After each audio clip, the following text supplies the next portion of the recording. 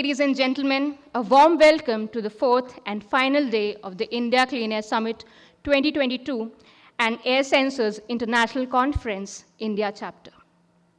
Over the last 2 days, eminent speakers deliberated on the commonalities between air pollution and climate change, and how we can leverage these to make our policies more effective. One important key point that came up in the discussions is that data is essential to fuel our policies. We also, in our sessions yesterday, speakers also discussed on the need for hybrid modes of air quality measurement. Reference grade monitors, however, are expensive, and thus the challenge of affordability. And hence, low-cost air quality sensors are fast becoming game changers in the field of air quality monitoring. However, it is also important to understand their capabilities and limitations. This year at ICAS, we have partnered with the UC Davis Air Quality Research Center to bring to you the India chapter of their Air Sensors International Conference, ASIC. With support from the Clean Air Fund, we are grateful to the Clean Air Fund for their support. Over the last 6 years, ASIC has brought together stakeholders from academia, government, communities, and commercial interests to advance air pollution sensors, improve the data quality from sensors, expand the list of pollutants measured, and foster community involvement in monitoring air quality.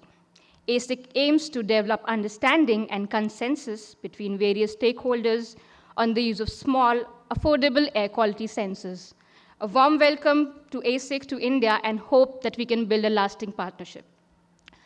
We begin today's proceedings with the panel discussion on the current state of affairs, and as the day progresses, we will delve deeper into the science behind low-cost air quality sensors, their calibration, and what are the best practices when using them.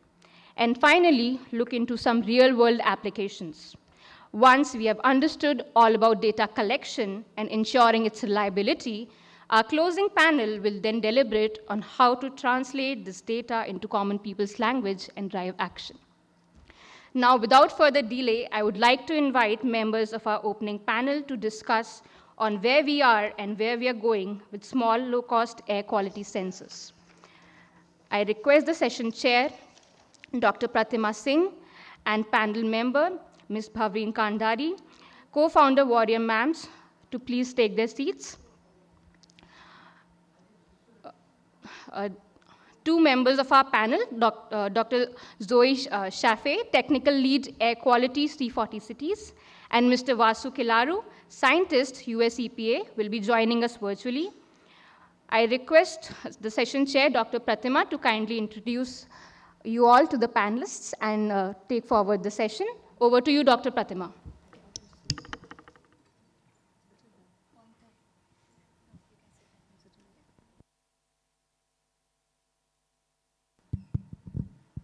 Good morning, all. Thank you, everyone, for joining us today. Yesterday, we had a good discussion on low-cost sensors as well, hybrid measurements.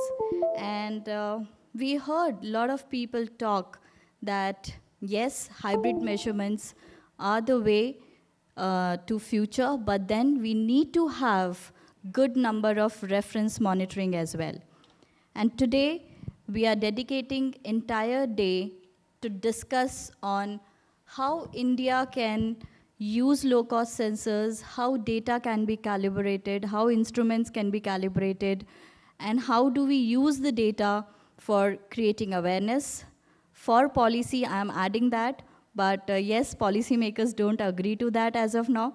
Probably in the future they will. So starting the session, today we are going to discuss on current uses, perspective of low-cost sensors for India. So let me welcome my panel.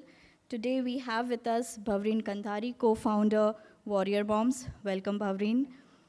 She is a citizen-concerned parent working towards clean air for over 2 decades, spearheading several public movements in Delhi and India that bring desperate attention and call for action on environmental justice issues.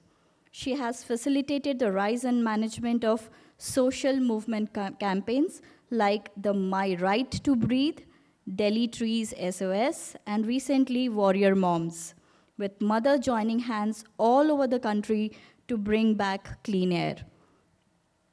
We have Mr. Vasu with us, who is a physical scientist at US EPA's Office of Research and Development and has been working in air sensors for the last 11 years. His current interest is in data and metadata standards, ontologies, and knowledge representation technologies to enable data-level interoperability and adherence to FAIR principles. Third speaker, we have Dr. Zoe with us. She's a technical lead for air quality at C40.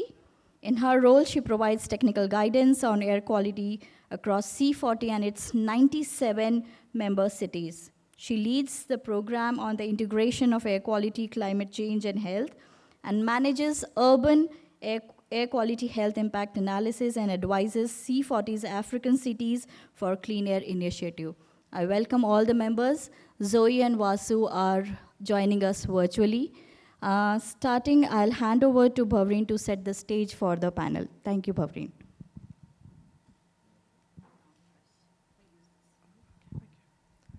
Hello, good morning, and thank you everyone for joining, and thank you so much for UC Davis, CSTEP, Sandra, Dr. Pratima.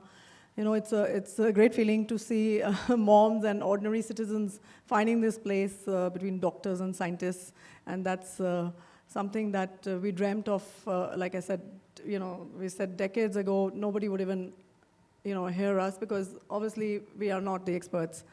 And I'm, of course, going to talk from the point of now these group of mothers, warrior moms, who all over the country are trying our best to find clean air, and not find clean air in terms of advocacy and more of there's just so much. There is so much available all over the Google. Nobody needs to tell anyone anything, but we actually mean it when we say it's urgent and we need urgent action because our children's lungs are getting damaged.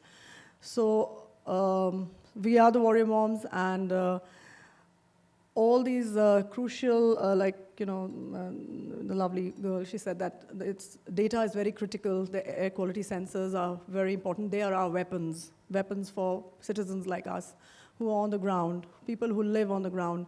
They will never believe in something. First, the challenge that we all face is the air. We can't see air. If water is dirty, I'll complain right now, and food is dirty, we'll throw it, and we'll create such a hue and cry. But air has always been that challenge. So it's so important to bring the facts, the data forward.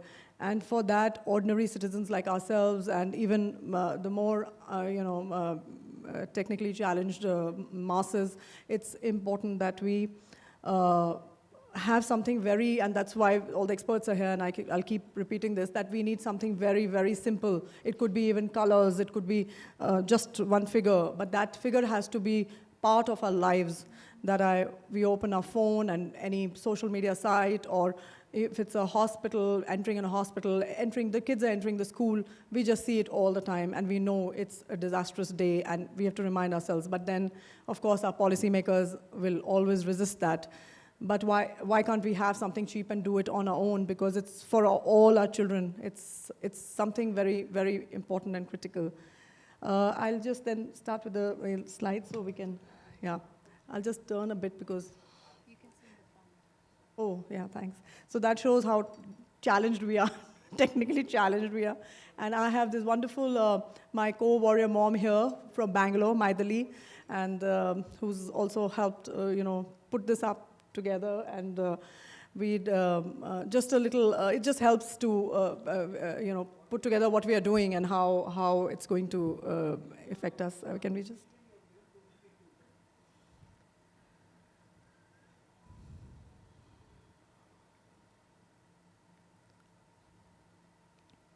Yeah, so, right, thank you. So air quality monitoring using low-cost sensors, and like I said, this is very crucial to citizens and for everyone to know. And we want to we want it to be so easy and simple that everyone, it becomes, it's like seeing your temperatures and seeing your weather conditions every day. You leave the house, before you leave the house, you know that the air quality is this. And this is, of course, the contents. And this is the current scenario, and I'm not going to repeat this, everybody can see this. And this is also one of the warrior moms, Sharabano, she's from Gurgaon, but we're in Delhi. So one fine day, we get this refrigerator-looking, a gadget come up in one of the very crowded areas, Gandhinagar in Delhi. They say it's a smog tower. So it took me like 2 hours I kept going around, where is a smog tower? But it was just there, like a box. And apparently, it was a well-meaning move. Of course, the MP thinks that this can clean, but how can it clean? It will not. Now, what do? You say something, you tell the media something, you say, who are you? Are you the experts? No, we are not. We are citizens. But we know it. We are seeing a little bit more than the others. We are following the scientists and seeing. So we headed there and we started monitoring and some data on a daily basis. And this is one of the pictures there. And then as you see, we need support. So we have Ayurveda and Namita, they jumped in. But this was quite a expensive gadget to put there and to monitor that for 1.5 years to prove to the MP that, because he's well-meaning, at least he's talking about air. So we love him, but he's not doing the right thing. And people there, also the citizens, ordinary citizens who are living there around, they say, no, it doesn't even function, it doesn't even work the whole day. Now, the one set of people who will help us is the media who will say this and we'll show it to them. But the other set is the policymakers who you have to convince. So the MP needs to be convinced. So we put this there and we got them data for a year and a half, and which we kind of gave it on our own. And we didn't make a hue and cry, but we submitted that. And so now there was a big difference of how this was perceived. Before this monitor was there and after, and this monitor doesn't show, there's no LCD display there.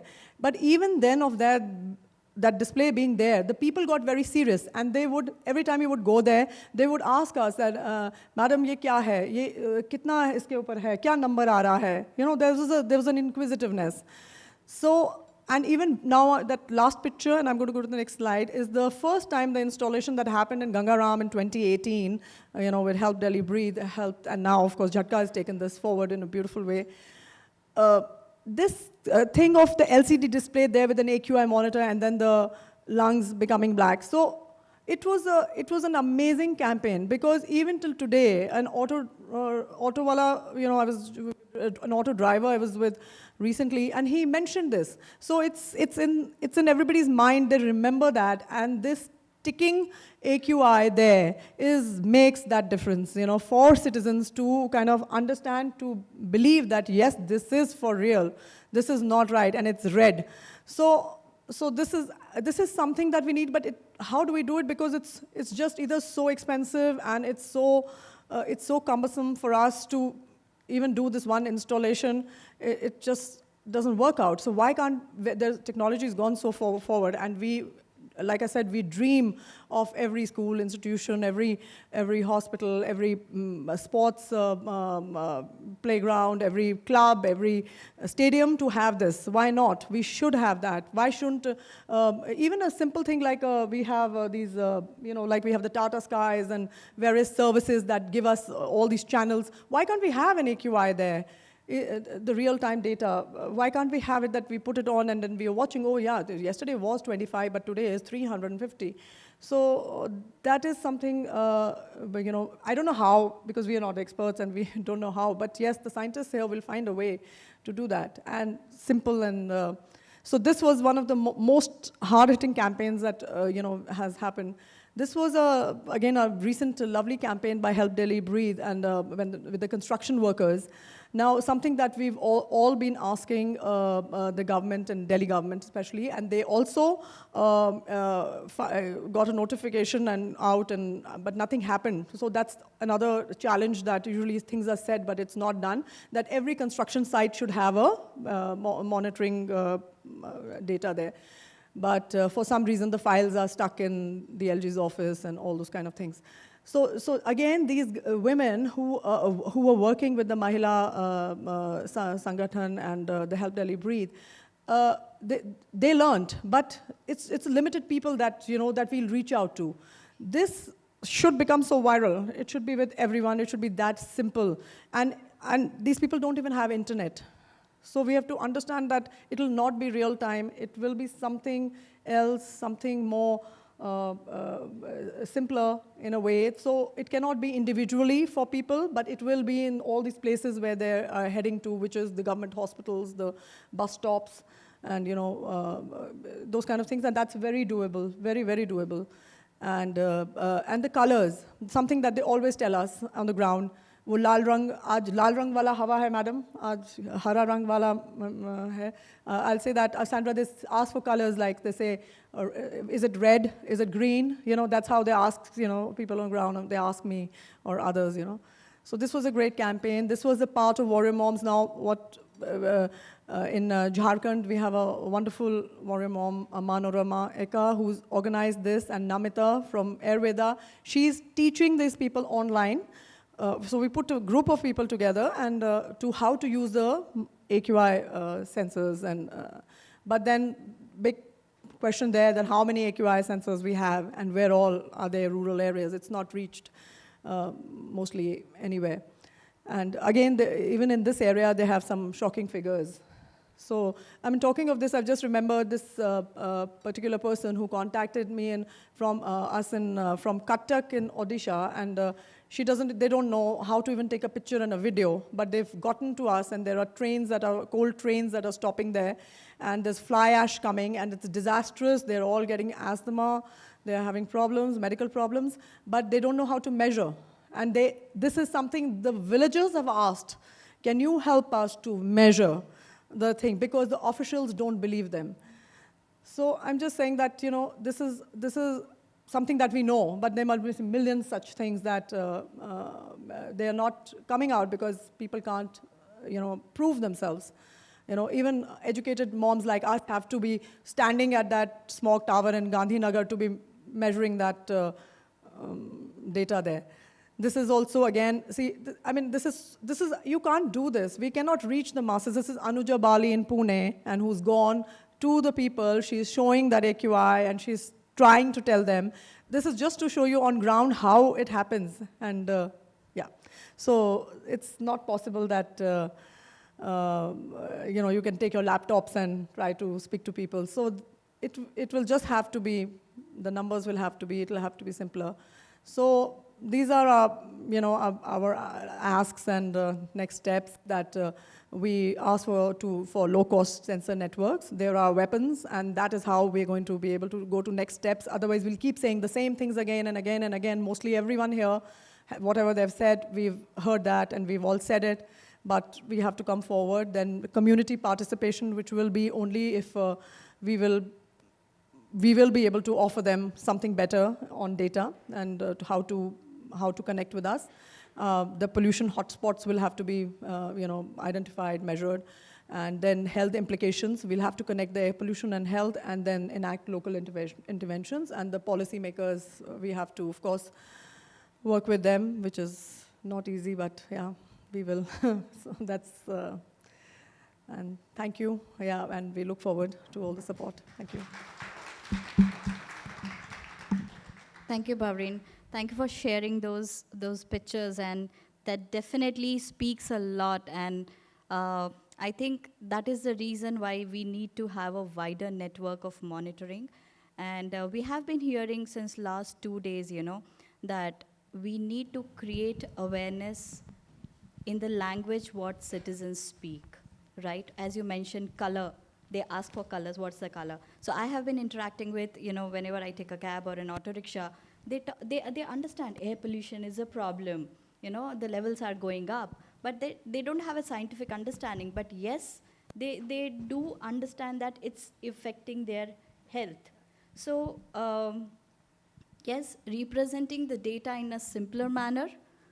Researchers are there to collect the data, but how to communicate that data to the masses is something that we will have to take it forward. And as you mentioned, Mahila Seva Trust, I recently interacted with them, and they are doing incredible job working with the construction people. They don't know, yes, how to use mobile phones, but they understand now what is PM 2.5. Yes, they would not understand the technical aspect of PM 2.5, but it's a value, and if it's higher, it's bad. So they do know all these things, and few of these organizations are doing incredible job on ground, and I'm sure this needs to be communicated to the policymakers. As you mentioned, the MP in Gurgaon, he said that how is going to be helpful, but then connecting air pollution and health is, I think, needs to be used in our messaging to communicate the ill effects of air pollution that we have around. Thank you so much for for sharing this incredible presentation. Now I'll move to Zoe. Zoe, you there? I'm here. Can you hear me okay? Can we have Zoe on screen, please? Thank you, Zoe. Over to you. Wonderful. Thank you so much, Fatima, for this invitation to this wonderful panel. And thank you to Mrs. Kandari for sharing the amazing work that you're doing right now. I'm only sad that I can't be there in person with you in Bangalore right now to participate. What I want to do in the next few minutes is to introduce you to C40, the organization that I work for. C40 is a network of leading cities, and more specifically mayors, that is working to improve air quality in the context of climate action.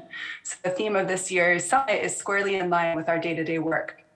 Our air quality program has the vision that all people, no matter where they live, can breathe clean air and enjoy healthier, more active lives. We take the approach that we help our cities to lead by implementing data-driven approaches to meet WHO air quality guidelines. And we think cities' local leadership can help support national level efforts to improve air quality. And we see the city leadership as crucial to successful implementation of the national level directives and initiatives. So what does this mean? What are we actually doing? What we do is we work directly with city leaders and city technical staff to improve air quality. And our work falls into three main categories. We work to increase pollution and health data and analysis to support more effective policy making and to drive citizen engagement like that we just heard about on air pollutants and GHGs, greenhouse gases. We also support cities in planning and implementing solutions that align air quality and climate goals. And finally, we support mayoral leadership in setting ambitious goals and advancing aggressive air quality and climate policies. And we see air quality sensors as supportive of each of these three categories of work: increasing data and analysis, planning and implementing solutions, and in supporting local leadership to set ambitious but realistic goals. I'd like to take a few minutes to introduce you to two specific parts of our work within the air quality program at C40. One is the Air Quality Network, and the other is called C40's Clean Air Accelerator. The first one, the Air Quality Network, brings together leading cities to take action collectively on emissions reductions, on air quality monitoring, and policy development. We're very happy that 5 cities in India, Bangalore, Delhi, Chennai, Kolkata, and Mumbai, are all members of our network. And they share best practices and knowledge in developing and implementing solutions to meet air quality, public health, and climate goals. They join senior technical staff for about 50 cities in the Air Quality Network to collaborate on air quality management. And one of the specific interests and self-identified priorities of the Air Quality Network is use of sensors and design of sensor networks. And I'll come back to that in just a minute. The second thing I wanted to touch on is the Clean Air Accelerator. This is a declaration of commitment that cities can choose to sign on to. And we're very happy that both Bangalore and Delhi have signed on. And this means that the cities have committed to 2 major things. The first is that within 2 years of signing, they'll establish baseline pollution levels and set ambitious reduction targets for air pollutants that meet or exceed national commitments. And these put the cities on a path towards meeting World Health Organization air quality guidelines. The second part of the commitment is that within 5 years of joining, they must implement new substantive policies and programs to address the top causes of air pollution emissions that are within the city and under city control. So to date, signatory cities have pledged to spur over 360 actions to address the top causes of air pollution, and 62% of the actions are focused on transportation, with about 15% on clean energy and building-related emissions. Now, to support the city's momentum on air quality through a competitive process, C40 selected both Delhi and Bangalore to receive air quality technical assistance. In Delhi, this takes the form of air quality data analysis and management support, the program management unit, whose aims are to integrate air quality efforts across government and strengthen public engagement on climate, air quality, and health. At the completion of the project, we will have created frameworks for best practices of data management and data analysis in air quality and air pollution reduction initiatives. In both Bangalore and Delhi, the cities are engaged in a project to quantify the air quality and health implications of their climate local progress on climate mitigation. And this working group is something that I wanted to bring up from our Air Quality Network. So this is a specific project that was formed in 2019 to provide a forum for collaboration and sharing of best practices in deploying and then using data from sensor monitoring networks. We know that at least 23 of the cities that have signed on to our accelerator are working to expand their air quality monitoring networks since they signed on. And so there's a need for information sharing and exchange between the cities. Now, the cities in the working group were able to develop a high level of trust around a shared purpose, and that accelerated their learning, allowing practitioners to rapidly deploy sensor networks that are better and cheaper. I wanted to highlight that we produced a report coming out of this working group, which is called Sensing Change and can be located on C40's website. We released that earlier this year. And the goal was to develop a reference report that can be shared within C40 cities, but also externally to send a signal to the sensor market on city-specific sensor interest needs. So we hope that this report, Sensing Change, is a useful resource for cities on increasing quality, accessibility, and clarity of city-scale data, and also to understand impacts on vulnerable populations and to inform policy. We also hope it will communicate cities' needs and challenges to the sensor market and facilitate communications between cities and the sensor market going forward. The report was produced and supported by Clean Air Fund and Bloomberg Philanthropies, and I wanted to point out that it includes an in-depth case study of sensor use in Mumbai. We highlight the fact that the project in Mumbai using low-cost sensors was one of the first of its kind assessments in India of low-cost sensors from November 2020 to May 2021. I'm sure you're going to be hearing more about this project. Our project also introduced the possibility of scaling up air quality monitoring using lower cost sensor rate technologies in India, and specifically within National Clean Air Program cities. And what we really found interesting about this case study is the fact that sensors were located next to regulatory or government monitors throughout a city, so that we focus on the development of a calibration model, which would be independent of location and device. And this is something that really is influential and can be shared with other cities going forward. So we hope that you'll take the opportunity to check out that report, Sensing Change. And I just want to thank you again for the opportunity to share our experiences within C40 cities on use of sensors. And I look forward to the rest of the panel. Thank you. Thank you, Zoe. Thank you for doing that incredible work and especially connecting with the various mayors in cities across India and the globe. Thank you again. Now I move to Mr. Vasu. Can we have Mr. Vasu on the screen, please?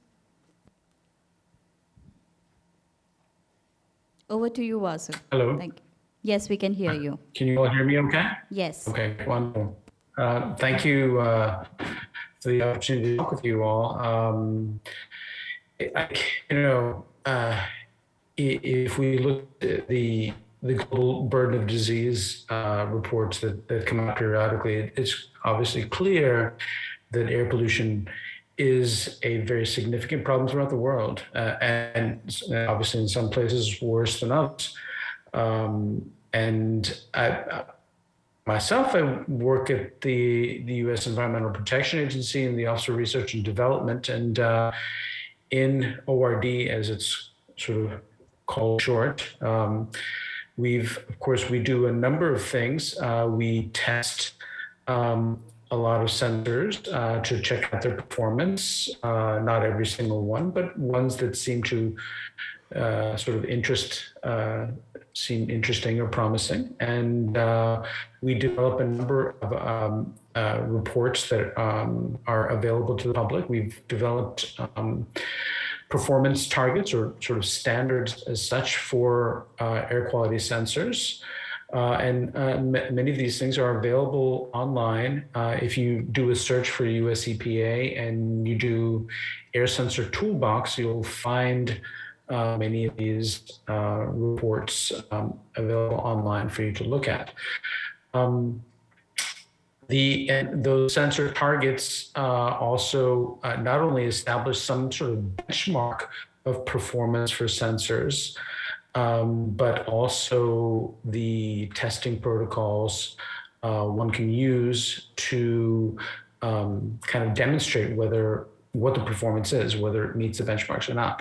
But I will say, you know, having been sort of led that effort for quite some time, that it's not easy. Often, you know, at EPA and in the US, when we're talking about air quality monitoring, you know, the regulatory monitors, they have very strict protocols and it's really, you know, well-defined where they're to be set up and, you know, and a number of the parameters. When you're talking about air sensors, they can be used for so many things. It's often difficult to come up with one level of data quality that meets everything, and that they can be, you might use them to teach students in school about diurnal variations in ozone, or you might have personal exposure to air pollution, you know, and so, and you know, and everything in between, right? So there's a wide range of data quality needs, and so it's not easy to come up with one that, you know, encompasses them all. But we've done our best, and I think it's a good report, and I encourage you all to look at that. I guess the other thing that I wanted to emphasize, which is sort of a personal, it's part of my own research and a personal, you know, interest of mine, and what I think is a real critical need for the air sensors community, is that of interoperability at a data level for data from various sensors. There are many manufacturers of sensors, and often the data they generate, while yes, we talk about some may be a little bit better than others in terms of data quality, that's one issue. But as a scientist, to me, a measurement without underlying information, or what they call metadata, about that measurement has very limited utility. It's only when, you know, you tell me, oh, here's a measurement and here's the error around it, then I can say, oh, okay, it's useful for A, or it's useful for B. It's useful in integrating with this model, or it's useful in comparing with some satellite data, or whatever the case may be. And so right now, you know, you have data coming up from sensors. Yes, of course, many times people will maybe do co-location studies with reference monitors to assess how good they are, and they will understand that. But it's not embedded in with the data. And what I would hope that would evolve in this domain for air help of the users as well as the manufacturers is that we come up with data and metadata standards such that when you get information and data from a sensor, you also get other information about when it was calibrated, what's the, I can get into technicality, what's the precision and bias and needs for error and all sorts of things that really help contextualize the measurements and help in the interpretation of those data. So I see that as a real critical need moving forward.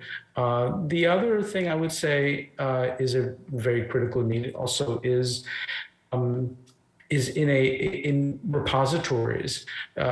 Many people may be collecting sensor data, but ultimately, is it, there's this concept now that's quite popular. It's called FAIR. It's sort of findable, accessible, interoperable, and reusable. And it's really data centric. And so I may collect data, and if it's sitting on my computer, maybe great data. If it's sitting on my computer and nobody really can get at it, it has very limited utility.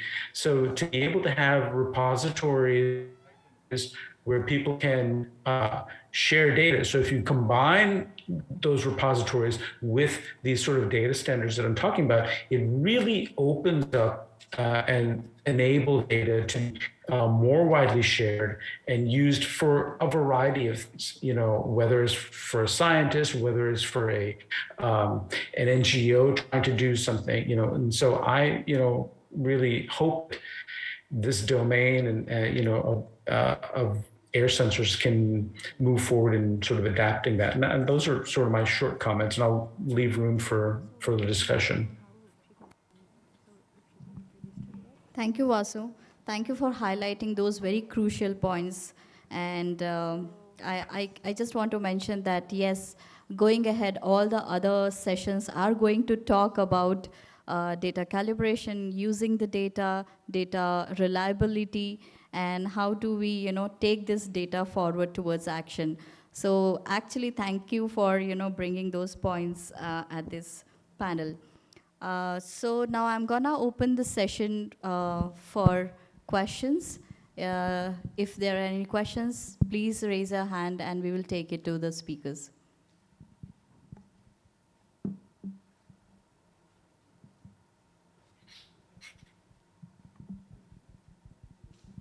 Yes, Anshika, go ahead. Mike, please.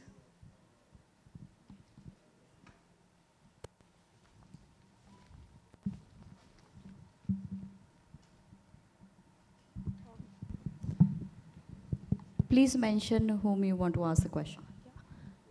So thank you to all the panel members. And my question was to Mrs. Bhavreen.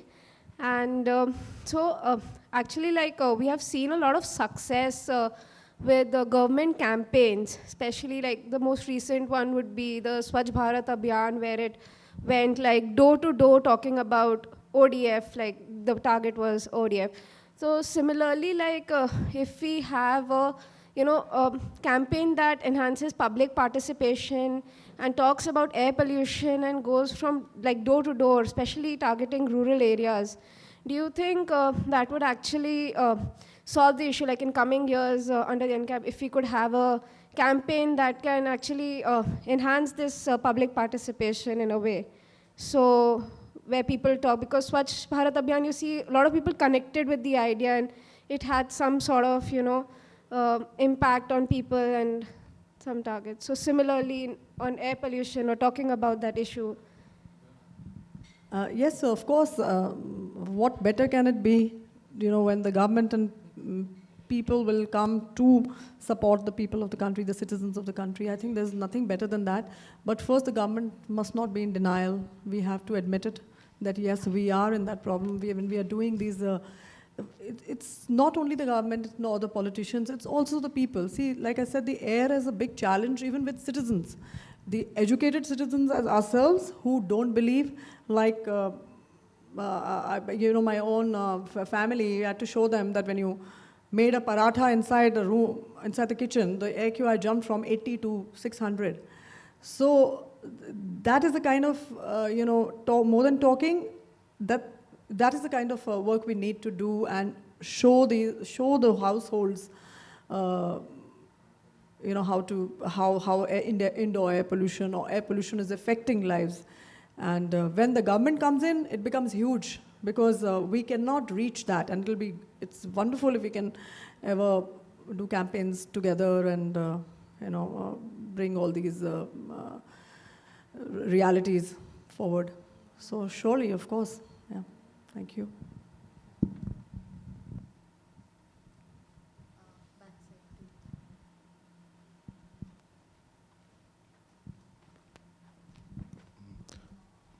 Hello, good morning. My question is for Mr. Vasu. So I have read multiple reports that are produced by UACP office. Mr. Vasu is also an author on co-location, calibration, and other strategies that US EPA has done for LCS calibration. So what are the strategies that US EPA is working on? Because I was not able to find any report on this. For example, how the spatial calibration of LCS is being done, tackled by the US EPA and the other agencies that are working with you. I'm not sure I understand the question. Okay. Could you, what exactly you mean? I'm not sure I know what you mean by spatial calibration. For example, you have a network of LCS, and you do not have that many reference instruments for calibration. So how do you make sure that the models that you are applying are correct in the spatial variation also is tackled by these models actually? Yeah. No, I mean, I think that's a very good question, and it's not an easy thing to answer. And as this domain is developing, I think that those are some of the things that will have to be, come out through the practice, and not just from EPA, but as well as researchers. I know one method that people have tried is by using like a mobile system, so you'll have a reference monitor that is on a vehicle, and it goes from place to place periodically, and by comparing that, you get some level of dynamic calibration. And so these methods are still sort of under development. I think it's a very and then obviously you have machine learning and other techniques on the data side to be able to try and address this. But I think those methods still need to be developed and tested and proven. But I don't think there's any, solution for that I know of offhand right now. But people are working on it for sure.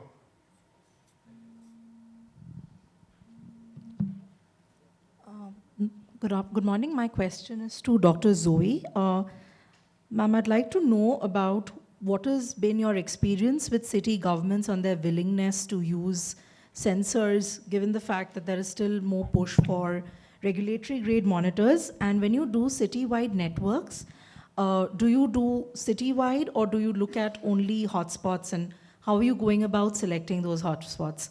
I'm keen to know because I work for EDF and we do similar work. And I believe we've collaborated with C40 previously. Thank you. Thank you for the question. Great question. So I will say that the answer depends on the city and the specific needs of the city, why they're deploying sensors, and then also the stakeholders that they're working with.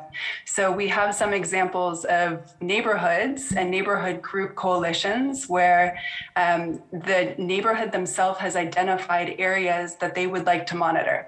So they're driving placement of the sensors, and they're also coming up with an action plan, how they're planning to use the data in the future.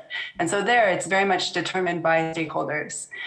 In other cases, the sensors are linked to a policy or program that's in development. For example, a low emissions zone. So the city might be defining a specific part of the city. They're interested in monitoring and watching for changes as a policy or program rolls out. And in that case, there's a very defined area where you might saturate the area with sensors to get a better sense of what's happening under the program, and then also have a monitor that's acting as a background source of data that's a bit further away to watch for any changes there as well. So I think really it depends on, number one, the goals of the implementing agency, and number two, the stakeholders that they're working with. There's no one size fits all answer to this. And I think getting into lessons learned, the most important thing is for those groups to work together and to determine how and why they're going to use the data in the future, and then to locate the sensors and correctly buy the correct number of sensors in order to accomplish the goals of the project. And then finally, the last point on this would be to do a correct project budget that anticipates all the costs from the very beginning of the project, setting up the sensor strategy, to purchasing the sensors, to maintenance, data analysis, data storage, and person costs. And if you can anticipate all of those things in advance, you're much more likely to be able to collect the data over the lifetime of the intervention and not run out of money in the middle.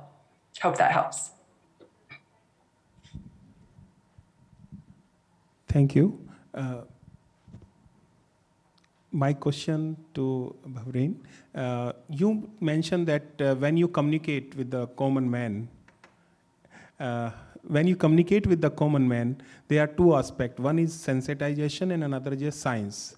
Like you said that when they are cooking, it is the peak of the pollutant is reaching 600. Yes, it will reach even 2000 for a while.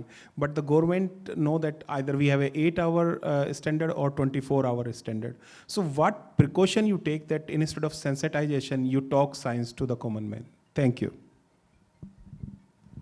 Definitely. Thank you so much for saying that, because there is nothing more important than the science, and that is why I said initially that we are also not the experts, and we are learning from everyone here, all the experts, the scientists, and we kind of, first we need to learn ourselves so much to be able to say the right things, and that goes for the government too. Everybody in the government is not an expert, and they try to become one, and then that's where the disaster begins. So surely we have to know, and the easiest science is like I said, our weapon, which is the air quality sensor, because it'll just speak for itself, and there's nothing else that needs to be said, whether it's indoor, outdoor, whatever. And besides that, one thing that I wanted to, which I forgot to say, that like Dr. Zoe also mentioned, whether it's a neighborhood or a school or an institution, there have to be these small air quality task, forces, small committees that who know more of this, and they kind of take this on, because everybody cannot be talking of air and saying the right things. So then they should actually maneuver the whole project or a daily, campaign or whatever we are doing. So thank you.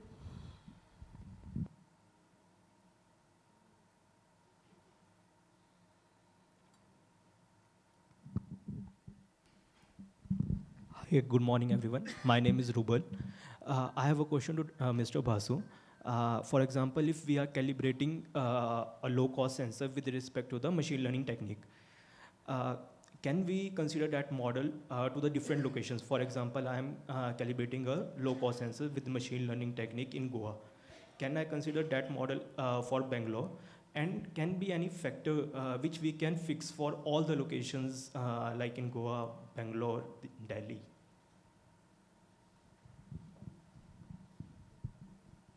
Sorry, I had muted myself. Also, a very good question. And I guess my answer would really be that when you're doing calibration, what you want, and I will let me speak more specifically with PM, for example, particulate matter. You want to be able to calibrate in a location that is as close to the deployment that you're going to do. So as you pointed, you're going to calibrate in Pune and you want to deploy in Bangalore. Yeah, I mean, that it might work, but it may not. One can certainly envision a more even perhaps extreme scenario. You might, let's say, again, the PM sensors use optical methods for detection. So they use light scattering off of particles. So if you're, for example, say you calibrate, I'll give an example in the US, which is where I am. In the American Southwest, it's more like maybe like Delhi to Rajasthan. There's a lot of sand, there's a lot of, dust, particles with very high reflectivity. All right, you do a calibration there with a reference instrument, you come up with a curve, and you adjust it, great. Then you take it to New York City, or you take it somewhere else where there's a lot of diesel emissions, dark particles, that have very different optical properties. I would bet that your calibration is now going to be off by a lot. because the conditions are very different. The pollutant mix may be very different. So the general advice, I think, would be to try and calibrate in situations and with a mix of pollutants that is as close to where you're actually going to do the deployment. Whatever technique you're using, that would be my suggestion. Perhaps Zoe has anything else you want to add to that? No, I would just emphasize the need for local conditions to be taken into account. And I think that goes for calibration as well as sensor choice. We've seen some cities that purchase sensors in the high humidity levels, for example, will cause them to have a shorter than expected lifespan or to behave in unexpected ways. If local conditions mean that the energy supply is going to be cut at certain times, that can also affect the sensors and the lifespan of the sensors. So it's kind of the operating conditions as well as the atmospheric conditions. And no, I would just underscore what you said, the pollutant mix, the emission mix, all of that is going to play into it. And so the more that the calibration can be done locally, the better.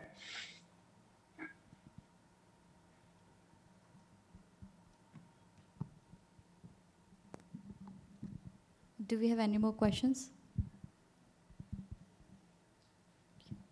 Can we have Mike in the center?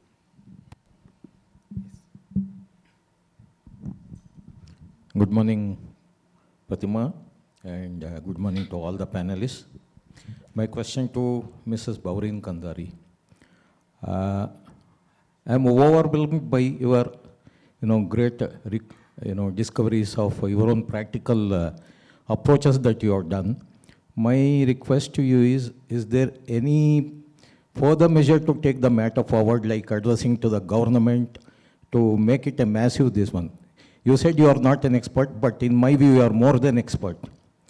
You have done it more practically, discovering by your own methodologies, and there is great scope for, sensitizing the implementing agents, that is the government, the policy makers. Your approach is on the right positive side. What are your plans to take it to the higher levels so that it will go to the common man? This is my question to you. And the next question will be to Zoe. Apart from the 40 cities that you have already envisaged, are there plans to take it beyond these 40 cities?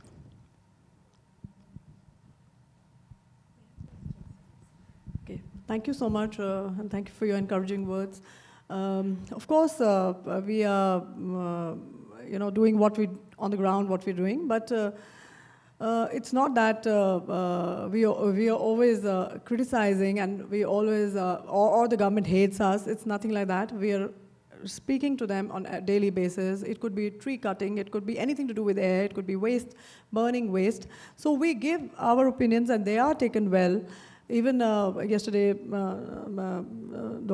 Anumita Roy Chaudhary is here, or she's part of the CAQM, the Commission of Air Quality. So we kind of slowly and respectfully give our opinions and our rather strong opinions to the people there and the members, and they are taken well. The new report that has come out of CAQM, there's a lot of language that has been taken from citizens like us and the Air Collective, and so it is. But yeah, I'll still repeat that we're not experts, but yes, we share our experiences regularly and on a daily basis, and sometimes we feel good also when they also reach out to us, so it's always overwhelming, and the hope gets better, and we feel, yes, something will happen, but then the other days we feel disappointed too. So let's hope, yeah, together we will make this happen. Thank you. Zoe, do you want to answer the question? Zoe, can you hear me?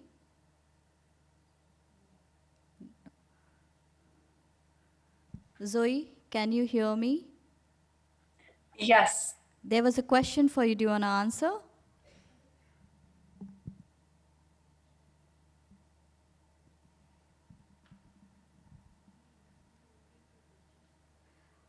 Sir, could you please repeat your question? Good morning once again, Zoe. My question to you is, beyond these 40 cities, have you envisaged plans to take it for more number of cities? Because you are on the right direction of taking it to masses. So your letter will go a very long way to sensitize more number of cities, more number of mayors, wherein it will go to more number of human beings across the globe. Thank you. Pratima ma'am, just wait for 2 minutes. She's disconnected. She'll connect back. Just wait. So we'll have to wait for 2 minutes. We got disconnected.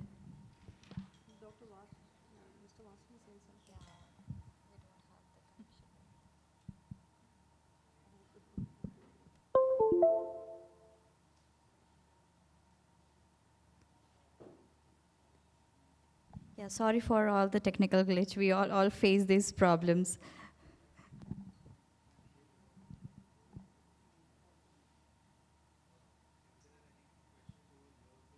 Are there any more questions? We can take them up, last couple of questions, and then we will wrap up the session. Hi, Bhavreen. This is Samir from CSTEP.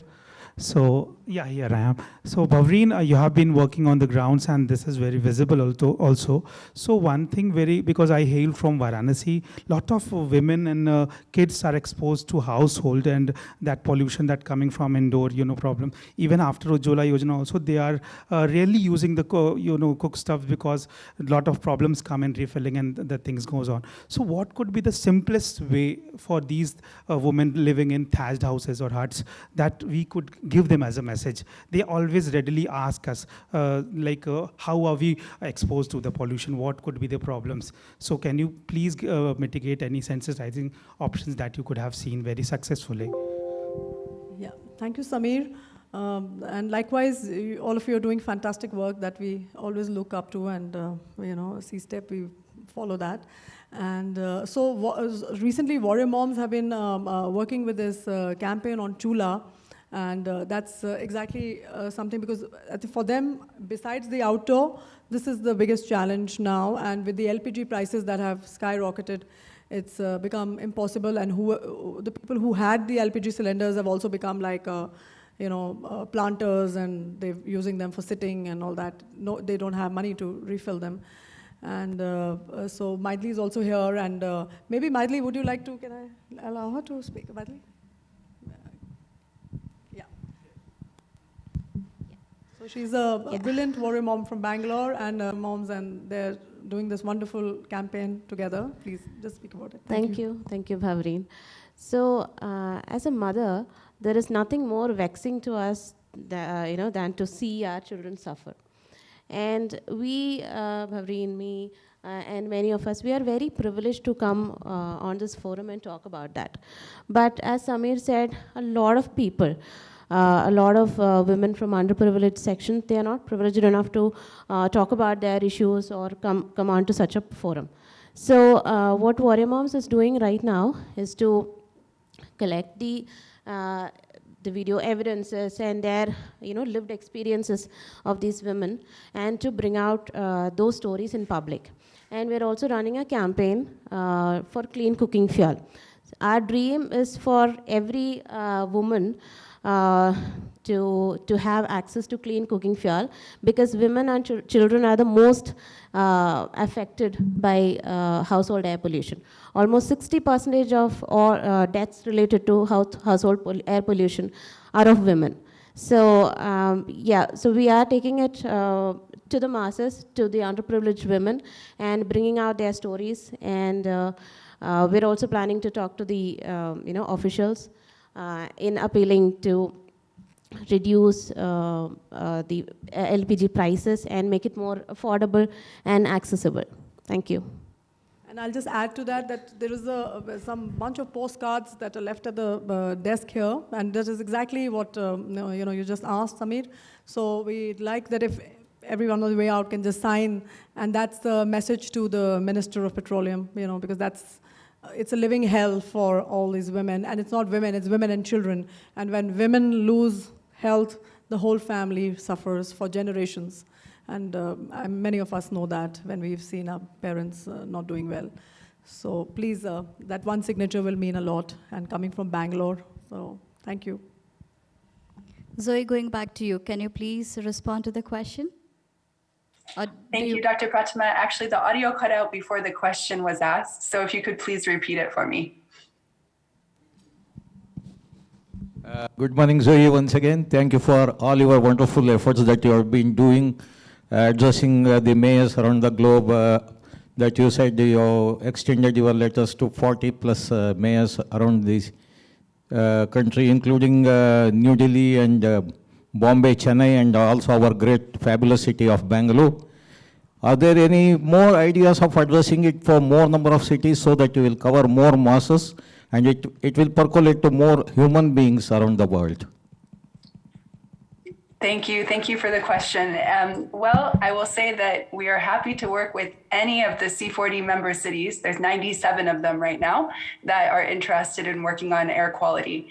And the number is growing by the month. So we've been very impressed by how many cities are showing new interest in air quality and linking air quality to emissions reductions and also to health. We also have a goal of working with cities around our major cities. So there are member cities of C40, and what we'd like to do now is to expand out our work and the availability of our resources to also work on air quality with cities in the surrounding area. We know that air does not respect political boundaries. We know that it's necessary for cities to work together regionally at the airshed level in order to make progress and to protect health. And so we want to mobilize our resources to help support cities in doing that and to help with efforts to form coalitions and to work together so that we don't duplicate efforts, but instead we share best practices. Thank you for the question. Thank you, Zoe. Last two questions for you, Vasu. This is from our virtual participants. One is from R. Subbu. He's saying that the scenario that you have described, remote scientists needing metadata to use LCS data can be problematic due to widespread helicopter science. Second question, what are the health consequences of air pollution on population?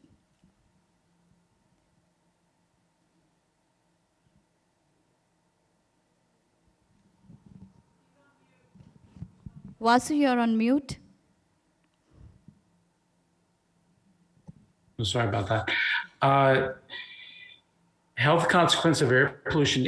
I think there's an extensive, body of literature internationally and about air pollution and its effects on human health. In fact, my agency, the EPA, in fact, has to use that body of literature in order to develop the standards that we do for ambient air quality within the US. And so, in fact, they sort of do literature reviews and they're able to reconstruct based on the scientific evidence, sort of dose response curves, and from that, is where some judgment call is made about what the standard should be. But as I think there was a few years ago, there's a well-done Harvard study that shows even with the standards that we have, one can see effects of air pollution even when there's even very little air pollution left. There are still effects, and it goes to show that it's pervasive. And but as far as I don't know, like here, I mean, like I said, there's a tremendous body of literature, both sort of at an individual physiological level as well as population studies and epidemiology about the effects of air pollution. And so I think all this is based in pretty solid science. And I'm not sure if I've answered the question exactly. Thanks, Vasu. We can't understand if you answered or not. Probably we'll check with our Subbu later on this. Okay. But thank you for giving your comments on this. I won't take much time to summarize, but we all know that, yes, we need to use sensors to understand the impact of air pollution at the hotspot level at the cities. And as a research community, it is our responsibility to communicate the right data. And for that, we need to understand how the co-location needs to be done, how the calibration needs to be carried out, and how the data needs to be analyzed. And first and the foremost, what type of sensors needs to be used? And as rightly mentioned yesterday by few of our panelists, we need to have a body that can certify what kind of sensors needs to be used and to have a proper protocol. So we all need to come together and strive to at least identify a body and push to CPCB and MOFCC to initiate this work, which is still pending, and work towards this area. There are many experts, technical experts, who are going to talk on this subject. So yes, over to them in coming sessions. Thank you so much for cooperating and participating actively in this session. Thank you.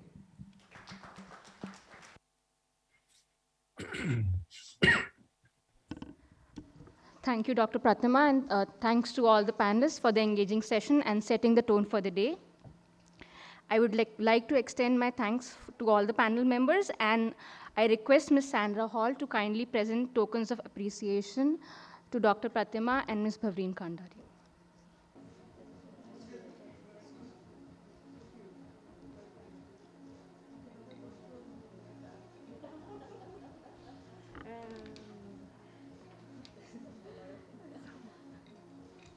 Here we go.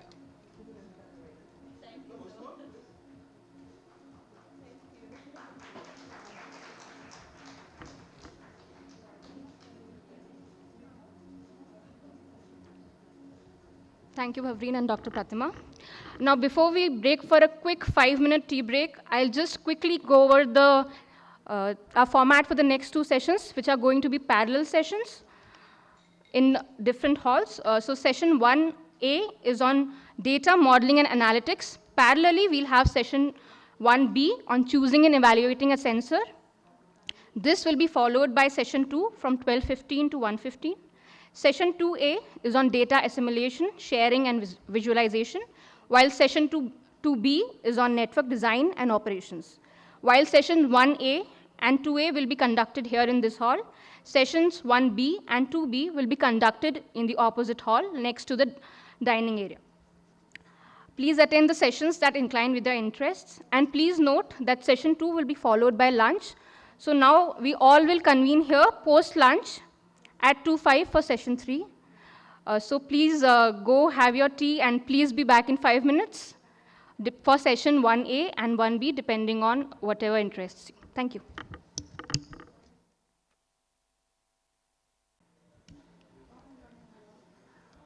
I hope everyone is settled so that we can begin with our next session now.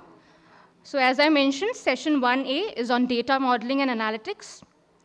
The session will provide an overview of the analytics behind the data from low-cost sensors and various methods behind the monitoring and modeling of air quality data.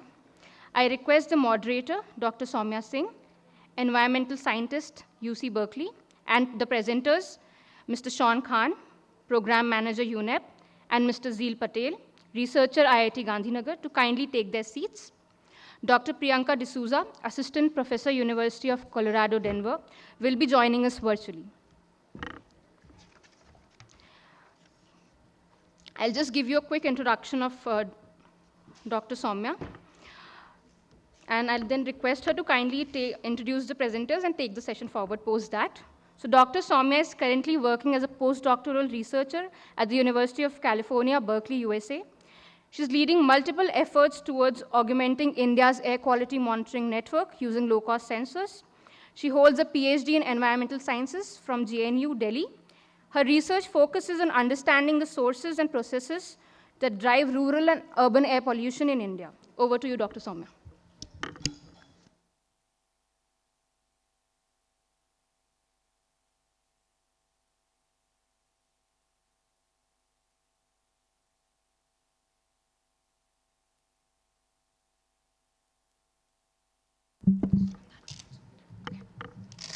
Hi, good morning. My name is Dr. Soumya Singh, and I'm so happy to see you all there. So I am just good morning and welcoming you all, and thank you for joining this session. So this session is all about data modeling and analytics. As already explained what session is all about, so I'm just going straight to the speaker list. We have Dr. Priyanka D'Souza, we have Mr. Hussain Khan, and then Mr. Jeel Patel. And our first speaker would be Dr. Priyanka D'Souza, and I'm just going to tell about her. So let me just open my, okay, so Priyanka D'Souza is an assistant professor at Department of Urban and Regional Planning at the University of Colorado, Denver. She has a PhD in urban studies and planning from MIT, an MSc in environmental change and management, and an MBA from University of Oxford, where she studied as a Rhodes Scholar, and a Bachelor and Master of Technology in Energy Engineering from the Indian Institute of Technology, Bombay. Priyanka has also served as consultant for UN Environment and the WHO. So please welcome our first speaker, Priyanka D'Souza, and listen her what she's going to talk about. Priyanka? Thank you, Soumya. Should I share my screen or see my slides up? Will you be advancing, or do you want me to share my screen? How does it work? Can you share the screen, or so have you shared the presentation already? Yeah. Please share your screen now. Okay, great. Give me 1 second.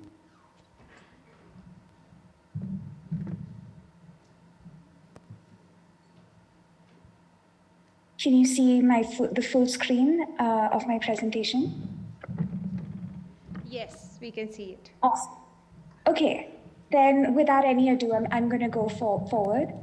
In the last session, I heard lots of questions about calibration, and hopefully this presentation can shine some light on some aspects of thinking about calibrating networks of low-cost sensors. So I'm going to skip over the first few slides that I had, sort of pointing to the importance of low-cost sensors in filling in the gap, and go straight to sort of the meat of my presentation. So although low-cost sensors have a lot of potential to fill in the gaps and monitor air pollution in previously unmonitored locations, one of the challenges of using these technologies, as we all know, is that these monitors, is that the data produced, the measurements of these sensors are noisy, they're not accurate. They're impacted by things such as temperature, humidity, and they need to be corrected in order to make sense of the air quality data that these sensors, are trying to measure. In order to correct low-cost sensors are typically co-located next to a reference or a regulatory air quality monitor, which are considered the gold standard for air pollution measurement. And then sort of various models are then applied to these low-cost sensors such that the corrected or the calibrated data best sort of matches with the data from these reference monitors.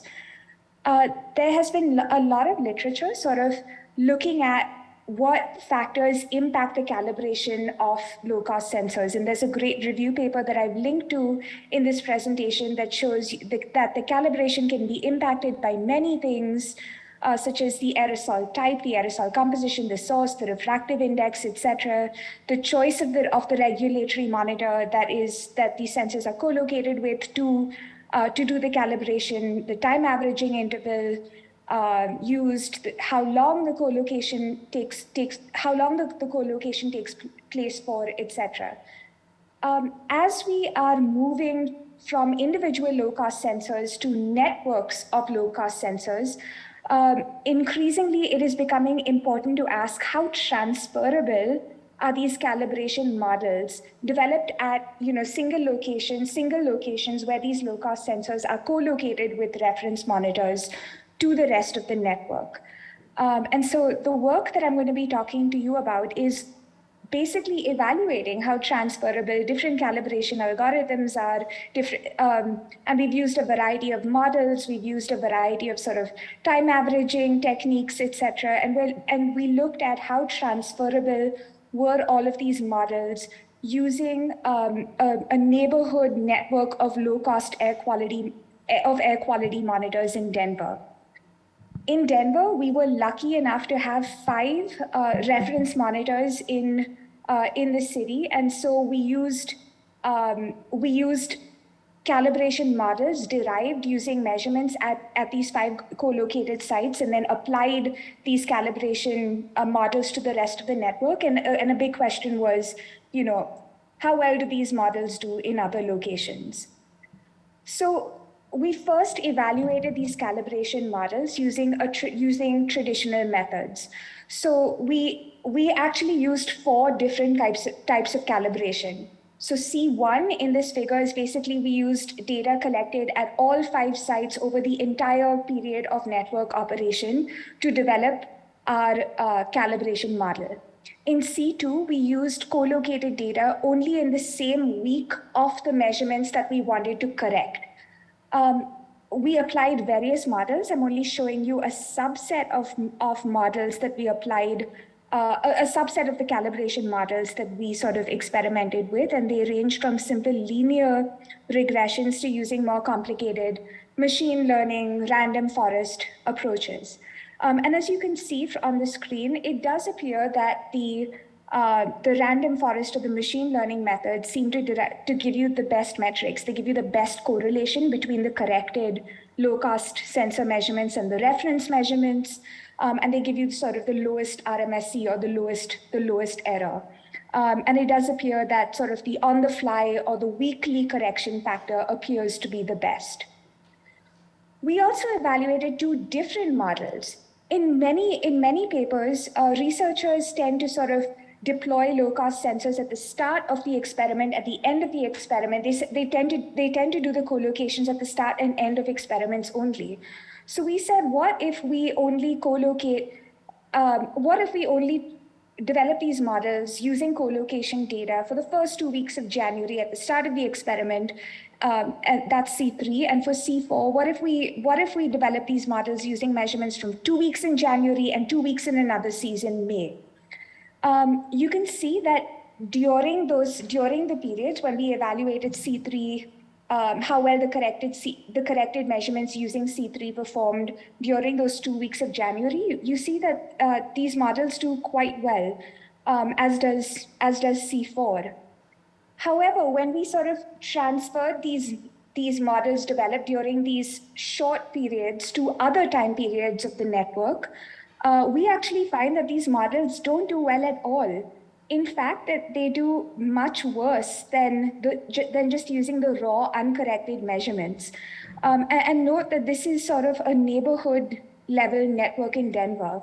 So this suggests that one has to be really careful when one can only do a co-location during a short period of time. Our work showed that if you are limited by various resources and can only do a short co-location, your best bet is to use a simple model. You can see the simple models do better than the uncorrected data, and that machine learning models actually perform much worse. So when you're doing this experiment, you want to use simpler models, even though the machine learning models during the period of during those short time periods may appear to be better. When you transfer these models to other time periods, they actually don't do well. As we had 5 co-location sites, we evaluated how transferable each of these models were in space. In order to evaluate this, we left out each one of the 5 co-location sites in turn, developed a calibration model using co-located data at the other 4 sites, and then applied the calibration model developed to the left out site. We then evaluated what the RMSE was at the 4 left out sites for each calibration model that we used. And remember, we used linear regressions to more complicated machine learning models. And I'm going to ask you to look at A. We found that all of the models do much better than using the uncorrected data. The plot A is really for C1, the long-term correction. So all of the models do much better than the uncorrected data. Although the machine learning models appear to do better, they don't actually do better across all sites. And so it appears from this figure that in fact, if one is considering the transferability of these models over space, then using a simple linear regression would be okay. So we similarly looked at the transferability of these models in space using the on-the-fly correction, which is figure C. And in fact, you can see that for some left out sites, the models actually did much worse. The more complicated models did much worse. So again, our recommendation is if you're thinking about transferability of your calibration across space and your sites are very different, it's the simpler models that appear to be more robust. Again, in C3 and C4, we found that the more complicated models had varying performance across the leftover sites, indicating that sort of thinking about the transferability of your calibration algorithm, again, is extremely important. So we also sort of looked at, well, we're developing our calibration algorithm using hourly average data, because that's the time averaging interval over which we have reference monitoring data. How well do these models develop using hourly average data? How well do they transfer to minute level measurements? And why is this important? As we think about using mobile low-cost sensors, we need that high resolution, low-cost sensor data. So it's important to understand, can we apply these co-locations developed using hourly average data to these higher resolution measurements? And we actually found, again, that you can, applying these models does better than using uncorrected data, but these models don't do too well. So this sort of implies that thinking about the time averaging interval over which you want to use your measurements is extremely important. We also looked at how well calibration algorithms did in different sort of pollution regimes. What if you care about hotspots, for example? Which models transferred well to sort of PM 2.5 measurements in those at those concentrations? And we did find that the machine learning models here machine learning models using long-term data that was representative of a wide range of conditions seem to perform really well for this use case. On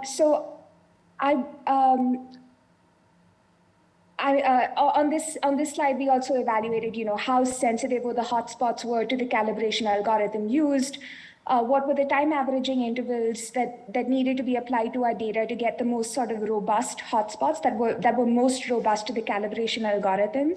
And we found some really interesting results using our network in Denver, which we think would be applicable to all of the great work that's being done in India. And so the takeaway is, when you are coming up with calibration algorithms, there are two things you need to keep in mind. The co-location site should be as representative of the overall sites in the network as possible. If you can calibrate your instruments for only a short period of time, then simpler algorithms are better. If you have specific end use cases, then it's important to test how robust your results are for that specific end use to the calibration algorithm applied. In Denver, we showed that the identification of hotspots, for example, was sensitive to the calibration model, but was more robust at some time averaging intervals than others. So with that, I'm going to stop, and I'd be happy to take questions. Hello. Thank you, Priyanka, for a wonderful talk. Can I see how many questions do we have here? So then we will decide whether to take the questions at the end of the session or so. How many questions, please? Only one? So we can take that. Yeah, so please give him mic.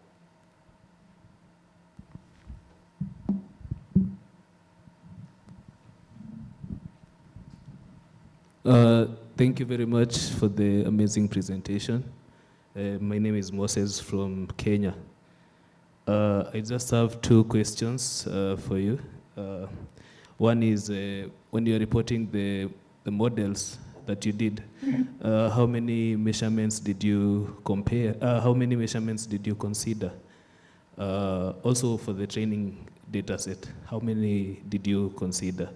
And then the second question is, did you calibrate, did you develop a model for each of the sensors, or did you develop a model having all the sensors? Because there are those inter-sensor variations. So did you consider this when you're developing your models? Those are two excellent questions. I'm going to answer the last question first because it's easier. We actually co-located all of our low-cost sensors at the start of the experiment and found that they all sort of were they all tracked each other.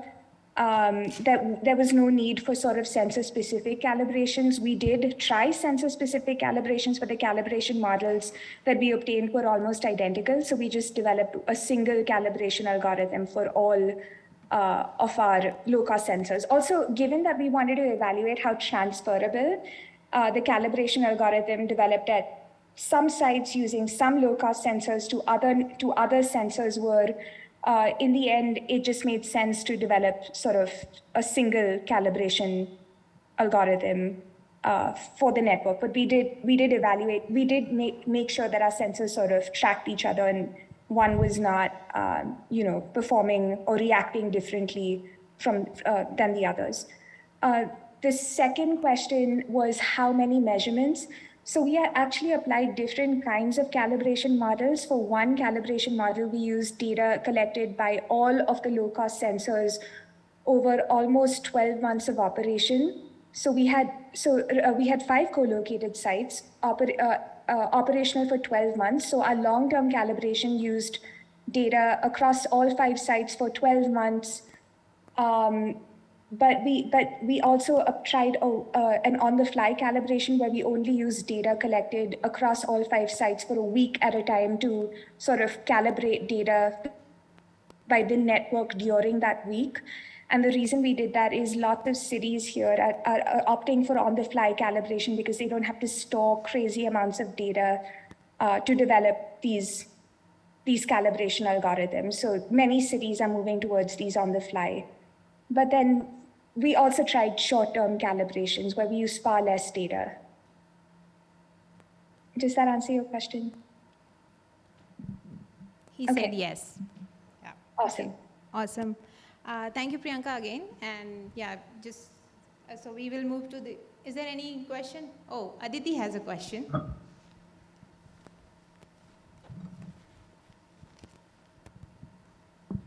Thank you so much. That was a very good presentation, Dr. Priyanka. I just had one question. So what is the optimum number of data points that we need so that wherever the machine learning stuff is working, what is the optimum number of data points that you used and it worked out for the transferability? So here is a rule of thumb that we've come up with using the Denver network. If you can only do a short-term calibration, then use a more simpler model. Don't use a machine learning model. If you have a long-term period of calibration, which increases the probability that sort of the conditions of your calibration are representative of conditions in your network, then a machine learning algorithm might be better than others, but it's important to evaluate it's important to determine your calibration algorithm based on your end use. So for example, we found that for hotspots, for example, the machine learning algorithms seemed to do really well at sort of calibrating these measurements at high PM2.5 concentrations. But when we were looking at low PM2.5 concentrations, we found that they didn't transfer as well across space as more simple linear calibrations, likely because, again, if you have a large enough network, then the conditions at these sites are going to be so diverse that the conditions at your co-located site most likely won't represent, conditions experienced. So basically simpler models. If you want to go for machine learning models, it's really important to test sort of how transferable these calibration algorithms are.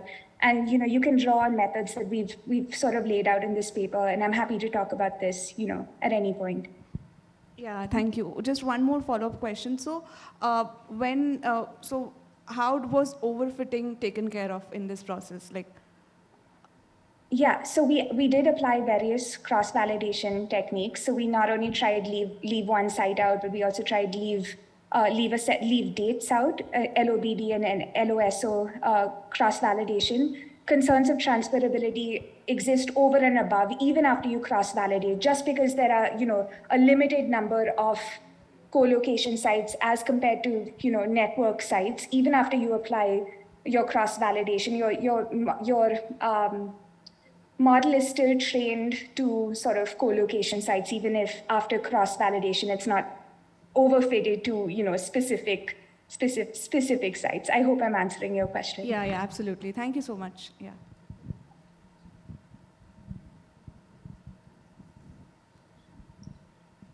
Priyanka, can you hear me? Yeah. So on this issue of sort of calibration and sort of validation across sensors, part of what we used to find, and I don't know if it's still the case, is you would find inter-sensor variability. Often when we did these studies, we do it in triplicates, right? So we get 3 alpha sense, and then we put them together. And sure, one might, sorry, I'm going to start the video here. Sorry. One might ask, one might expect that, sure, a sensor is not going to be as precise as you're going to get with a reference monitor, but you would expect them to all kind of group together. But sometimes you don't find that. You find, if the reference says 50, one might say 45, one will say 30, another one will say 70. I mean, sometimes they're, and I always found that to be rather curious because, they're supposed to be identical instruments, and sure, they may be off, but you would expect them to be grouped together. And so that issue, I think to me, that's a real critical issue for the domain, because if you have to calibrate every single sensor, and you can't expect some level of consistency across, them, that can become rather onerous. I think that's a really important question, and I should have said at the outset that we were using plant tower sensors in this study. We have found that the alpha sense OPCs, every sensor is different in different batches, but the plant tower sensors, if you get them from a single batch, are pretty good. And we found through an extensive co-location of all of the Love My Air monitors in Denver, we did find that they agreed, the R was 0.99 when we put all of these sensors together. And EPA Caroline Bach-John recently wrote a paper coming up with a nationwide calibration model for all purple air monitors in the US. Yeah. And she did she did look at how transferable this calibration algorithm was in different states in the US. And she found that, the same model did pretty well. So I think when you're working with plant tower sensors, it is possible to think of using a single model like this. With other sensors, that's likely not going to be the case. Right. Okay. Thank you. Yeah. If that was the last question, let's thank Priyanka for a wonderful talk. And now I will invite the next speaker, Mr. Sean Khan. I'm sorry for the previous pronunciation. And Sean is a global environmental monitoring system. He works in a UNEP, and he's the Global Environment Monitoring System Program Manager at the UNEP. So yeah, welcome, Sean, and take it away. I don't know. I mean, if you're comfortable, yeah. So still good morning, everyone. I'm a bit jet lagged. I just got off the plane not too long ago. So I'm going to try to be coherent. My presentation is actually more about applied sciences rather than modeling. In fact, I think the only modeled output I show here is actually from the instrument Priyanka showed in her very first slide, which was in Nairobi. What I'm going to do in the end is just share with you this idea, which I think stems a little bit from what Vasu, and I'm glad you're still on the call, talked about in the previous session on interoperability. And that's this whole idea behind this data management system. Before I go into this, just to give you some context on what we do at the UN, in my program, which is a monitoring program for air, what we are looking to do, and we leave the research to Priyanka and Gail and Vasu and others, is to take the best known science we've got and try to apply it, because our mandate is to help reduce the air pollution. And so in our new strategy shown here, what we've emphasized is this notion of creating a body or a consortium, a forum, a platform made up of everyone, right? Research, space, organizations, civil society, etc., to allow us to deliver these services, and there are 5 work packages shown there, one of which is data management. But the wedge diagram to the right, it is right, yes. The wedge diagram to the right is really the core of what we're after, and that is to take innovation, see what works, and scale it. And so that's where the sensors, and actually Priyanka started some of this work that I took over. That's where the sensors have started to show promise in a whole different context in some of the places we work. And I will show you some examples really, really quickly. So this is the only model output, I think, in my presentation. And this was a case where we set up a sensor with the government in the city center, and then worked with them to close the street down, and then model the data to show what the situation looked like before the street was closed, how it looked like when it was closed, which is the middle plot, and then business as usual. And so we're using this as a tool to say, hey, if you go to non-motorized zones or cleaner forms of transport, this is the sort of impact you're going to have in your city center. We've gone on to build partnerships, say with the World Athletics Federation, where we started putting these in stadiums around the world. Our ambition was to do 1,000 stadiums in 5 years. We actually did 5 stadiums in 5 years. But nonetheless, it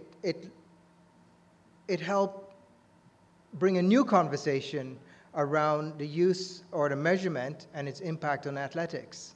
And for those of you who follow running, East Africa produces some of the best runners in the world. And so this is of interest to that region. Oops, wrong direction. Another thing we have done, and this is going more into this whole idea of a consortium and the data management and interoperability, is we partnered with IQ Air. IQ Air manages, well, they sell sensors too, but they also have a data platform. And so we partnered with them to start working on pulling in measurement from not just their sensors, but from any qualifying sensor, as well as publicly available government data centers, measurement instruments. And then put that data to use. And here's an example where we're beaming this onto billboards, and this is in Nairobi, to really generate interest amongst people that don't even think about air pollution. And these are just people on the street would see this. And one of the things that came out of this in communication is, what exactly is moderate air? So the sign at that time was showing the air is moderate. Nobody really understood, is it good or is it bad? Well, it's moderate. And so there's this whole element of communication that comes up when we look at modeling and then presenting that data. Here's another case where we took ideas from Europe and applied them. In this instance, you might recognize this street.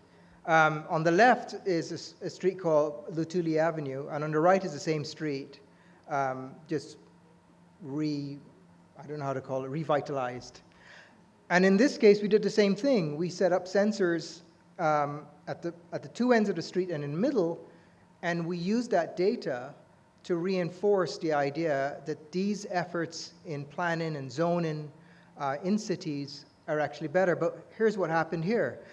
There's a whole economic side to this story where the adjacent streets are now pressuring the government because business is going to this street. Why can't you green our street also and do some of the things that are happening here? And so that's the stuff we do in the program. So it's all about measurement, but really it's about getting the measurement to make a difference. Here's another case in Ethiopia. One of the previous slide was a sensor in a stadium, which happens to be in the central business district. Well, Ethiopia banned trucks, medium and large-sized trucks coming through the city. And what we're able to show on that policy is use the sensors to reinforce the idea that you still have pollution, but your peaks drop. And that's not because, well, trucks are polluting.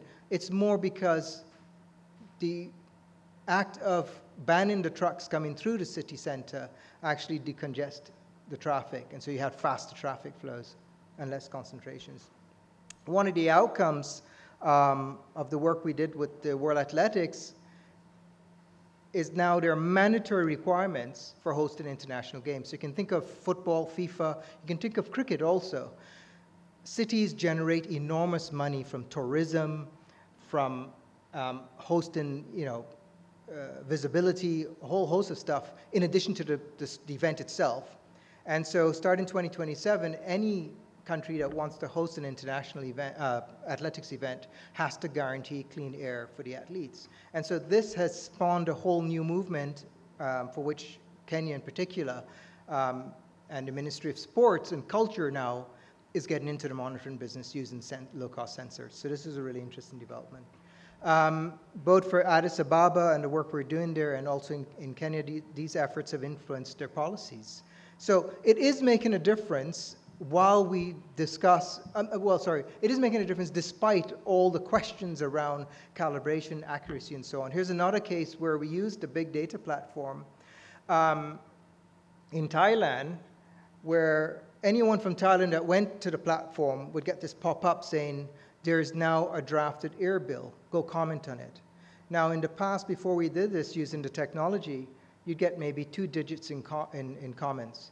They got over 1,000 comments on that policy. The policy is not yet approved, but let's see what happens. This is very, very recent. So what we're trying to do is to take what we know and apply it in the real world to really bring about cases. And there are a few more along these lines. Here's a Uganda station. On the other side of that wall is a US embassy station about 4 or 5 meters away, and so we set up a mast there and we did our co-location that way. There was an idea from Vasu, and someone asked about co-location protocols. One idea here is we calibrate the sensor and then we move the sensor around to the different locations and compare it with the deployed infrastructure. And we're doing this in Peru, we're doing this in Costa Rica, in Senegal, and a few other places. Now, what's coming out of this? In the movement, there's so much effort on getting the sensor and putting it out there. There's a lot on visualization, but there's less so on actually the management of the data. And so what we have done is partnered with, with the US EPA, drawing a lot from the Air Now International system, and also partnered with Salisbury Cooper and Salhira. These are Chinese companies who have agreed to work with us to take an enterprise-level management system that they used in China and adapt it to create a free and open platform, which we're going to host on the UN cloud. And I had hoped to show this to you live today, but we didn't get the clearance on the IP address because of some cybersecurity issues, which we're addressing now. But I'll just quickly walk you through some of the features of this. I won't take much more time. It's typical, right? It's a hierarchical system with different users and roles. But And like any other system, you can create accounts, and we've modeled these around a super user, country level, and agency. And by agency, what we mean is anyone within a country can have an account. It's not a visualization system, although it has some limited capabilities, line histograms and so on. But its real strength is in what we call alarm management, and that is to bring in data from various sensors, from reference instruments, and allow you to manage that. When is it down? When does it need calibration? Within the system, there are capabilities to upload photos and videos so you can centrally manage things. And one of the capabilities, which in the previous slide that I skimmed over, is this whole idea of interoperability and collecting metadata, some of the things that Vasu talked about in the previous session. And so this is the effort we're going forward with. We hope to launch this. I'd like to launch it in another week. And then we're going to look systematically to start bringing in partners into sharing their data using either the AQ-CSV format or a derivative of the OpenAQ format. I will stop there. Thank you very much. Thank you, Mr. Shan. We will take the questions after the next talk, so I hope that's okay. And please save your questions if there is any question. So let's welcome our, I guess, youngest speaker, and I really like the name, Mr. Jeel Patel from IIT Gandhinagar. He's a PhD student at IIT Gandhinagar, advised by Professor Nipun Batra. His research area of interest is Gaussian processes and their applications to air quality interfaces and active station deployment. So, over to you, Jeel. Thank you, ma'am. So, before I start my presentation, I would like to thank UC Davis AQ Research Center and CSTEP for giving me opportunity to present our work. I am Zeel, a third-year PhD student, and I'll start our work where I'll discuss about machine learning. Thank you. I'll discuss about the machine learning methods of doing air quality inference. So since last 2 days, we have been talking about how important the problem of air pollution is. So I'll not reiterate over that. And we also know that there is like the nations across the world have sparse and non-uniform AQ stations. So for example, a country like India has only 800 around continuous monitoring stations over the need of 4,000. So we really need alternative ways of finding the air quality at each and every place, and that's where air quality inference comes into place. So our problem is like the following. Given a number of air quality stations and given a number of weather stations which can provide us data about temperature, humidity, wind and weather over time period T, we want to predict air quality at unknown locations. Related work, or I would say state of the art in this work, has been neural network methods, which was published in the same conference as our work. So it is a neural network based method, but they have certain shortcomings, like there are no scope of domain knowledge. So whatever information that we know as a domain people of air quality, we cannot include that in our models. And the other thing is the uncertainty provision. So sometimes for policy making, it is important to know about uncertainty of our model. So it is best to say that our air quality prediction is 100 microgram per meter cube with plus or minus 50 micrometer, right? So that is an important thing which these traditional models or neural network models are not able to provide. That's why we focus on Bayesian probabilistic machine learning models known as Gaussian processes. So I would first iterate over some of the common benefits of these models. So first is they are infinitely flexible models, which means they can approximate any function which could be underlying for the data, but they are also regularized, which means they will not overfit. The second point is they inherently provide uncertainty because they are probabilistic models. So they take into consideration the probabilistic distributions which are underlying for the data.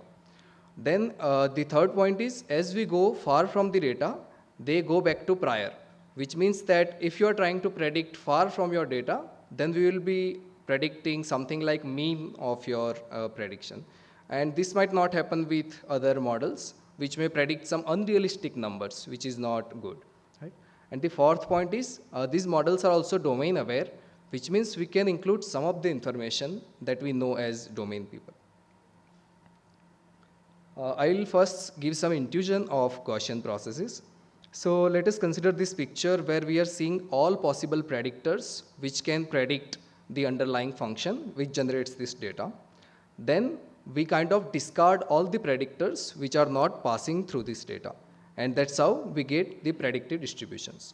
So in reality, we don't follow this process, but we have the mathematical equations to calculate the predictive distribution that you see in the end. Very key components of Gaussian processes are the kernels.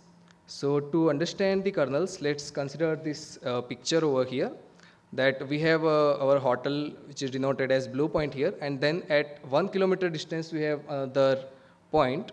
So here, the similarity between the air quality at the hotel and at the other point is driven by the distance between them. And that's what is the information that we try to encode using something known as kernel.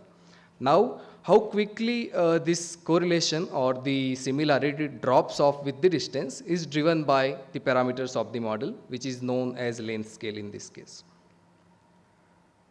So there are some commonly used kernels for Gaussian process. One of them is the RBF kernel, where we can see that what effect it will happen on the prediction if we change this length scale parameter. So we can see if length scale is very small, then the similarity is falling off too quickly and we are quickly returning to the prior or the mean of the data set. And as we increase the length scale, we are able to propagate the information more and more far from the data. There are other families of kernels which is known as periodic kernel, which can be very useful while modeling the relationship between time and air quality. So we know that there are diurnal patterns in air quality due to traffic patterns, and there are also yearly patterns which happen due to weather conditions. So these periodic kernels can help us model exactly that.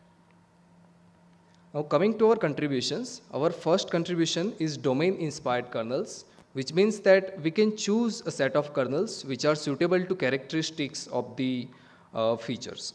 So for example, we can have categorical features in our data set, which will be like wind direction, which you cannot measure a distance between two values in terms of a Euclidean distance or like that. So to model such features, we use a kernel called as Hamming distance. So here we only consider that if two features are having exactly the same value, then we consider their similarity as 1.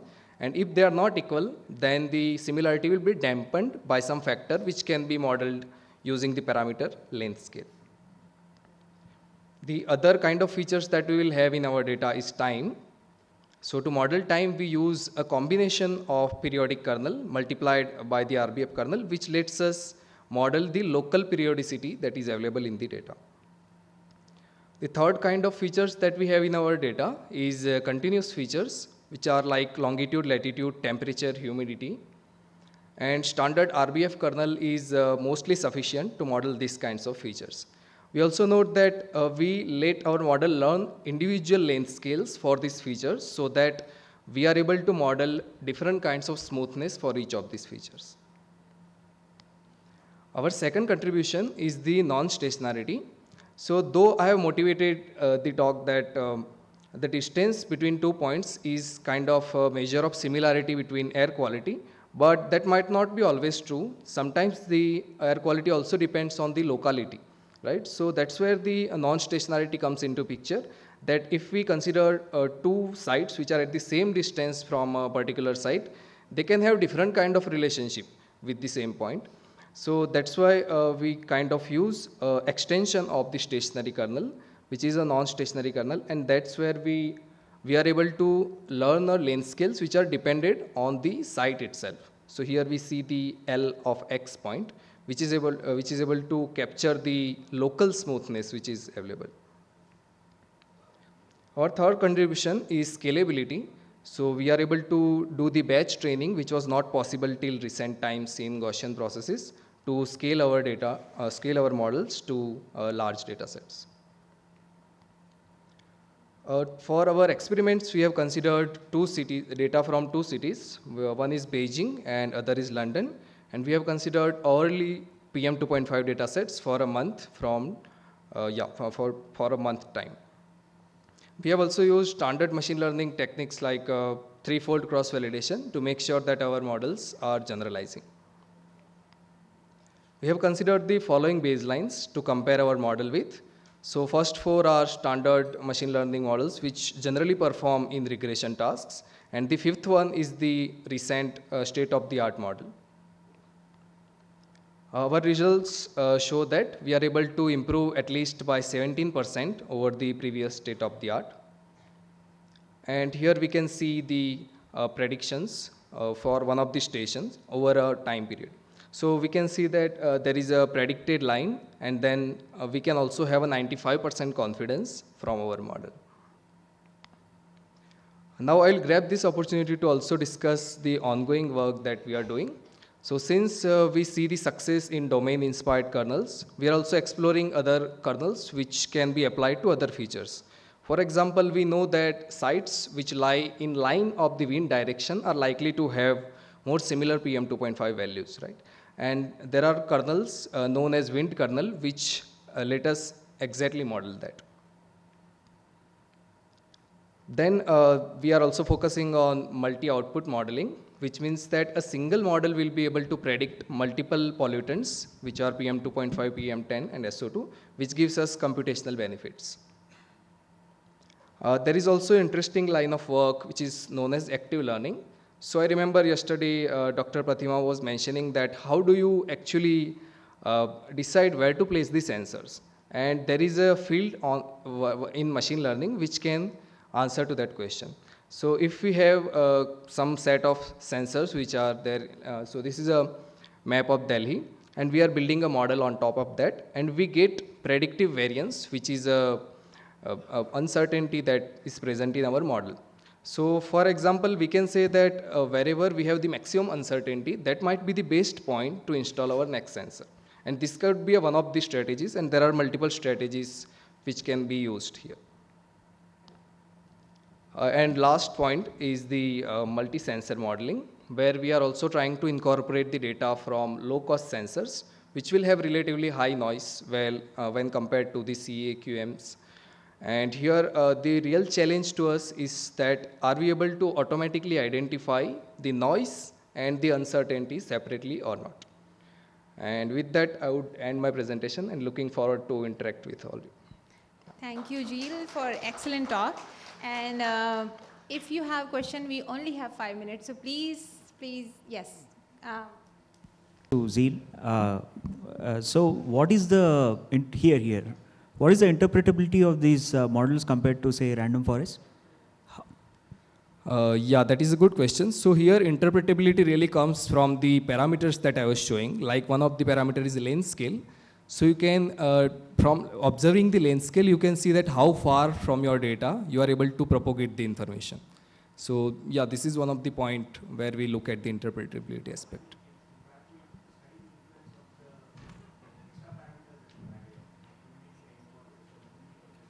Are these models similar to the Bayesian maximum entropy methods?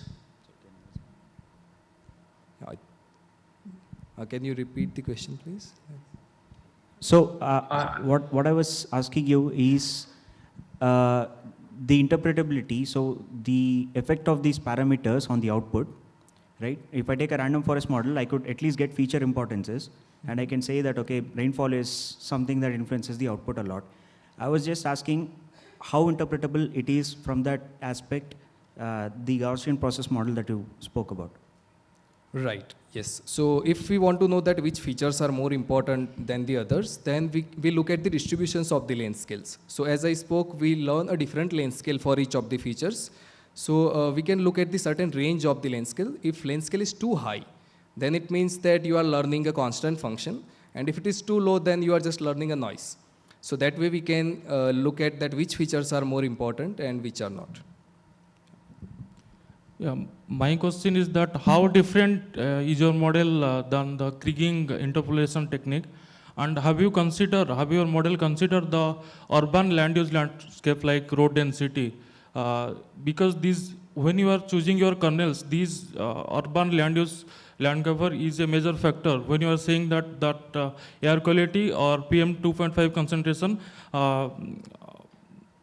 is very specially heterogeneous. So have you considered this urban land cover factor in your model?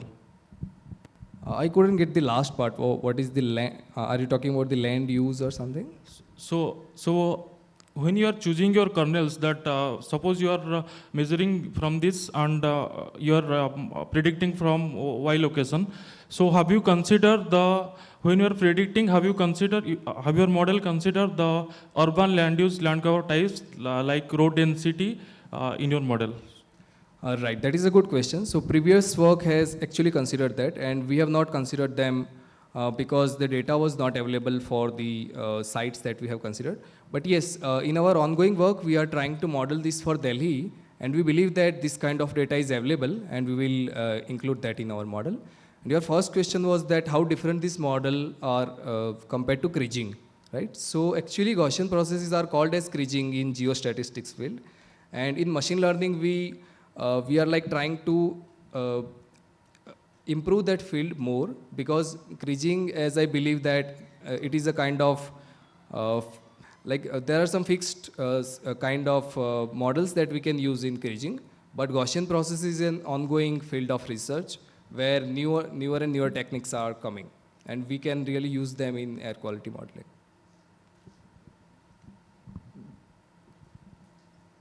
Are these similar to Bayesian maximum entropy? Who is asking the question? He is asking from there. It's online? Yeah. Oh, Subbu, okay. Can you repeat your question, please? No, there were some other, I've read some other methods about Bayesian maximum entropy methods, and I'm wondering, it sounds similar to what you're proposing. Are they similar, do you know? Yes, so Gaussian processes are actually Bayesian models, and they work on the principles of entropy and uncertainty. Yes. I have a question. I just wanted to know, you've tested your model on trained datasets, right? So have you tested it, and how does it perform for new datasets? Sorry, I couldn't get the question. I'm saying, have you tested it for new datasets or just trained datasets? How well does it perform? Have you tested it for a new data set or just for the training data set? That's the question. Yes, so training and testing is a part of our experimentation. We do that. How well has it performed in new datasets? Okay, so by newer datasets, if you mean that the dataset which is not previously seen by the model. Can I interrupt? I'm really sorry to interrupt. So you can catch up with him if that's okay. Okay. Thank you so much. So we'll just, I think let's just thank our speakers, and that's it. Thank you for attending. Thank you. And please, if you have a question for Mr. San, we didn't get time, so please contact him and just, ask questions. Thank you. Thanks, Dr. Soumya, and all the presenters, Dr. Priyanka, who joined us virtually, and Mr. Sean and Mr. Zeel, for being with us here today. I would like to ask Dr. Pratima to kindly give away tokens of appreciation to the moderator and the presenters.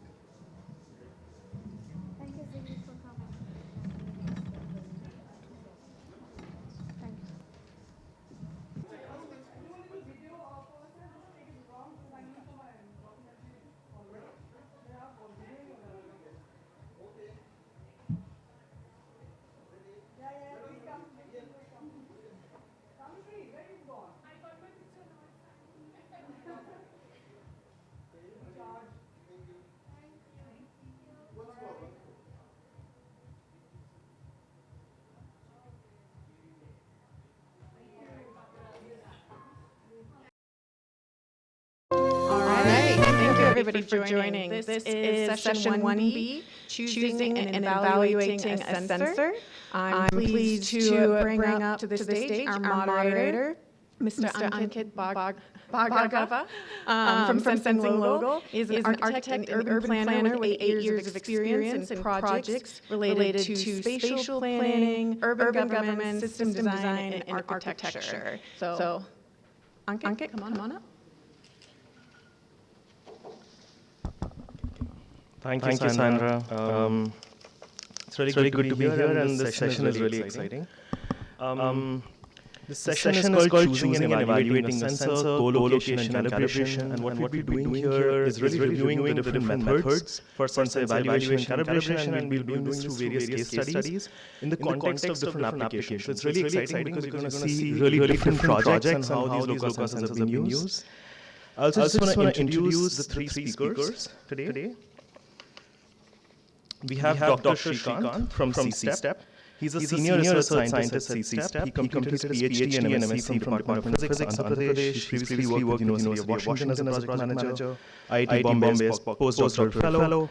And his areas of interest include air quality, atmospheric aerosol monitoring, aerosol remote sensing, and aerosol instrumentation. We also have Ms. Meenakshi from ILK Labs, who will be joining us online. She's an air quality and environmental health consultant based out of Taiwan. She co-founded ILK Labs in 2017, a women-oriented research and education consulting organization. She's worked in both stationary and mobile monitoring air quality projects, and her work is also featured in New York Times. We also have Mr. Vasudev from IIT Bombay. He's a doctoral student working at the Aerosol and Nanoparticle Technology Laboratory, Environmental Science and Engineering Department at IIT Bombay. I would like to just bring them on stage, Mr. Vasudev. Dr. Shrikant, please, if you could join us.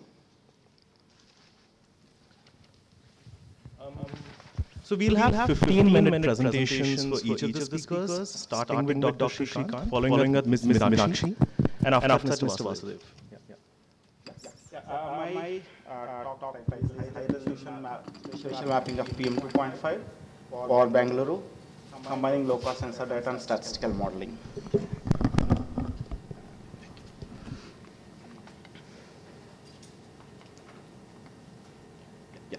By now, we all know that air pollution is not good for health, air pollution is bad, blah, blah, blah, blah, all those things we know. And as a low and middle income country, India can't afford a dense network of reference gate monitors due to its, is it echoing? Yeah, no. Yeah. We know in India we have less number of monitors that are required, less than required. Okay, that's why there are some hybrid methods of monitoring are recommended for low and middle income countries, including India. Okay. Low-cost sensors is one such method where we can have dense network of measurements due to its cost and due to its plug-and-play nature and easy to maintain, and all the data is on the IoT platforms and they are easy to deploy. So for so many reasons, low-cost sensors are very useful, but at the same time, we have some demerits also. We need to consider the aging effects of this low-cost sensor, their sensitivities to various aerosol microphysical properties, because they are based on optical scattering. Most of the low-cost sensors are based on optical scattering, and optical scattering is not only sensitive to the concentration of particles, but it's also sensitive to its refractive index, size distribution, so many factors. That's why we need to be aware of these sensitivities and also the bias. The bias in the PM2.5 measurements of low-cost sensors can be a function of space and time. That's why universal calibration quotient cannot be used to correct your PM2.5 data across cities or across seasons. That's why these things we have to keep in mind, and we need to compensate for these effects, then your low-cost sensor data is good to go. Coming about my work here. In Bangalore, we established a low-cost sensor network, around 50 low-cost sensor network. And this is a project funded by Google. And under this project, we have other modules also, like mobile monitoring and other modules also. But today, I'm presenting here the low-cost sensor network and the statistical modeling that we have carried out using the data that we collected in this network. We have around 55 plus node low-cost sensor network, and mainly we use the per-player network, which is a plant hour based. We all know very well per player. And the pollutant of interest here is PM2.5. Per player gives simultaneously PM1, PM2.5, PM10, but my pollutant of interest is PM2.5. And we have some measurements from the rural Bangalore also. You can see this red color stuff is the rural district of Bangalore. And this is the BBMP, which is the municipal boundary of Bangalore. Most of the sensors, like around 44 sensors within the BBMP region. Then we have some representative measurements outside BBMP area and some representative measurements in the rural areas. Okay, and for the correction or the calibration equation, we collocated these low-cost sensor at CSTEP. At CSTEP, we have a reference grade instrument, which is a beta attenuation monitor for PM2.5, and we continuously collocated, like we co-deployed a couple of per play sensors along with this BAM at CSTEP, and that data we used for deriving the calibration equations. Yeah, and when you are working with low-cost sensors, obviously we need to look for the data cleaning, and sometimes you can see, you can find such points. See, this is around 5,000, and we need to be aware of these kind of sensitivities or noise or transient data points. And after cleaning the data, and this is how the temporal variation is, here I want to caution you, just go for the data cleaning and do some kind of analysis to identify the outliers or unrealistic values, I say. Okay, then I told you that we have a collocation set up at CSTEP, and we have long-term measurements of this BAM and PM2.5 from per player for almost like a couple of years. And we try to see what is the accuracy of these per player measurements of PM2.5, and this is how it stands. Okay, this is PM2.5 from per BAM, and this is your low-cost sensor, which is per player. And not only the PM2.5, we also compared the humidity and temperature measurements from per player against the reference grade weather station measurements. Okay, this is how the NRMSE, which is the normalized root mean square error, is around 37% in the uncorrected measurements of per player. Obviously, it is a big number, and we need to correct this if you want to use it for further research or any regulatory or any research purpose.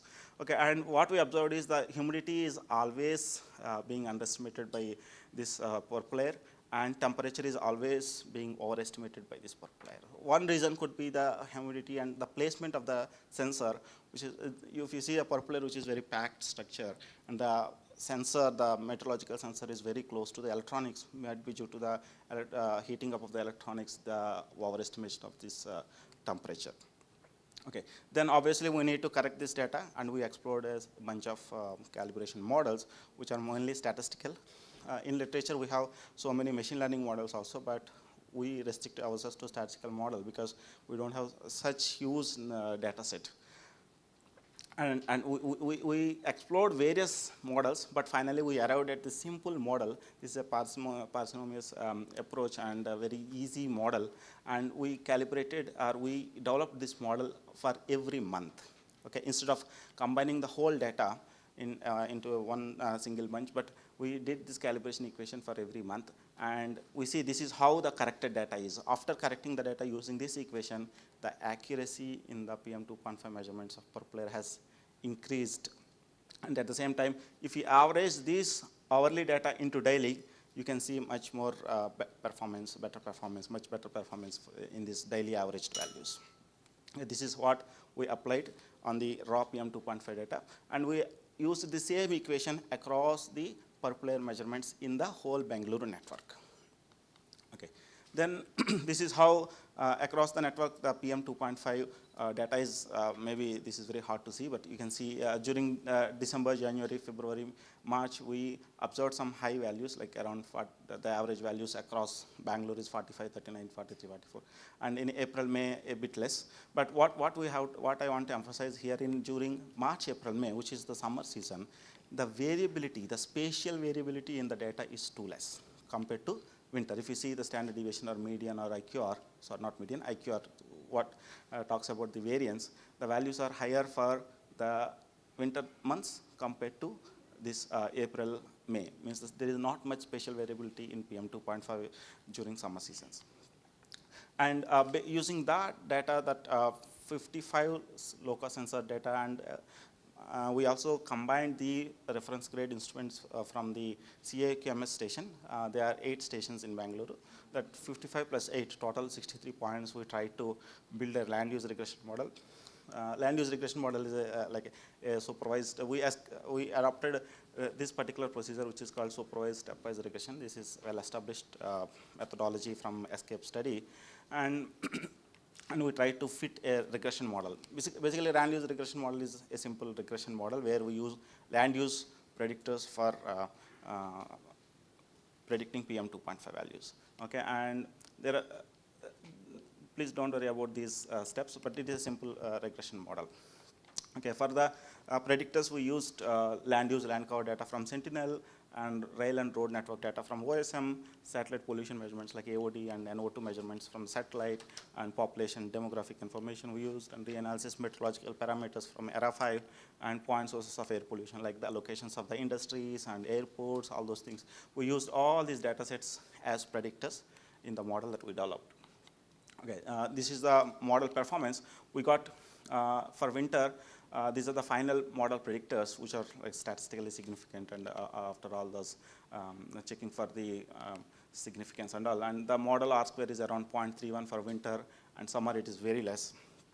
For summer plus winter model is around 0.41, and the RMSE in the model is around 10% of the measurements. Like this RMSE, we did some 10-fold cross-validation and the leave one-out cross-relation exercise. Finally, these are the maps of the spatial maps. These maps are at 50-meter resolution, 50. It's a 50-meter resolution maps of PM 2.5 across your BBMP area and greater Bengaluru, and including the rural areas. The main takeaway, or what I observed, is the pollution levels across rural and urban, they are not much different. I see there is hardly some 5 microgram difference between these two average values, but that 5 microgram is just the RMSE in the model that I got.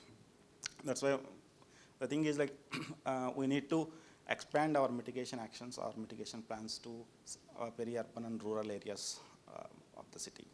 Yeah, that's all. Sorry. Yeah. There are few challenges in modeling because we observed low spatial variability in measured PM 2.5 in summer seasons.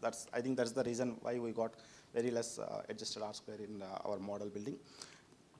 Rural PM 2.5 is comparable to urban PM in measurements, and the predicted values also rural and urban is almost like same. In our model, we don't have traffic-related variables. We used only OSM road lengths as predictors for traffic. These are some of the challenges. Yes, please. What are the mitigation measures you are trying to do for the local bodies? Because you are telling urban and rural is not making much of a difference, right? Right. So you have anything specific wherein you suggest urban local bodies can come into the picture and they can do some enforcement? See, my point is whatever mitigation actions that we are trying to implement in urban areas, maybe we can include the rural areas also into the clean air action plan, or what kind of action plans. Because maybe rural areas, it will be a different challenge or different mitigation methods. But I'm not telling any specific mitigation actions. But as I want to tell, PM 2.5 is a regional pollutant. It's not very local. We have both anthropogenic and natural sources for them, and it's a regional pollutant more than a urban centric. That's what I want to convey. When you have went for LCS network monitoring, what the way of standardization you have done for height of installation? That's one thing. And the second part is the LCS calibration you have tried with reference monitors, and you have tried to insert a linear equation or multilinear equation. And how this variability it is able to capture post-calibration when I put for installation. Above the mean, damn sure it will give you.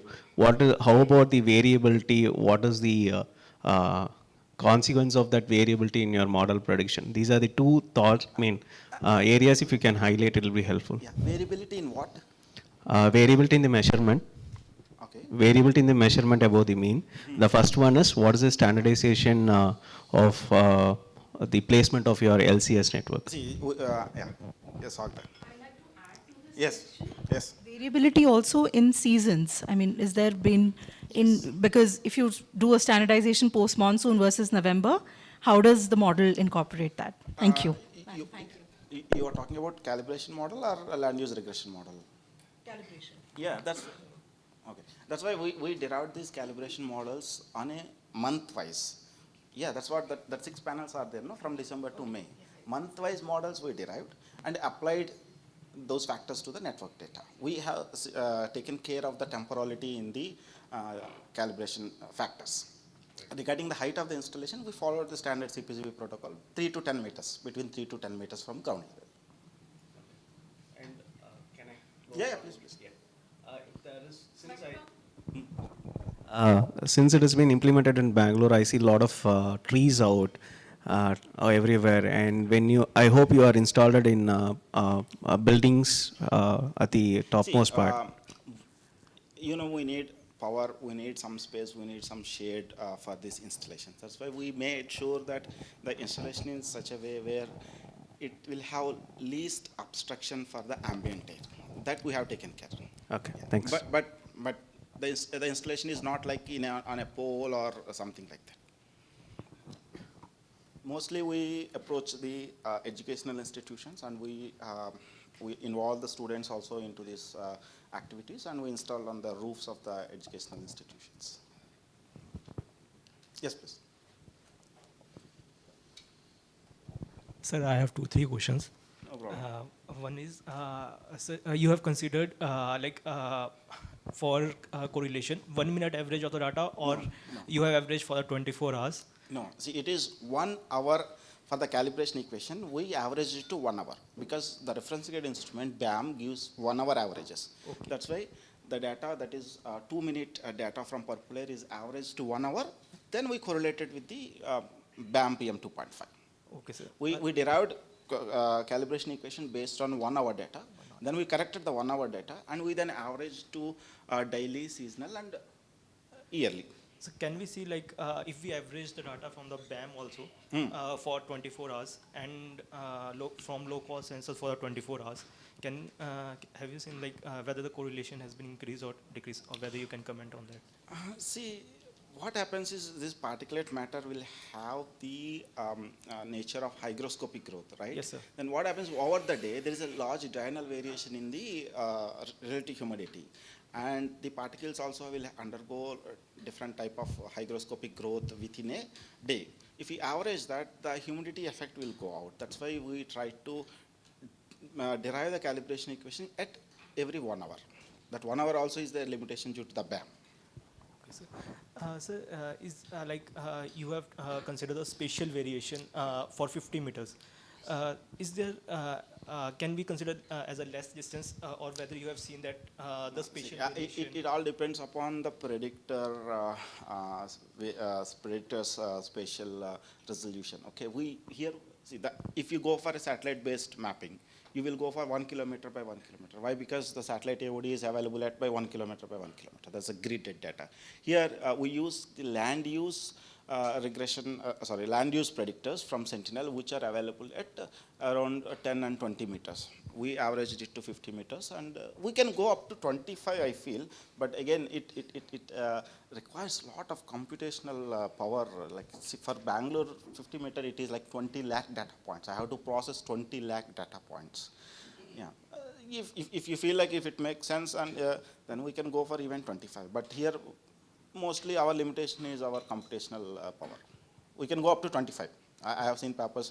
I can do it here, and at the same time I have seen some international papers which predicted at 25 meters. It is a point prediction, with a distance of 25 meters, we predict at every point.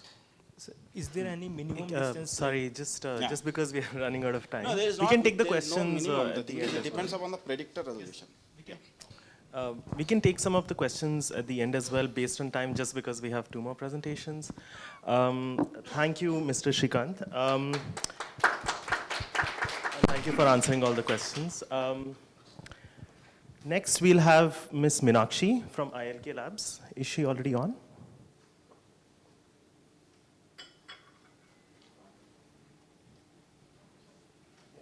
Okay.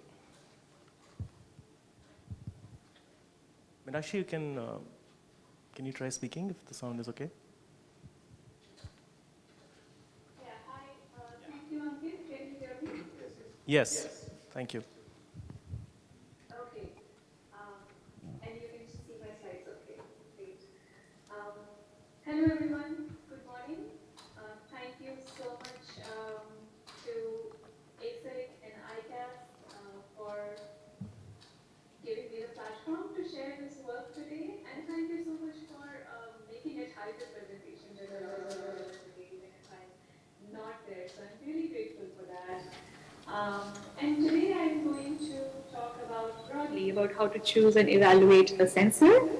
And what I'm going to do is introduce 3 documents, combination of guidance and technical documents that we have published over the past year, and which may help you if you are getting started or considering using low-cost sensors for your project. So the first question to consider when you are thinking of low-cost sensor is, what are we going to do with the data? What is the goal of using a low-cost sensor? And that kind of consideration or practical application should ideally start with an assessment of what is already there. What kind of data is already there? What monitoring capacity already exists? And how using low-cost sensors will fill that capacity and fill that data gap. So this figure here gives an example of one hybrid system where and how low-cost sensors can contribute to that. So this includes satellite observations, satellite-based estimates at the global or national scale, advanced and reference ground monitoring networks at the urban and metro city scale, and zooming in at the local neighborhood scale, maybe mobile monitoring, land use regression models like the one Shrikant presented, and low-cost sensor network.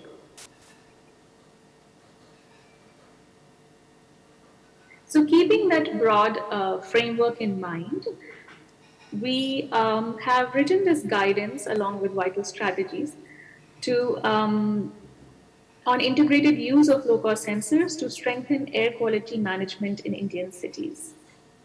It covers selecting and specifying an air sensor, performance metrics, assessing performance both on lab and field, selecting data services, network design and sensor placement, quality assurance, quality control, and specifically for Indian cities, a summary guidance along with a template for developing a tender, which includes relevant questions and things to consider when getting a proposal from vendors for LCS relevant to your project. So cities everywhere around the world, they vary in their capacity of air quality monitoring. They can be, there are rich high-income countries, there are cities that that have cutting-edge, super advanced, integrated air quality systems. At the same time, there are cities in the rest of the world that don't even have one reference grade monitor. So assessing, like taking that capacity into account and using a phased approach can help us use low-cost sensors in a way that makes the best use of the data available.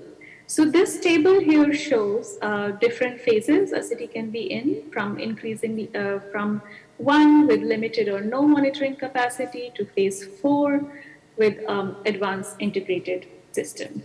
and in the blue boxes here. So all of this content that I'm presenting here is in the document that I introduced earlier. And the blue boxes here marked LCS. For each phase, these are the questions that LCS can be, low-cost sensors can be used to answer. So zooming in a little bit, for a city or region with no monitoring capacity, low-cost sensors can be used for initially to figure out whether air quality is hazardous to health in an urban or metro area, or and also where can initial, and to scope out to where can initial reference monitors be placed. A city in the second phase with basic monitoring support may look like one that have one official reference PM 2.5 monitor at least. And there additionally, LCS can help answer questions on local patterns in air quality and or exposure to air pollution.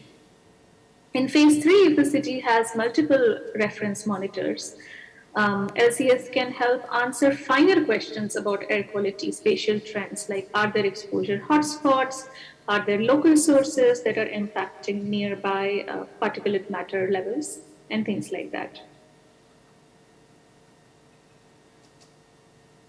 So specifically, low-cost sensors can be used for applications like siting, which is characterizing the spatial patterns of PM 2.5 levels to inform placement of reference grade monitors, mapping air quality, again characterizing spatial and temporal exposure gradients across the city to look at where the emissions are, to generate data for health studies, identifying hotspots, so identifying areas with disproportionately higher concentrations of air pollution, and this information can be used to then prioritize mitigation actions, and then finally evaluating.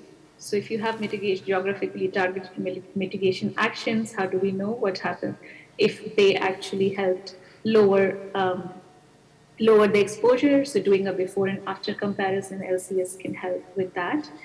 And all of these come with the caveat that these applications assume that data from LCS would be used together with conventional air quality management approaches in that framework. So that we are using the best quality of data available and using everything, all the resources that we have currently available. Some questions, further questions beyond applications for low-cost sensor selection that should be considered. So application-wise, starting with the goal, and then does the LCS meet initial needs for your planned application? Performance, questions about performance. Has it been certified, tested, or evaluated by a credible organization? That may look like evaluation by a regulatory authority or evaluation by an academic or research institution. And then field evaluation. Has the low-cost sensor been tested in your area in conditions that replicate pollution and weather conditions in the geography that you plan to use the LCS in? If that hasn't been done, can field tests be conducted in your region before using the low-cost sensor? And beyond all that, what kind of support there is for from the vendor? Does the LCS meet your other requirements for your applications regarding customer support, power, communications, etc.?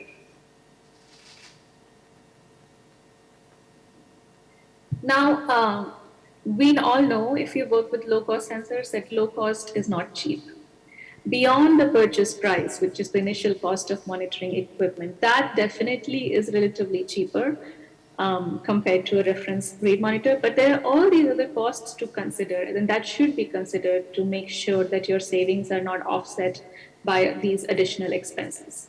So the other cost may be cost of maintenance. What is the cost of supplies, parts, repair service, shipping involved to and fro, for fixing, for troubleshooting the equipment? Is there any additional infrastructure required for installation? Any security concerns there? Data management, do you need to pay someone for data management, equipment, fees, and personal staff time for that? If applicable, property leases for installation site, Additional utility charges, so we need reliable electric power and wireless communication for Wi-Fi data transmission, those charges. And finally, personnel costs for deployment, calibration, and maintenance.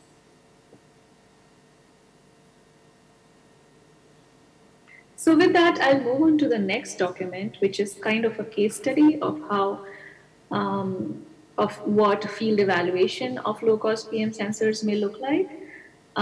So this work complements the work that Shrikant presented earlier and is part of the same project, where we evaluated 10 different monitors, most of them available and marketed in India, and we co-located with them with BAM as the reference grade device. We captured data in winter and summer seasons to compare the seasonality, and along with PM 2.5, we also evaluated temperature and relative humidity. So this is what the setup looks like.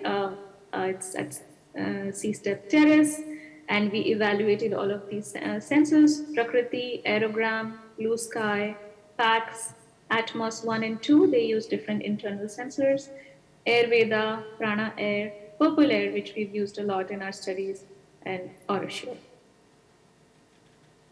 And they are located next to a BAM, so they're co-located with a BAM, but that's not shown in the picture.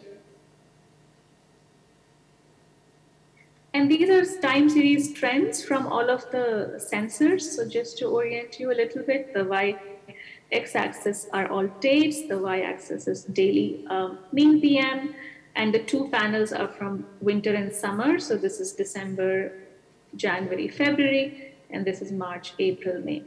The black lines here are the reference grade device, which is the BAM, and all the other colors are different sensors. So as we can see here, all of the sensors capture the temporal patterns really well. That means they follow the peaks and the troughs and follow along with BAM pretty well. Of course, they are either underestimating or overestimating, that is, they are below or above the black line here. And the level of bias between BAM and the measurements, it differs with each of these different low-cost sensors.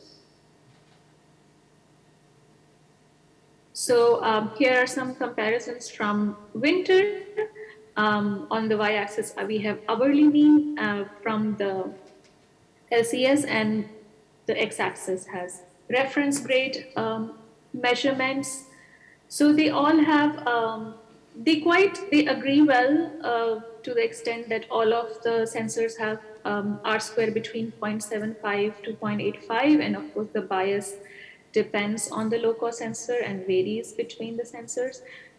PAX kind of stands out with the highest bias, and we observe similar patterns for summer, and actually we don't see a lot of seasonality in within our study period among all the low-cost sensors. Some sensors performed a little better in summer than in winter.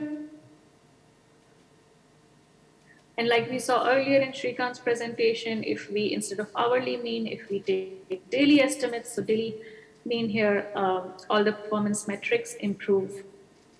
And so that means that the daily estimates are more accurate when compared to the BAM, or with the hourly when compared to the hourly estimates.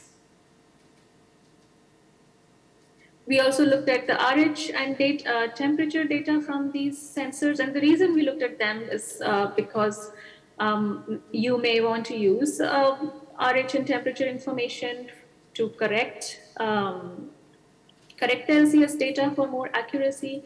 So we just wanted to look at the trends from within the sensors, these data from the sensors, and compare it with the MET station that was co-located with them. So just like we saw in earlier presentation, most of the LCS, they underestimate the relative humidity and overestimate the temperature. So that is there above this 1:1 line. So with that, the last document that I wanted to introduce today is best practices for deploying and maintaining the PM sensor network. That's the sensor network that Shrikant described earlier. So this document basically is kind of a recipe of what we did and how we did it, and has practical considerations for all technicals and non-technical aspects of maintaining a citywide sensor network. So for example, we had a troubleshooting flowchart on how to go about when and what to do with to maintain data quality. So if the low-cost sensor is offline, give it 24 hours because there are sometimes they're just spontaneous data, Wi-Fi and power issues that the sensor will go offline and it will come back online after a few hours. So give it 24 hours, and if it is still offline, then consider if you can troubleshoot remotely, which means calling the host and checking if the Wi-Fi device is working, power connections are working, do a restart. And if that works some of the times and some of the time it doesn't, so then consider in-person troubleshooting. It could be a Wi-Fi issue, it could be LCS reconfiguration, or we may just need to replace malfunctioning sensors or accessories. So we also include in this document some ways, as we saw earlier, that the cost can really add up in a low-cost sensor project. We document some of the ways that we use to cut back that cost or to optimize our resources. So one way was to use, instead of going in person for installation or for replacement, using a DIY or like a plug and play kit that we made along with an instruction manual, and using an app-based delivery. So you probably know about Dunzo if you're in Bangalore. So using Dunzo to deliver these to the host. And every kit would have a labeled and properly configured Purple Air device, a power adapter, extension cord, zip ties to secure and install the setup, power bank, a Wi-Fi dongle where we can't rely on the host, internet, and additional cables and accessories. And of course, very important, a detailed, simple to understand instruction manual.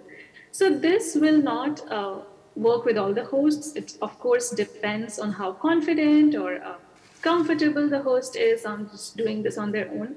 But whenever it was possible, it definitely saved us a lot of time. You can imagine in Bangalore, a troubleshooting trip or installation trip can easily take half a day or full day sometimes. Another way that we saved on cost was, instead of replacing a malfunctioning sensor, refurbishing it and trying to fixing it ourselves. And for Purple Air, we have a detailed protocol that is included in the document. So if you're considering a different low-cost sensor, you may want to check with the vendor on, are there spare parts available? Can you get training, or can your team get training in fixing that so you don't have to replace a whole unit every time it malfunctions?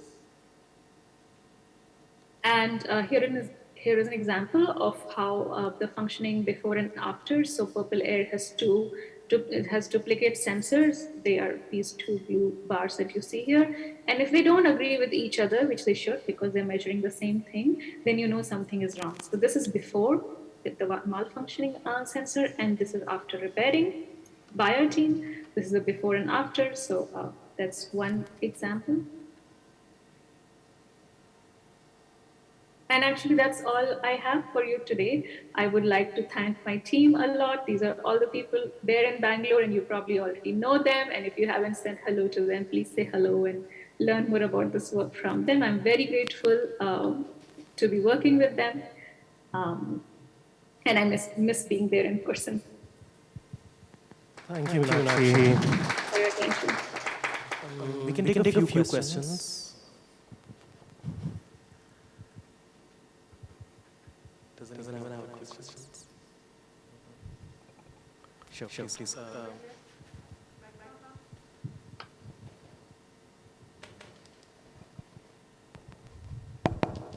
Thanks for the presentation, Meenakshi. So my question is, we co-locate n number of sensors during co-location.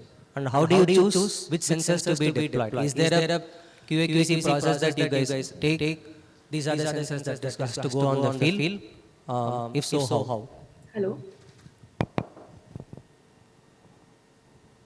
Meenakshi, just checking if it was audible. Hi, I couldn't hear the complete question. Just a minute, we'll try to repeat it. Just a second.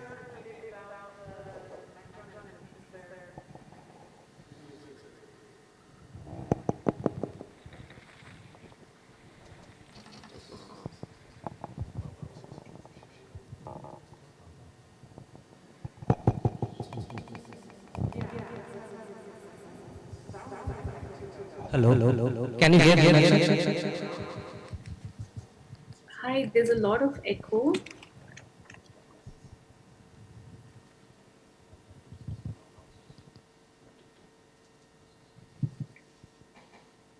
And I can't hear anyone right now.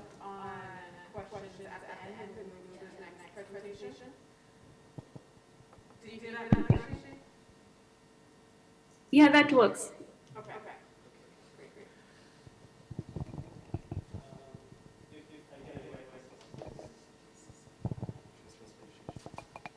Let's try this again.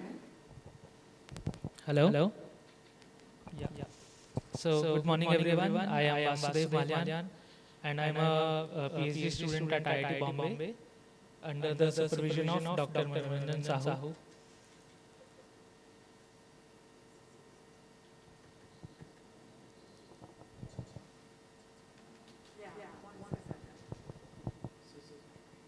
Hello.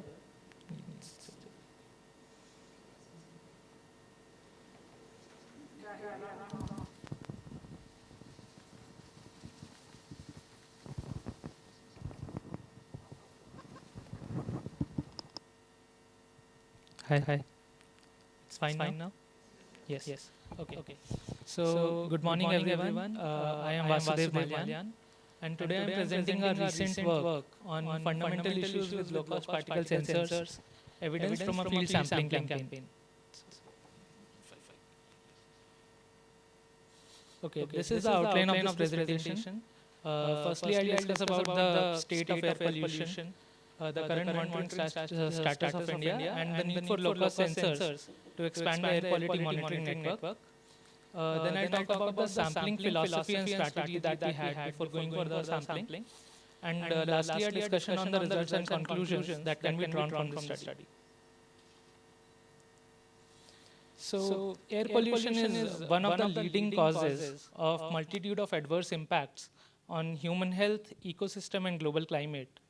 According to the estimates, 7 million deaths in 2019 were associated with exposure to air pollution. As per WHO's report, in 2017, 90% of the world's population was exposed to unhealthy air. Although poor air quality is a major environmental concern in most parts of the world, but the low and middle income countries are affected disproportionately due to their inadequate infrastructure to assist government policies. The current air quality monitoring network in India has 335 continuous monitoring stations. States like Arunachal Pradesh, Himachal Pradesh, Jharkhand, and Orissa have only one continuous monitoring stations, while some of the union territories have none. It has also been estimated that India requires about 1,600 to 4,000 air quality monitoring stations for maximum spatial coverage, which is 5 to 12 times the current number. So, what is the solution? Over the last decade, there has been rapid development of low-cost sensors, which has resulted in a paradigm shift in the air quality monitoring philosophy. Now, people have seen them as the key solution to gather high spatiotemporal data through dense networks with cost of installation and maintenance magnitude lower than the reference monitors. Reference monitors are reliable, but they're expensive and requires skilled professionals to operate.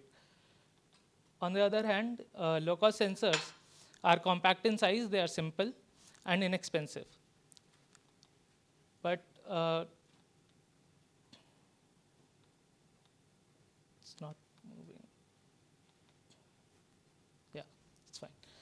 Despite their advantages, the regulatory bodies around the world are still hesitant to include them in their monitoring networks because of the inherent challenges that are associated with them, such as the estimation of number and mass concentration from the light scattering data, hygroscopic growth of particles in high RH conditions. The aerosol properties itself is a big challenge because based on the complex refractive indices, shape, porosity, size distribution of the aerosols, the accuracy of these instruments change. So a field sampling campaign was conducted at 5 different sites inside the IIT Bombay campus to understand LCS performance under varied sources of PM emissions. For instance, at the construction site, we expected to get a higher mass fraction of PM10 particles based on previous literature due to some of the construction activities that are happening, such as welding, grinding, resuspension of the construction debris. On contrary, at the main gate site, we expected to get a higher mass fraction of PM1 particles because of the high vehicular density at the vicinity of the location. These are the 5 instruments that were co-located at the 5 locations. The reference monitor was taken as MET1 BAM, a beta attenuation monitor, and the PM2.5 values recorded by this instrument were taken as the reference values. Number concentration was recorded using optical particle sizer, which was taken as a reference instrument for number concentration. We used dust track aerosol monitor and 2 low-cost sensors that are widely available in the market. One is Purple Air PA2 and the other one is AlphaSense OPCN2. Now this is a comparison plot of PM1, PM2.5 and PM10 mass concentration recorded by LCS. You can see that these are the 3 areas where you can see PM1, PM2.5 and PM10, and the solid black line represents the reference PM2.5 mass concentration. So an accurate measurement can be seen whenever this line coincides with this particular area, correct? So you can see here that at all the sites, Purple Air PA2 is underestimating the PM2.5 mass concentration, while it is exactly the opposite case with AlphaSense OPCN2, where it is overestimating the PM2.5 mass concentration at all the sites. Through our calculations, we have seen that whenever there is a higher mass fraction of PM1 and PM10 particles in the sampled aerosol, the performance of the LCS decreases. This can be seen here in the scatter plots, where for the construction site and the main gate site, where there is a high vehicular density and the high construction activities, the LCS is not very good, is not in very good correlation with the reference instrument, while at the other sites, where there are mixed sources of PM emissions, it is performing well. The similar with AlphaSense OPCN2. So it intrigues us that basically low-cost sensors are effectively, they're effectively nephelometers. They can't resolve the sampled particles into PM1, PM2.5 and PM10. They're only resolving based on the underlying size distribution that the manufacturers are feeding them. So basically, whatever calibration models we are making till now, based on the PM2.5 values we are taking as the face values from the low-cost sensor, we are effectively feeding the pseudo information to the calibration models and getting a pseudo information out of it.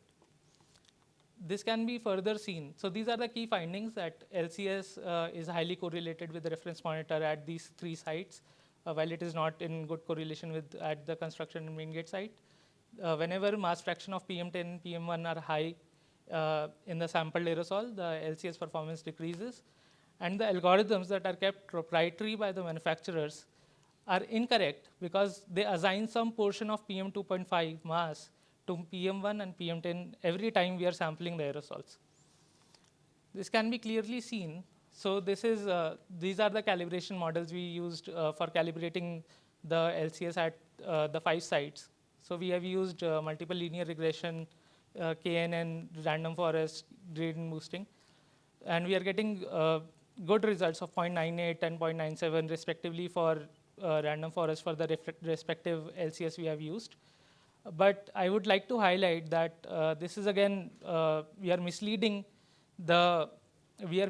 in some senses, because this is not the true information that we are getting from the LCS. This is just at the face of it, we are trying to see that these are the calibration calibration values that we have got.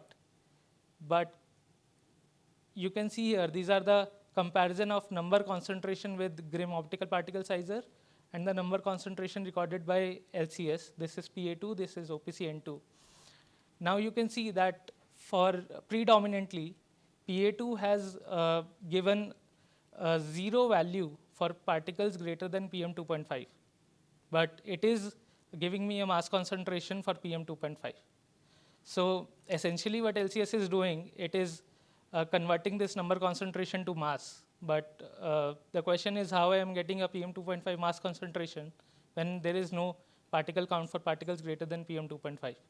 This is because the calibration particles that are used for calibrating them in the laboratories, sometimes it happens that the sampled aerosols in the atmosphere have similar properties as the calibration particles, due to which we get good correlations with LCS. So whenever I see that for the past 5 years we have been putting efforts to calibrate LCS in the field and developing secondary algorithms for calibration, while more effort should be put on the inherent algorithms that are given to LCS so that better raw data can be collected from them instead of correcting the raw data that we are getting from LCS right now. And this is very interesting. So you can see these are the raw size distribution of particles we have collected from at the construction site and main gate site. OPS is giving a monotonically increasing function of particle number with particle diameter, while the LCS has assumed a universal monotonically decreasing function of number concentration with increasing particle size, which is incorrect because in literature we have seen that larger particles will be larger in number. That's what we have observed in literature. So to conclude, I would like to say that more effort should be put towards the inherent algorithms that we are feeding in LCS while manufacturing them, and these are the concluding points. Secondary calibration algorithms are important, but more focus should be now given to how we are sampling those aerosols in the atmosphere. So these are the references, and this concludes my presentation. Thank you.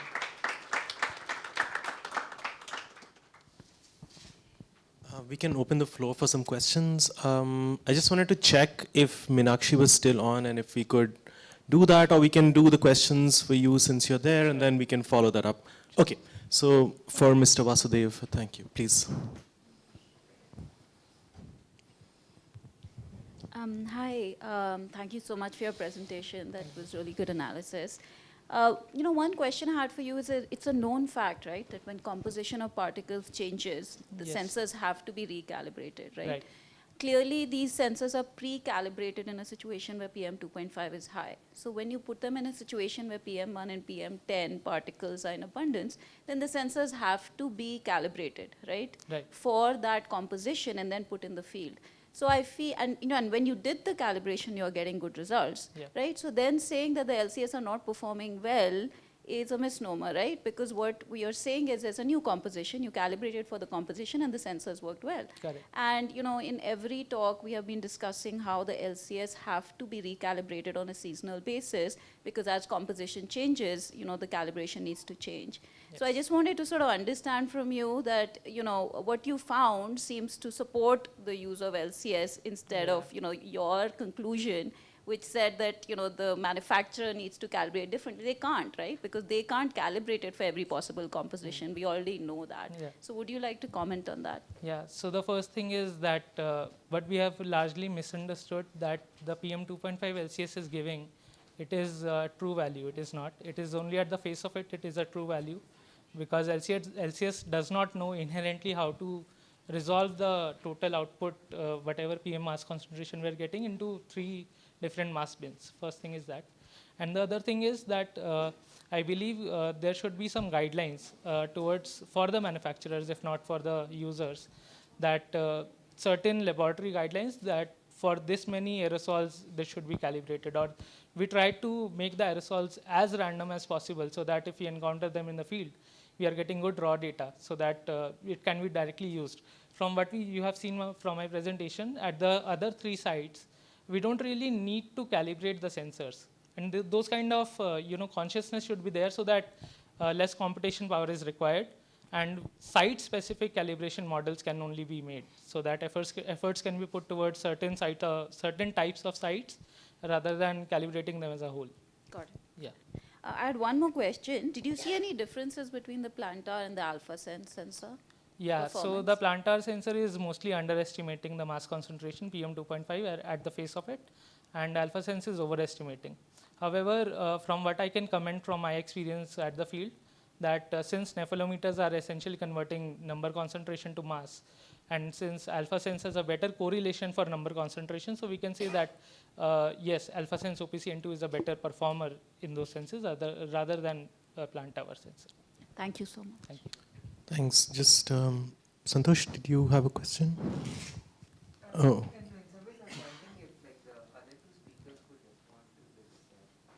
Yeah.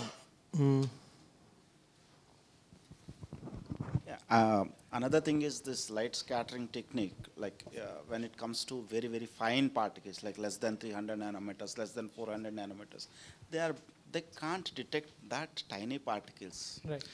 That's why there's a limitation. At the same time, if you go for higher size particles, they can't effectively pull those bigger size particles into the optical chamber. That's why always you see there's a big bias in PM1 and PM10 in some of these low-cost sensors. Right. And if you see, like, there are the size bins, see, you are using OPC, CPC, all these things, but the size bins and the bin sizes are quite different across these sensors, right? Yes. Plant tower gives in 6 pins. I don't know about OPC and...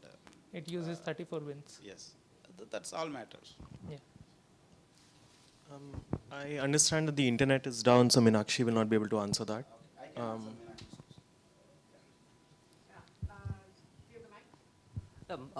Once you collocate a number of sensors and it goes to the deployment across rural urban, as you both said, informed.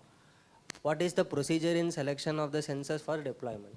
Is there a process that you guys take forward, or you just deploy all the sensors that has been collocated? I don't know about the procedure, but I tell you what we have done. Okay.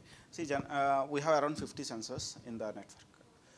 We investigated for the precision and accuracy of these sensors. Precision means like whether the PM 2.5 from all the sensors is matching with each other good or not.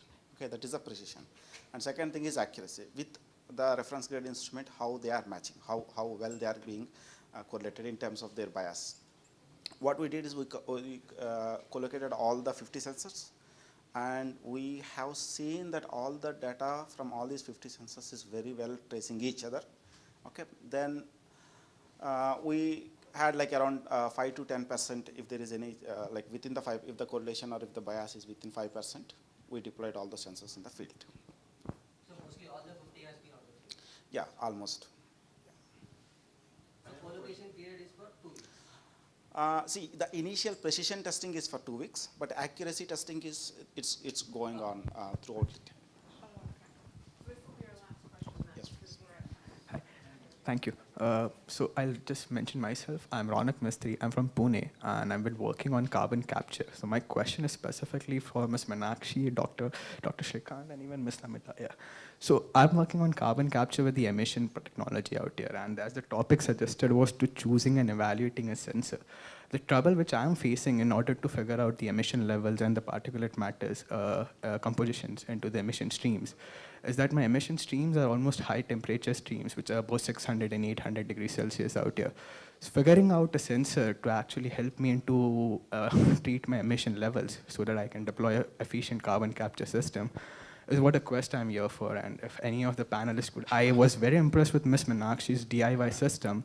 If something of that can be made upon for a chemical engineer like me, would be something best. I'm looking out for an answer to this. I think I am not the right person because I am more into particulate phase, not the gas thing. Maybe Namita can help. You're trying to monitor gases in your emission? Gases and also the particulate matter. Directly in emission systems. Actually, emission monitoring is done differently from ambient monitoring. So because the temperature is really high and the concentration is very high, so you usually have to put some sort of a tube in front of the emission where you have to dilute the gas and then monitor. So it's a separate system. Actually, most of the discussion here is around ambient. So, you know, the emission, Ronak, do you know more about it? I think we're at time, though. I'm sorry, guys. You guys can keep talking about it. This has been done. There are people who do this frequently. They cool the gas down before giving it to the sensor. Sure. You go to any aero department, they will be doing this regularly. Sure, yeah, I connect with the people. I hope you guys can connect after the session as well. Do you want to do? I just wanted to thank all the speakers and all the questions, everyone who's here. I'm sorry we lost Meenakshi somewhere, I think, in the middle of the session. Yeah. But thank you, Mr. Nasruddin. Yes, thank you. And presenting, of course, yes, please. Presenting our thank yous. Good. Moderator, thank you.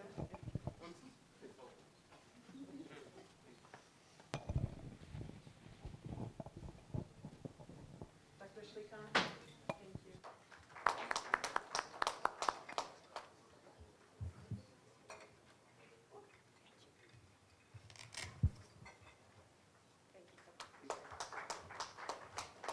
Wonderful. We will bring up the next session in that case.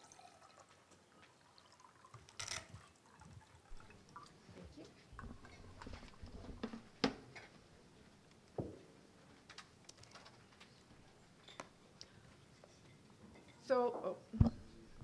So our next session is network design and operations.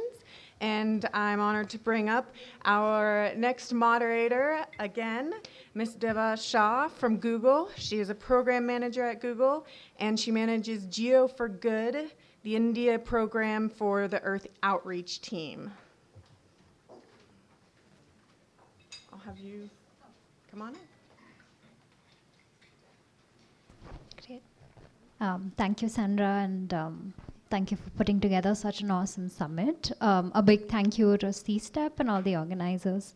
Our next panel for today is on network design and operations, and we have an amazing lineup of speakers. Our first speaker on the panel is Dr. Soumya Singh from UC Berkeley.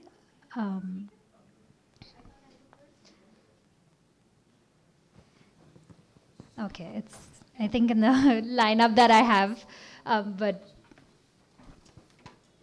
yeah. Okay, got it. We already have Soumya. Soumya is currently working as a postdoctoral researcher at the University of California, Berkeley. She is leading multiple efforts towards augmenting India's air quality monitoring network using low-cost sensors. Next, we have Professor S.N. Tripathi from IIT Kanpur. Professor Tripathi is a professor of civil engineering at IIT Kanpur. His research focuses on air quality, climate change, and he's also a member of the steering committee of the National Clean Air Program. Professor Tripathi, we can have you on the stage.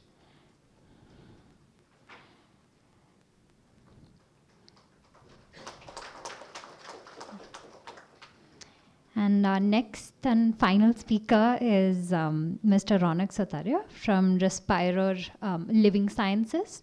Ronak Sotaria is the founder and CEO of Mumbai-based startup Respirer Living Sciences.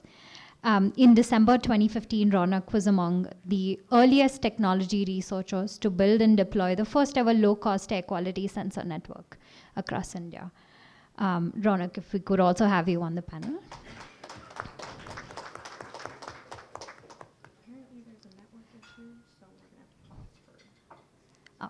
Okay, there's a network issue, so we're just going to pause for a couple of seconds. Apologies, everybody here. The internet is down, so we're going to pause.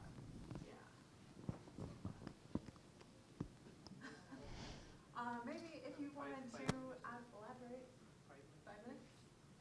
I know you guys were discussing a question. We could continue that discussion, probably wait for the internet so that all our online participants can still hear the presentations before we jump into them.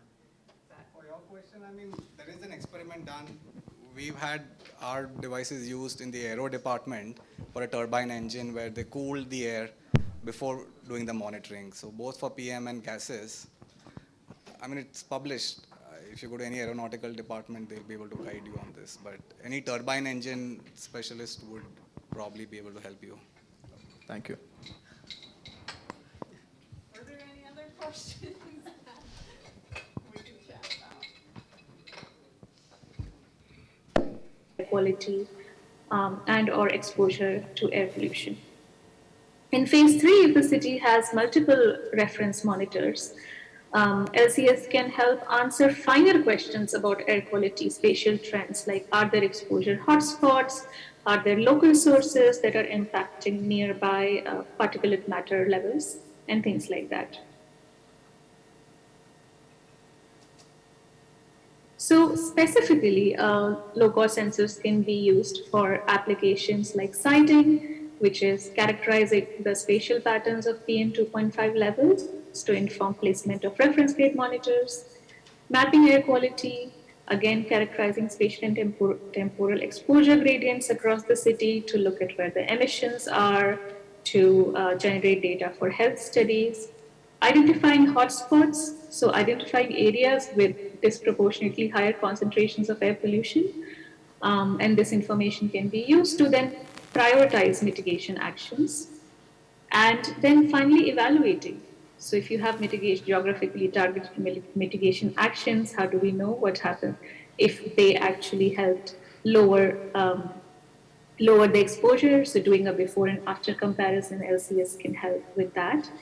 And all of these come with the caveat that these applications assume that data from LCS would be used together with conventional air quality management approaches in that framework.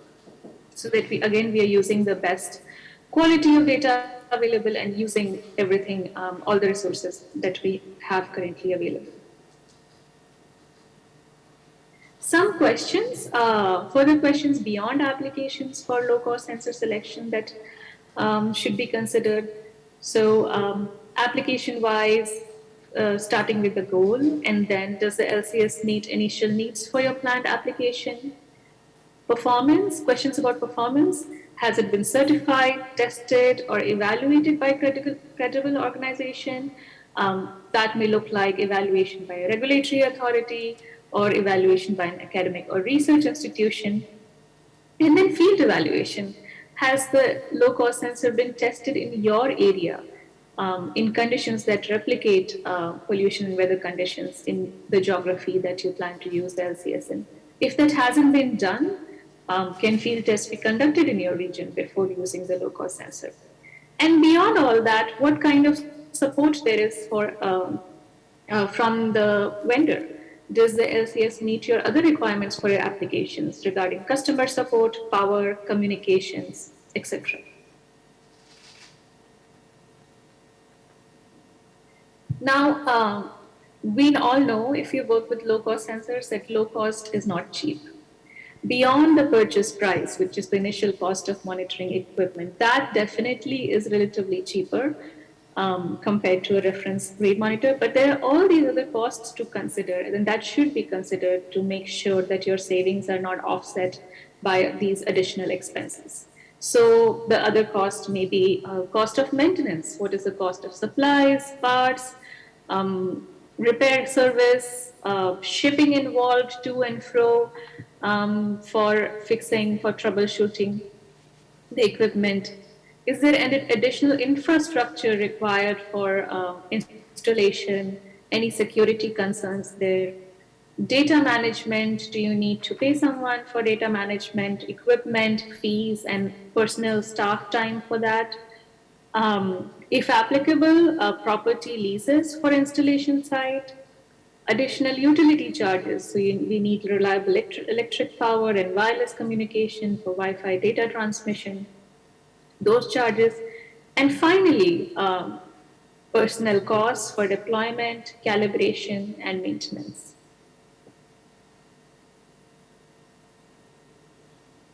So with that, I'll move on to the next document, which is kind of a case study of how of what field evaluation of low-cost PM sensors may look like. So this work complements the work that Shrikant presented earlier and is part of the same project. where we evaluated 10 different monitors, most of them available and marketed in India, and we co-located with them with BAM as the reference grade device. We captured data in winter and summer seasons to compare the seasonality, and along with PM 2.5, we also evaluated temperature and relative humidity. So this is what the setup looks like. It's at CSTEP Terrace, and we evaluated all of these sensors: Prakriti, Aerogram, Blue Sky, PAX, Atmos 1 and 2. They use different internal sensors. Ayurveda, Prana Air, Purple Air, which we've used a lot in our studies, and Orosure. And they are located next to a BAM, so they're co-located with a BAM, but that's not shown in the picture. And these are time series trends from all of the sensors. So just to orient you a little bit, the x-axis are all dates, the y-axis is daily mean PM, and the two panels are from winter and summer. So this is December, January, February, and this is March, April, May. The black lines here are the reference grade device, which is the BAM, and all the other colors are different sensors. So as we can see here, all of the sensors capture the temporal patterns really well. That means they follow the peaks and the troughs and follow along with BAM pretty well. Of course, they are either underestimating or overestimating, that is, they are below or above the black line here. And the level of bias between BAM and the measurements, it differs with each of these different low-cost sensors. So here are some comparisons from winter. On the y-axis, we have hourly mean from the LCS, and the x-axis has reference grade measurements.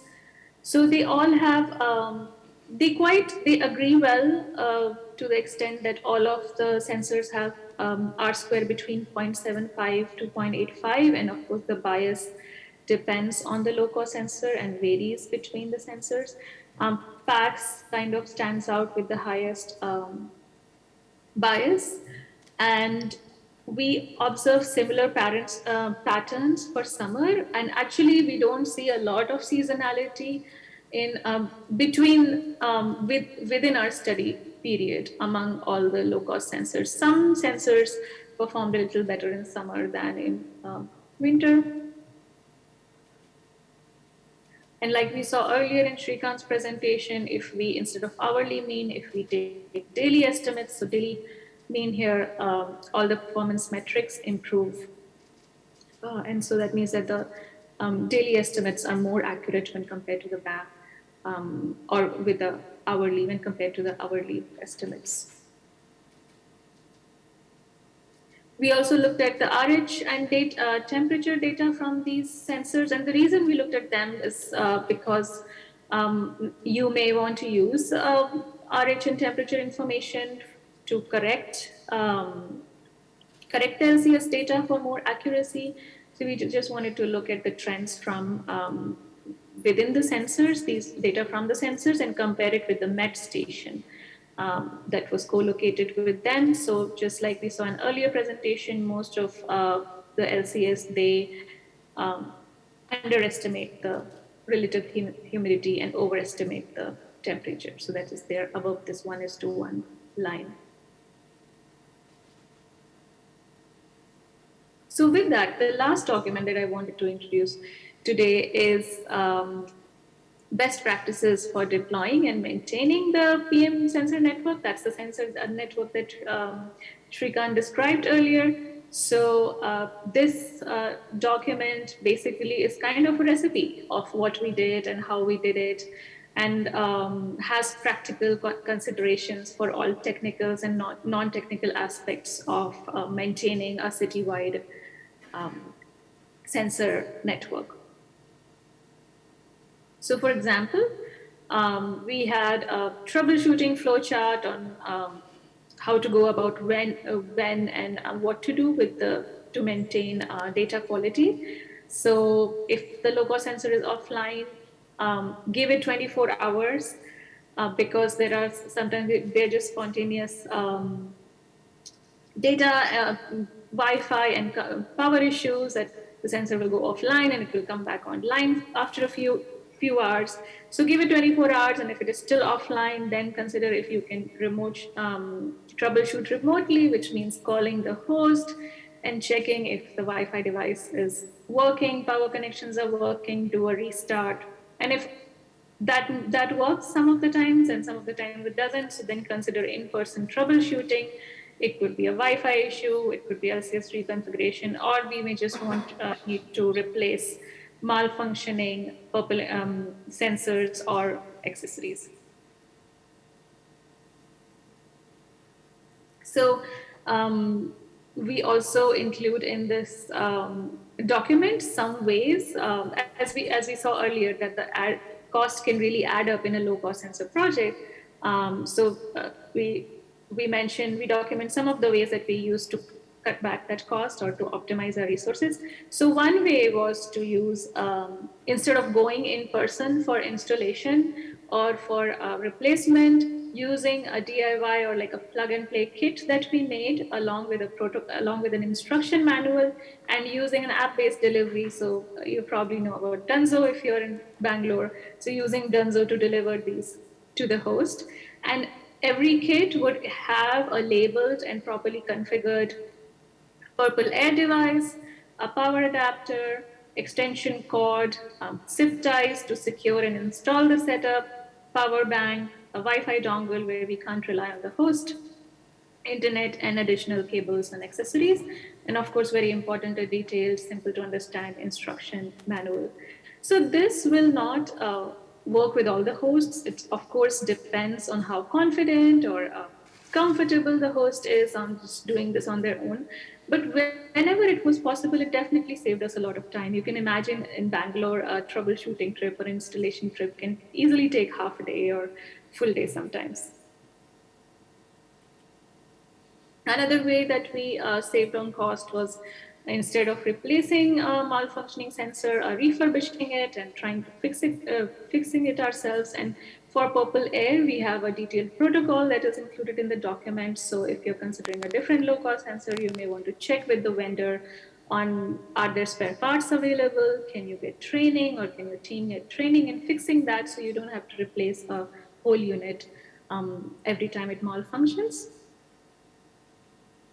And here is an example of how the functioning before and after. So Purple Air has it has duplicate sensors. They are these two blue bars that you see here. And if they don't agree with each other, which they should because they're measuring the same thing, then you know something is wrong. So this is before with the malfunctioning sensor, and this is after repairing by our team. This is the before and after. So that's one example.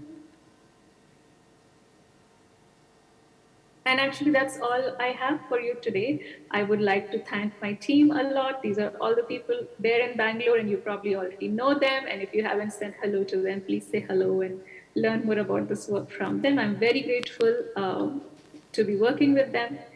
And I miss being there in person. Thank you, Meenakshi. For your attention. We can take a few questions. Does anyone have questions? Sure, please.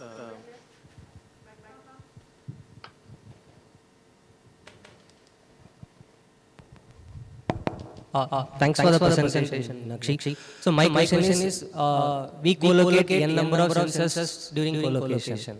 And how do you choose which sensors to be deployed? Is there a QA/QC process that you guys take? These are the sensors that has to go on the field. If so, how? Hello. Meenakshi, just checking if it was audible. I couldn't hear the complete question. Just a minute, we'll try to repeat it. Just a second.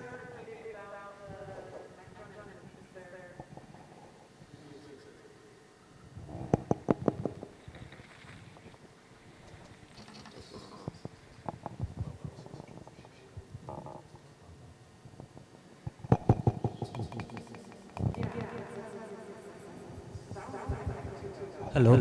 Can you hear me? Hi, there's a lot of echo.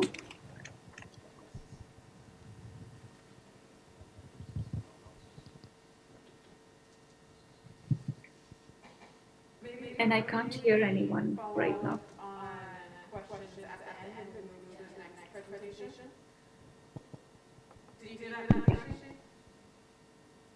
Yeah, that works.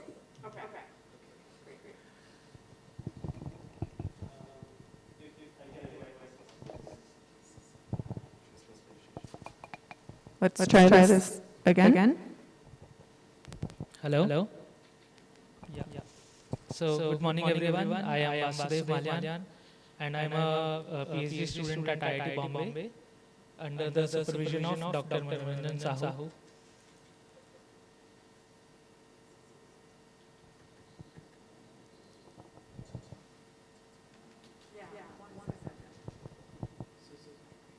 Hello.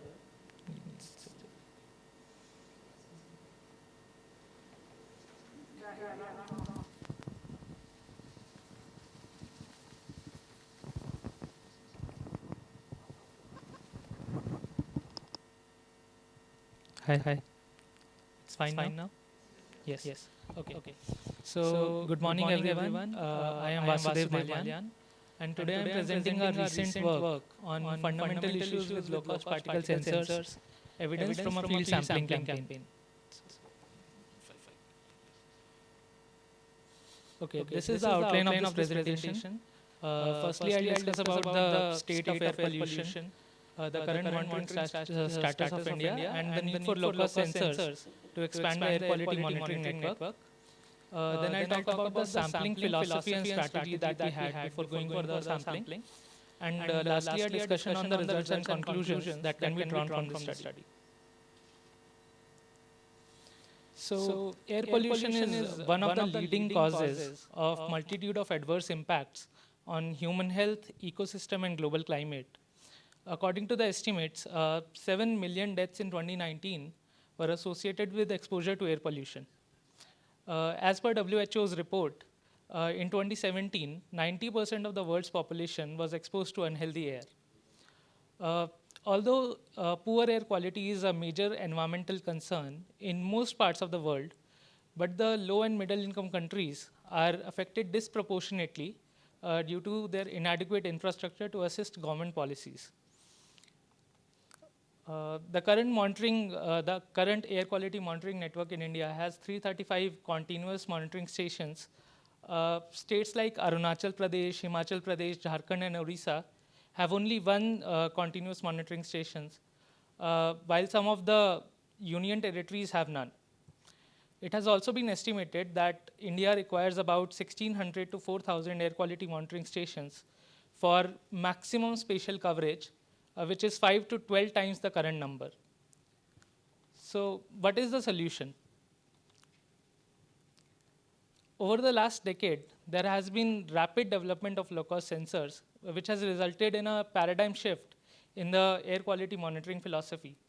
Now, people have seen them as the key solution to gather high spatiotemporal data through dense networks with cost of installation and maintenance magnitude lower than the reference monitors.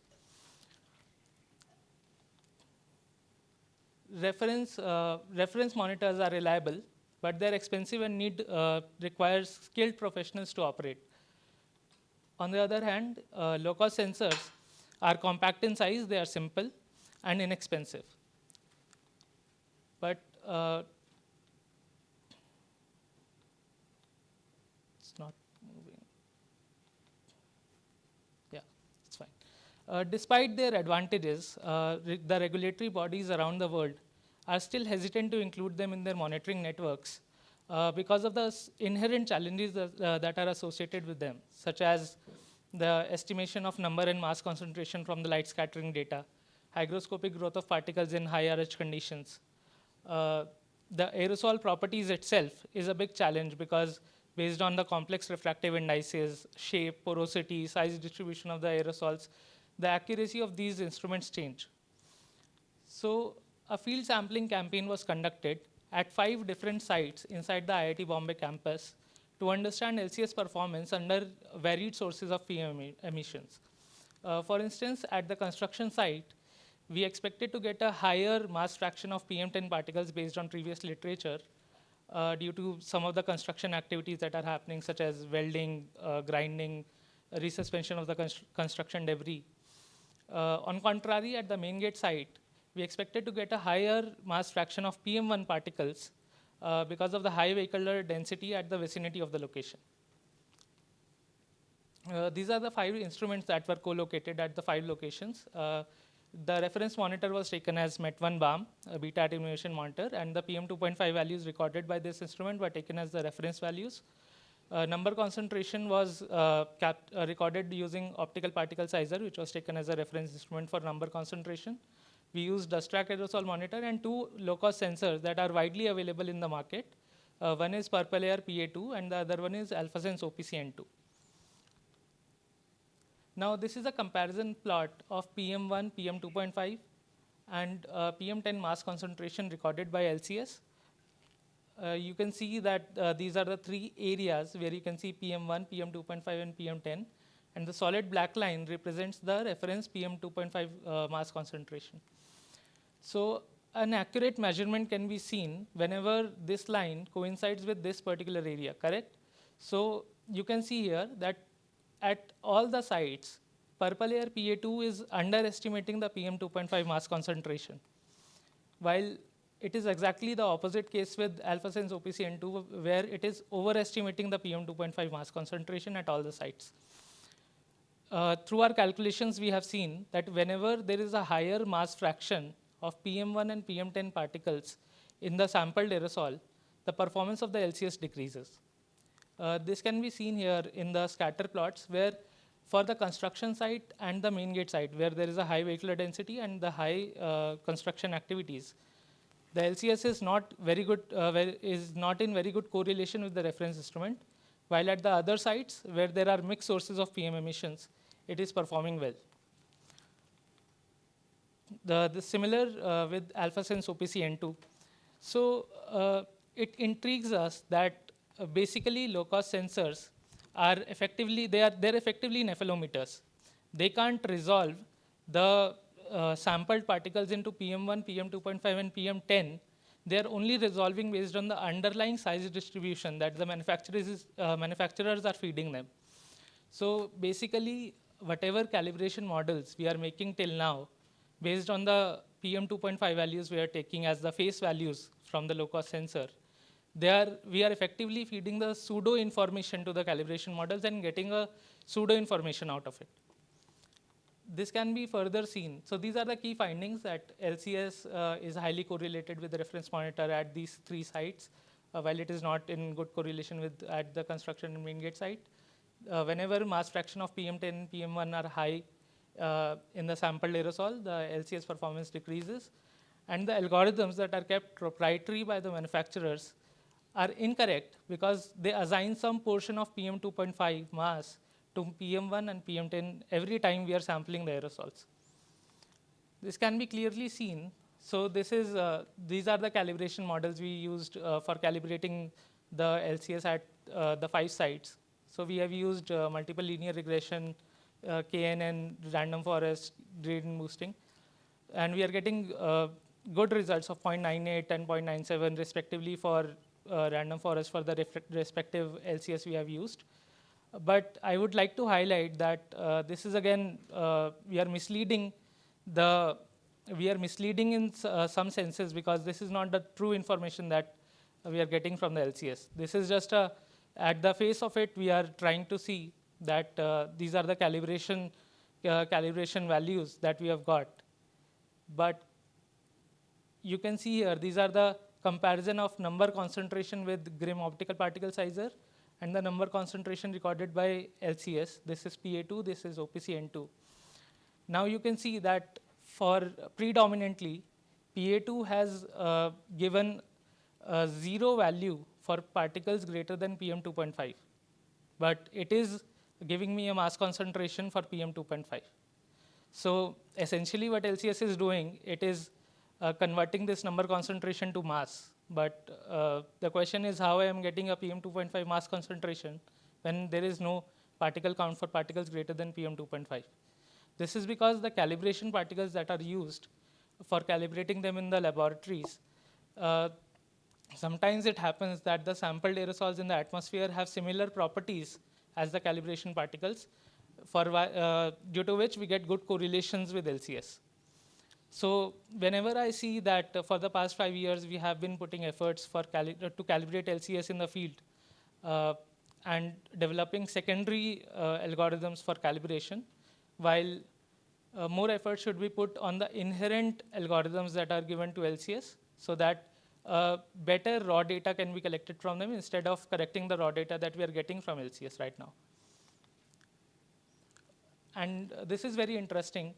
So you can see these are the raw size distribution of particles we have collected from at the construction site and main gate site. OPS is giving a monotonically increasing function of particle number with particle diameter, while the LCS has assumed a universal monotonically decreasing function of number concentration with increasing particle size, which is incorrect because in literature we have seen that larger particles will be larger in number. That's what we have observed in literature. So to conclude, I would like to say that more effort should be put towards the inherent algorithms that we are feeding in LCS while manufacturing them, and these are the concluding points.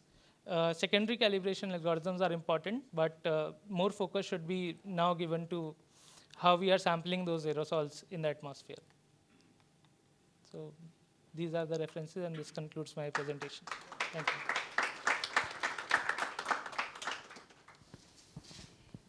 We can open the floor for some questions. I just wanted to check if she was still on and if we could do that, or we can do the questions for you since you're there, and then we can follow that up.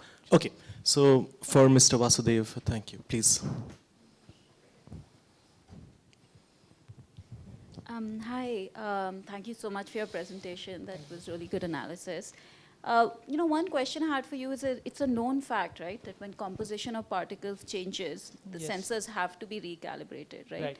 Clearly, these sensors are pre-calibrated in a situation where PM 2.5 is high. So when you put them in a situation where PM1 and PM10 particles are in abundance, then the sensors have to be calibrated, right? For that composition and then put in the field. So I feel, and when you did the calibration, you're getting good results, right? So then saying that the LCS are not performing well is a misnomer, right? Because what we are saying is there's a new composition, you calibrated for the composition and the sensors worked well. Correct. And in every talk we have been discussing how the LCS have to be recalibrated on a seasonal basis, because as composition changes, the calibration needs to change.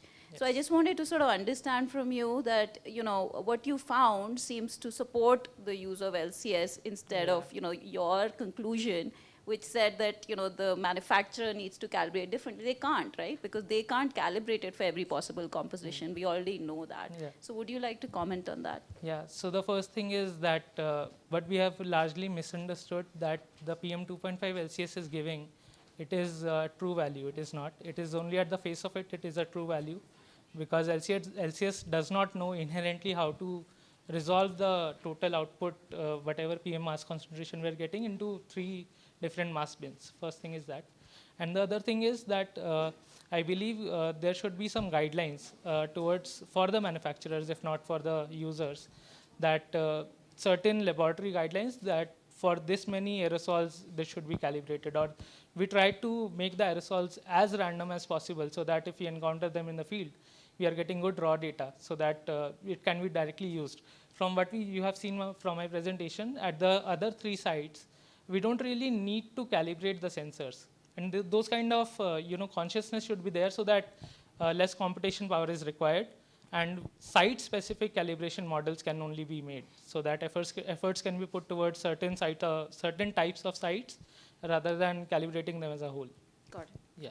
I had one more question. Did you see any differences between the plantar and the alpha sense sensor?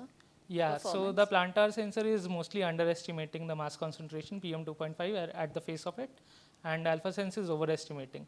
However, from what I can comment from my experience at the field, that since nephelometers are essentially converting number concentration to mass, and since alpha sense has a better correlation for number concentration, so we can say that yes, alpha sense OPC-N2 is a better performer in those senses rather than plant tower sensor. Thank you so much. Thank you. Thanks. Just Santosh, did you have a question?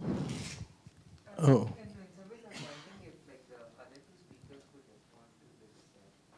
Yeah.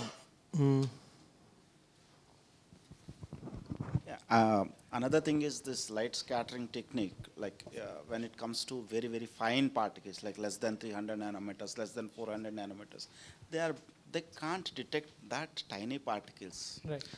That's why there's a limitation. At the same time, if you go for higher size particles, they can't effectively pull those bigger size particles into the optical chamber. That's why always you see there's a big bias in PM1 and PM10 in some of these low-cost sensors. Right. And if you see, like, there are the size bins, see, you are using OPC, CPC, all these things, but the size bins and the bin sizes are quite different across these sensors, right? Yes. Plant tower gives in 6 pins. I don't know about OPC and... it uses 34 pins. Yes. That's all matters. Yeah. I understand that the internet is down, so Meenakshi will not be able to answer that.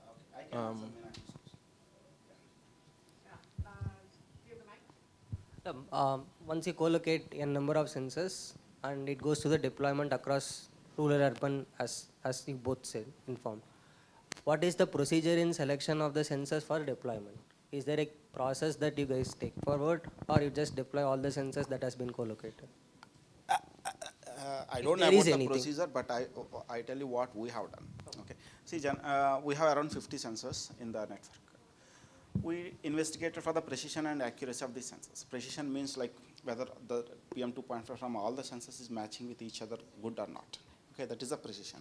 And second thing is accuracy. With the reference grade instrument, how they are matching, how well they are being correlated in terms of their bias. What we did is we collocated all the 50 sensors, and we have seen that all the data from all these 50 sensors is very well tracing each other. Okay, then we had like around 5 to 10% if there is any, like within the 5, if the correlation or if the bias is within 5%, we deployed all the sensors in the field. So mostly all the 50 has been allocated? Yeah, almost. The co-location period is for 2 weeks? See, the initial precision testing is for 2 weeks, but accuracy testing is, it's going on throughout the time. Thank you. So I'll just mention myself. I'm Ronak Mistry. I'm from Pune, and I've been working on carbon capture. So my question is specifically for Ms. Meenakshi, Dr. Shrikant, and even Ms. Namita. Yeah. So I'm working on carbon capture with the emission technology out here, and as the topic suggested was to choosing and evaluating a sensor. The trouble which I'm facing in order to figure out the emission levels and the particulate matters compositions into the emission streams is that my emission streams are almost high temperature streams, which are about 600 and 800 degrees Celsius out here. So figuring out a sensor to actually help me to treat my emission levels so that I can deploy an efficient carbon capture system is what a quest I'm here for. And if any of the panelists could, I was very impressed with Ms. Meenakshi's DIY system. If something of that can be made upon for a chemical engineer like me, would be something best. I'm looking out for an answer to this. I think I am not the right person because I am more into particulate phase, not the gas thing. Maybe Namita can help. You're trying to monitor gases in your emission? I'm also the particulate. Directly in emission systems. Actually, emission monitoring is done differently from ambient monitoring. So because the temperature is really high and the concentration is very high, so you usually have to put some sort of a tube in front of the emission where you have to dilute the gas and then monitor. So it's a separate system. Actually, most of the discussion here is around ambient. So the emission. Ronak, do you know more about this? I think we're at time, though. I'm sorry, guys. You guys can keep talking about it. This has been done. There are people who do this frequently. They cool the gas down before giving it to the sensor. Sure. You go to any aero department, they will be doing this regularly. Sure, yeah, I connect with the two people. I hope you guys can connect after the session as well. Do you want to do? I just wanted to thank all the speakers and all the questions, everyone who was here. I'm sorry we lost Meenakshi somewhere, I think, in the middle of the session. Yeah. But thank you, Mr. Vasudeva. Yes. Thank you, and presenting, of course, yes, please. Presenting our thank yous. Good. Moderator, thank you.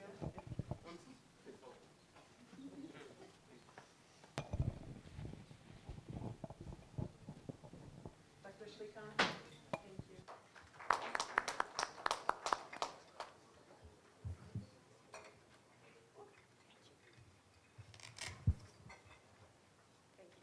Technical glitch that we had. There's some things that we can't control, so please bear with us. So I'll quickly move on to the next session, session 2A, which is on data assimilation, sharing, and visualization. The volume and variety of air quality data is increasing exponentially. Communities, agencies, and researchers need ways to harmonize this data so that they can use it to make decisions. This session will focus on how to assimilate and analyze data from various sources to create actionable insights. The session will be moderated by Ms. Tanushree Ganguly, Program Lead CEW.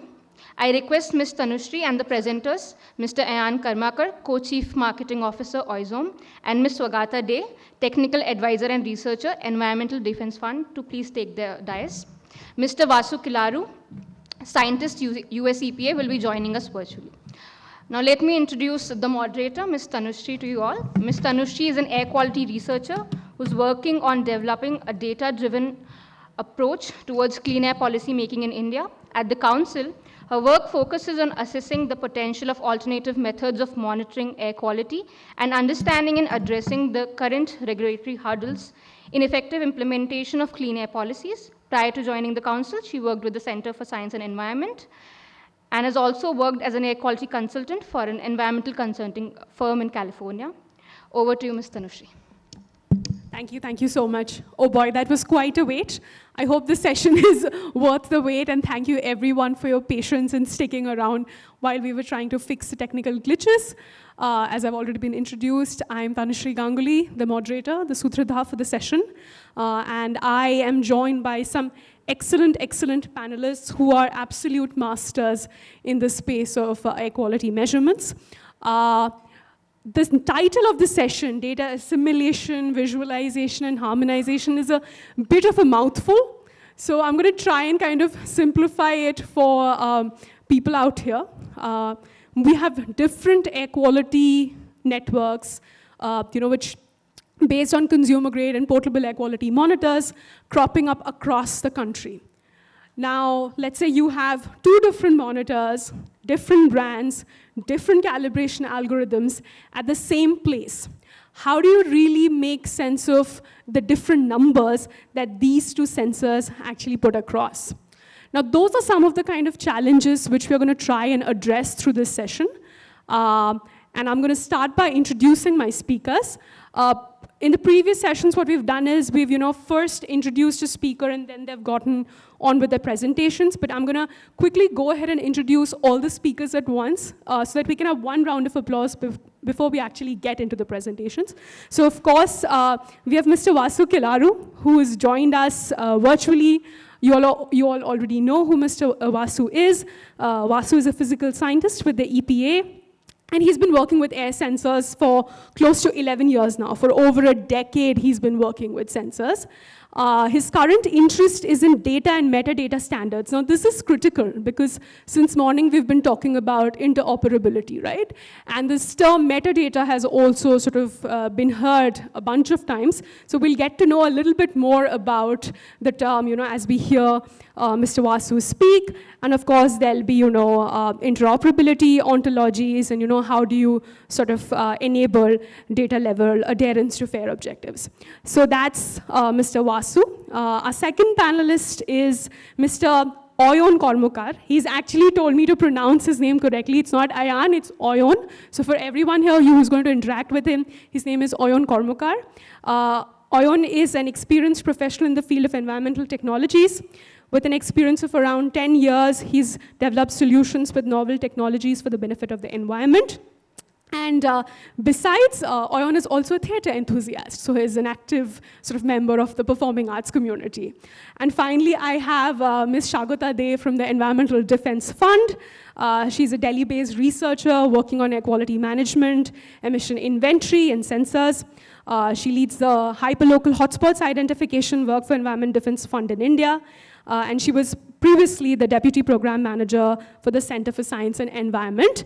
And one fun fact about Shagota is that she's been collecting stamps for 20 years. So stamp collection enthusiasts, you may also touch base with Shagota post this session. So with the introductions in place, we can now quickly move over to the technical session. We'll start, of course, with Vasu. Vasu, over to you for your presentation.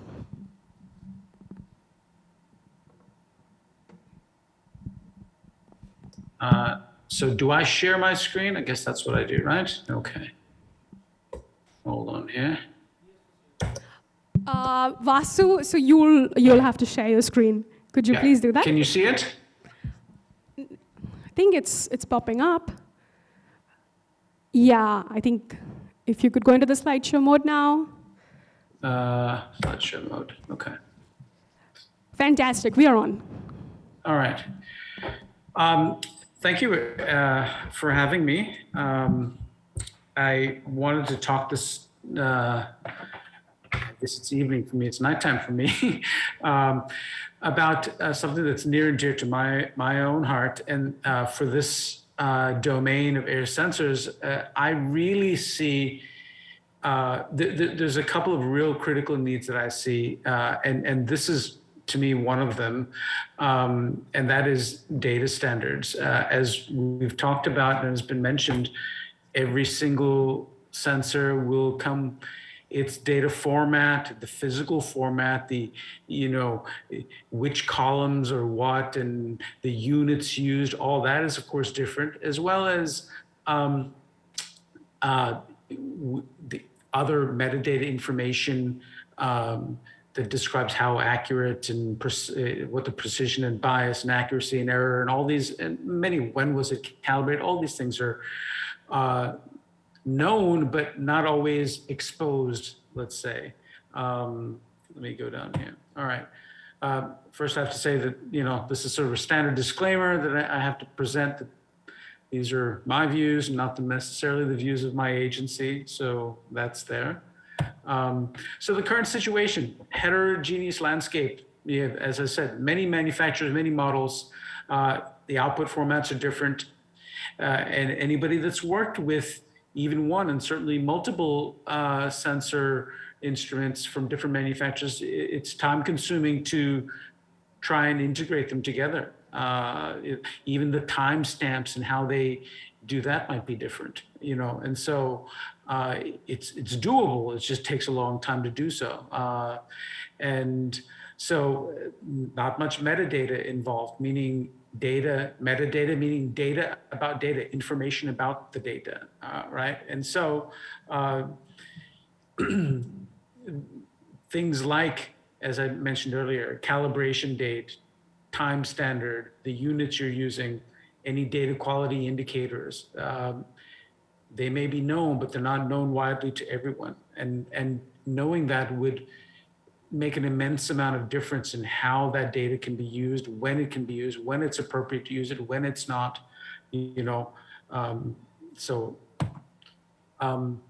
So I guess, perhaps I'm preaching to the choir a little bit, why we need standards, so that we can embed this information. I've sort of gone through this slide at one level. The one thing is, again, standards are sensor agnostic. It doesn't matter which, it's not that what we want to, in fact, avoid is every sensor manufacturer making their own standard. We'd like to have one consistent standard that everybody can follow. And it just facilitates everything that you see written out here. And perhaps the most important thing is that within the data standard, you can embed data quality information. So you know how well a sensor performs. And so, and with that, if you had, I'll digress shortly. I was in Washington D.C. one time and for a meeting, and arrived around dinner, and what did I do? I pulled out my phone and I said, okay, I don't really want to take a taxi anywhere. Show me restaurants that are in walking distance. So I looked at restaurants. Okay, I want Indian food. Okay, I don't want to pay too much money. So I can filter along all these things. Now imagine, translate that into, in this last bullet point here, into the metadata of sensors. Say, okay, show me only sensors that were calibrated after a certain date.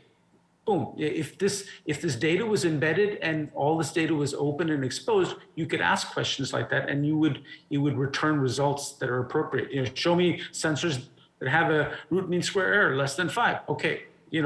So these sorts of really important questions could be addressed with having such data standards.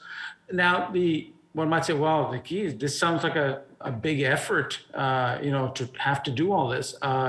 True, it could be, but the good news is there are existing efforts that are underway that have gone a long way to helping, in this case, our air sensors domain community to establish these standards. And one of them is a project that was initiated by the Woods Hole Oceanographic Institute called XDOMES.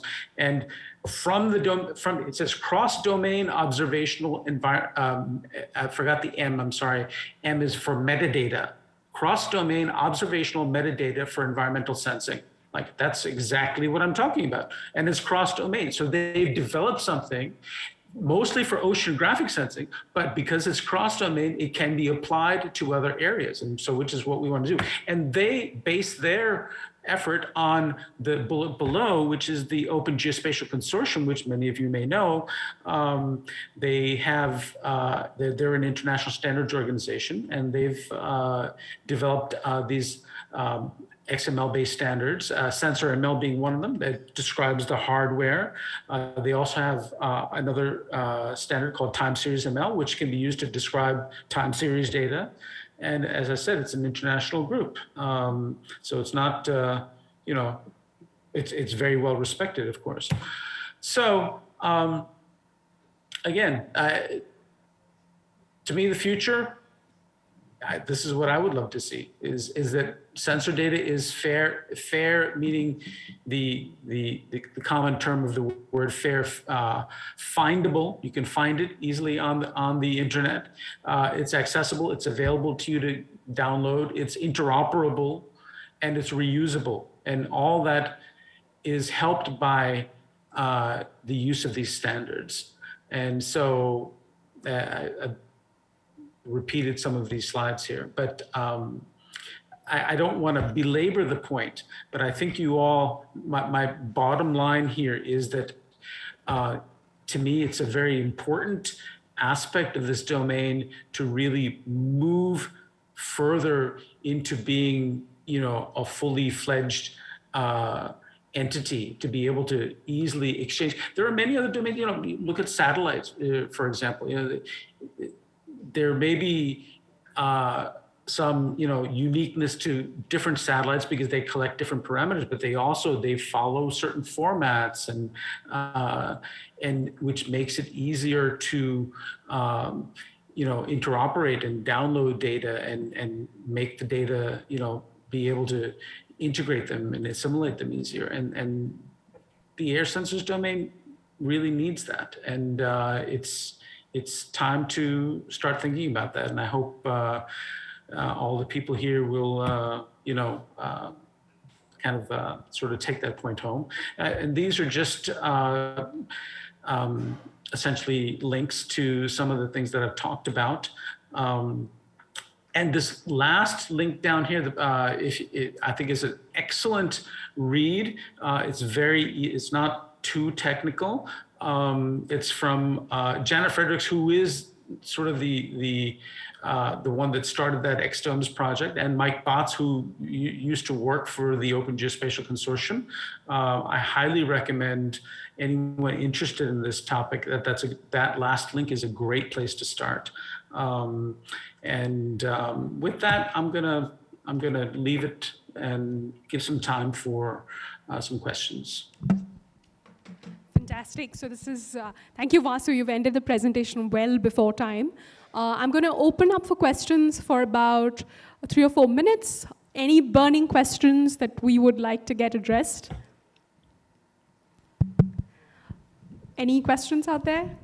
If there's none, maybe I can initiate the first question. Sure. There's just one little clarification that I'll seek, and then we can move to the next presenter. Vasu, so you did talk about metadata, and you talked about, the cross-domain metadata. In less than a minute, could you maybe sort of talk about a few points that the sensor community needs to keep in mind when we think of metadata, illustrated with certain examples of what metadata actually entails? Metadata, essentially, the term itself means metadata, meaning data about data. So what you're getting when if you look at the signal from a sensor, is you're getting a bunch of numbers. 5.7, 8.6, 3.2, right? It's a bunch of numbers, really, right? But what do those numbers mean? Well, I mean, if you're a professional, even then it may be difficult to know. Metadata will help tell you what's the sensor model, when was it made, when was it calibrated, or if there was any measurements made about the performance of the sensor. You can put that information within this metadata document. Tell you the precision, the bias, the accuracy. It can, in theory, it can include anything you want. It's a standard. We as a community need to decide what we want to put in there. And as always, with any standards are a funny thing. When at a user level, you want lots of information, all sorts of things. As a provider, I will say, without falsely representing this, it's a bit of a pain. Okay, quite frankly, it's laborious. Because you're providing not only just the data, you're providing all this other information, and that takes your time. Got it. Very, very, but very helpful. It is useful to the user down the line, and that's why it's important. Thank you, Vasu. Thank you for that clarification. And with that, we'll move to our next presenter, Oyun, and Oyun is going to talk to us about, how do you really visualize this data? So one is, of course, putting up the sensors, collecting the data, but how do you view it in a way that it actually aids decision making? Over to you, Oyun.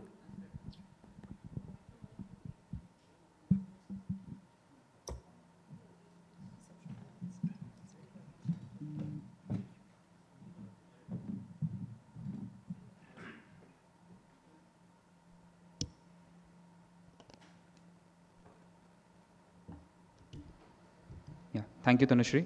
Good afternoon. I hope you can hold on to your hunger for a little more time. I know we have a little delayed on the time, but I'll try to sum this up pretty quick. So what I'm going to speak about today is the topic, or what I've chosen to talk, is turning real-time air quality monitoring data into actionable insights using these kind of smart data visualization and analytics. Before I move on, I thank my co-authors Kruti and Vrishank who have helped me prepare this. So before I set a context of some of the problems that I have come across in the last 3 days, majorly being about data, about reliability, about what Vasu was talking about, the metadata, the data management, and of course some kind of improvement. I like to set a context of why I am here and how can I speak on all these topics with few years of experience on the field and getting some insightful information. So over the last few years, we put up our monitors across various parts of the world, and we found out some valuable inputs to improve upon, and that's what I'm going to speak as we move ahead.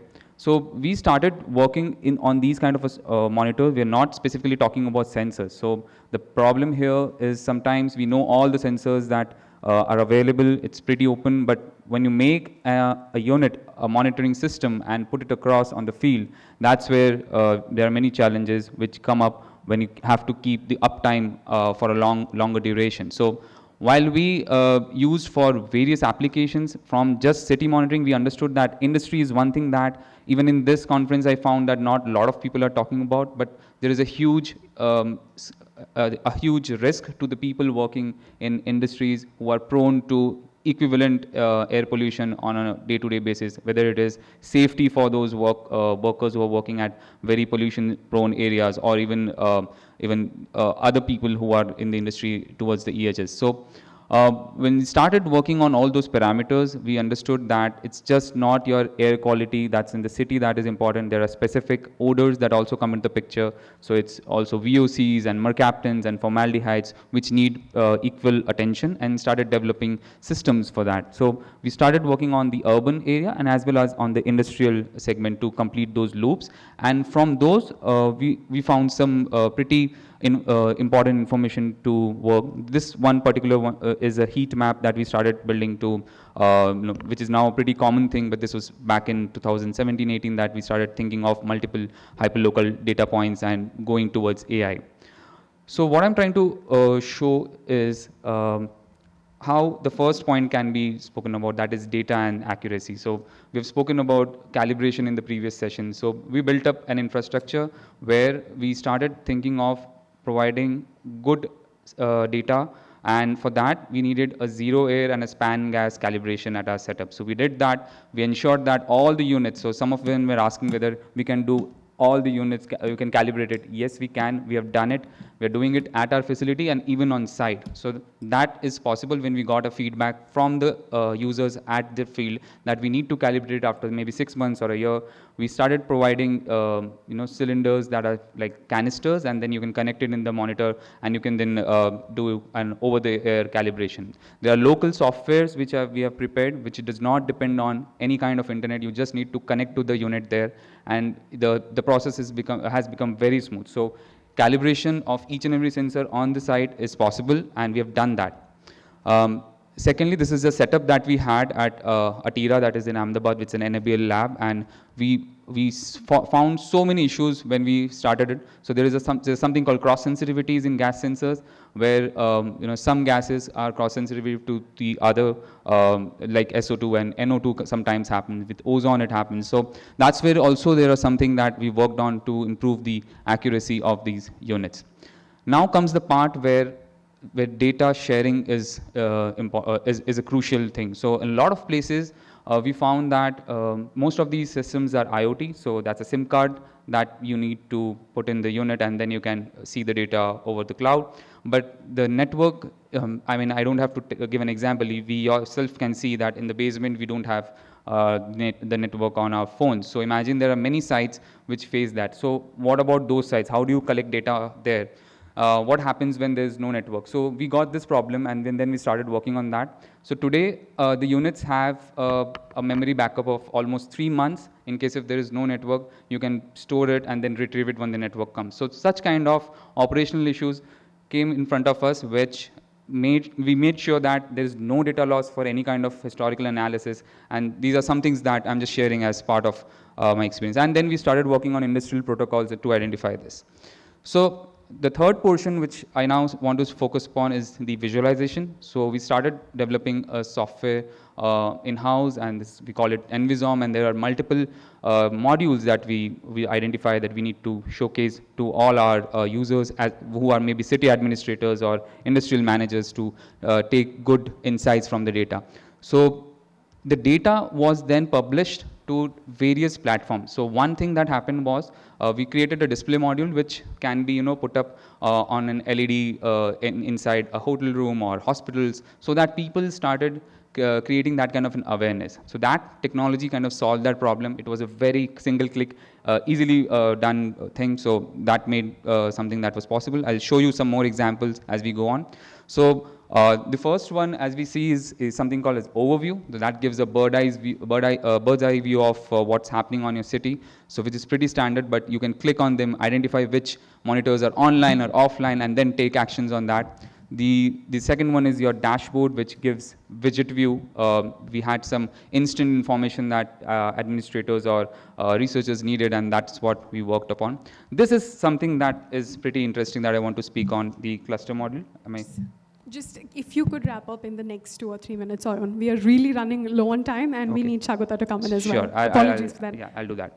So just one module, and I'll move on to some of the success stories. So in the cluster module, what I found, so it's pretty interesting that in a city-based AQI, it's very difficult to calculate just one AQI for the entire city, right? There are several representations. So this was from one of the smart cities that we did in India, and they wanted to create a single AQI, but that was not something that is actually technically possible. So what we did here is came up with this kind of a module called a cluster module, where you can select specific areas based on the representation. So imagine what you're seeing on the screen. It's one part is an industrial area, with the left part could be a residential area, and that gave a better representation of a city. So sometimes when the installations are done, they could be in an industrial area but giving a data for the entire city. That's wrong. This is what would give you a better representation when you have such kind of clusters. So just a story behind why this was created. So I'll skip to all these modules and go to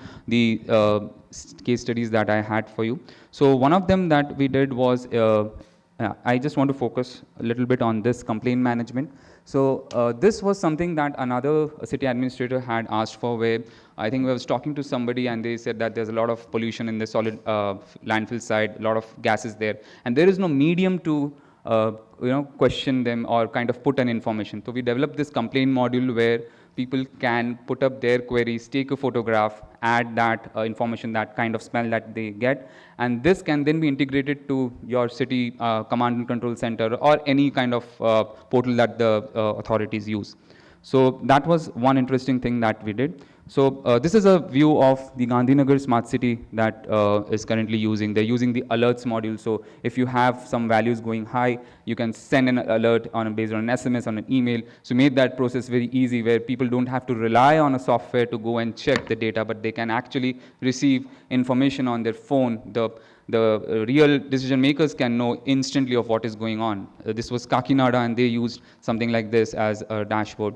This was in Spain, where they used it for a research purpose. So again, the software, but this is what I wanted to show. So this is a smart campus in Palava, where that's a residential place, and they wanted to show air quality as an amenity, and because this was in an interior and they wanted to show some kind of a difference, so we published the data on a LED where citizens or people residing in the society can see what's going on and then question the authorities if something goes wrong. I'm moving quickly up to one more, that is in an international airport in Riyadh. So here they wanted to model something called LTO cycles. So how can they, because airport emissions are not much spoken about, but if you read about it, you'll understand there's a lot that is emitted through aircrafts, and they wanted to check and curate a formula that they can penalize the carrier. So that's an interesting thing that these guys are working on.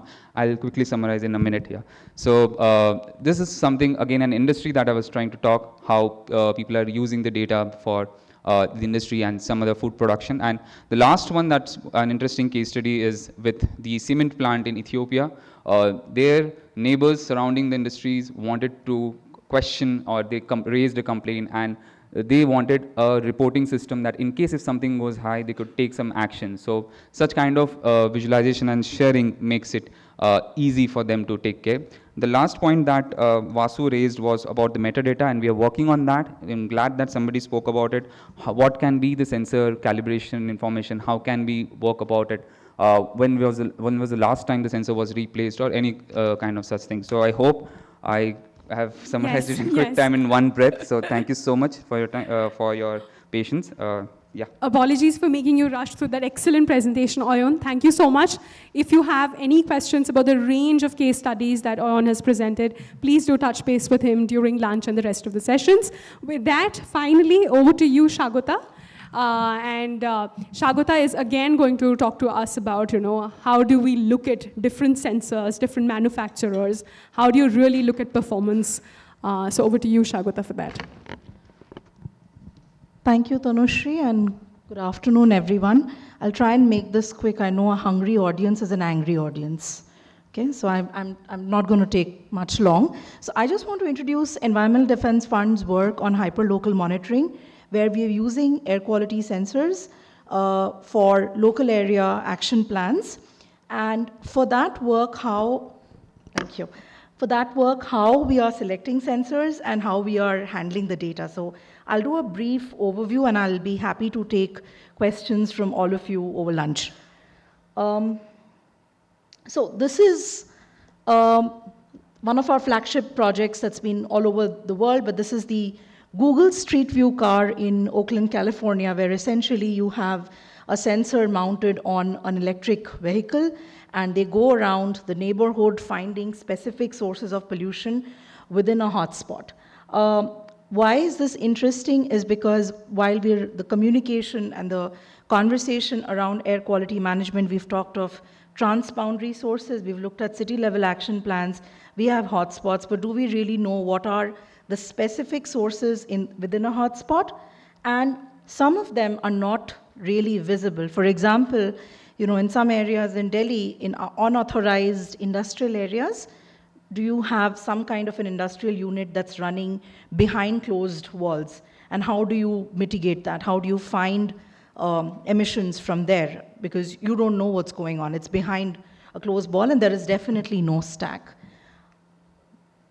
Another example, and I'll start off from here because we had C40 today in the morning, is Breathe London, where they have a city-wide network of sensors, and they've had different kinds of brands of sensors, and this was supported by the Mayor of London.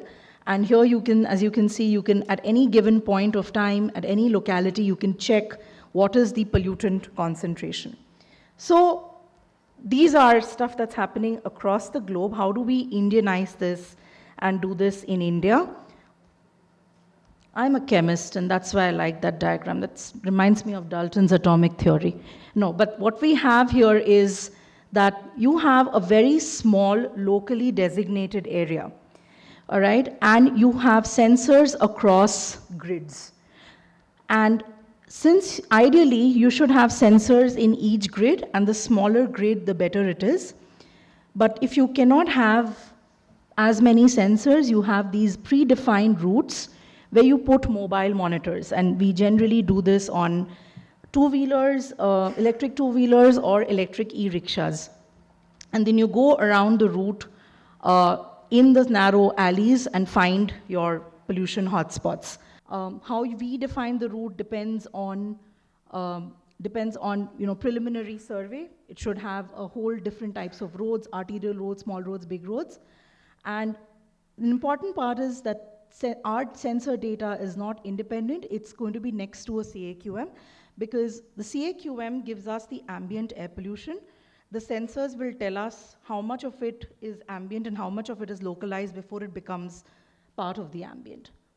So what's the toolkit? We look at surveys to understand economic activity. So where all do we use sensors?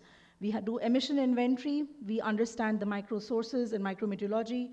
We do 24-hour monitoring. We do mobile monitoring for deeper spatial resolution, modeling, understand the detailed profiles, and highlight the micro sources. And then we give it to the Pollution Control Board to have localized strategies.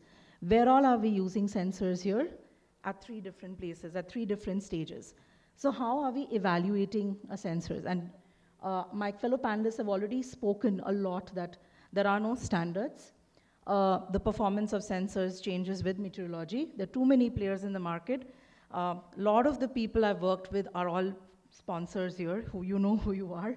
But we look at the total cost of ownership.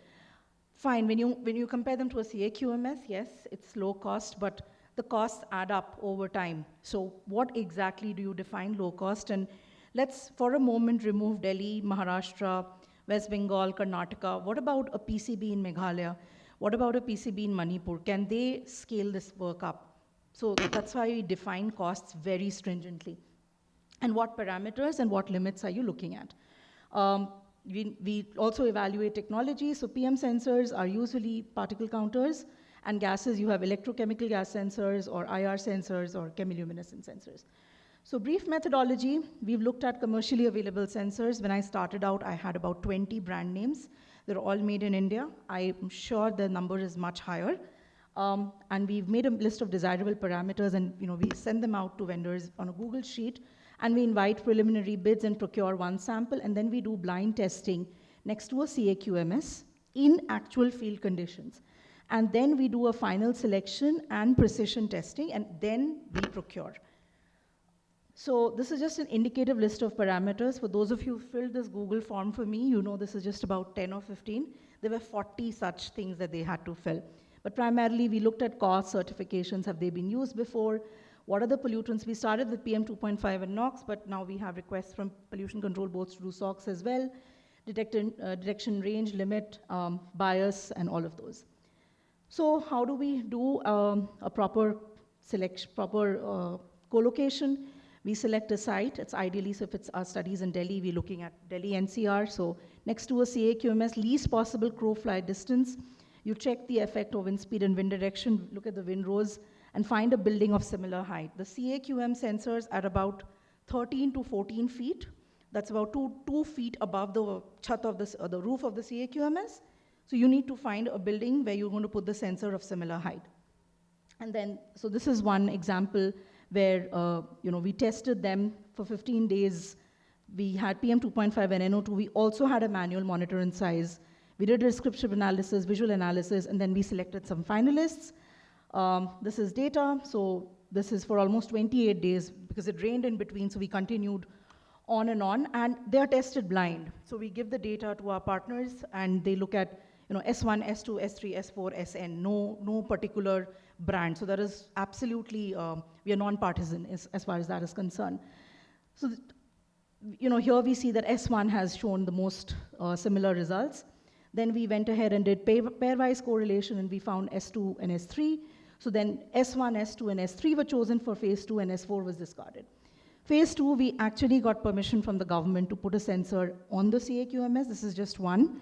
So I know for some of you who know the brands, don't get rattled. There were many others, so we actually had them on the CAQMS, and then we again did descriptive analysis, visual analysis, and statistic analysis, and then we did procurement. So we had these parameters that I'm happy to talk about them in detail later, but S2 and S3 were chosen for performance, and then we invited them for further discussion. And the next step is invite the PCB for discussion, because you can only work if they are completely on board. I just want to show for one project we had selected a brand. What we did was we kept all the sensors in the ones that we had procured around a similar environment, that's different balconies of the same building, and we ran them for almost 2 weeks. And here's what we got as trends. The only difference is numbers is arbitrary because I've added to show the overlay, but you show that, see, the trends are matching. So intra-sensor precision is also something very, very important. The study is by no means perfect. We are perfecting the methodology as we go. There are some limitations, so this data is valid for 1 season. So if your study is more than 1 season, you should co-locate at every season. So if you're co-locating the same sensor, there is going to be, no matter what the vendor tells you, there is going to be some sort of performance loss due to drift. Sudden change if, wind speed, wind direction in phase 1, we've had that problem. And what about mobile units where, the effect of vibrations and jerks? And I'm happy to speak to all of you about continuing this conversation. If the GPS location is known, possibility of tampering, effect of ozone, and testing on the move for mobile monitoring. Data storage, we do not, again, for the vendors who have spoken to me, I'll wrap up, I have one more slide. Yeah, I saw the face. Data storage, we get the API from the vendor, and we've developed our own dashboard, hyperlocal sensing, so that we get the raw data with no correction factors, and if there is a calibration model that is being used, the PCB is given that calibration model. It's not available to the public, and this is just a snapshot of one of the dashboards. These are been our partners, DTU, because they have one in their campus, Neri and Terry, and with that, my boss, Partho, who helps me with this work, who's traveling today, and me would like to thank you, and I'd be happy to take questions. Thank you. And succinct presentation. The organizers are generous. They've given us about 10 minutes, which roughly translates into 1 question per speaker. So if there are any questions from the audience, I don't see a raise of hands. Okay, I do see one. I do see one from Chetan there. So if you could get a mic to Chetan. Hi, my question is to Swagata. I just wanted to check how many, it's sort of 2 very short questions. How many monitors do you have out in the field, and why is the data not open to the public? We have about 3 study locations right now. Hello, yeah. So Chetan, we have about 3 study locations, 2 and 1 we are deploying. So it's about 8 in each of them and a few mobile units. And the reason for not having the data out to the public is because of a letter by CPCB in March, which I'm happy to share with you. So we want the data to go there. And again, because since the data is not, there are no standards, I understand from a regulator's point of view, and that's why it's not there. But if you want to have a chat with me, I'm happy to talk more. Yeah, thank you.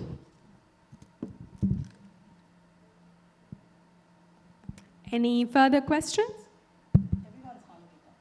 Oh, there's one more question, so let's just take that. Question from the gentleman in the light blue shirt. Also, please introduce yourself, sir. Yeah, my name is Arun Kanchan, and I guess it's a question for Mr. Karmakar. I can't pronounce your first name. You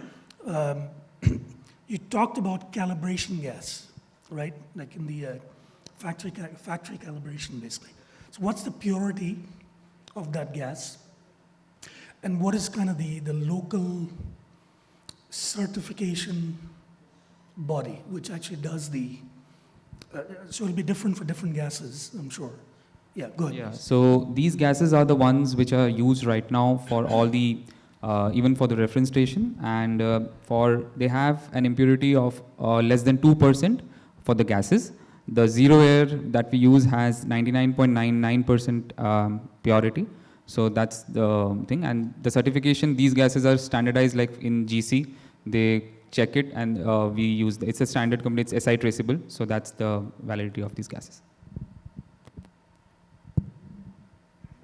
All right, cool. So we have another question for Shagata, actually.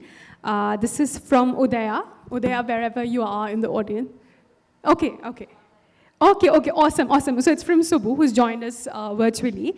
So the question is, while you have 20 plus commercial sensors, how many distinct sensors are inside?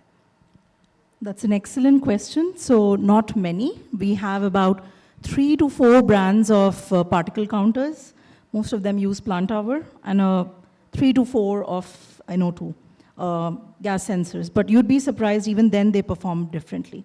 So how they are wired, because sensors, they're usually imported and then assembled here. So, and then there are some companies who are making their own sensors in India. So yes, 5 to 7. And that's why the 4 that we picked are all different. Got it. I hope that answers your question, Subbu. I have one question for Oyun, actually. This was something that we talked about before we actually sat on the panel, and you wanted to talk about how you need to customize your dashboards for your audience. So city administrators want it in a certain way, and regulators want it in a certain way.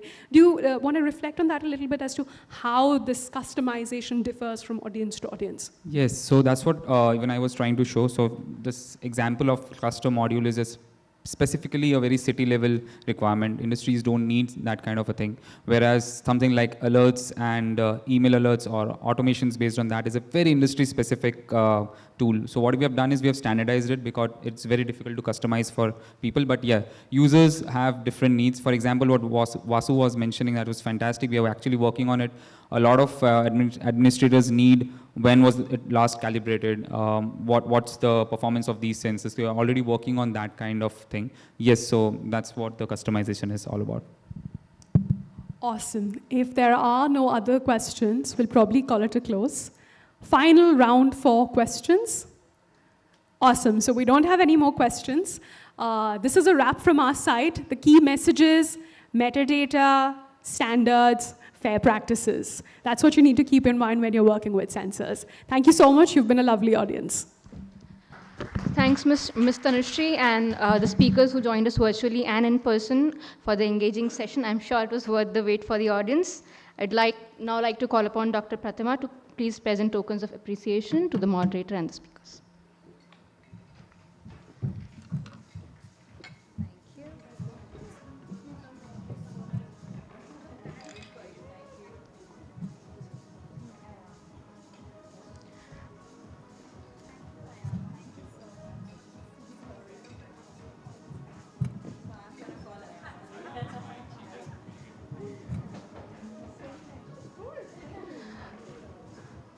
Now, I would not like to stand between you and your lunch for any longer, so please go and enjoy your lunch. And please be back by 2:35 so that we can begin our next session in time. Thank you.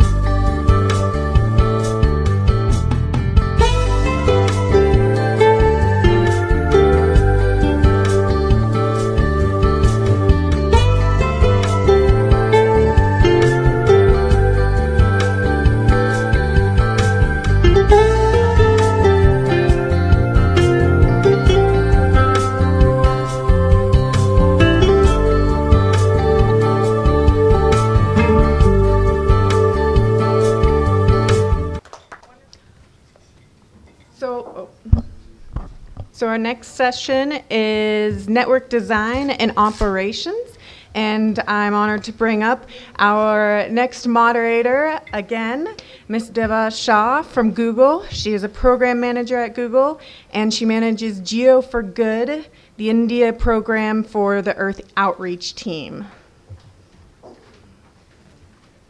I'll have you come on in. Great. Thank you, Sandra, and Thank you for putting together such an awesome summit. A big thank you to CSTEP and all the organizers. Our next panel for today is on network design and operations, and we have an amazing lineup of speakers. Our first speaker on the panel is Dr. Soumya Singh from UC Berkeley.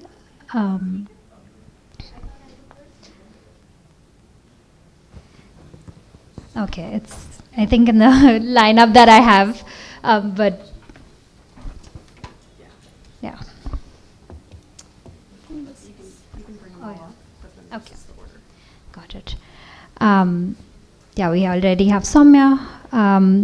Soumya is currently working as a postdoctoral researcher at the University of California, Berkeley. She is leading multiple efforts towards augmenting India's air quality monitoring network using low-cost sensors. Next, we have Professor S.N. Tripathi from IIT Kanpur. Professor Tripathi is a professor of civil engineering at IIT Kanpur. His research focuses on air quality, climate change, and he's also a member of the steering committee of the National Clean Air Program. Professor Tripathi, we can have you on the stage.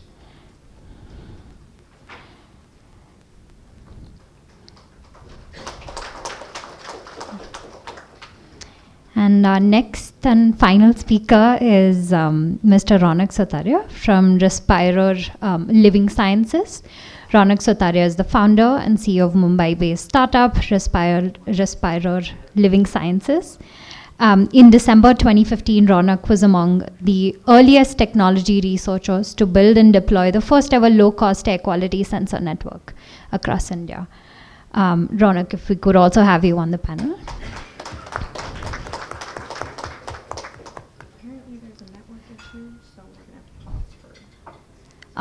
Okay, there's a network issue, so we're just going to pause for a couple of seconds. Apologies, everybody here. The internet is down, so we're going to pause.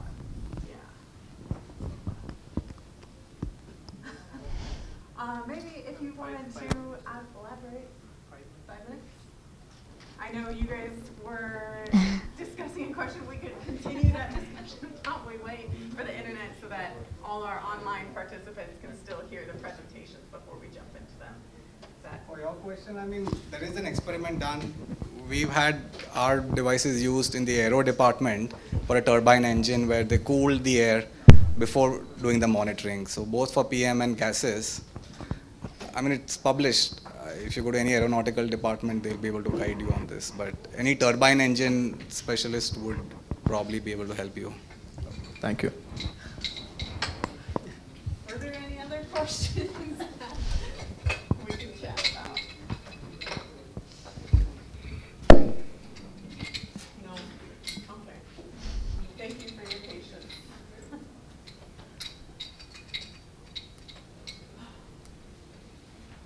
If anyone wants to take a quick bathroom break or grab coffee or tea.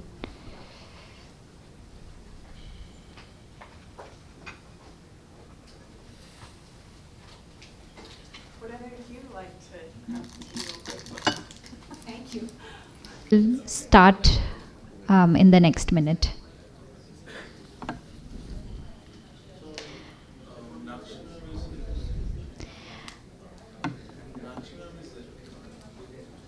Okay.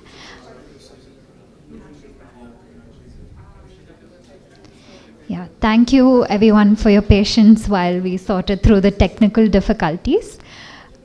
We'll start our panel now. Just to recap, our panel discussion is about network design and operations, and our panelists are Professor Tripathi from IIT Kanpur, Mr. Ronak Sotaria from Respirer Living Sciences, and Dr. Soumya Singh from UC Berkeley.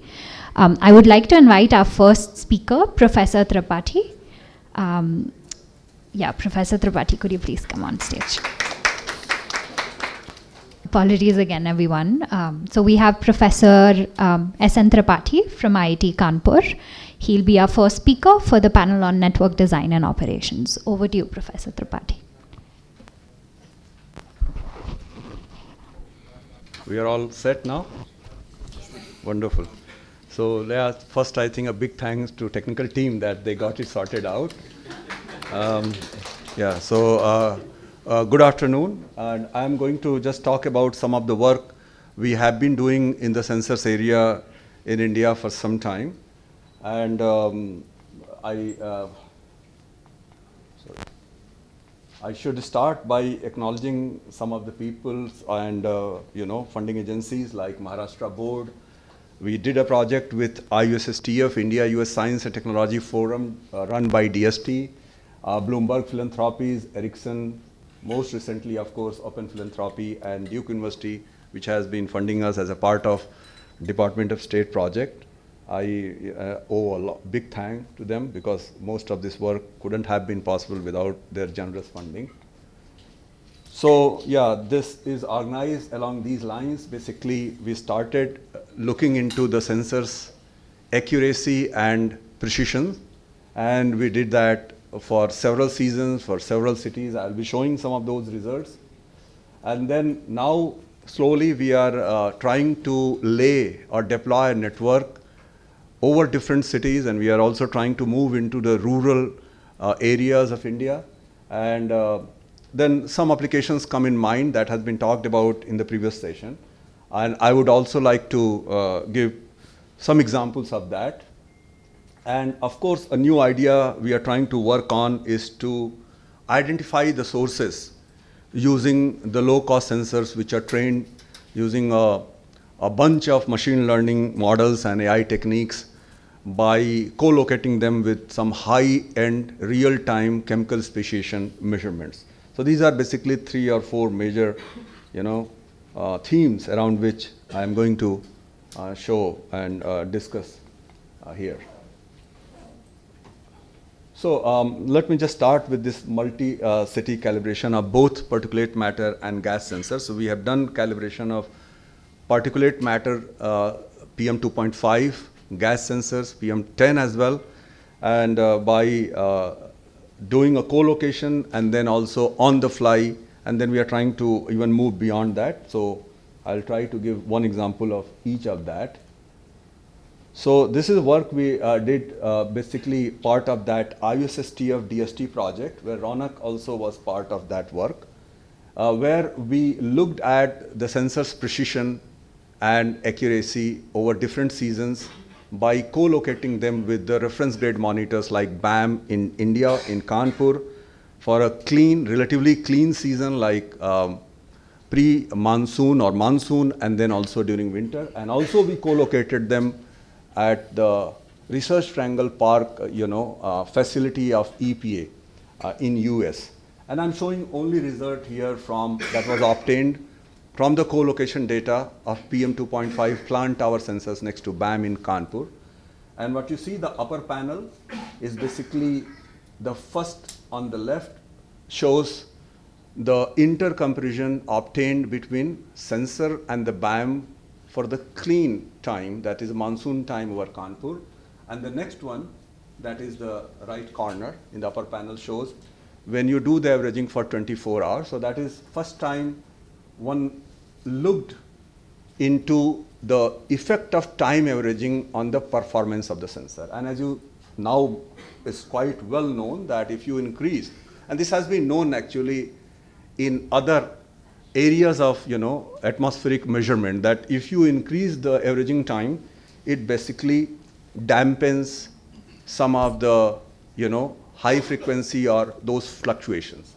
And the similar thing was tried for the winter time, and what you notice that there is a very clear dependence of the performance of the sensor on averaging time as well as the particulate matter concentration. And over a period of time, we also have recognized that it also has a dependence on the chemical composition of particulate matter which these sensors are actually sensing. We have seen that there is a shift as we go either, let's say, from Kanpur, which is more pollution impacted, to Jaipur, which is more dust impacted, or even in Kanpur when we see a shift in the season. This was a follow-up work, again part of that ICAS. So it was basically because it was India-US project, bilateral project. Therefore Duke University was a partner, where we try to somewhat overcome the problem of co-location. That is, if you have a bunch of sensors or monitors, government monitors, are present in the vicinity of your sensors, can somehow you can make use of some machine learning or statistical technique to develop a model that can help you to calibrate sensors, which we call on the fly. So this looks like a little crowded slide, but it is not so much if I just try to take you through. Idea is that this is done over Delhi, and the different colored dots show sensors and government monitor. And idea is that you leave one reference monitor site out, and then you go from here. That's the second step, where you try to make use of all the data, that is the sensor data and the government monitor data. You apply a linear calibration so that the sensors data become comparable to the government monitor data by using the neighborhood monitor. And then you fit a Gaussian progress regression, okay, so that you have a good idea about the distribution of the data. And then you adopt an iterative technique which predicts the PM value at the left out location. And you iterate unless convergence happens. And that is what was tried, and it showed a very promising result that if you have good number of monitors in the neighborhood, it can work actually very well. And that shows, the summary result shows on the very right there, which I just would not like to go into the detail. Then as a part of the same project, we also tried to evaluate the precision and accuracy of gas sensors, mainly NOx and ozone sensors from AlphaSense.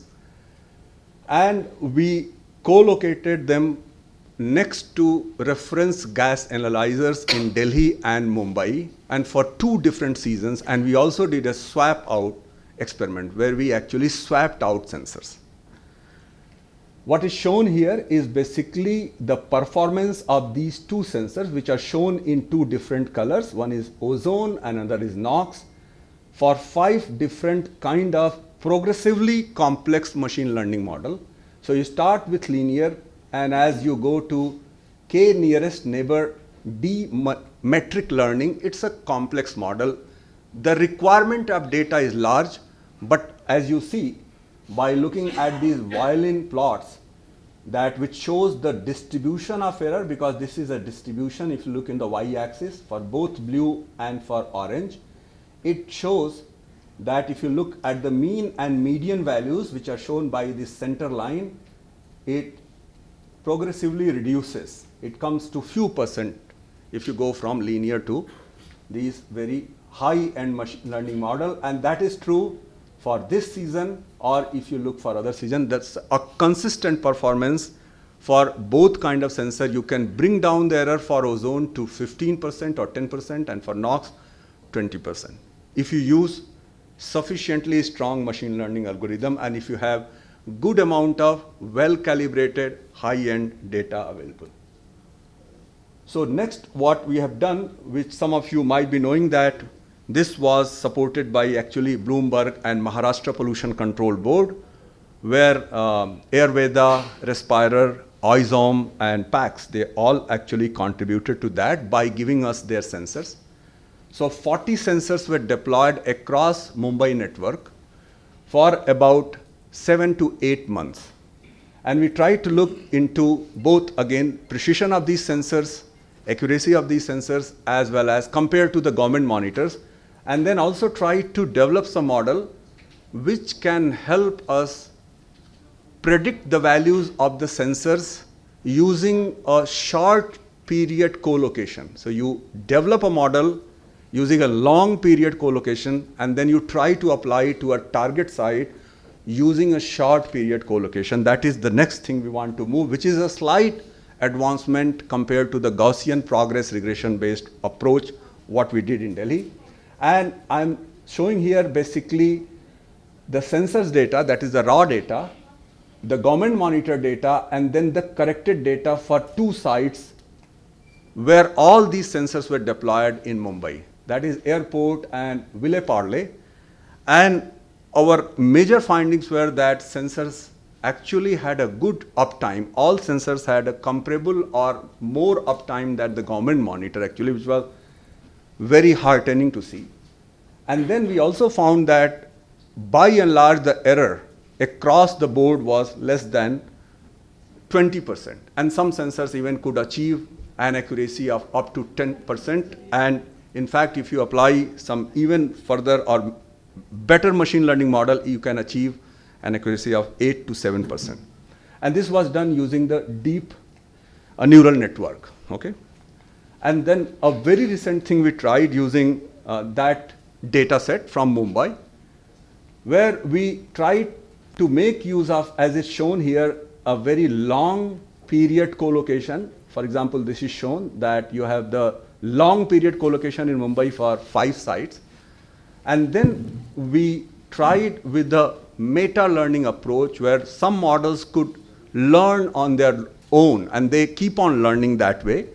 And we found that, in fact, if you have a long co-location data of about 15 days to 1 month, you can develop a model, and that model can be, by using this meta-learning approach, can make use of a very short period co-location, that is 3 to 5 days, and be able to predict the values, the calibrated values, within 10% across the target sites. So that is the another interesting outcome from Mumbai project. So one thing I'm not showing here is that in Delhi, we also tried to look at the accuracy of PM10 sensors by co-locating them with the more advanced research grade instruments like scanning mobility particle sizers and APS and OPS, etc.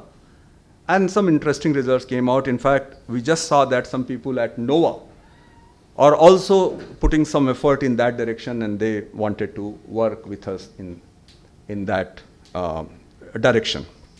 So now, as of today, we are operating the network of 40 to about 70 or 75 nodes in a couple of these cities, which is shown over the map of India. So I will quickly now go through that, what kind of things we are able to infer or trying to infer from such network, what we have now.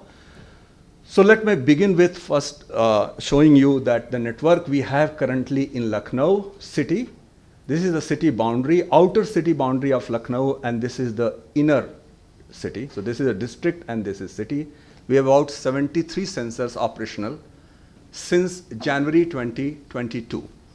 And we have taken care of placing these sensors by looking at, some kind of sites and keeping certain objectives in mind.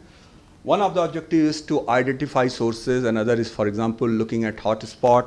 Third is also that what is the contribution from the sources which are located within the city boundary vis-a-vis what is coming from outside.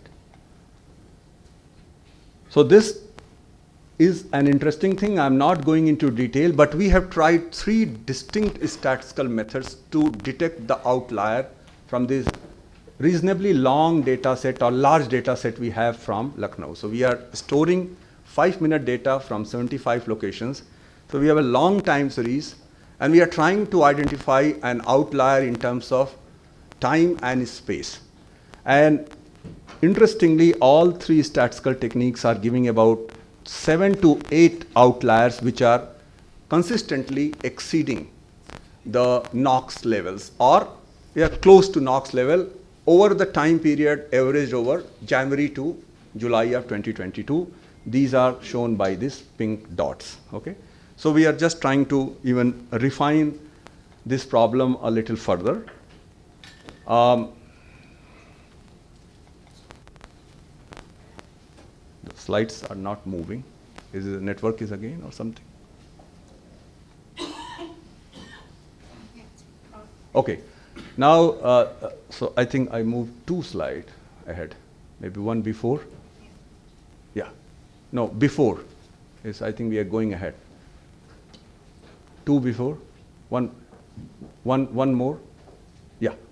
So this is the network now. Yeah, this I already showed. The next one. Maybe I'll not use that. You just move. Huh? Thank you.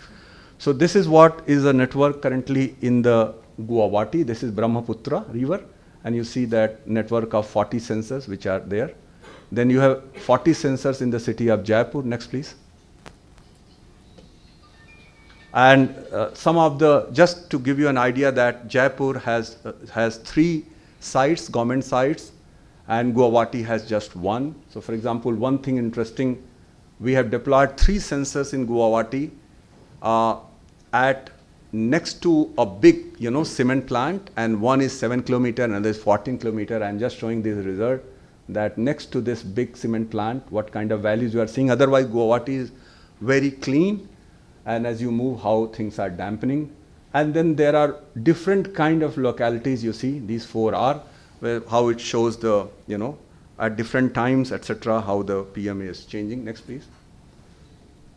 And this is what is for Chennai.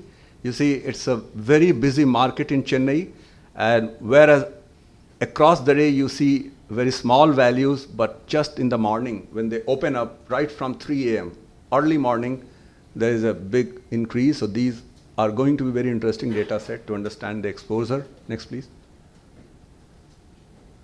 And this is another thing we are ready to submit it, where we have looked into the sensors performance by looking at the CPCB monitors in Delhi for about an year. So we have put about 35 sensors in Delhi for 2 years. And what is shown here is the monitor data as well as the sensor data for 3 locations. And we could see there was consistent good performance across the seasons. And then based on that, we also try to look into some of the other stuff in Delhi. So finally, we are just moving. I think we don't have to go to the next slide.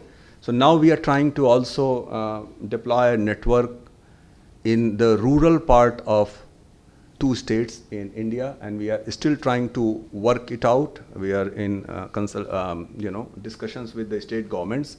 And this part, I think, in the interest of time, I'll just skip. Thank you.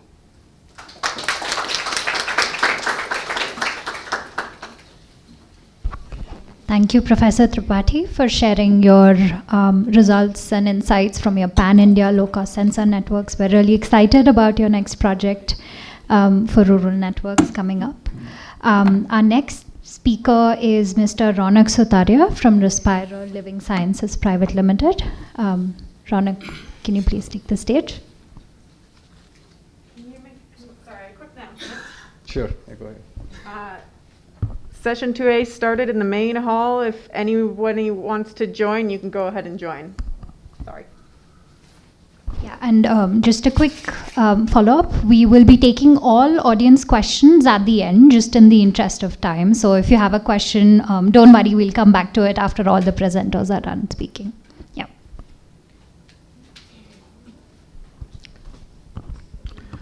Hi, my name is Ronak Sutaria, and thank you to the organizers for inviting us, CSTEP, ASIC, and the whole team for putting this together. I'm actually going to talk about the topic, on network design and operations, specifically nationwide air quality networks.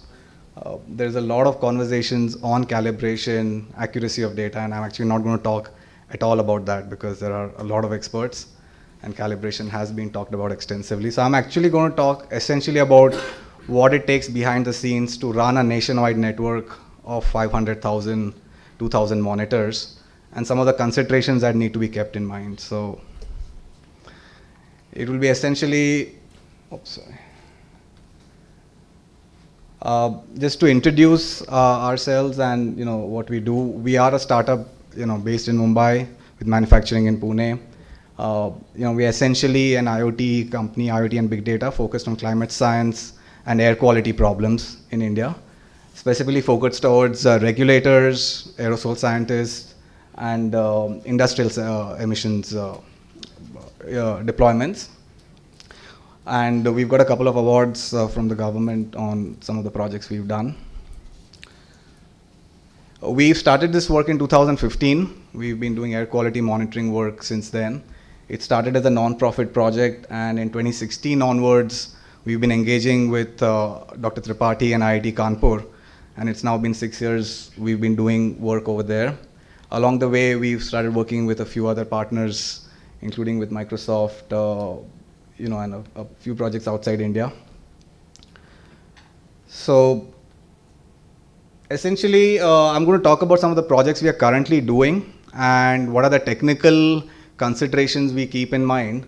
So with CSTEP, we actually have a project going. Shrikant, I think, is over here. With IIT Kanpur, we've been doing projects for several years now. The largest one now is a rural AQ project. We did a project with PMUI evaluation, the MPCB project. There was an NB-IoT project, which I'm actually going to talk about because the session is on network design and operations, so it's a relevant topic. We did some work with the institute in Chennai. In Jammu, we have a project starting off, Surat Smart City. And in Indore, we have a project going on. So essentially what happens is, when all of these come together, what really is needed to run a network? With acknowledgements, we have some core support coming from Microsoft and Shakti, which has been there for a few years. Okay, this slide seems to have not got laid out correctly. I'm not sure what's... in any case, I think essentially what I wanted to highlight here is that when you start putting a network of sensors together, there are considerations which kick in which are not relevant when you do a small pilot of 5, 10, 50. Some of the cost, the whole term here that is used often is low-cost sensors. So I wanted to give a sense of what does that low cost really pan out when you start putting up 1,000, 2,000, 5,000 node networks, because while the reference grade is substantially more expensive, when you deploy a dense network of a few thousand monitors, the costs do start adding up. The network cost actually is about 1,000 rupees a year per device. So when you deploy about, it's 1,200 rupees, and when you deploy it together, these costs start adding up for a city. So we kind of right now spend about 12 lakh rupees a year just on the network communication side of activities. The sensors, of course, there is a substantial cost, but that is a well-justified cost because that is the heart of the whole solution. The power consumption I've mentioned over here because it's tied to the whole, flexibility of the network. If you make your network, as low powered as possible, you can pretty much deploy it anywhere in the country, take it to the most, remotest locations where the pollution is happening. Essentially, bottom line, when you design a network, there are two considerations, cost being the overriding, but the communication availability, communication cost, and the power considerations. If your network is running at a substantially low power, so our network actually typically runs at about 600 watt hours per month, which is about less than a unit of energy cost is involved per device. So effectively at commercial rates, it's about 10 rupees what you're spending per device per month on energy cost.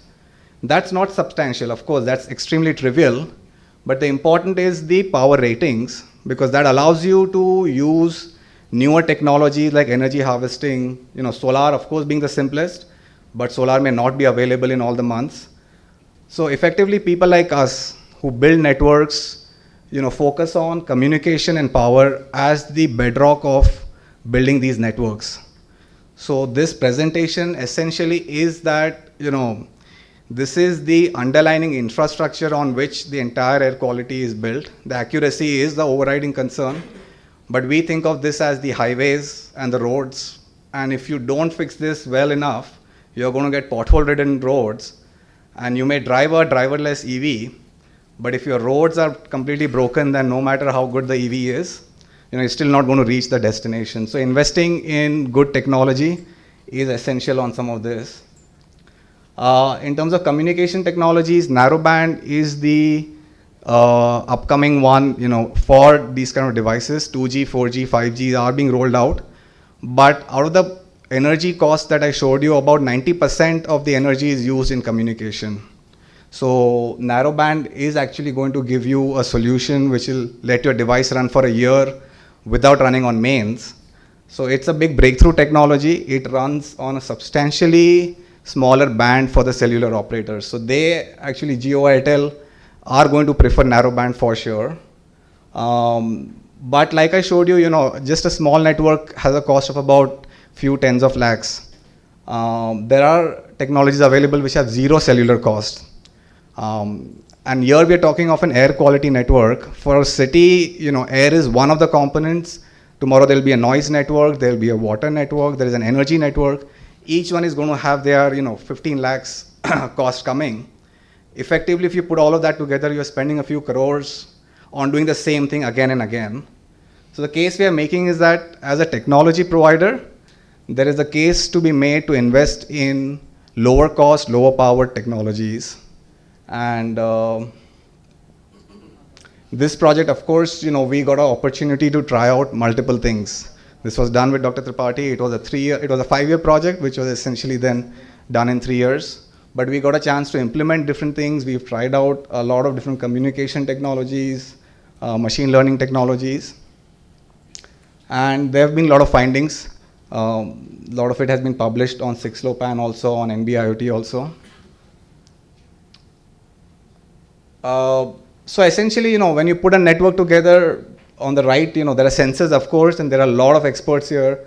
So I'm not actually getting into the sensors story. But we essentially focus more on the networking side of the operations and the communication sides and the API sides of the story.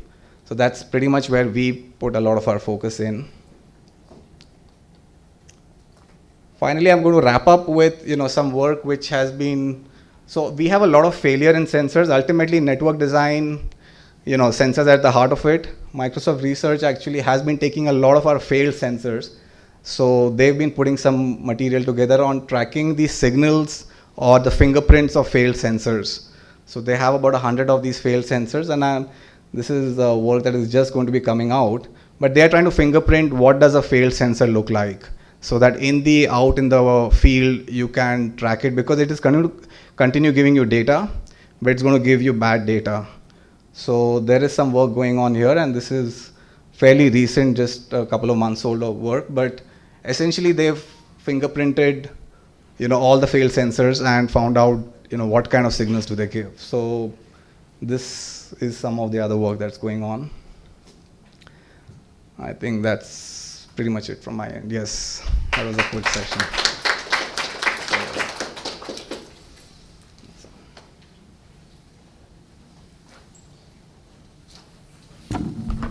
Thank you, Ronak, for taking us through the bare bones of what it takes to get a network running. Our last speaker on the panel is Dr. Soumya Singh from UC Berkeley. Can we have a round of applause for Soumya?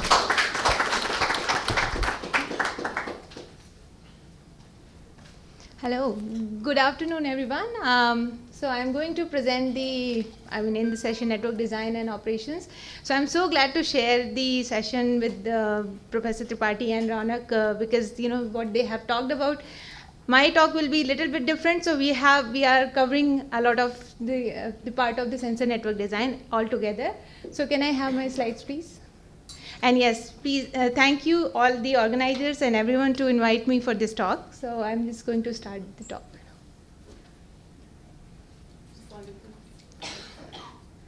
All right. So the this one? Thank you. All right.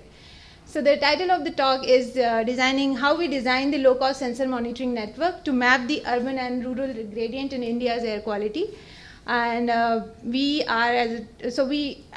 you move? Okay, I can move actually, right? Okay, so before I get into the network design part, I really want to acknowledge our collaborative team. The work I present, it's all hard work from the excellent team we have.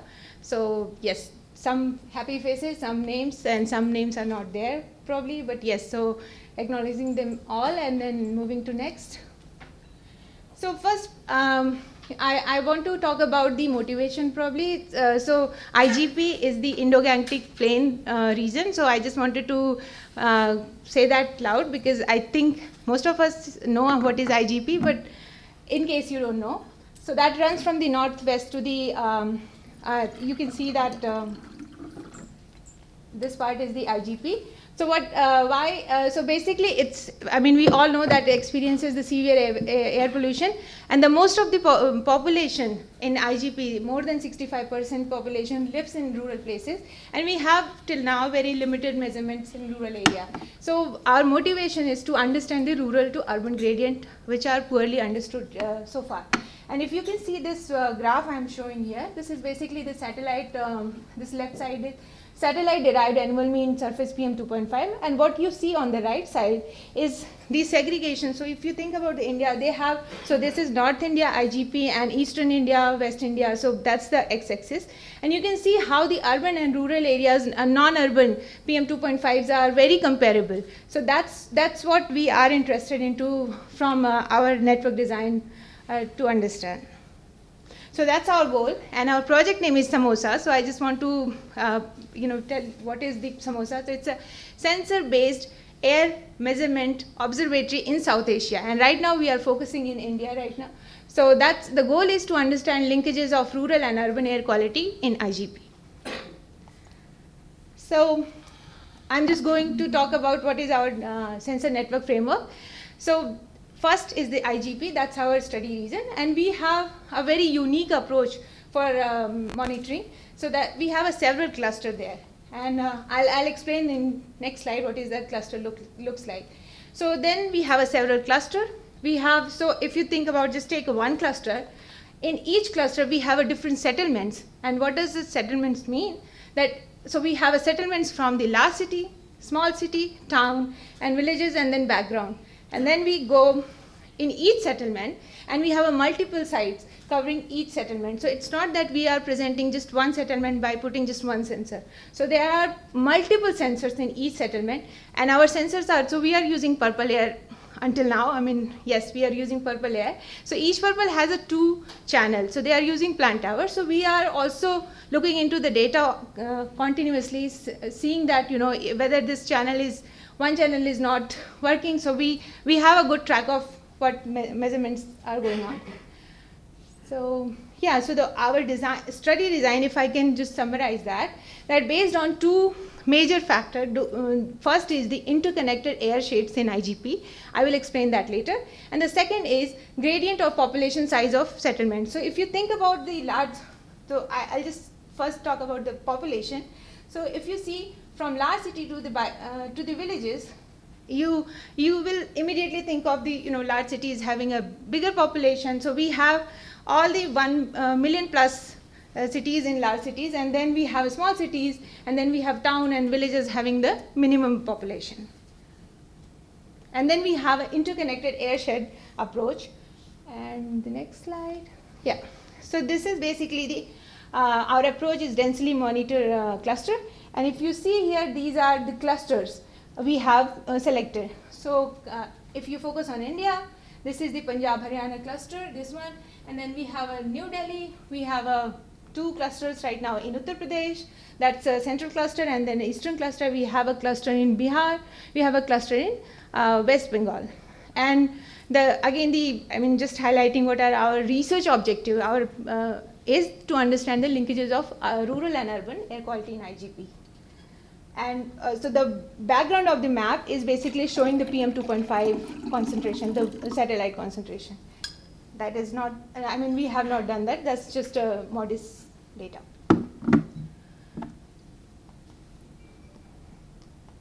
It's not moving? Oh, yeah.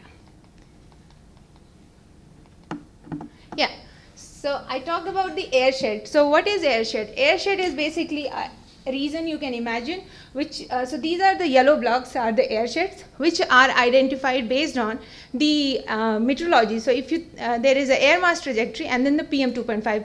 Combining those, you can, we can identify different multiple airsheds. So I have selected only those airsheds which we are covering right now. So it's, if you focus on the airsheds, it's not just a city or villages you can identify. It's a region which can be mix of the cities and rural areas both. So that's our approach, and these airsheds region are aligning very well with our cluster design. So in this, I'm also highlighting here what are the clusters we have. So very well just mentioned that, the Punjab cluster, then Haryana cluster, Delhi, NCR, and these are covering the airsheds region right now we have. And it was prepared by Sangnik Day Group, and they have this paper under review. So it's well scientifically approved method. I mean, not method, the regions airshed. So now I'm taking you from the cluster. So now we have identified several clusters. So how we choose the settlements? So we have major city, small city, town, and then within a settlement, how we identify our sites. So let's take a look on this. So when we think about a settlement, going from the cleaner area, that could be a park, I mean, not necessarily here, but from the cleaner area to the industrial area, so that we see a pollution gradient, right?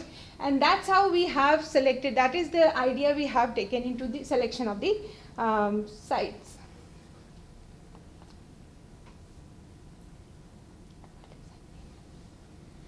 Okay, so now what we have done the land use land cover mapping. So for each, I'm giving so this is a map of a settlement, and each settlement, so I'll just moving from here. So we have identified the site. So there are tree covers, there are park region, and then we have a residential area.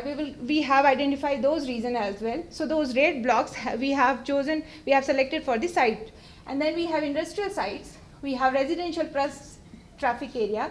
So residential area which are mainly influenced by the traffic. And then we have residential area which are also very nearby in the congested market area.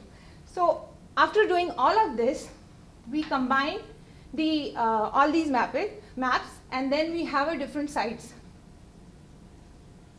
It's very slow. It's not moving. Now it's moving. Okay.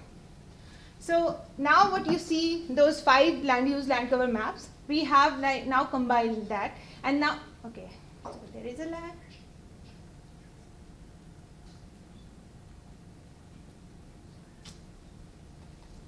Maybe have them be saying next or back. Yeah, that would be great. Yes. So can you go? Yes, please stay there. So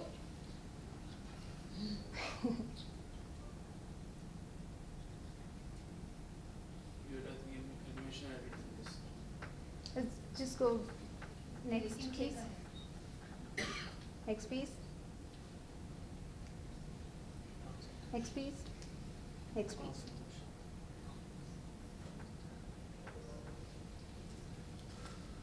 Yeah, so this is the final settlement looks like, and when we overlay all the land use land cover sites, this is what we found, and then we select, okay, how many sites we want from in each settlement, which cover all the sources we have thought or we have planned to map, or maybe all the sources you can think or you can expect from a settlement basically. So just highlighting that this is the site selection approach. We actually have several spatial and land use land cover analysis done to represent each and every sources we expect in a settlement.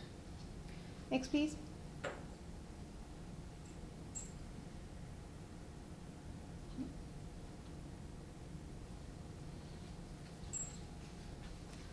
This is not the next.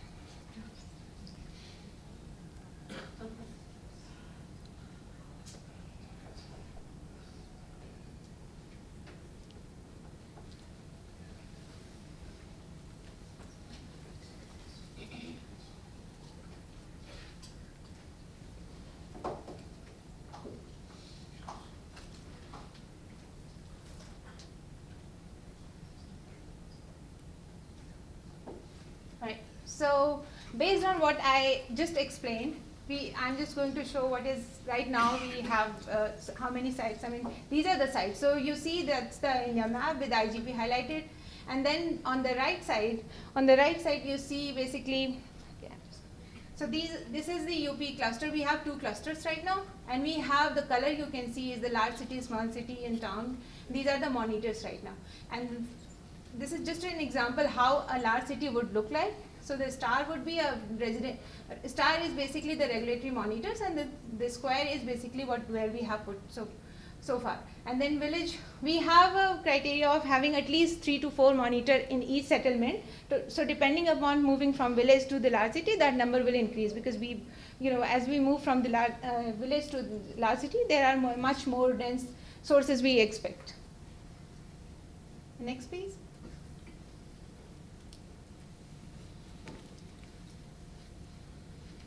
Yeah, so as we already talked, and Tripathi sir already talked about the co-location and calibration a lot. So just wanted to, explain that, I'm not going into detail into the calibration part, but just to cover, because we understand, we acknowledge the fact that, the calibration factor model will change when we move from the urban to rural, as the concentration of aerosol will change, the composition will change, and then the seasonality. So we have our system, we have our process to minimize the sensor to sensor variability by doing the co-location, in situ co-location, and then we have developed the long-term calibration model, seasonally resolved calibration model. And our team, particularly Mark from UC Berkeley, he's working still in improving the model. So I can just move to the next and talk about, so these are the sites. Just giving you a picture, sense how those sites, how far we are reaching. So we have sites, this is just example of a rural village where we have a 4 monitor. So we have a one site in a residential area, we have covered one site in a remote area where you can just see field all around. And then we can just move to the small city with the next slide, please. Yeah, so these are so why I'm just showing the villages and the small cities, because we are not very used to see those kind of, bigger cities have many monitors and even the sensors. But it is, as these pictures look pretty, and not pretty in pretty literally sense, but it takes a lot of effort to go into that field, and so we have many field assistants who are just working very hard to maintain the sensor network, and that is one of the picture of field assistant working there. So can we move to next? So at the end, I just want to, share the results, and just to give you that sense that how, our study design effectively actually show the variability of air pollution both at inter-settlement, so inter-settlement when we compare the large city, small city, town. But when we go into the each settlements, that's intra-settlement. So when we look into the city, how those sites within a city, looks like, the comparison looks like.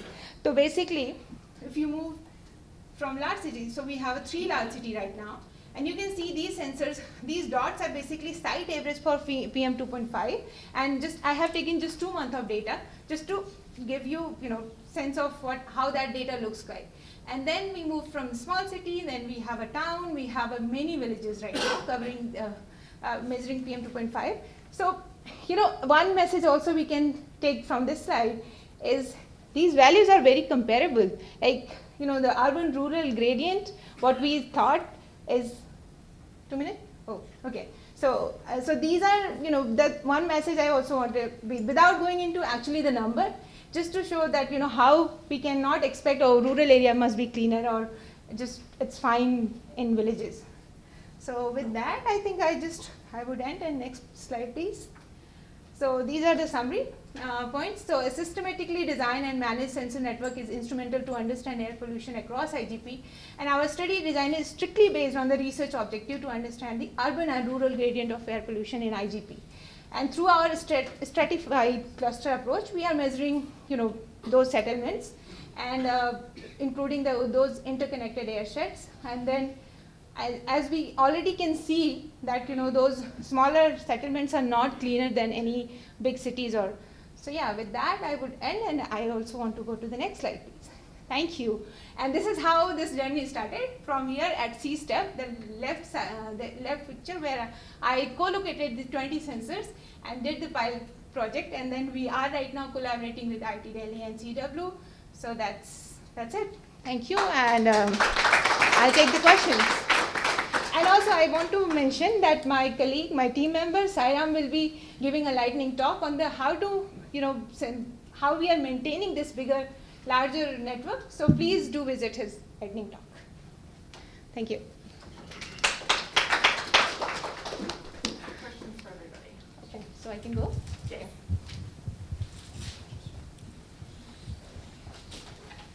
Thank you, Dr. Soumya, for giving us a detailed look into how you went about selecting your sites for the IGP study.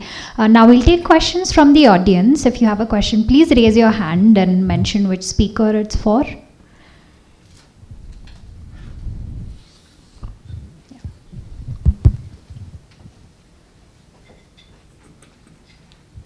Thank you. Yeah, thanks. My name is Vinod. I work at Social Alpha, and it's a great pleasure to be here. My question is not pointed to anybody on the panel, but for everybody. I think it's a great mix of researchers, academicians, and also innovators working here. So my question is on more broad, nothing specific to the work that you've done, but I'm sure the experience that you brought in will definitely be able to give me some things that I'm looking for. So I wanted to understand what are the innovation or the market gaps that exist in terms of the low-cost air quality monitors today. So, I mean, we understand from the rural divide, like even in India rural, there are not a lot of monitors, and likewise co-location, there are a lot of challenges. But if we need to, in terms of new innovations, what are the next things that's going to come is something that I want to understand. Thank you.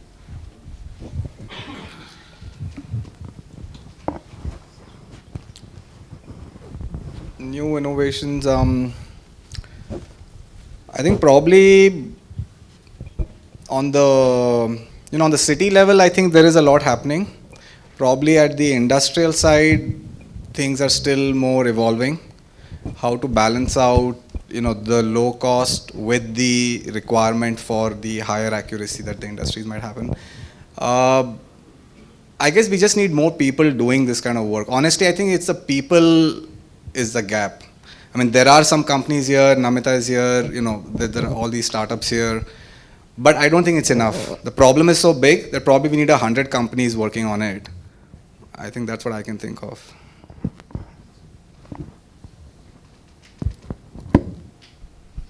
Okay, we'll move on to the next question. Hi, Palash Mukherjee. Question to Dr. Tripathi and to Soumya, and also Ronak, if you want to answer this. I mean, this was very interesting, very fascinating, gave an insight into how these sensors could potentially be used.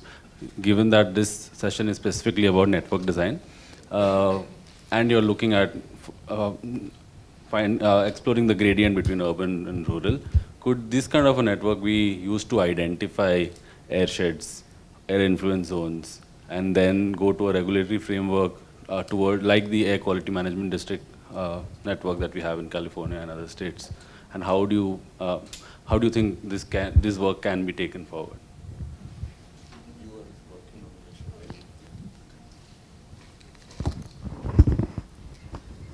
Honestly, if it's related to how we move from how we use our data to give suggestions to government, that's your question?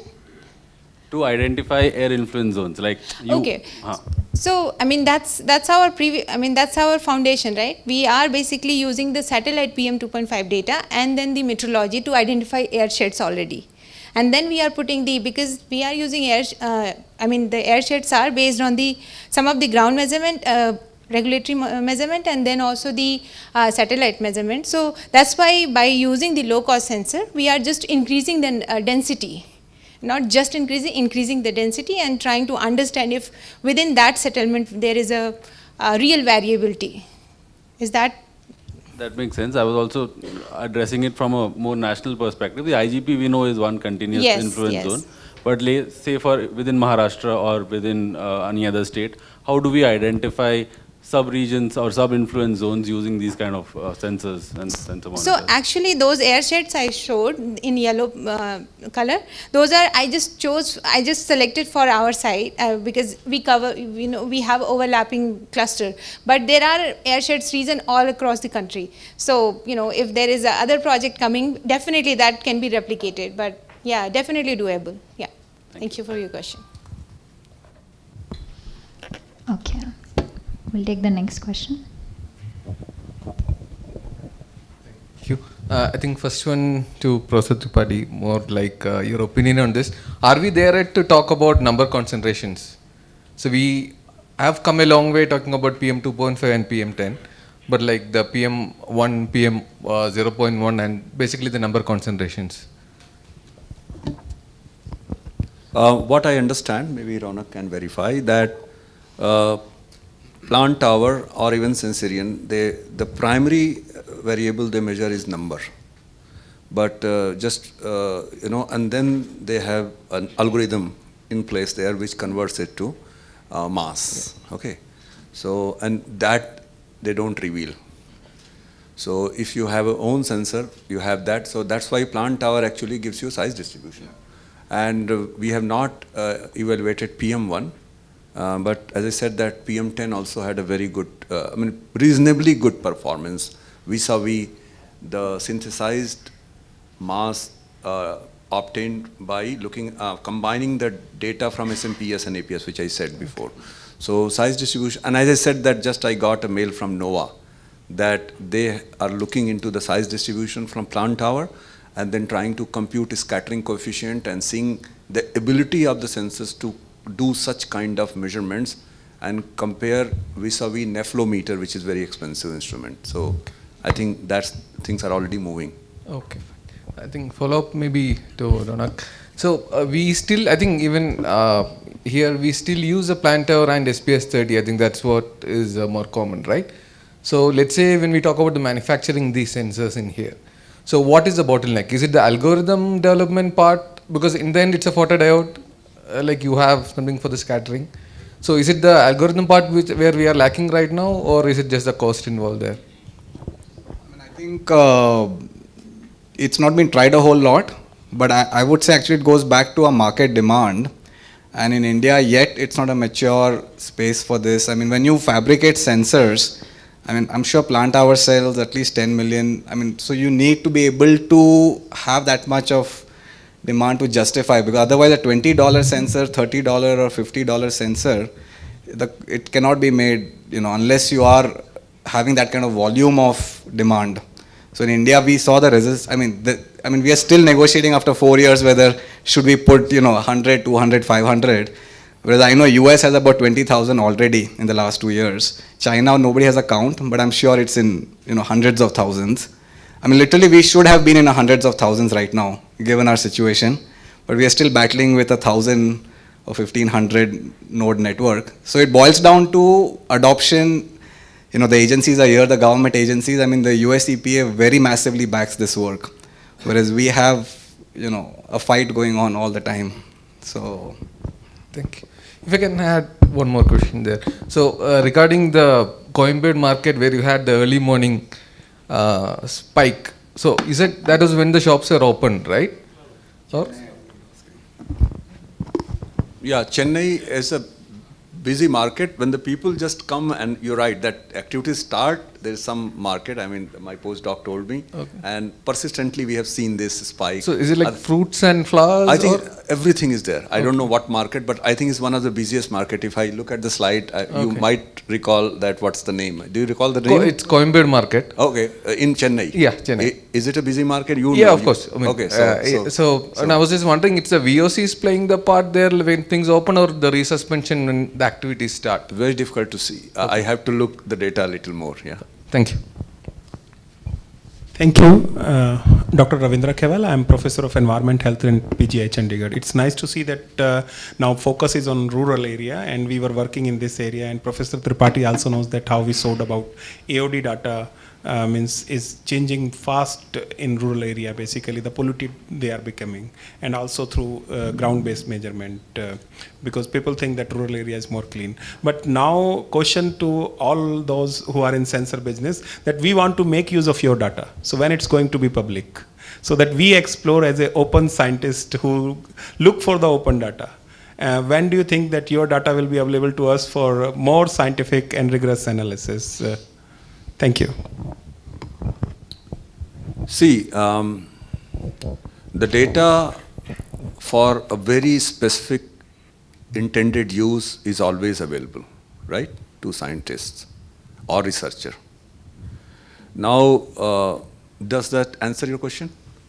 So basically, there is an open site and we can have this. No, the totally open data, I think government has some concern, and that is a legitimate concern because sometimes the data is liable to, some kind of other uses. So we have to honor that kind of concern unless we are able to persuade them that all data is going to be in open domain. Many countries have not made all the data open. It's not only India.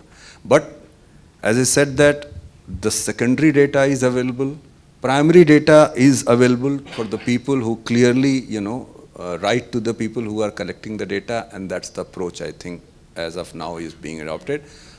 As far as if you want to,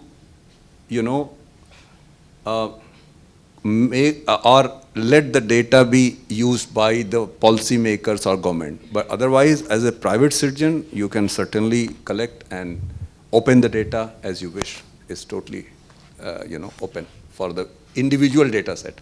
But for large network, I think we have to be little careful. We have a question here. Like, that since the CQMS data become public, there is a new sciences emerging. I know that it means there are limitation and other, but if even the partial data which is validated and other could also emerge out, it would give a new science to those scientists who do not have these capabilities. At least they could be also a part of it and can explore the new dimension, new things in the research which might be left out. Thank you, sir. Yeah, it's already emerging out. But as somebody said, if you have attended the first panel from EPA, that every data needs to be there with a tag about accuracy. Now the CAQMS data, we have a very clear idea that what is the error associated with that. Now once that thing is very clear about sensor, I think it's not far that that kind of thing will be available for you and everyone. Okay. I have a final question here from an online participant for Professor Tripathi. Can you share a little bit about the real-time source apportionment using low-cost sensor that you could not talk about? Well, it was done at a very exploratory way, that when we were trying to measure actually the complete speciation of PM 2.5 using advanced instrumentation in Delhi. And that time you had some co-location of sensors, both particulate matter and gas sensors. And this data we just shared with some of our computer science colleague, just out of interest. You can call it like a fun exploration. But what turned out to be that the particulate matter and gas sensor data carry, that mainly the PM and the gases carry enough signature when trained with this high-end speciation data, be able to predict sources. And particularly, I can tell you what kind of sources, like vehicular sources or other kind of combustion sources, it can predict very, very well actually. I could not show that. But when it comes to secondary, where the atmospheric processes also play a role, it is difficult. So that's where we are just trying to put this work forward, and I think I'll be happy to discuss with her when there is time. Thank you to the audience for all the amazing questions, and a big round of applause to our amazing panelists. So with that, we end our panel on network design and operations, and I think we're breaking for lunch now. Yeah. And thank you Thank you to all the presenters. We're now handing out gifts.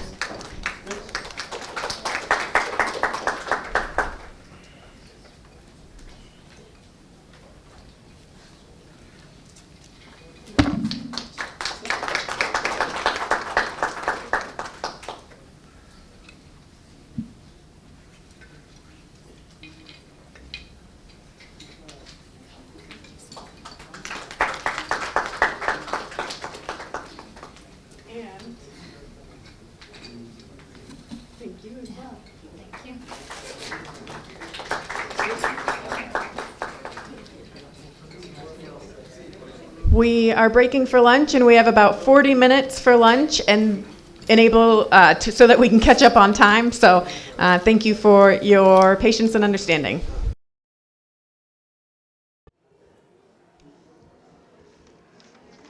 I hope everyone's settled down and ready for our next session.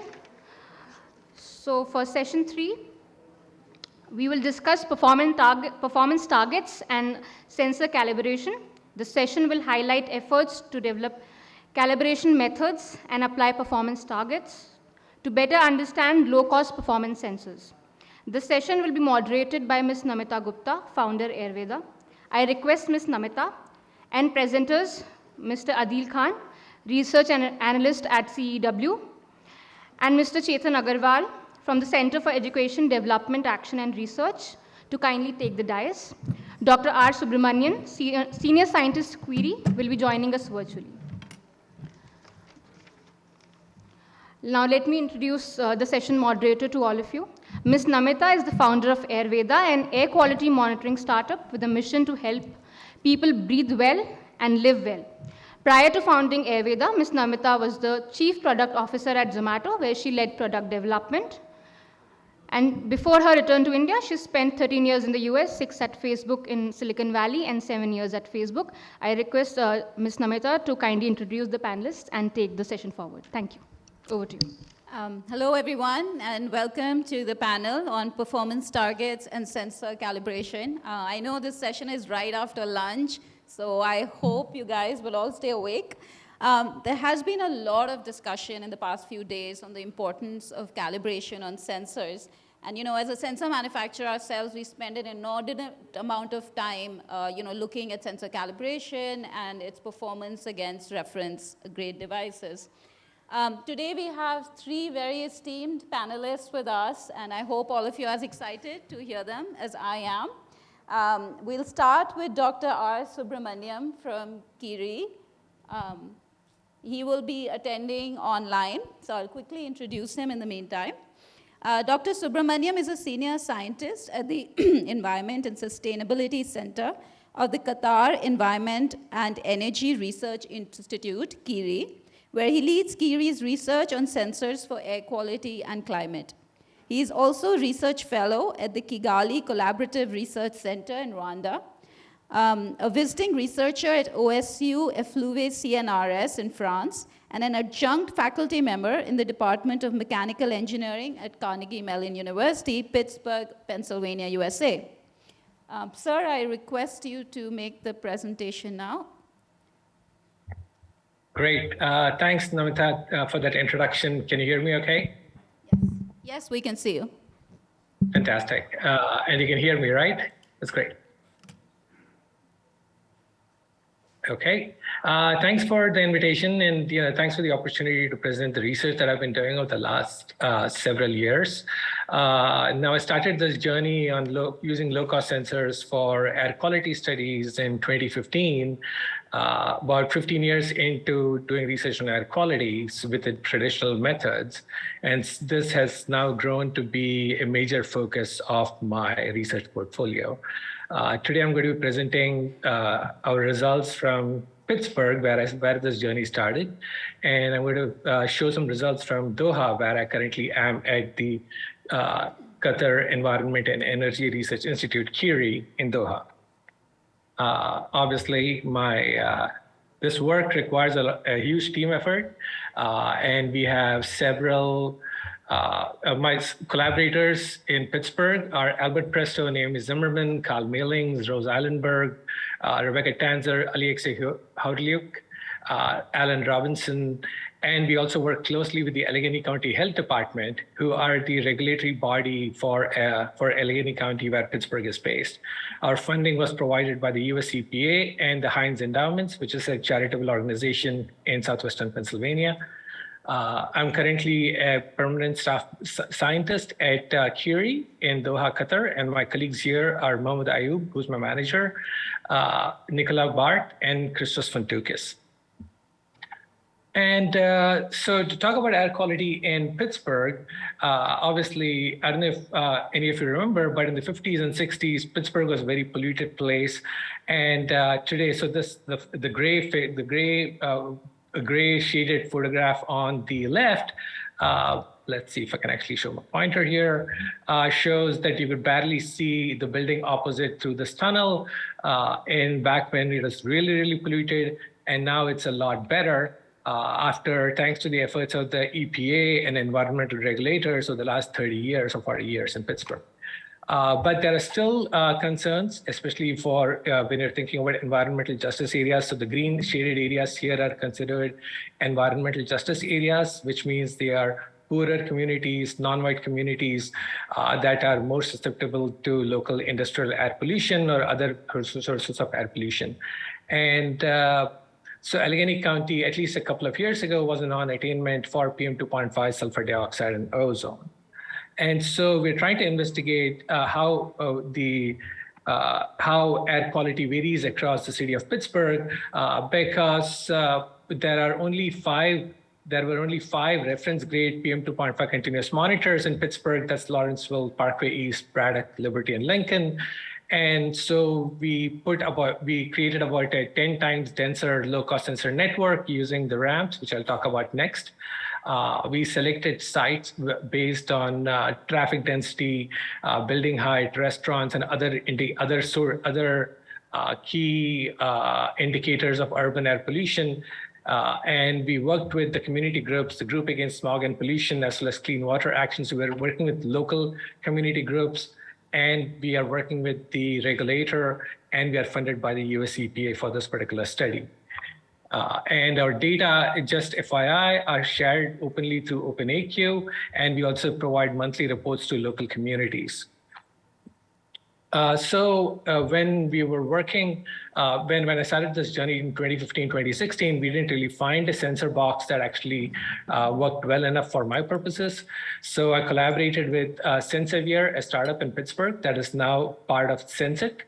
And we developed the RAMP, the Real-Time Affordable Multi-Pollutant Monitor, which, like a lot of other low-cost sensors, uses alpha-sense electrochemical sensors for the major gaseous pollutants.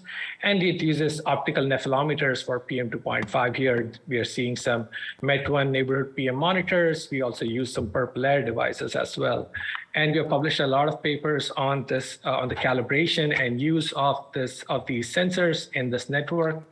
I think the first thing to talk about, since you're talking about performance standards, this is the work that was led by Naomi Zimmerman, who's now a professor at the University of British Columbia and was a postdoc at Carnegie Mellon, working with us. And what we found is that the calibration, which we usually conduct by collocation with reference monitors in the ambient, are much better than lab-based calibration. So we also used a laboratory approach where we subjected the sensors to different levels of gaseous pollutants, carbon monoxide, nitrogen dioxide, and ozone. So the performance of that is in the green boxes over here. So just FYI, the figure on the left is the precision error, and the figure on the right is the bias error. The dashed lines show the different tiers that were indicated by the US EPA. For tier 1, 50% bias and precision error is more useful for education and information. Tier 2, precision error less than 30% and bias error less than 30% is good for hotspot identification.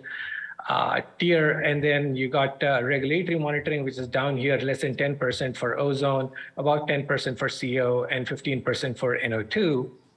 And the green box and whisker plots show that the laboratory-based calibrations for carbon monoxide are decent, not great. But for NO2, they're just terrible. And ozone is also pretty bad. And we didn't do a lab calibration actually for ozone. That's my mistake, sorry. So if we do the field approach where we collocate with a reference monitor and we apply simple multiple linear regression to that, the carbon monoxide sensor performance improves significantly, and it's good enough for almost close to regulatory. It's what we would consider supplemental monitoring.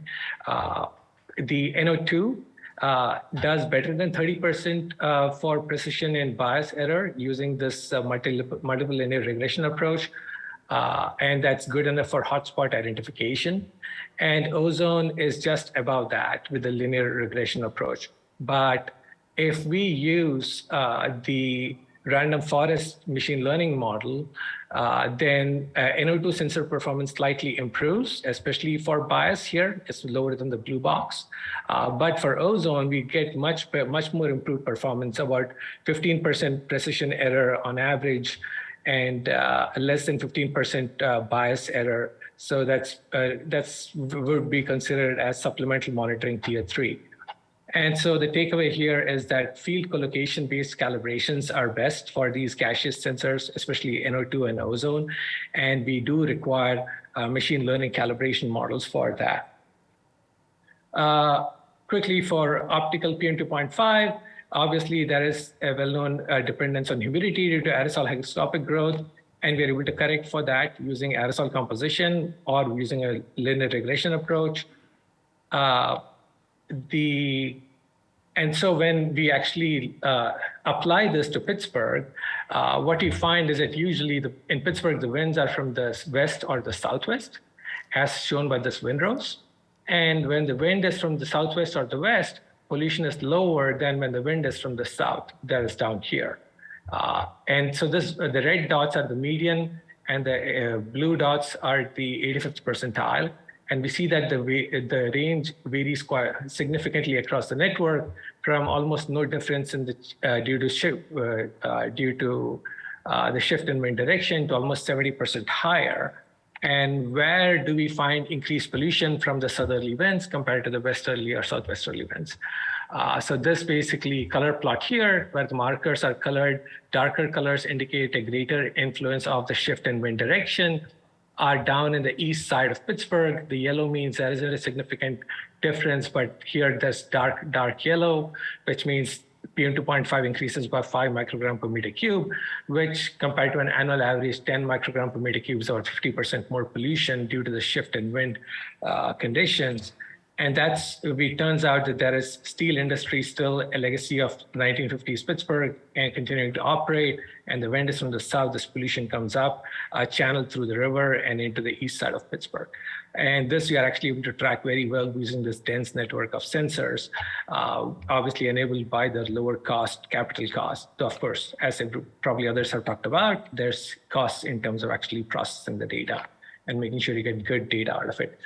And we're also able to estimate the long-term contribution of the point source at Clairton is about 0.3 microgram per meter cube.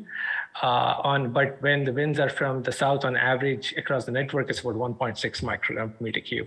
So we're able to actually track the impact of a large point source across the city of Pittsburgh using a dense network of sensors that are well calibrated against reference monitors. Moving on to Doha, and hopefully I have time. This is where I currently am. You might have all heard of the World Cup coming up in December. Doha is essentially a city in a desert, but we have lots of, obviously lots of anthropogenic activity going on, lots of construction going on. But more importantly, there are large-scale dust storms that blanket the region.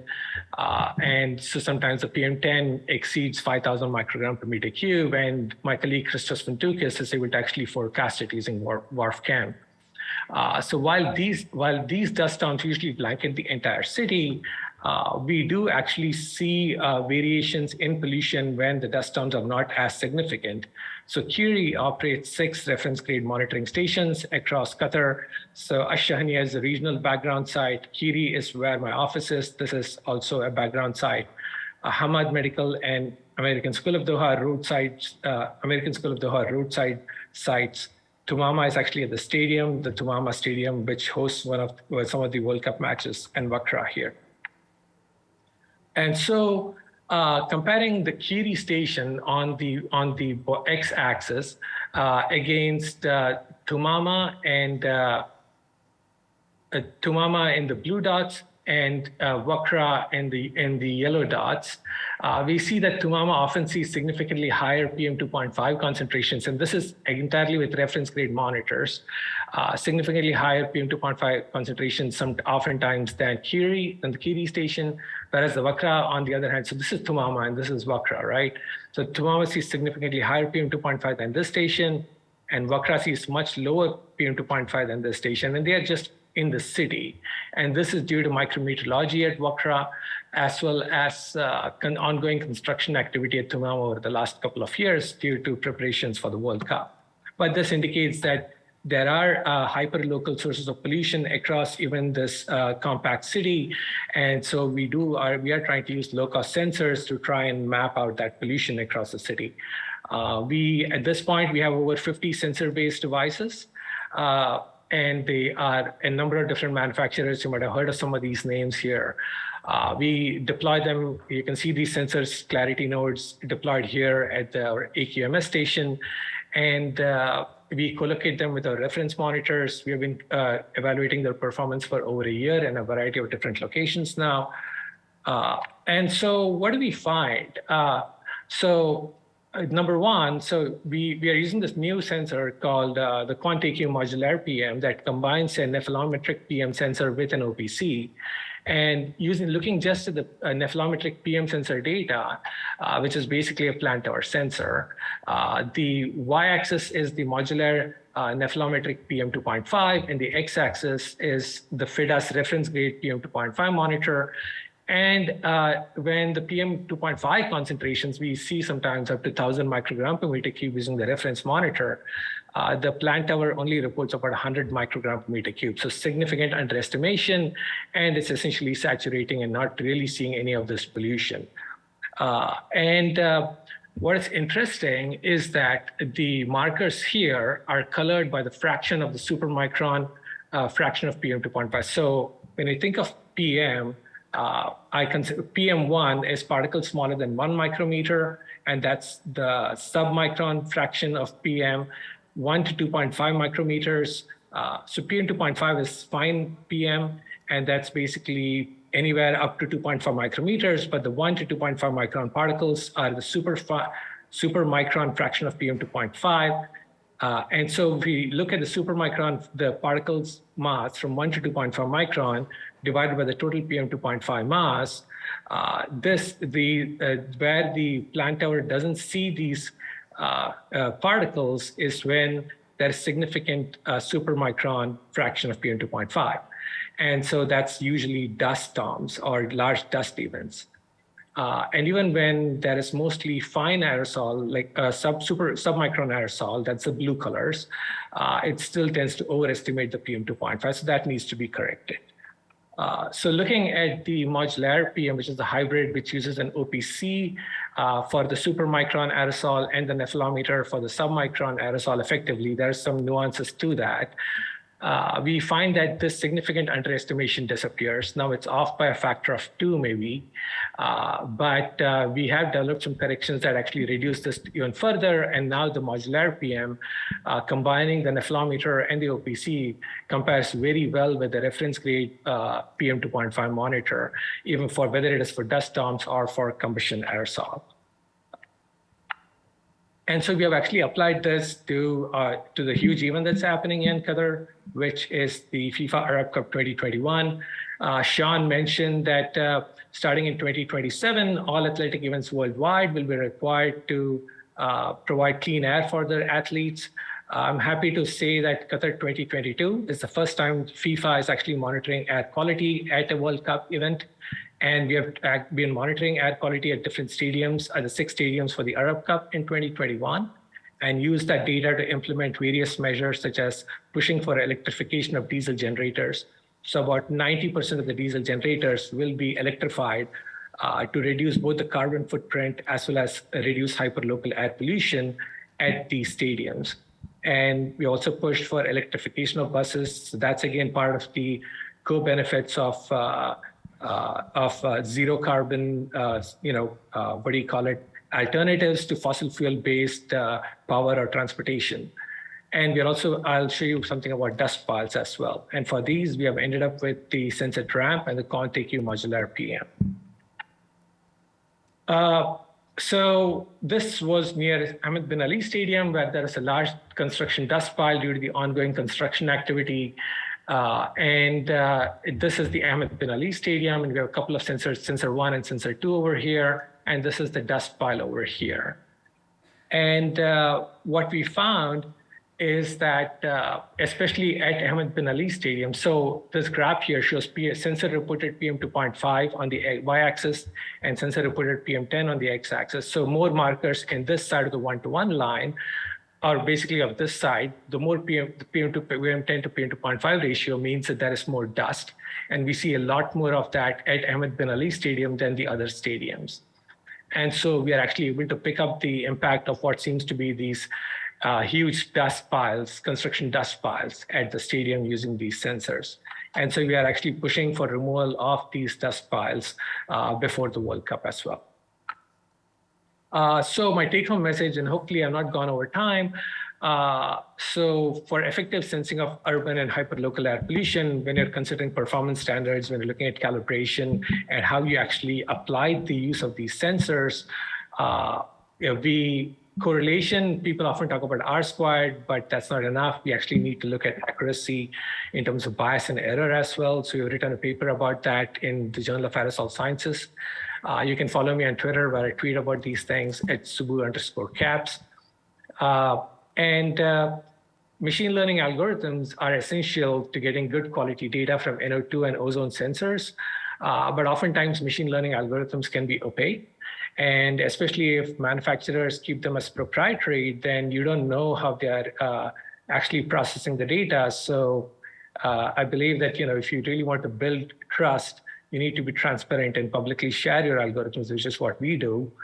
But then I'm an academic, not working for a commercial entity.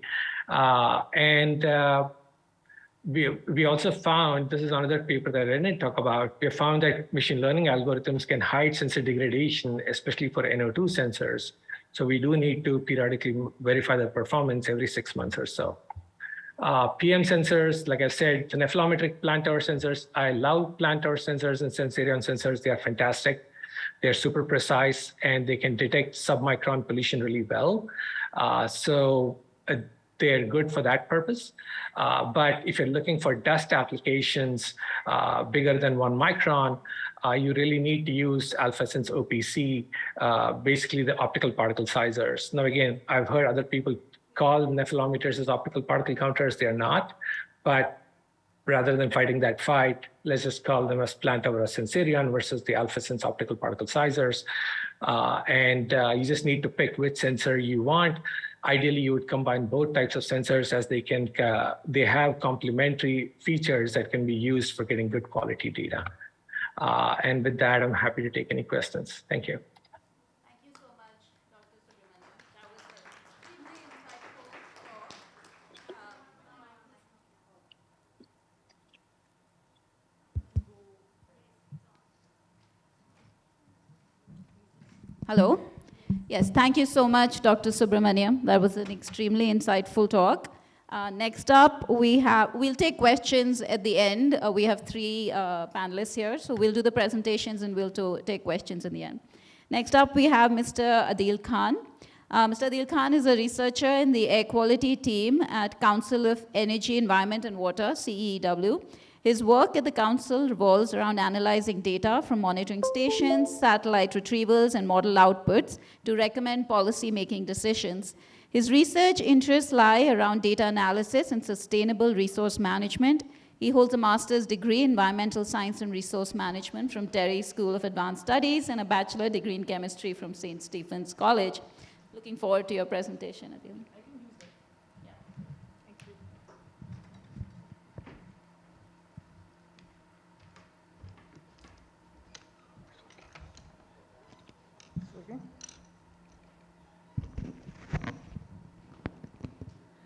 Thank you, Namita, and thank you everyone for joining. And again, thank you ASIC and CSTEP for inviting us. Today I will be talking about one of the interesting projects that we work on. So it's a citizen science project. So as Bhavri in the morning said, like she's not an expert, but she's a citizen scientist. I would call her like that. So it's in collaboration with RTI International, NASA, and IIT Delhi. And the aim of the project is to examine the utility of low-cost sensors to generate spatially and temporally resolved high-quality air quality data that can complement the satellite observations. So basically, we give the sensors to citizens and use this data to create high-resolution. That's the aim of the project, to create, we can have a high-resolution air quality observations. So we have, so if you check out this photo in the left, so it's basically the citizen science. So NASA have done a lot of citizen science projects. So it's one of the projects that related to air quality, and you can check out on the website. There are a lot of resources and other things. On the right side, we have also done workshops related to how citizens can actually get the data, how they can analyze it, and how to analyze it also. And at the same time, how they can access satellite data as well. We share the course, how they can analyze it more effectively. So coming to the specific objectives of the study, so the first is basically developing a robust calibration model to correct the particulate matter sensors, and also see the applicability of these calibration when the sensors are deployed in the field. And the second objective is, again, how well these calibration hold in the field, and are there any learnings for this bias correction. So if you see the photo again on the left side, this is basically our co-location site at IIT Delhi. So we co-located about 50 sensors for a month. And the second one is a sensor actually at my home. So, and there was no, it's a small town in UP, and there was no regulatory monitor like within like 50 or 60 kilometers. So we deployed the sensor like 2-3 years back. So coming to the study design of this work, so I've divided into 3 parts. So first is during co-location, on-field evaluation, second is on-field evaluation, and third is long-term co-location. So in during co-location, we basically co-located 52 sensors with the beta attenuation monitor for a month. And second is we developed the machine learning models on this data set. When it comes to on-field evaluation, we deployed the sensors to different scientists across the IGP, and we utilized the machine learning, the different models that we have developed on this data set. The third thing is basically how well these sensors works for long term. So we co-located one sensor for long term. We realized that the 1 month was not enough, so we co-located one of the sensors for long term, and we reevaluate the model for long term data. So coming to during co-location part, so it's the model development approach. So the time period is basically from December 2019 to January 2020. So it's a 1 month co-location period. Basic data filtering, we realize it's a plant hour sensors, the purple layer sensors. So it has 2 channels. So it measures, it has 2 channels which measure particulate matter. So we looked at the effective range we have considered is less than 500 microgram per meter cube. Is from the device data sheet. We did basic cleaning of the data, and with this we have about 26,000 observations. In terms of model development, we did basically 2 types of splitting, and I will be going details in the coming slide, the sensor-based splitting and time-based splitting to train and test the model. And in this, our independent variable is basically the raw PM 2.5 from the sensor, the temperature, and the humidity. And our dependent variable is the beta attenuation monitor, the PM 2.5 from the reference grade monitor. And we evaluated 2 models, one a linear-based model, and the second would be a non-linear model, in this case, the random forest. So as I mentioned, there were 2 channels in the purple layer sensors, and we see a strong correlation between the 2 channels. And the color represents over here are different sensors. We see like the sensor shows high correlation between the 2 channels. Now, interesting is how this, the ratio of PM 2.5. So the ratio indicates basically PM 2.5 from the sensor to the BAM, and how it relates with the meteorological parameters here, temperature and humidity. And the blue line, the black lines indicate here is the local regression or lowest regression to smoothen the curve. So what we find is when the humidity goes above 60%, we see the bias actually increase. So the ratio actually going above 1. So ideally it should be 1, but if the humidity goes above 60%, we see the ratio is going greater than 1 and going up to 2 or 3. Now comes to the point why we are doing calibration at the first place, right? So we see there's a bias. We observe there's a bias between the PM 2.5 from the sensor and the regulatory monitor. So if you see like there's a positive, so the red color indicate the average of all the 50 sensors, and the black line indicates the reference grade monitor, and we see there is a positive bias. So this is the reason why we collocate or we calibrate the sensor to understand the bias and do the bias correction through different techniques. Now coming to the methodology of this part, as I said earlier, we've done two types of splitting. First, we have done the sensor-based splitting.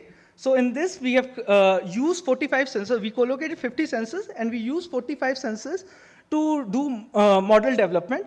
And we kept 5 sensors just to evaluate on that. And on those 45 sensors, we have done time-based split. So what I mean by that is we kept last 3 days of the data for testing. And we used the remaining data to train and test, train and validate basically. Now, basically explaining more, if you see, this is the first time-based split. So we kept last 3 days to evaluate the model. And the second graph shows that the 5 sensors I talked about, which we used to test this. So basically a sensor-based split and a time-based split to evaluate the models. This shows the results of the 2-based splitting. The first one is, again, sensor-based splitting.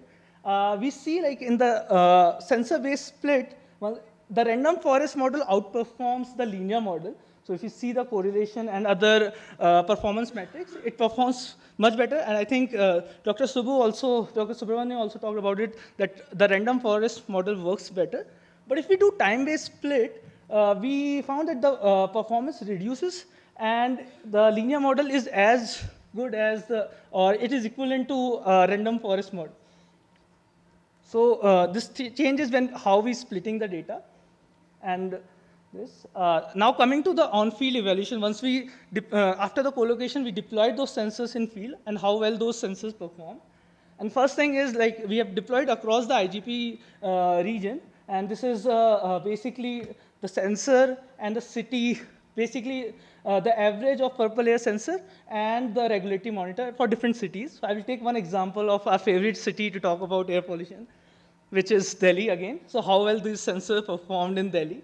So if you see, they actually done a very good job in terms of, like, at least seeing the trend and also in terms of error. So these sensors are actually working.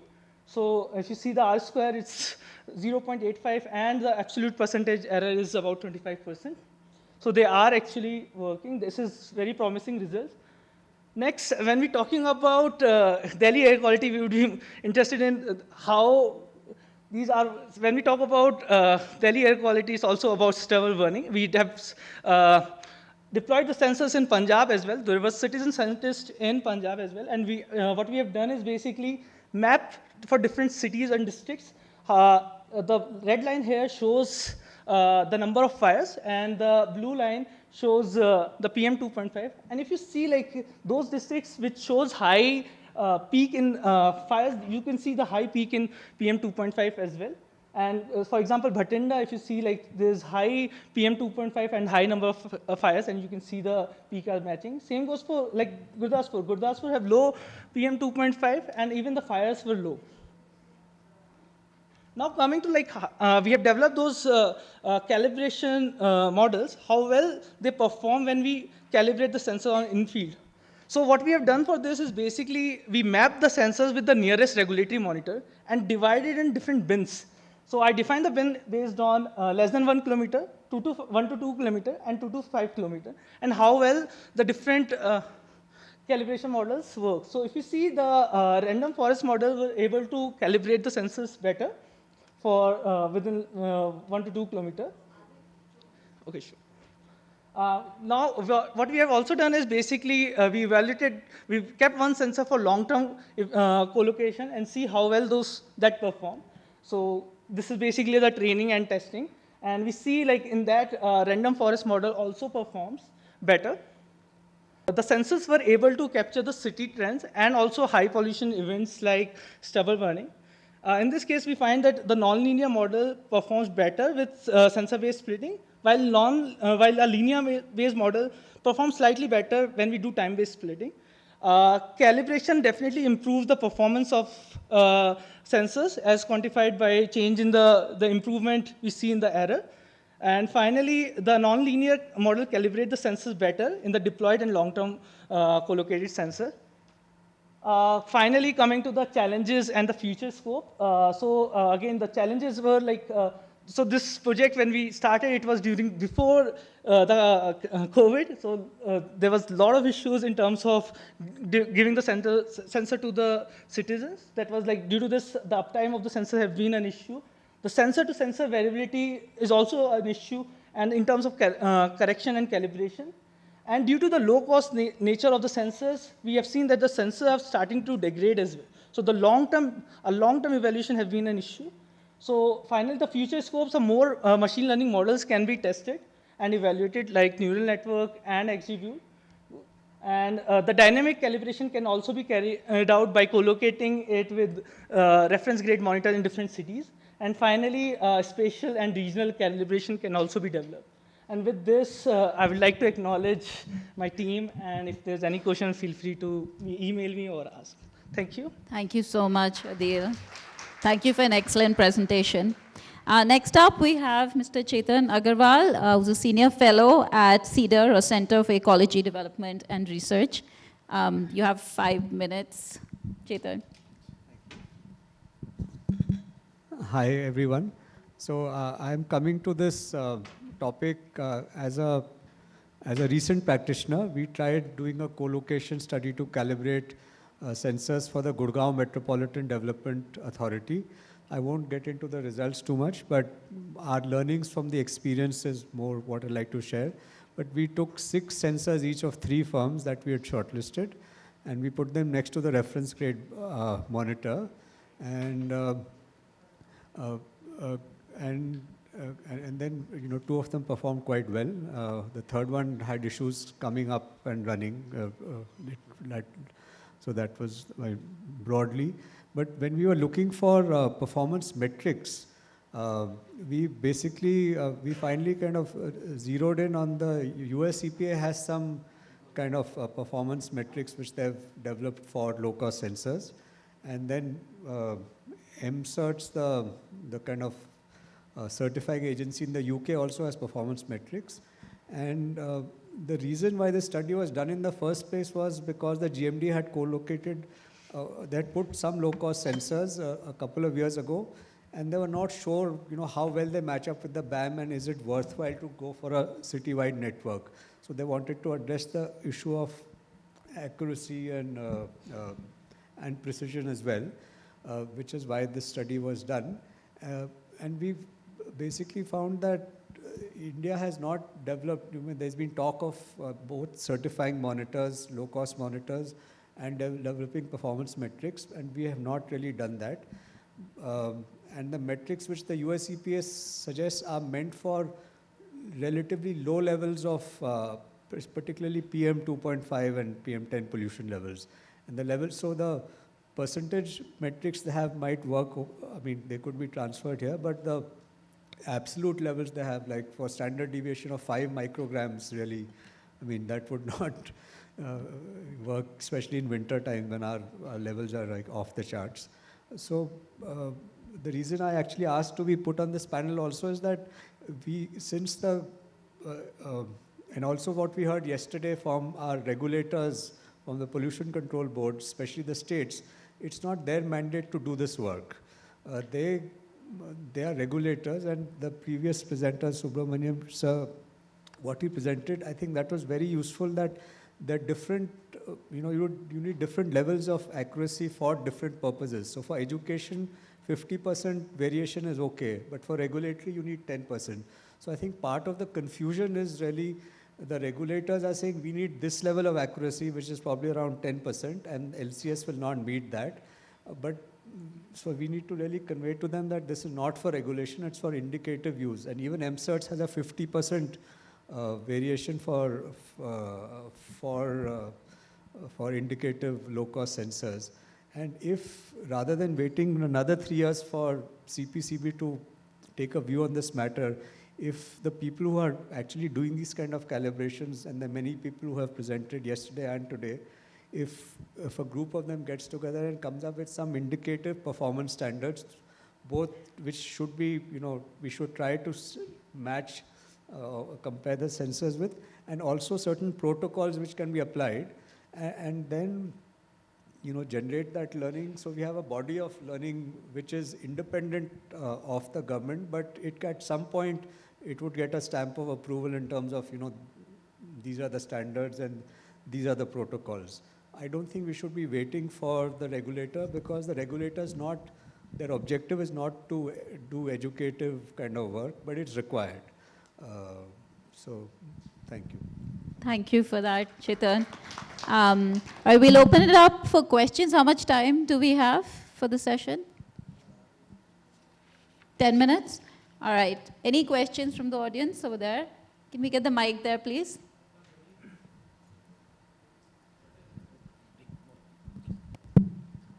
Oh, okay. Hello, this is Ariz. My question for Adil. You developed two models, that is MLR and random forest model, and you also mentioned in your summary that random forest worked well for the calibration. So apart from the random forest, did you check with other like support vector machine or multilinear perceptron, other model to check and Thank you for your question. Yeah, so this is one thing I've mentioned in the future scope. We're testing different models as well. So for simplicity, we kept one linear model, which is a multilinear regression, and one non-linear model, which is random forest, which is very common. So certainly different other models can also be tested and evaluated. Again, I wanted to make one more point, which I couldn't earlier. So again, which point, that point which Priyanka also mentioned, like these random forest or non-linear model, although they are performing well, but how applicable they would be like in implementing on, let's say, a website or in real-time calibration, that's also a question. Like this is something I was discussing with Namita as well. So we need to know like for which purpose we are using it for. Let's say if for citizen science, maybe a linear calibration would work better because it's more easier to implement rather than a complicated. So depending on the use case, also the different calibration model is also applicable. one more question, that apart from the ground parameter, did you check with the satellite-based air parameters, pollution parameters like AOD or? I didn't get the question fully, but if you can test with satellite. This is something that can be tested. I think one of our groups have actually done it, so we'll let you know like what are the results. So if you can check out on the website that I mentioned. So there are some interesting results that have been done for low-cost sensor, and there's this hackathon that NASA have conducted, basically how we can actually improve the performance of the satellite measures using some of these reference grade and low-cost sensors monitor. So. Good afternoon. My question is with Mr. Adil. I'm Asif Ali from Aurangabad Municipal Corporation as a consulting environmentalist. As air pollution is directly to major factors which are roadways, industries, but mostly the researchers misses out on solid waste management of a city. At Aurangabad Municipal, we have been transforming from 2017 to 2022. In span of 5 years, we will be sustainable in waste management. So how can we look forward to assess the impact of solid waste management projects on improving air quality? That's a very interesting question, and this is something I am actually pursuing, and how basically we can actually, if we see improving waste management, how we can quantify it, like in terms of reduction in emission and also improving in air quality also. So this is something I'm also looking, so it also goes back to emissions, right? Like how much is the emission that is coming from the waste management sector and how much is the reduction that happened over, let's say, 5 times.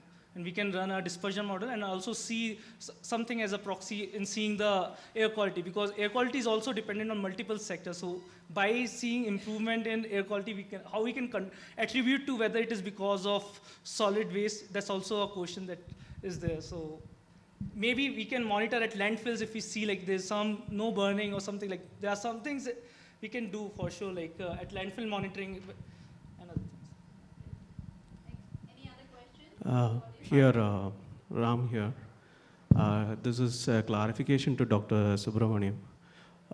Sir, it was interesting to see the way you have done for the current Olympics that is going to happen, and how you are calibrating the sensor network with reference monitors. The one base analysis like like any standardization for understanding the how you place the sensor network, if it is going to be a continuously varying geography, and I hope the SAN files are there, and how you ensure like one sensor network, I mean the distribution between the one place of location of sensing to the other place of sensing, and how you are correlating two places over a time period. That's one, the first kind of clarification I have.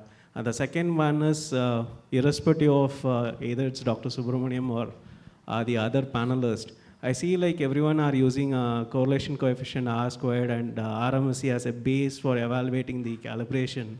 Why we always think like our data is normally distributed to go for that shape parameters of doing it. That's the reason behind this is when I saw the plots across both the panelists' presentation, the variation was skewed on left and right. So these are the two clarifications I look for. Over to you. Thank you.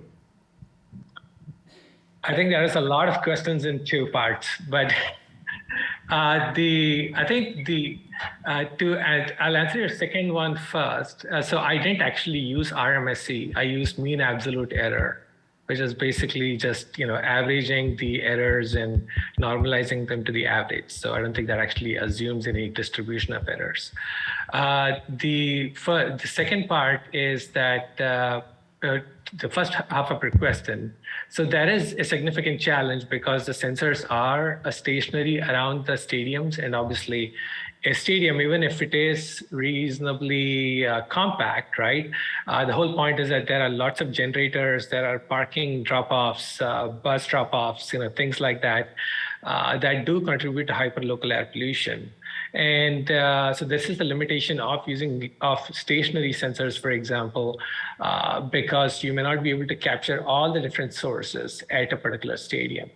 But then again, you don't necessarily need to capture all the sources at a stadium because usually, if a generator is putting out carbon monoxide and nitrogen dioxide, usually it's kind of similar for other generators as well, unless some things are really badly off, right? Something is smoking, and I've actually seen that. And the second part that I did not talk about is we actually have a Curie scientist, including myself and my colleagues, at each of these stadiums. Before you get too excited about that we are all getting tickets to go see the matches, it's not, we don't. But we only get to see be at the outside of the stadiums, and we actually are spending that match time walking around and looking at different sources. So we actually do both monitoring as well as eyes on the ground to look at hyperlocal sources of pollution, and that is how we have actually been able to capture, for example, a diesel generator, right? If it is visibly smoking, it's bad. You don't need to measure it to know that it's bad and it needs maintenance. And so that's how we have been able to capture a lot of these hyperlocal sources of pollution as well. So it's a two-pronged approach, not just monitoring. Now, ideally, we would like to put things on drones probably and just, have them fly around the stadium. And I'm not sure how happy security would be because they have their own drones. So they probably will not be happy with us flying out of drones. Yeah, I think that's probably an approach that we can take for looking at over short periods of time, because you're really looking just like people are, right? And so yeah, but short of deploying hundreds of sensors, which is maybe not that useful, I think it's basically we go on site visits, we look at nearby sources of pollution, try to do upwind and downwind, looking at predominant wind directions, look at, for example, the broadcast power compound, which is where a lot of diesel generators are used to power the media broadcasting offices, because all of you are watching on television and you need commentary on that. And so there's diesel generators powering all of that. Hopefully not anymore for the World Cup, we'll see. Yeah, so we actually judiciously pick the sites beforehand, do a couple of different site visits, and then we finalize the sites, and then we also have on-site tours to actually make sure that we record any source of pollution that we may have missed with the sensors themselves. Hopefully that answers your question. Thank you. Hi, Adil Khan. My question to Adil Khan, last question. So Could you tell me how humidity increase like more than 60%? How will be change the particulate matter? Is there any reason, or could you take to 60%, or how we define like is the 60% of that? So there is a paper also I can share perhaps after this. So there's this paper, there's because of the hygroscopic properties of particulate matter. So if humidity goes above, like let's say 80% or greater than that, then the mass actually increases. So there's this paper which I can share, which have done this specific problem statement in much detail. No, as we know, meteorological parameter change will day to day. So how could you define exact 60%? It will not constant. So how you define? We're moving on to a few questions online. This is for Mr. Subramaniam. You mentioned alpha sense is better for dust particles. Have you looked into particle size distribution and chemical composition to validate? That's an excellent question. So that is next on my agenda because the FIDAS 200 that is developed by Palas actually provides size distribution data, though it's not usually taken into account. But what you have done is actually look at the fractions of the PM 2.5, which is basically a coarser way of looking at the size distribution. We look at PM1 to 2.5, PM 2.5 to 10. So that's one way of looking at the size distribution, but we can also look at the size distribution from the FIDAS, and that's next on my agenda. The chemical composition we haven't yet looked at. We have an aerosol chemical speciation monitor at some of these sites, and so we are able to get that data as well. That's next on our plate. But what we have seen is that we have seen the similar performance at two different sites. One is Shahaniya, which is the regional background site that's heavily dominated by desert dust and resuspended road dust, and not so much anthropogenic pollution. And at Tumama, which is a lot more anthropogenic pollution and construction dust and desert dust as well sometimes. And so when we see the same correction factors or same performance at both different types of locations, which have differences in chemical composition of PM, then we are fairly certain that this is not a significant factor in the performance that we're observing. And again, I should just note that the FIDAS is an optical particle sizer as well. It's a reference grade optical particle sizer that measures particles from 180 nanometers to 18 micrometers. The AlphaSense OPC measures particles from 350 nanometers to about 40 micrometers. So they're both optical. So any chemical composition changes will affect both of them equally. It's just a question of how well you account for those and what your assumptions are. There's one more question online. Is it true that the data drift affects the performance of random forest algorithms greater than linear algorithms? So how do you balance the performance of linear versus random forest? To you and to Dr. Subramaniam, do you want to take that? Oh, is that for me? Or is it I thought it was for Adil, but so I think so we have actually tested the performance of these machine learning models in over about a period of 18 months. And for most of the sensors, we haven't really seen a change in sensor performance. We do repeated collocations and we compared the performance over time and at different sites. For example, as Priyanka said, we have actually, you need to look at different sites in your city. So we looked at a roadside location, we looked at a coke oven, near the coke ovens, you have looked at it at an urban background site, a couple of urban background sites. But we haven't seen a significant change in performance for the carbon monoxide sensor, for the ozone sensor. But our results for the NO2 sensor actually do say that the random forest seems to, counteract the effects of the drift. So the sensor performance actually degrades for the AlphaSense NO2 sensor because of the ozone scrubber gets extinguished in about 6 months of high ozone concentrations. And so, but the machine learning model, the way it works it actually relies, and this is shown in Naomi's paper, relies more on the carbon monoxide and temperature rather than the NO2 itself, because if you think about it in an urban environment, carbon monoxide and NO2 are co-emitted by a lot of the same sources. Combustion pollution, for example, will produce NOx and CO. And so the machine learning really picks on that rather than on the NO2 itself. So that's why the machine learning performance looks okay, but actually the sensor has been degrading, and that's why we recommend replacing the NO2 sensor at least every year and potentially checking the performance every 6 months. Do you want to add something? Do we have time for one more question from the audience? All right, any more questions from the audience? Go ahead. Can we? Oh, you have a question. Go. The question is for Adil. So how reliable is to develop a correction model for a sensor which is deployed for other location other than the co-location? Definitely, that's a very good question, and this is something we have observed also. Let's say a sensor that is, we check this model that we developed for, let's say, in IGP region or let's say Delhi, and it didn't work in, let's say, Bangalore condition. It actually, the RMSC, it was negative, but we have shown it goes positive, so it didn't work. So we need, so as one of the summary and the thing is we need regional calibration for sure. How would you define a region? Like, is it a few kilometers? Is it a city? Is it a state? Like, how much distance do you think the So again, it goes back to how much accuracy that you need also, like how much you are satisfied with. So that also, like you can use one calibration that can work for whole ITP for one city and also within like some watts as well. So I think it goes back to how much accuracy you need. That's what I maybe. Dr. Subramaniam, do you want to add something to that? Yeah.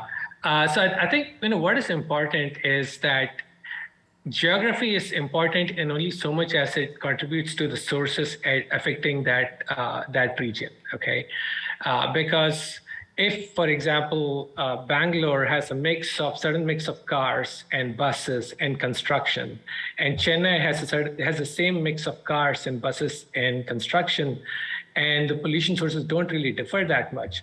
Physically, the PM will not change, right? I mean, the emission sources are still very similar chemically and in terms of size distribution. So how they appear in a optical PM sensor will also be similar. Just because the city is now Bengaluru instead of Chennai is not going to change the performance of the sensor. The difference that perhaps that Adil, and we've seen this as well. I mean, I love the purple air, right? And this is a plant tower sensor, works great in Pittsburgh, doesn't work as well in Doha, where there's significant desert dust influence. And the same thing for the IGP, which has a lot of probably biomass burning, stubble burning waste, and all those high, I'd probably say 0.5 micron particles, whereas in Bangalore, there isn't so much of biomass burning happening in Bangalore. So the particles are more dominant of diesel or gasoline emissions, which are more 0.1, 0.2 microns. And so you really need to look at the physics of the problem. And so, it's not so much geography, it's not 1 or 2 kilometers. It's required in terms of 1 or 2 kilometers in terms of how the sources vary within a city, for example. But again, as Adil said, this depends on the uncertainty that you can live with. And what you found is that the uncertainty on our sensors for Pittsburgh is about, I think, plus or minus 4 microgram per meter cube on the hourly average basis. And given that uncertainty, we have deployed it at a roadside and we deployed it at an urban background site, and we really can't tell a difference in the performance of the sensor. So I think it really comes down to knowing what your city is, what are the contribution of different sources, because that changes the PM composition. Yeah, I mean, it's not a question of length scales, and as much as it's physics and chemistry. Any other questions from the audience? Close. All right, sorry, we don't have any more time for questions. Thank you so much. We're all a wonderful audience, and thank you so much to the panelists for taking your valuable time for this event. Thank you, everyone. Thank you, Ms. Namita, and to the speakers who joined us virtually, Dr. Subramanian and Mr. Adil and Mr. Chetan for joining us today and for that insightful discussion. I would now call upon Dr. Pratima Singh to kindly give away a token of appreciation to the moderator and the speakers.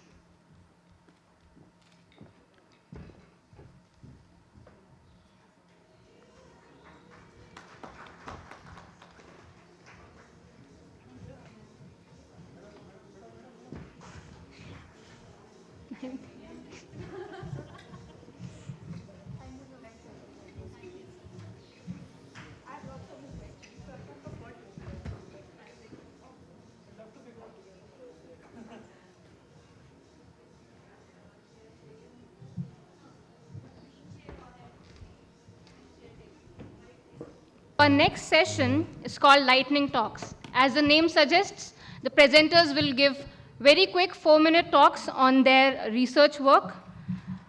So we have 6 participants in this session, and I'll request them to please come one by one and present their work.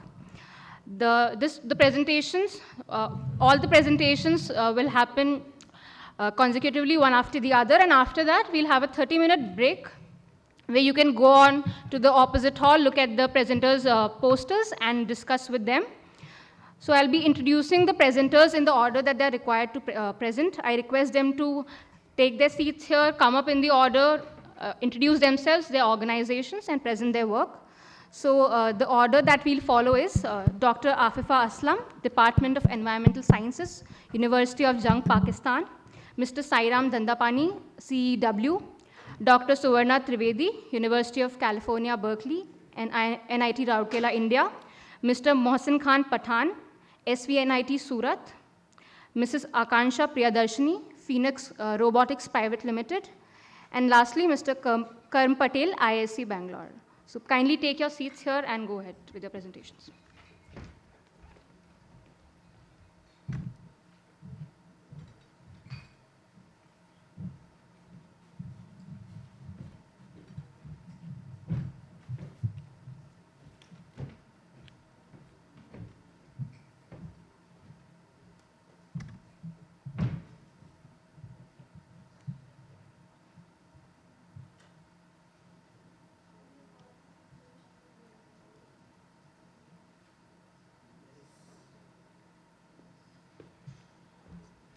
Dr. Afifa Aslam, kindly come up on stage if you're here, if there's anyone who's with her and can call her.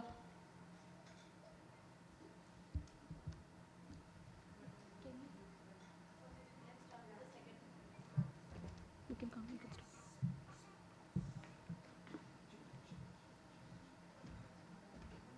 start. It works. This is okay.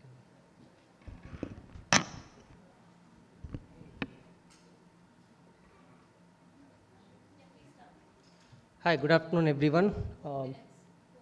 Yeah, my PPT is ready, right? Okay. So, Sairam is my name, and I am a research analyst at the Council on Energy, Environment and Water. And I work with the Samosa Research Group, where we actually study the urban and rural gradient of pollutions across Indo-Gangetic Plain states. The research topic that I'm going to explain about is the operating and maintaining a large-scale sensor network of air quality monitoring. And I'm the lead deployment and planner and for the field activities in the Samosa project. So the missing piece in the large-scale air quality deployment. So what exactly the things that we tend to miss apart from the usual calibration, collocation, or all the data points? So the first and foremost is the understanding of the practical challenges that we encounter when we deploy a sensor at a large scale. Large scale refers to numbers greater than 100 sensors, and it's a low-cost sensors. 2, having a dedicated team of trained assistant, field team, who are able to troubleshoot and also fix the sensors from time to time periodically. And third, how we are going to address and also respond to the signs of sensor degradation. If the sensors values are going down or high, and how we are going to replace it. So what exactly the system that we are going to have. And in most of our research, these 3 ingredients are to an extent is largely missing. And how in our Samosa research, we are trying to reduce this with our approach. The nuts and bolts of the large scale deployment of our sensors in the Samosa research is that on the left side is the problems that we usually see in the deployment. On the right is some of the interventions that over a year that we have since we started a deployment of sensors, we have found out this to be the best practices that we have. One, anticipate challenges. Let's say we have been deploying sensors across from cities to towns to villages. Electricity is the foremost important thing that we need to look. How we are going to answer it. And in coming next slide, I will be informing about security of the device. Selection of the host is most important across land use characteristics we have to have. And data transmission. If Wi-Fi network is not there, what are the other options? Dongle and thing. And prepare for the worst. Inventories management, stock in place, and building the right team, which is most important in a large-scale network for maintaining, troubleshooting, and deployment. And last two are the tools that support in this process. One is the SMS-based alert system if the sensor is not working properly, so that the field team can easily replace the sensors or troubleshoot it. So the ecosystem that for the Samosa project that we so far have, what is the footprint that we have so far? And it is going to increase in next 6 months. 2 states, 12 cities and 4 towns and 10 villages and close to 90 plus sensor. We are about to hit a century soon in next 2 weeks. And what exactly is that? Having an adequate supply of all the materials, not just the sensor, apart from sensors, the peripheral devices also. And the deployment team, who are the eyes and the ears for troubleshooting and also deployment and also fixing the sensors. And the last two are the tools that we support. One is a sensor alert and performance system, which helps in finding the exceedance of pollution, which are higher to an extent and what is the cause of it. And also last seen data can be easily seen so that the field team gets to know when the sensor has been inactive. And the foremost is what is the maintenance issues that we face regularly, whether it's a dongle issue, whether it's a power supply, whether it's the USB cable is not working or any other peripheral is not working. And what exactly happens when we have a well-maintained network? Increased data availability is always better air quality management. And first and foremost, it helps in hyperlocal hotspot identification across all this deployed sensors location. And area development plans, which helps the mobility and also air quality improvement. And achieving the SDG goals, one on the health and also reduce the impact, environmental impact on the cities. So this is what the research that we are currently working on, what exactly it goes into an operational and also maintaining a large-scale sensor network over a period of time, and it would also sustain. Also, I would like to take this one last 10 seconds.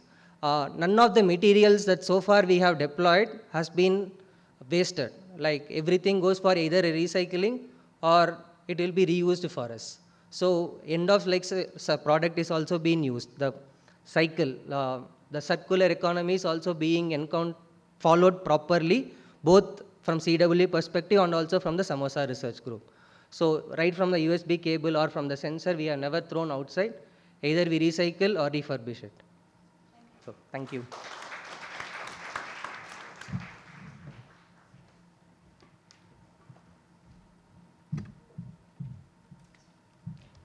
Should I start? Okay. Good evening, everyone. I'm Dr. Suvarna. My today's presentation is based on my Fulbright project of last year at UC Berkeley. Currently, I'm affiliated with NID Rourkela. So I have done work on the Beacon project. Beacon project is running by Professor Ron Cohen at University of California, Berkeley. He has established a big sensor network in Bay Area for air quality monitoring. And in Bay Area, they have done each and everything. They are using those data for analysis. But in Los Angeles, they extended their network. And now we have 12 or 13 nodes. And those we are calibrating now, and we are using those data for our observations. So in this slide, we can see like air pollution problem is not new for us. It's a problem from decades. So in first two pictures, we can see this is a picture of the Los Angeles region where we establish our sensor network. So at that time, people were facing a lot of the problem of smoke emissions, but they were not aware what is the problem we are facing now.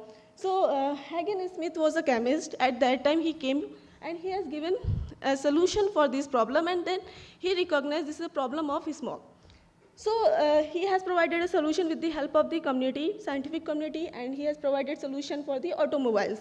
But currently, we are also looking forward for the other emission sources.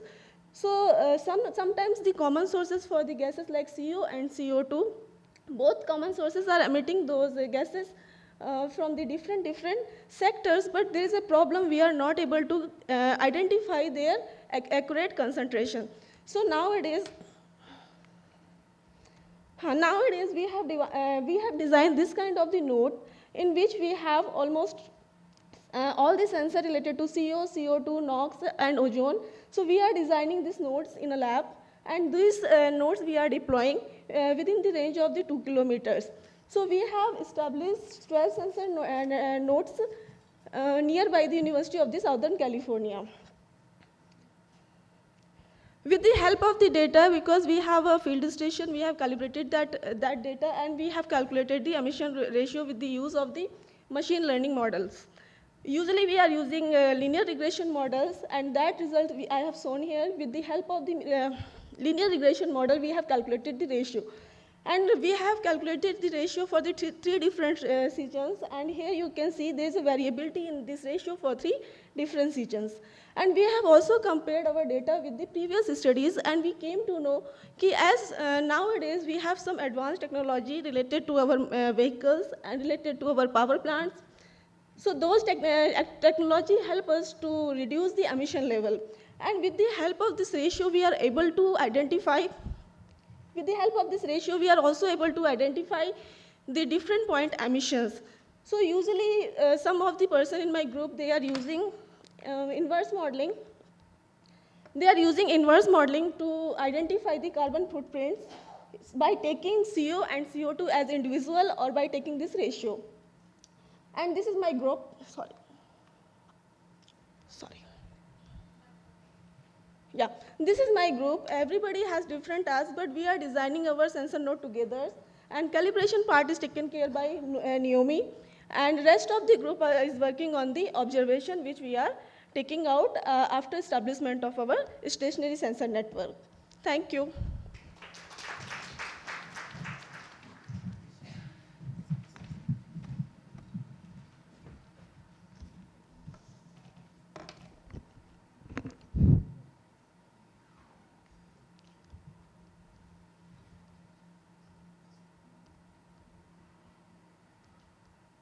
The setup has changed actually. The font and all has changed.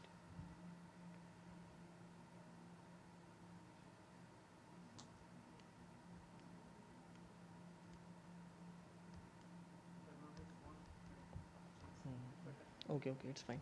Good afternoon, everyone. I am Mohsin Khan Pathan. I am pursuing my PhD from SUNIT Surat. I also work as an project associate for Vatawaran Foundation. At Vatawaran Foundation, we work on projects like Vatawaran Mitra, a fellowship program where we find 2 local air quality leaders to work on creating awareness amongst the citizens and urban local body members. We also work on facilitation of Mumbai, Panvel and Nasik cleaner action hubs. These are the group of like-minded people and NGOs working together to reduce pollution of every sort. We also promote non-motorized transport through open streets, where we create awareness through Sunday Streets, a Mumbai police-led initiative. We also work on promoting EVs. In the next month, through the Mobility Week, we'll be promoting EVs, sharing the experiences of the users. And also we work on Friends of Forest. This is an initiative in which we help the communities to fight for themselves through the Forest Rights Act, which has been enacted recently. So this is about my PhD project. I have attempted actually to cover Nasik city using 15 low-cost monitors, and to include citizens in this project, I asked people to host the devices, and I will take this podium to thank them. And at most real-time air quality monitors were deployed at 15 locations, and these IoT-based monitors measure PM1, PM2.5, PM10, temperature, humidity, and the location. The static monitors, 15 monitors, the analysis that was done here is for 243 days, starting from 1st of July to 28th of Feb. Among these 243 days, the days having complete 24-hour data were considered, which were about an average of 228 days. And in these 228 days, we can see the need of spatial monitoring is because we can see the number of days exceeding the CPCB limits of 60 microgram per meter cube. There the lowest number is 58 and the highest number is 101. Okay, so the air pollution will be different in different regions, as Nasik has only one CAMS monitor. So all the pollution that happens around it is attributed as the pollution of the Nasik city. So it becomes necessary to deploy these devices, and we can then find the pollution hotspots or the regions where the pollutions are higher. We can also see after the natural air scrubbing that happens in monsoon, after that from the mid-October, the pollution levels start to rise, and the average pollutions are higher. We can see the December average pollution of the 15 monitors is 106. And it was also observed that the about 23 hours of the day, the pollution levels are higher than 60 microgram per meter cube for the month of December. Also, getting inspired by Google, what the cars have done, I have tried to do it with my bike. So I deployed a device on the bike, and I have also done mobile monitoring for the 7 highway stretches in the that fall under the that are within the municipal limits of the city. And these are the approximate lengths, 8.8 kilometers, 9. These are single side lengths. So I have made round trips for morning and evening peak hours. And I have done that 7 roads for 7 days of the week for each season, 49 days for summer, 49 days for monsoon, 49 days for winter. Thank you. And a thing to say that I also made a website where we can see the per minute data change that happens for all those 15 locations. That is nasikair.com. Thank you.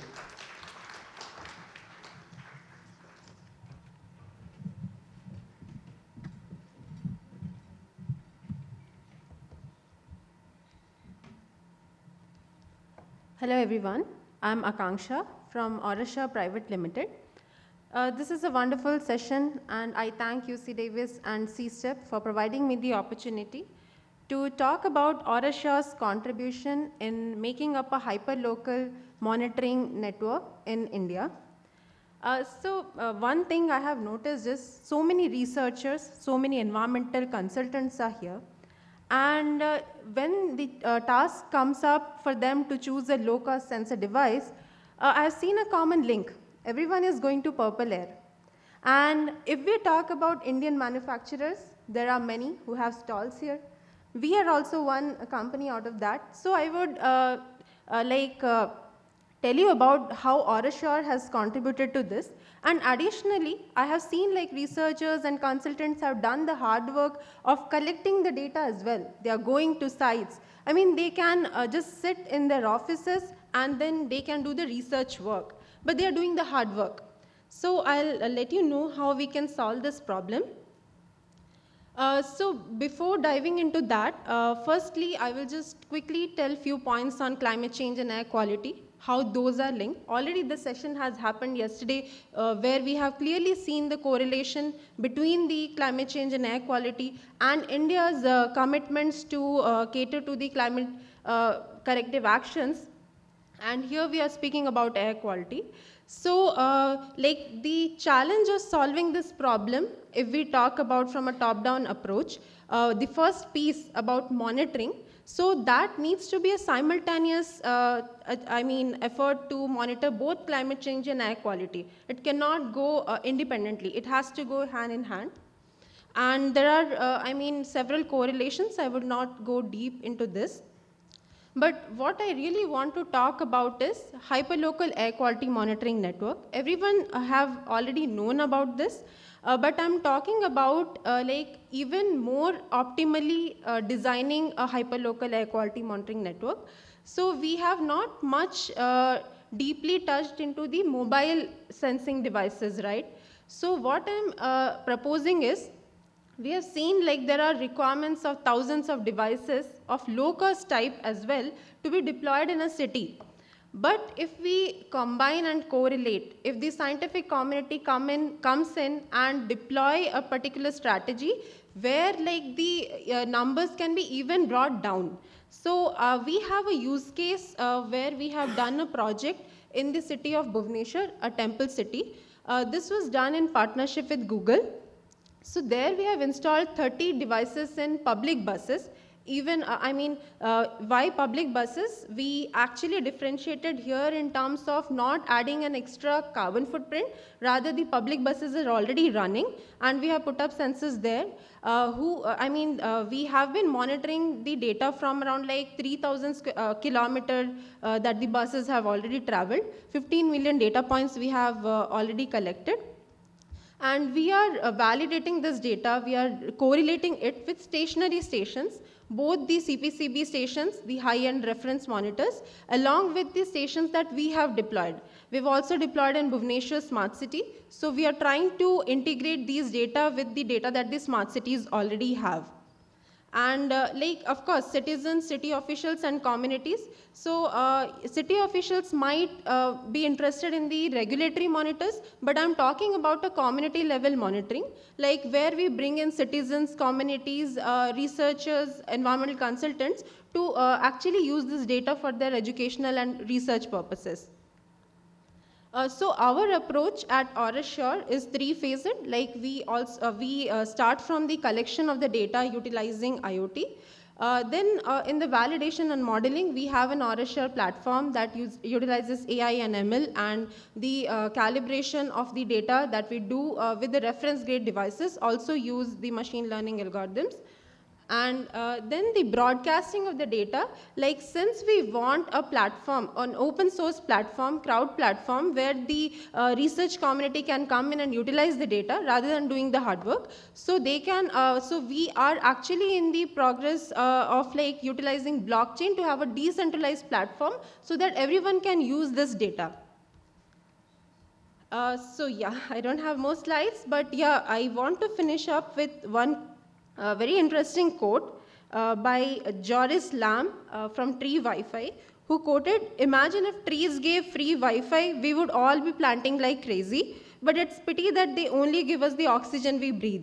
So we already know about this, but what I want is there are so many companies working on this low-cost sensing devices, and I invite researchers to adopt our infrastructure rather than making up their own structure that is not like fully deployed and it's just for a very small amount of time. They can actually have a continuous data inputs coming in, and the research could actually be fruitful in policy making and actually having some impacts. Thank you, that's from my side.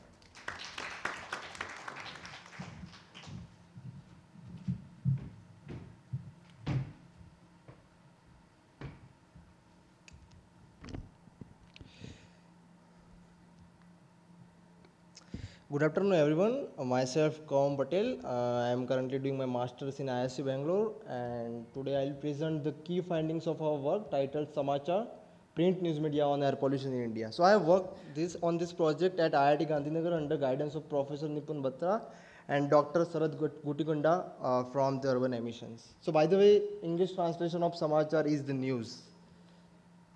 So in India, from 2016 to 2019, air pollution contributes to more than 1.6 billion deaths, which shows that air pollution is a serious concern in India and public should be aware about it.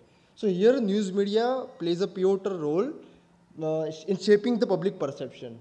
And in our work, we try to investigate the print news media response on air pollution in India. So in particular, we have two research questions. First, is there any geographical and temporal bias in news media coverage? And second, is the sources of air pollution discussed pertinent to their contribution?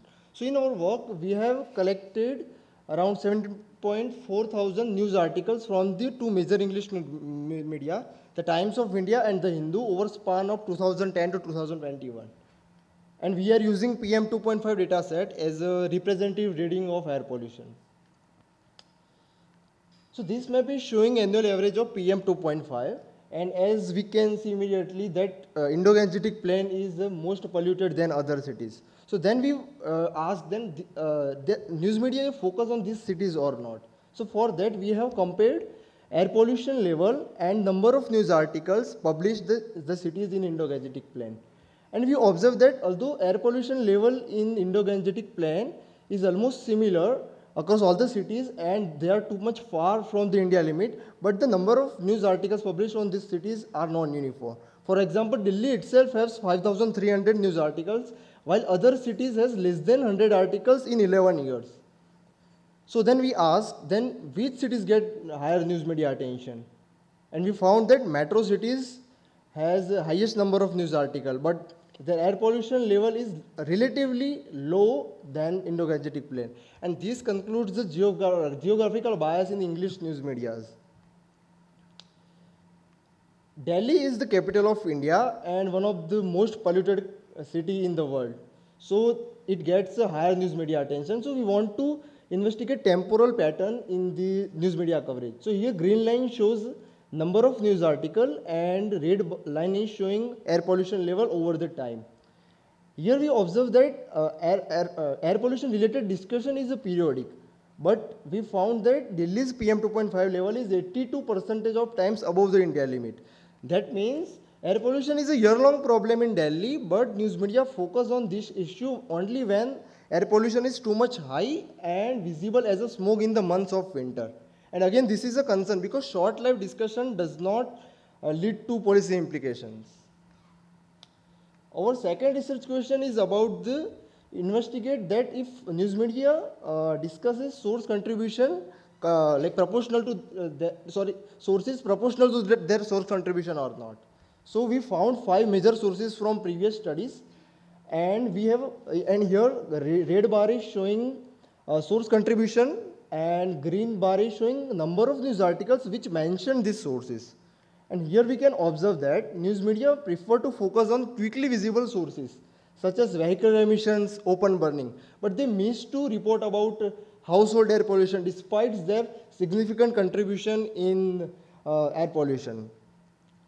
Yeah, so that's what our main 3 key findings, and I would like to encourage see our publication for the more details. Thank you very much for listening.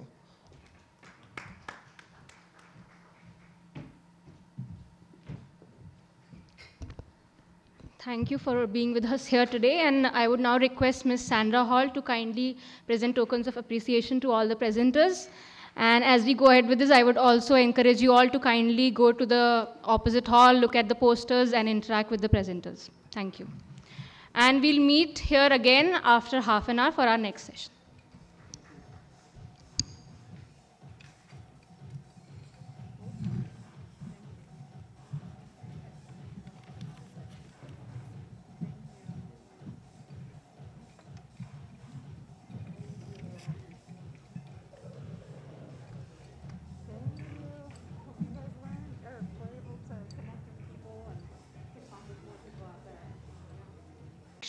And calibration.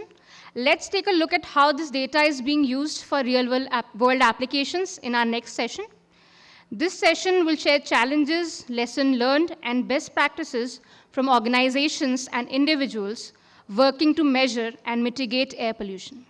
The session will be moderated by Dr. Pratima Singh. I request Dr. Pratima and one of the presenters, Dr. Damodar Bachani, Deputy Project Director, John Snow India Private Limited, New Delhi, who's joining us in person to kindly take their seats. Dr. Naveen Puttaswamy, Assistant Professor, SRU, Chennai. And Ms. Evelyn, Air Quality Specialist, Clean Air Asia, will be joining us virtually. Ms. Evelyn is yet to join us. She's stuck up somewhere, it seems. She'll join in due course. I request Dr. Pratima to kindly introduce the speakers and take the session forward. Over to you, Dr. Pratima. Thank you, everyone. Thank you, Amishi.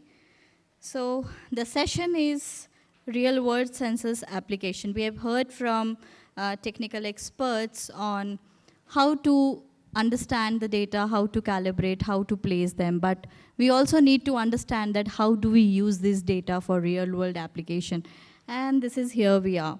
So I would want to introduce our eminent speaker, Dr. Damodar, Deputy Project Director, John Snow India Private Limited, New Delhi, former Deputy Commissioner in the Ministry of Health and Family Welfare, Government of India, from 2013 to 17, and focal point for air pollution and health effects, presently working as Deputy Project Director for USAID-funded Building Healthy Cities project, implemented in 4 Asian cities, including Indore. The project addresses social determinants of health.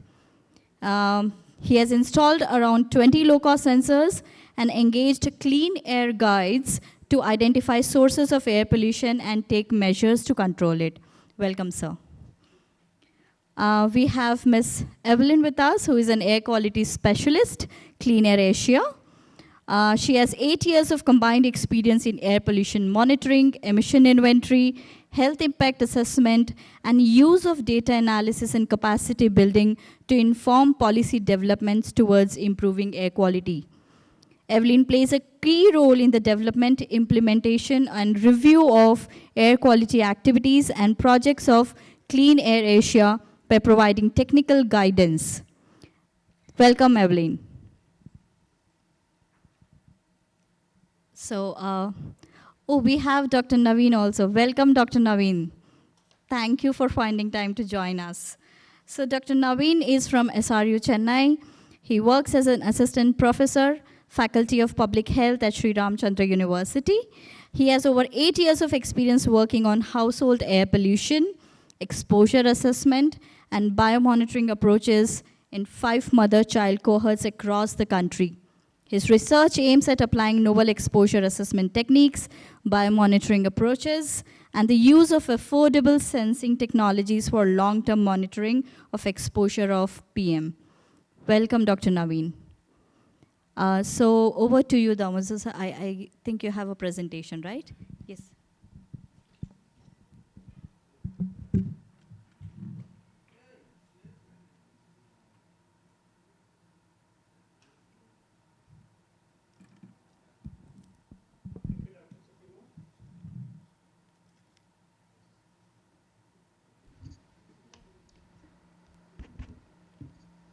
Hello.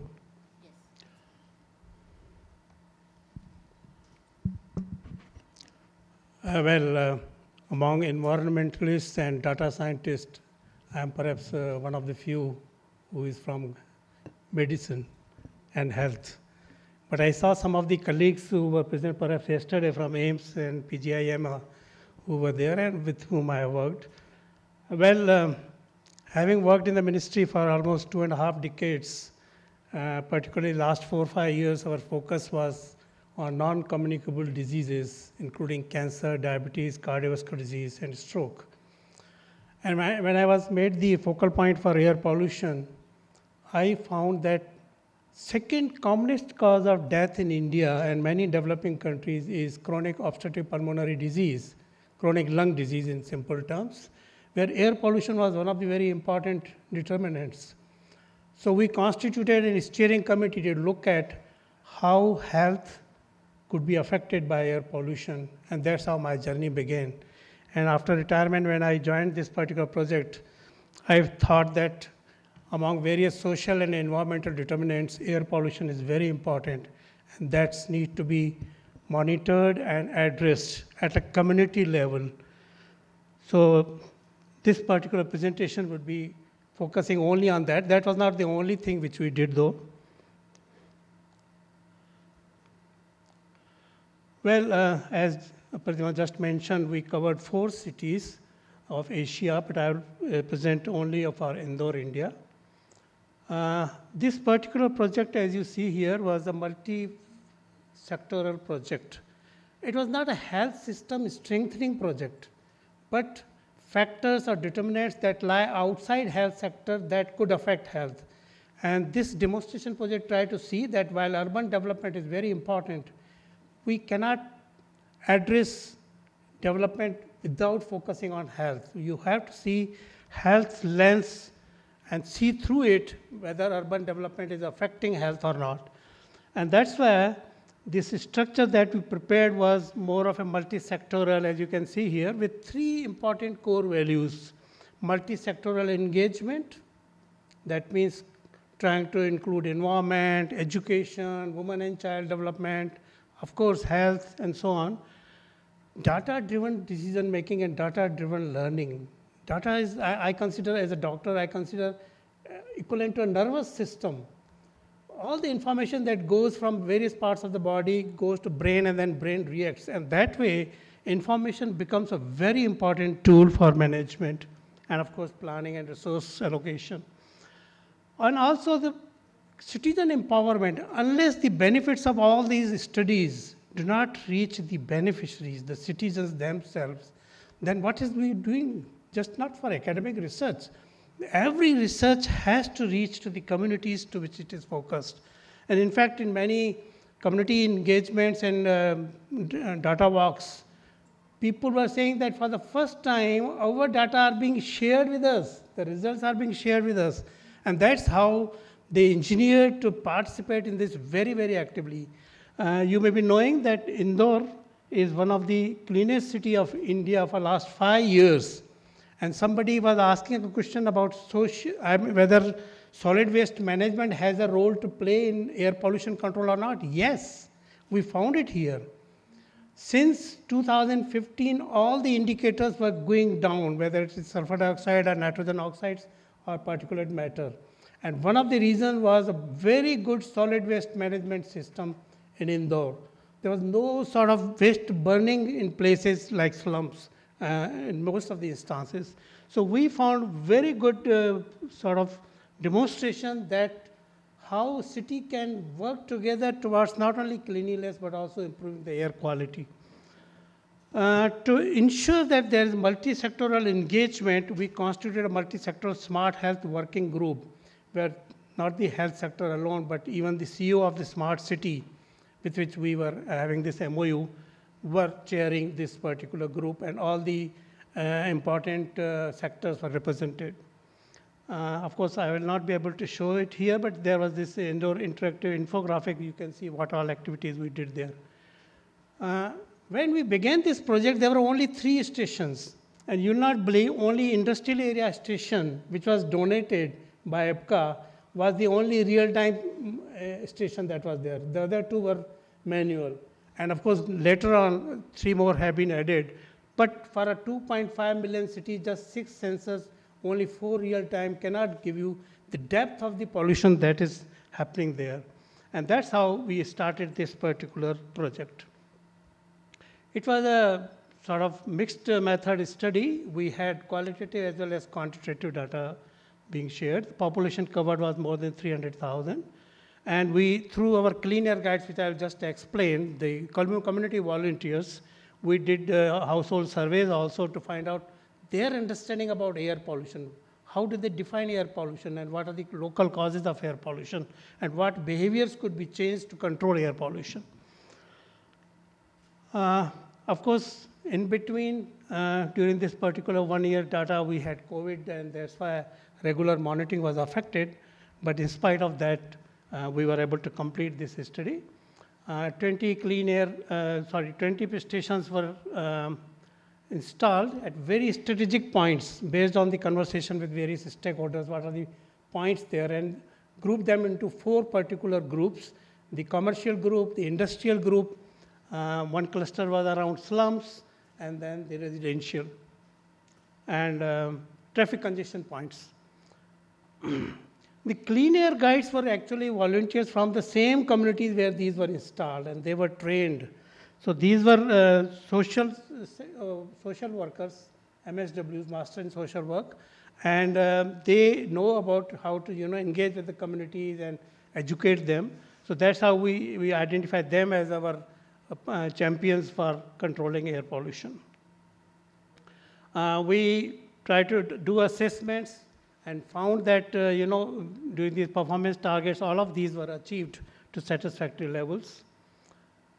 These are the locations of those 20 sites, and as you can see, most of these are within the main part of the city, not the newly developed zones of the city, obviously because the pollution levels were higher there, and these are the sites.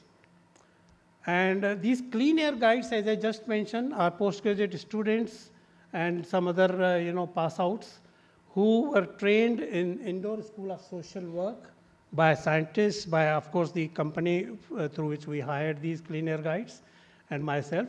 And they knew about air quality and what are the various ranges and how we can define that.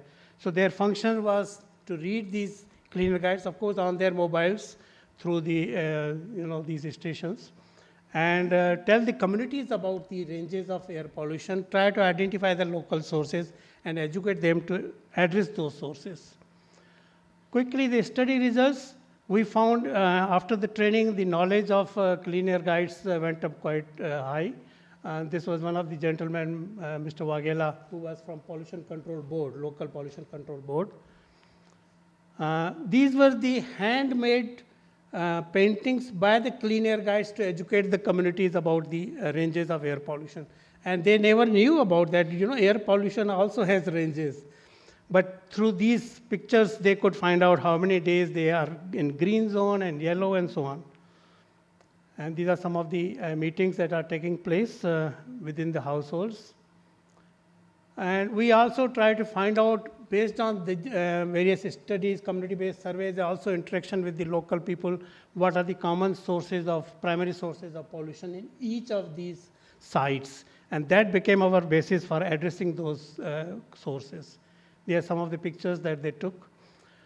Some of these which we never anticipated would be important source of pollution. Of course, during pandemic, the cremation grounds became very, very important source of pollution. A lot of bodies were, I don't want to tell the numbers, but it was multiple times than the normal that took place. In spite of electric crematorium being there, people were preferring, because of traditions, the wood-based crematorium grounds. Can you believe one of the important source of domestic household air pollution? It was not use of biofuels, because most of the population, 95%, have now a gas connection. But of course, they may be using it not regularly, but sparingly. The coils that they use for mosquito repellents, that was one of the important sources of pollution, which we never knew about. Of course, incense sticks and other religious factors, and particularly during marriages, using the biofuels for cooking some traditional foods were also very important cause. We find that post this particular one-year study, there was quite significant change in the behavior of the population. That's the focus point of this whole community engagement. Of course, these are some of the data from those, how many days they were in which zone of air quality. We found industrial sites were having higher concentrations. There were more outliers in slums, because still some slum people were using biofuels and other domestic sources of pollution.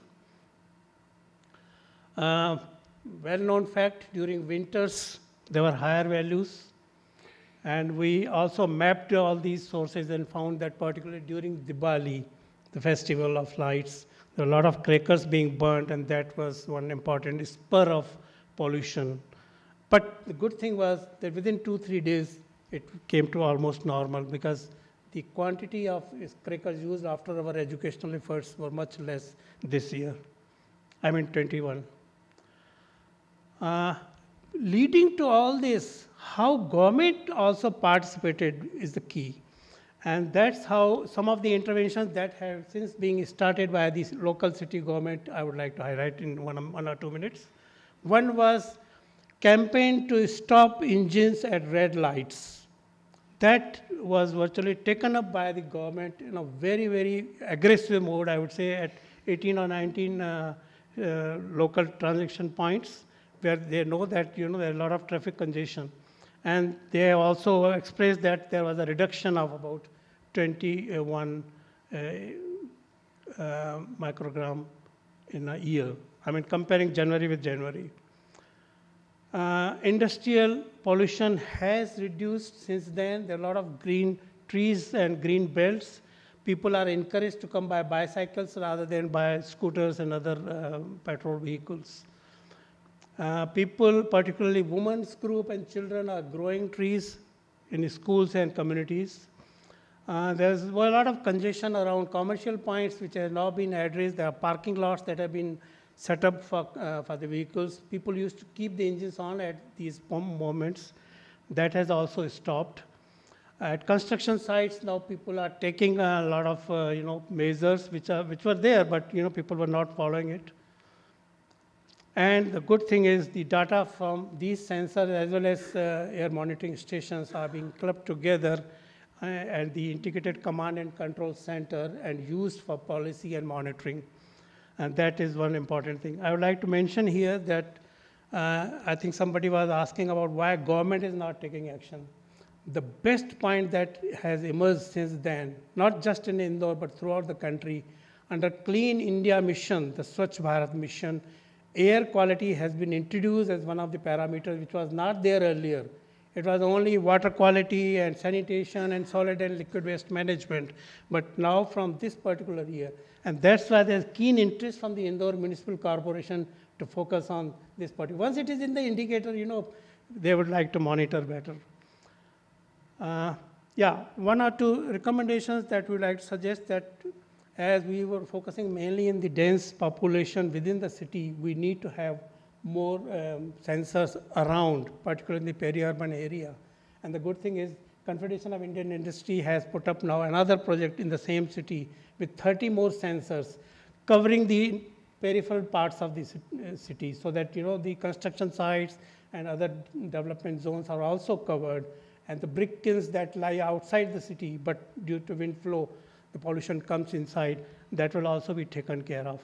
And the 25 clean air guides, now they are called clean air champions, are now being supported by Confederation of Indian Industry. So our moment of these volunteers is now continuing for one more year through this particular initiative.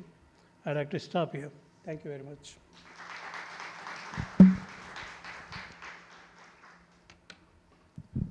Thank you, Dr. Damodar. That was well within our time limit. Moving on, may I invite Dr. Naveen to present his study. Dr. Naveen? Sure. Can I share my screen from this side? Yes, please. Is that okay? Yes, yes. Yeah.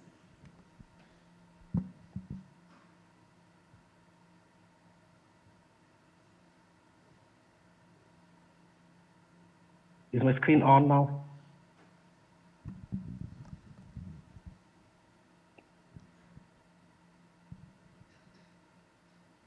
Yes, we can see your screen. Okay, thank you. Yeah, so thank you everyone for, okay, I'll start my video. I'm a bit under the weather, but okay, I'll still put on my video. Okay, so thank you everyone. And I'm going to talk about our experience of using low-cost sensors in rural parts of Tamil Nadu in two cohort-based projects. And how we have learned about these sensors and its usage in research purpose. I could move my slide. Oh. Okay, as an outline, first part I will talk about the application of low-cost sensors for, and this is part of the Tamil Nadu air pollution health effect study. And in the second component, I'll talk about the application of these sensors at community level for ambient and outdoor monitoring in another ongoing project termed Ambient Air Monitoring of LPG at scale in South India for short arm-length project. So just to set up the stage here, the magnitude of problem, as everyone knows, stems largely from household air pollution. So the national burden of disease still is predominantly dominated by residential biomass burning. That's chiefly because any cooking event using biomass would emit anywhere between 200 to 800 microgram per meter cube. This as measured in a 24-hour integrated measurement, but use of real-time sensors would provide us a much accurate temporal distribution of this PM2.5, which during any cooking event could go up to 2,000 to 3,000 microgram per meter cube. Okay. And we also know that the household air pollution also significantly contribute to ambient PM2.5 levels in India. Dr. Sagnik's group has shown that anywhere between 25 to 50% of ambient PM2.5 comes from the household air pollution itself. So, but most health effect studies that use exposure metric, they rely on 24 or 48-hour measurement. So there's a lack of temporal variability that we can capture because of the the kind of measurement techniques that are available.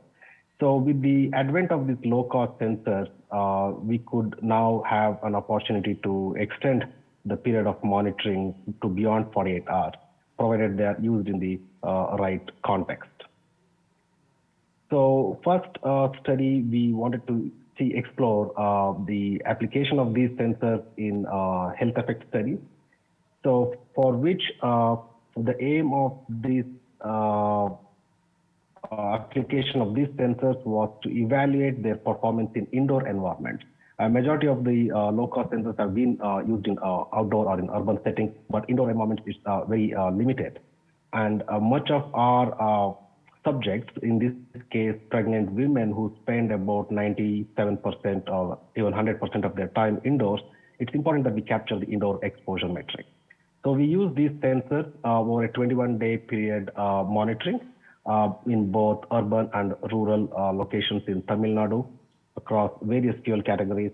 And the take-home message here is we, on an average, we monitor 21 days, and the data availability was between 97 to 99% in this case.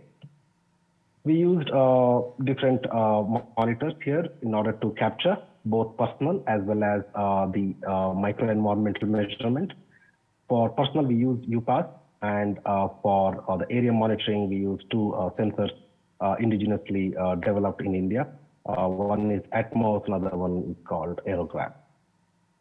We also did the co-locations in order to understand the performance metrics, both in terms of accuracy and precision. We have our own setup in Srihar campus in Chennai with a reference grade monitor. But for the indoor co-location, we used a 24-hour gravimetric at three different days in a week in order to understand the difference between the ambient co-location metrics as well as the indoor co-location. So these are some more pictures of co-location. Here you can see the low-cost sensor alongside a gravimetric pump and filter setup. Now to some results. So the calibration here is all given at 24-hour average. On x-axis, we have the daily mean gravimetric by of PM 2.5 using the pump and filter, and on y-axis is the low-cost sensor. So the bias here is pretty constant for a range of concentration between 30 to 200 microgram per meter cube. This was the co-location that was done indoor on the left-hand panel. On the right-hand panel, you have the ambient co-location that was done in a Srihar campus, and the bias kind of increases, slightly increases with the increasing concentration. Again, a point to note here is the range of concentrations that we find in ambient environment was about 3 to 27 microgram per meter cube. Were we to apply the ambient correction factor for indoor, we would have done a lot more mistakes in doing so. So it's important that we do this co-location and derive the calibration coefficients in indoor co-location.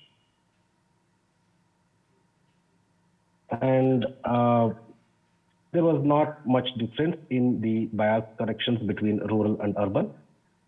The precision was pretty high across the two types of sensors for the long duration that we were run. The standard deviation, the coefficient of variation were within the limits set by the EPA record. Another important aspect of this study was to see how the personal exposures correlated with the low-cost sensors used in the house. These personal monitors were put on the pregnant women, so there was about 62% correlation between the personal measurements on a 24-hour average period to what was measured by the sensors indoors. So using these equations, we plan to now estimate a long-term exposure of about 1 month or a trimester or entire gestation period during the pregnancy in order to better estimate the health outcome measure. So moving on to the second and Dr. ongoing Naveen, project. 5 more minutes. Okay, yeah. Where we are using a hyperlocal network of several sensors. It is in the ARM-LaCie project. So this is again in the rural parts of Tamil Nadu, right? And we used Aerogram and Atmos, two different versions. I'll get to talking about why these versions are important. So once the sensors come, we do run them in the lab, do the QC checks, then we do the accuracy checks before they're shipped out to the field. And the major field deployment challenges that we find in rural places are suitable structure, power supply, and weatherproofing.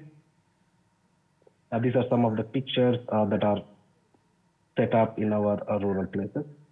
So first, coming to the data quantity, before we move on to the data quality issues, this here is the data from one village by across 18 different sensors for over 10-month period from both indoor and outdoor.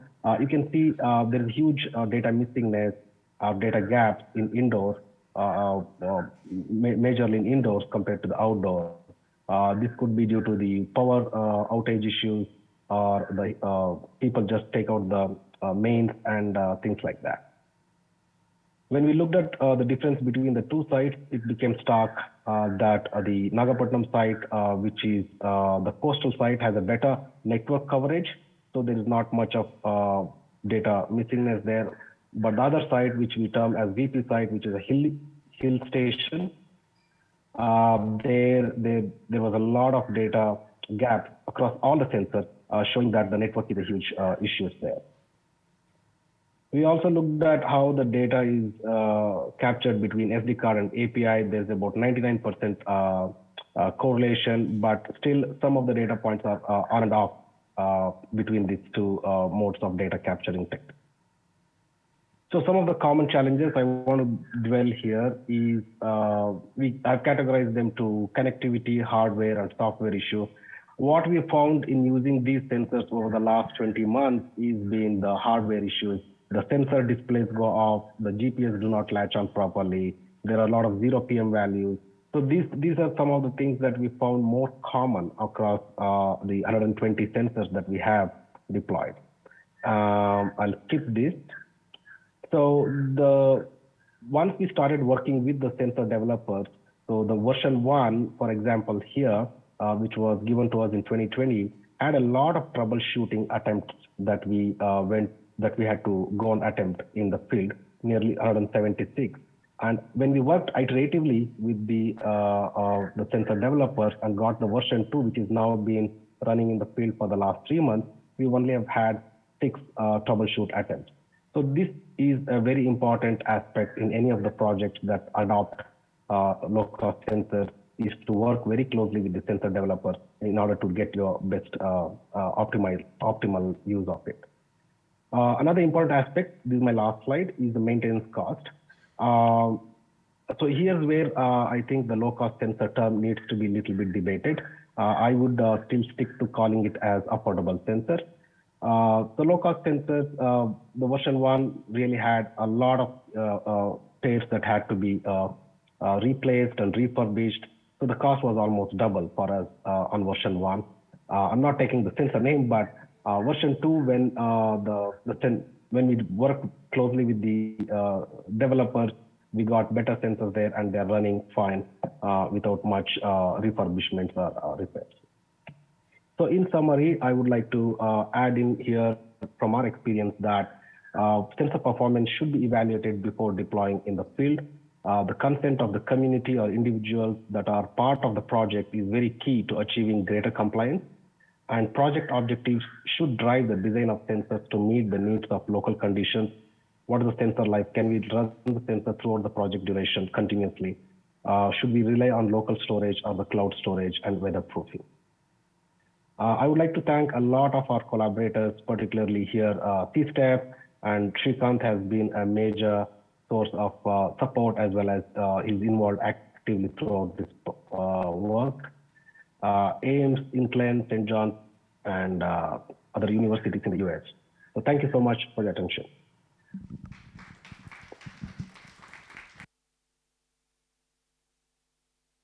Thank you, Dr. Naveen, for highlighting some important points, right from troubleshooting and how we can use the low-cost sensors for understanding the health effects. Thank you so much. Moving on to Dr. Evelyn. Can we have Dr. Evelyn on the screen, please?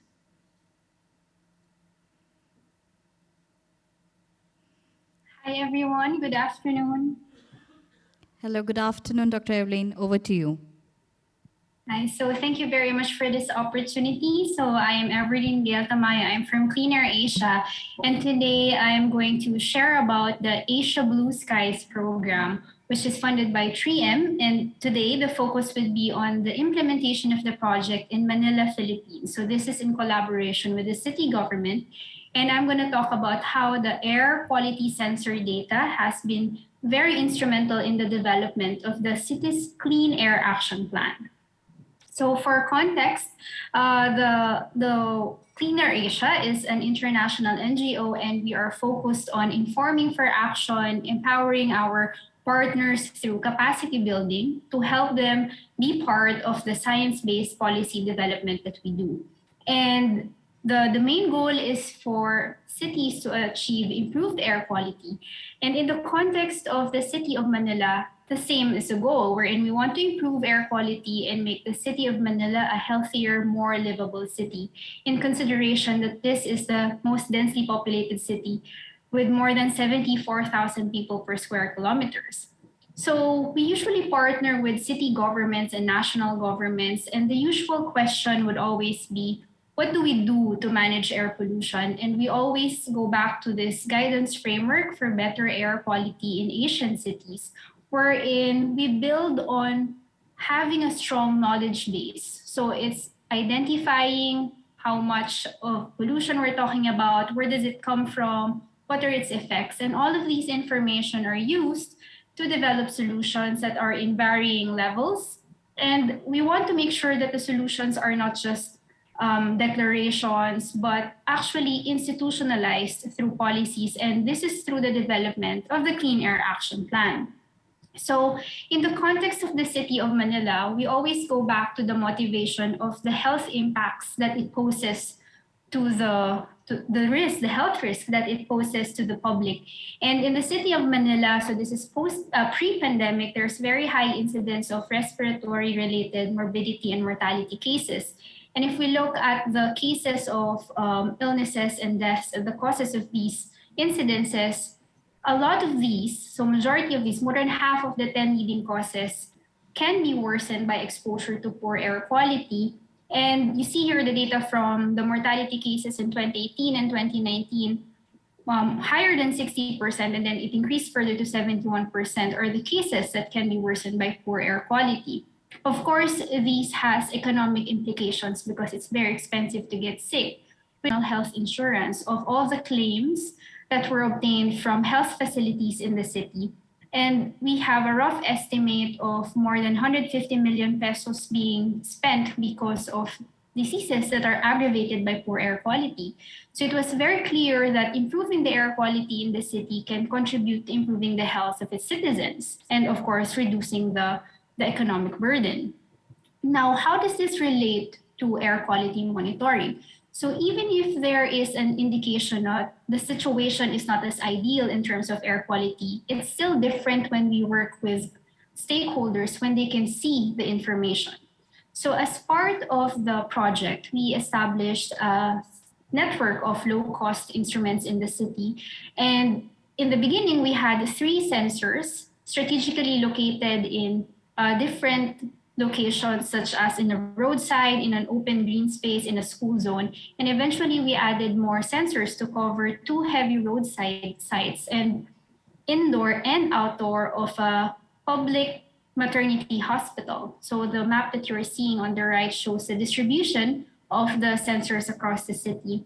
And it was important because during that time, there was no automatic reference instrument working in the city. It used to be functional from 2014 to 2017. So when we started the project at 2020, there was no other source of data for the city. And of course, we are conscious that before we communicate air quality data, we had to make sure of the quality. So we also performed a co-location experiment. Incidentally, in the same year, there was also the procurement of a reference instrument. So it was located in the same city, and we co-located the sensor for more than 17 months. And of course, we understand that, of course, the US EPA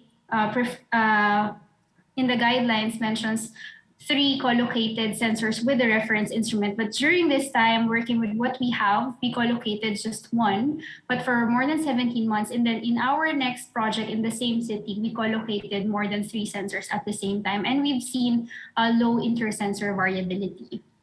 So this experiment and this visualization was also very important since it was the first co-location experiment for that long and with the involvement of the national government. So it's quite exciting to show that the stakeholders get to understand why it's important to correct the data first before communicating it to the public, because you can see the difference of the sensor data before and after it's corrected and how near it becomes to the reference instrument after adjustments.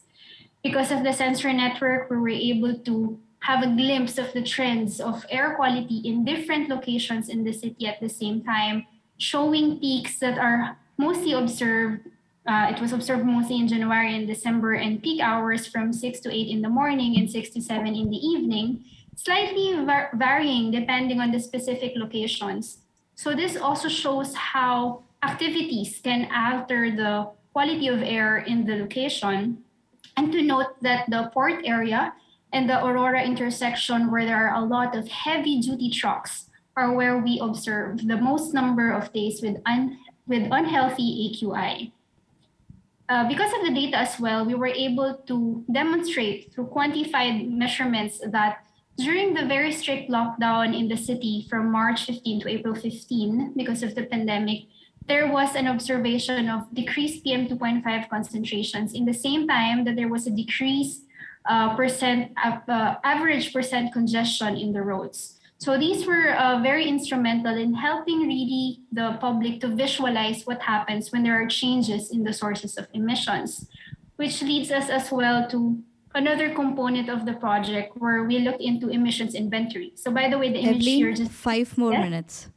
Okay, so here we're just showing you the images of the 2 sites with the highest concentrations, and just to show here that we also performed an emissions inventory, which is aligned again with the data wherein majority of the pollutants come from mobile sources and specifically from trucks. So this shows again the support of the data, the air quality data with the actions, which help us develop the Clean Air Action Plan and in determining the measures which can address the identified main sources. In particular, for us to better understand what would work best, we also performed LEAP IBC modeling to identify which scenarios would give the most benefit, so such as compliance with Euro 4 standards, conversion to public transport, and e-mobility. And what we're seeing here is that the most benefits would come from complying with Euro 4 standards, leading up to reductions up to 84%. And of course, this has equivalent reduction in population-weighted PM2.5 concentration and associated economic benefits. Again, because of the air quality data, the public was able to better visualize what the goals should be so that they can achieve the maximum benefits of these reduction measures. So what is now happening? So basically, we were able to identify and prioritize which policy recommendations should be put into action first, because you can't do everything at the same time.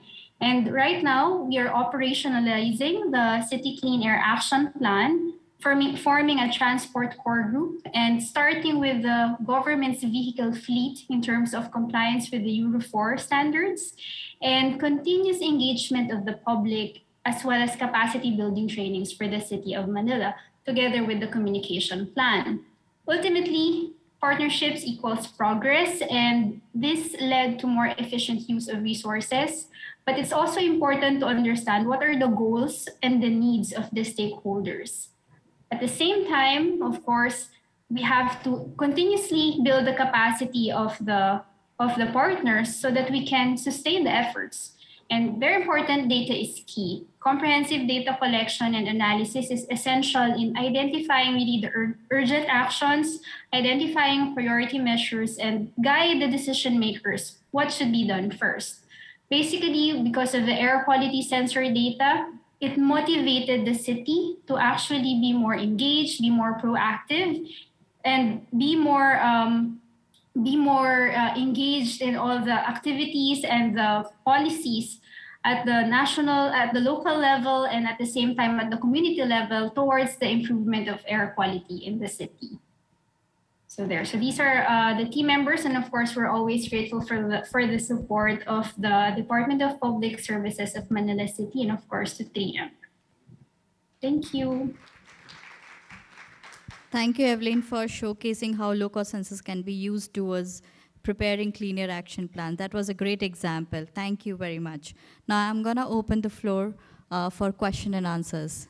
Please go ahead and please identify yourself and name the speaker whom you want to ask the question. Thank you. The question is to Damodar, sir. I'm here. Okay. Sir, how can you implement this indoor model for Bangalore cities here? What is your understanding? Will it be possible? Because you're working in coordination with indoor smart city and municipal corporation, right, sir? But how do you think that integration will work out in Bangalore with your experience? Yeah, actually, because of paucity of time, I didn't mention, but we are in touch with the MD of the Smart City Mission in New Delhi, in the Ministry of Housing and Urban Affairs. And he liked a few of our strategies, including the systems approach. Of course, air quality was another important issue. And he's saying that some of these lessons learned should be shared with other smart cities. And so I was invited in April to attend Smart City Mission Meet in Surat, Gujarat, where all the 100 smart cities participated. Of course, it was a very big fair, and we also had our own stall. So that was first step to showcase what we did. But we are in touch with the Smart City Mission, and and I think it was in January, he also told us to identify some health indicators that should become part of monitoring of Smart City Mission. And that has been circulated to all the 100 smart cities in India. And on first phase, they have taken up 36 cities, I think Bangalore is also there, who are going to give data about those health indicators. That will be a beginning of the journey. Because in most of the instances, if you see where the smart cities are spending, it's either on infrastructure development, roads, bridges, blah, blah, or on digitalization. There was hardly anything which was focusing on health. And for the first time, this is being done.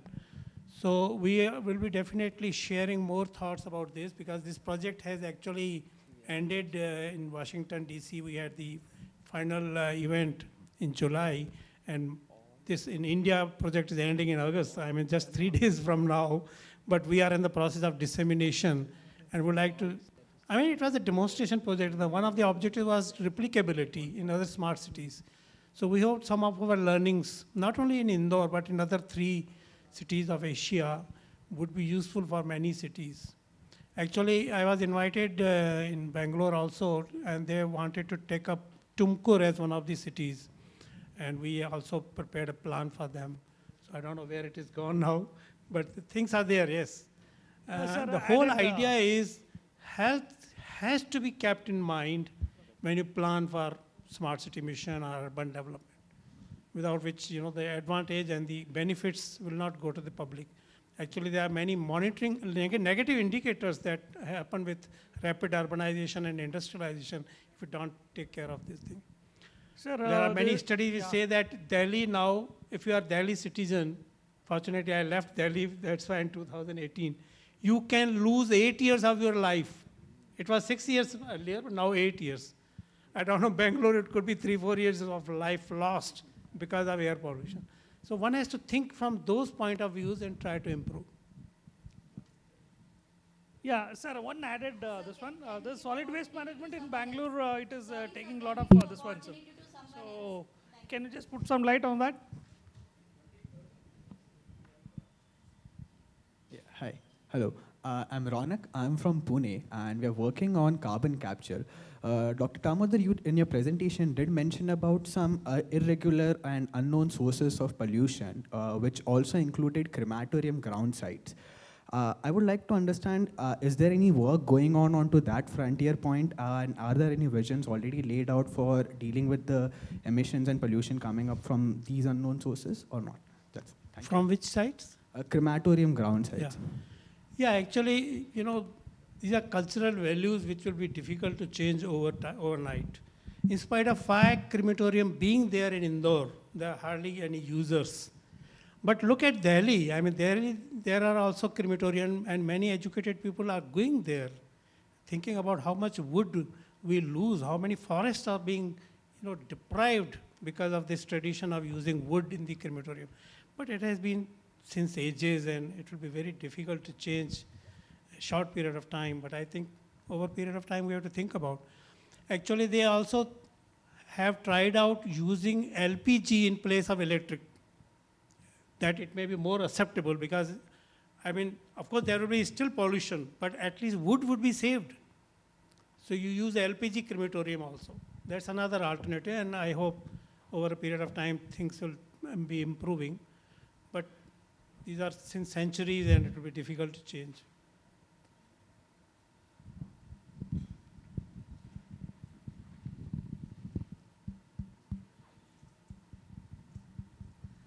Dr. Bachani, from your experience of working in Indore, like from yesterday we've been having conversations about low-cost sensor acceptability and the clarity of understanding the data with policymakers and city officials. Share some your experience of how were you able to convince the smart city officers or the municipal people about the air quality data that is coming from low-cost sensors and the impacts on health? There was a very positive response, both from the municipal commissioner as well as the CEO of the smart city. Actually, at one point of time, we did mention when the letter came from CPCB about, you know, its restriction in policy. But they said, no, this is required for the city. Let's go ahead. So they were very positive in spite of Central Pollution Control Board saying that don't use it. But, you know, our aim was not to do any big research or sensitivity or specificity of these data.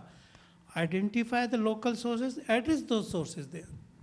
And after this particular study, there was a regulation about construction sites. There was a new parking sites being developed in market areas. Indore is very famous for food streets, and there are 3 very famous food streets. Now use of biofuels, you know, those tandoors, has been completely banned. So see the impact of these, mainly because we can't do it. It has to be the city government who have to, you know, issue these orders. And that has impacted actually.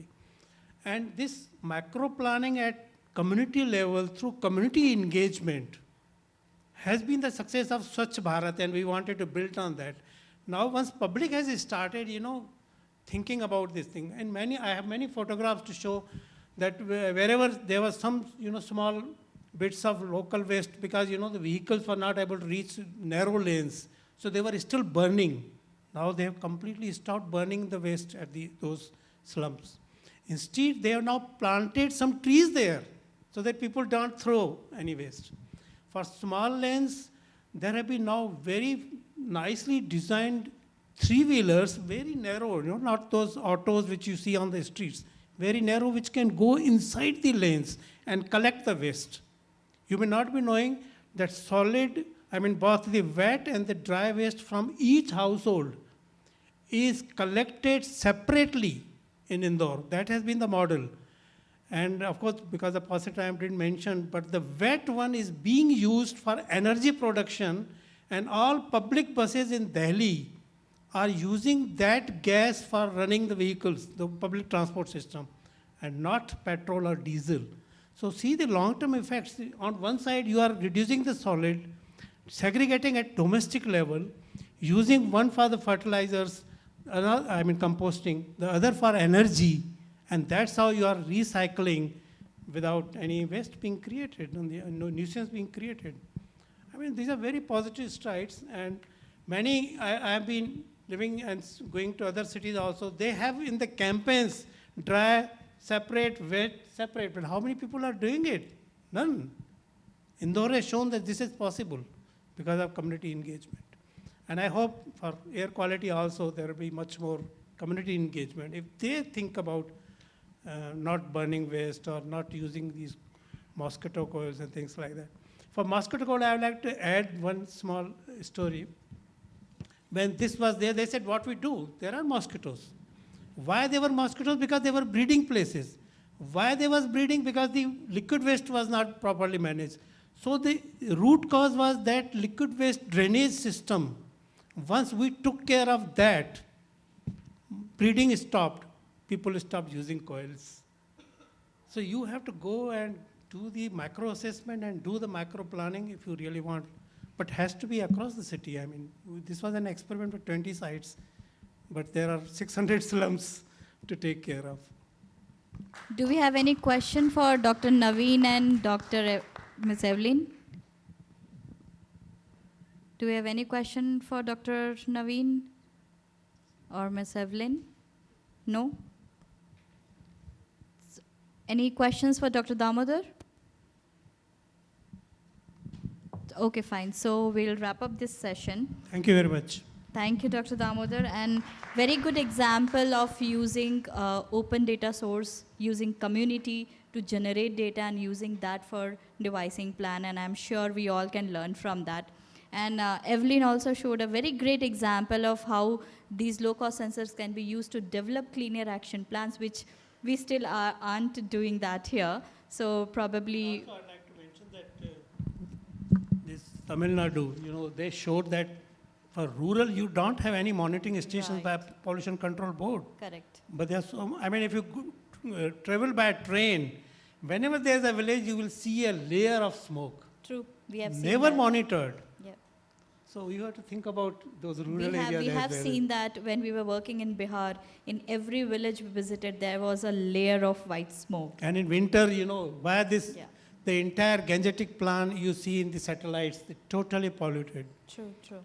Yeah. So yes, we will have to understand these low-cost sensors further so that we can use them for different purpose, from developing cleaner action plans for health effects, as Dr. Naveen has been doing since last couple of years.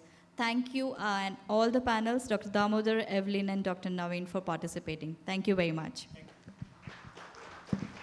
Thank you, Dr. Pratima, for chairing the session, and also to all our panelists, both virtually present with us and in person. I would like to welcome Ms. Sandra Hall to kindly give away the token of appreciation to Dr. Damodar.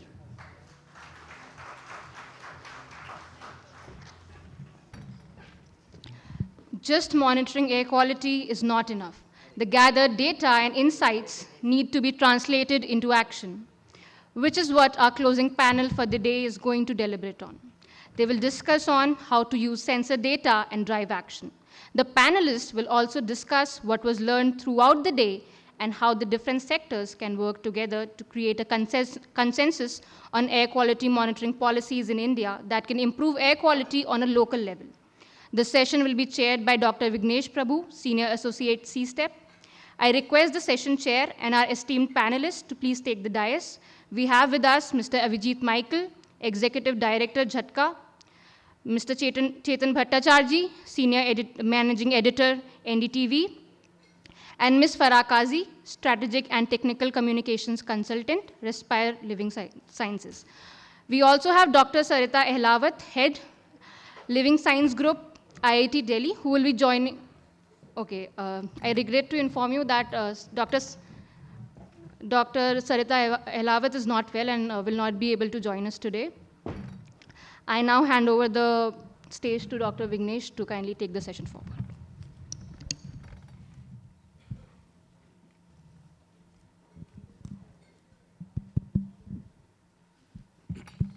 Well, thanks, Amishi, for introducing the session. So as mentioned, this is a closing session, and it's a panel discussion on how to use sensor data to drive action. So here, driving action in the sense, we mean to say that how this sensors data can be used to enact improvements within the communities. That's a broad way of saying this. So for this panel discussion, we have eminent speakers with us. And to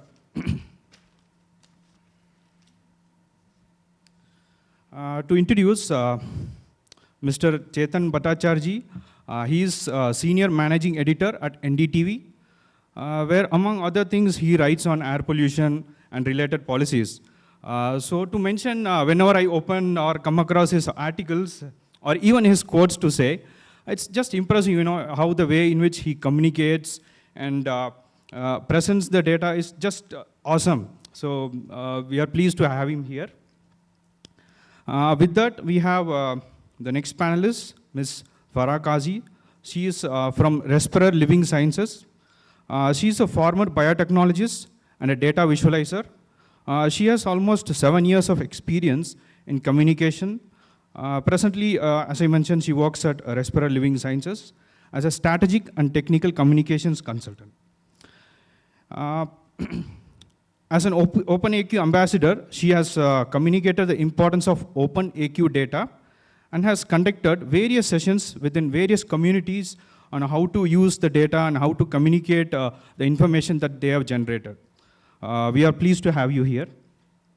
With that, the panelist, Mr. Avijit Michael, he is from the organization called JATKA. He has worked at the intersection of campaigning and digital technology for the past decade. Its mission is to build the tools that will enable citizens' engagement in democracy and increase government accountability. So I once again welcome all the panelists to this closing discussion. So before we proceed ahead, I would like to request all the panelists to convey their present work that they are doing. Because I would have already conveyed it. The thing is, these people are carrying out some impressive works that we would like to hear. You can take a minute or so.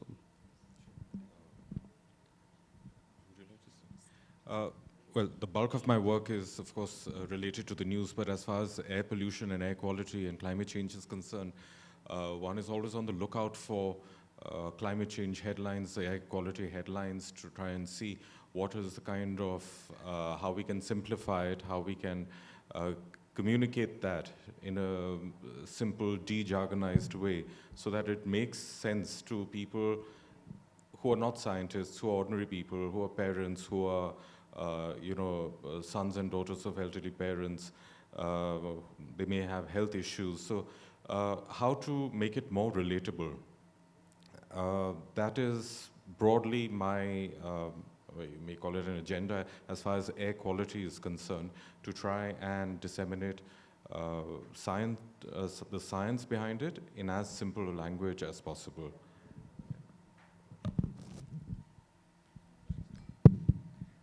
Hello, everyone. Thank you for, I thank all the organizers for having me here today. I think Vignesh has given quite an insight into what I do, but just to give you a little bit of sense what is a biotechnologist doing in this space, and as a communication specialist, I think my journey in air quality began at India Spend, where I was working as a data visualizer, and I spent lots of time visualizing and analyzing data. It was very, I never had any, I do not have any experience with complex softwares, etc. Very simple data that was supposed to be communicated to the ordinary citizens. So kind of, I share something in common with Chetan over here. But after that, I transitioned into the developmental sector, where I had the opportunity to travel across parts of Maharashtra and work with the people in the community at Pani Foundation as well as at Vatavaran. So yeah, to sum it up, that's what I have been doing in the past few years, and I'd be happy to share. Hello, good evening. So Jhatka.org and I have been working in the space of communication and citizen mobilization. I'm one of the, I guess, few non-academics here, and our focus has largely been on how do you turn a lot of the science into things that are communicatable to the public and that people can relate to. I remember back in 2016, we started some work with setting up a few low-cost monitors in a few areas in Bangalore, and we tried different message testing to see how we could get people interested in that. And what we found is that people weren't really interested in the AQI numbers, but much more wanted a focus on health advisories in terms of what does this number mean in terms of my health and my family's health. And then further, people wanted to actually see solutions. Another thing we built is something called the billboard that breathes, and this is a hoarding that has a giant pair of lungs on it. In fact, if you Google Delhi lungs, it kind of comes up in the top results. And it really showed how air pollution, it made a visible demonstration of how air pollution is affecting our lungs. And this got picked up by a lot of media and social media, and we open sourced that design, and many partners took that across the country and across the world, and it's been really successful in generating interest in the issue. And now what we're looking at is, while all of that has focused on the problem, how do you communicate the solution? And so we're working on something called Future Cities, which is an augmented reality installation. It's a digital display which transports you into a future sustainable city. So you can check it out right now at futurecity.jhatka.org. But it's essentially trying to build a narrative of aspiration and hope in terms of if we make the right decisions, what kind of cities, what kind of sustainable cities can we create? Thank you so much for all the panelists. So to proceed ahead with the session, we'll see this in a different perspective. From a common participant point of view, who is attending this event from the morning. So he or she might have gained knowledge on how to use the sensors, what sort of data analysis that are done, and then how to analyze it, how to compare it, how to do co-location, calibration, etc. So when we see this as a puzzles, still it is not complete without actionable items. So because there is no use like just measuring and giving some data if it is not meaningful. So it's important that we know how to communicate this data and to come up with some actionable items. So with this, I'd like to pose the first question to Mr. Chetan ji on how do we create consensus between communities and regulatory groups on how this low-cost sensors can be used.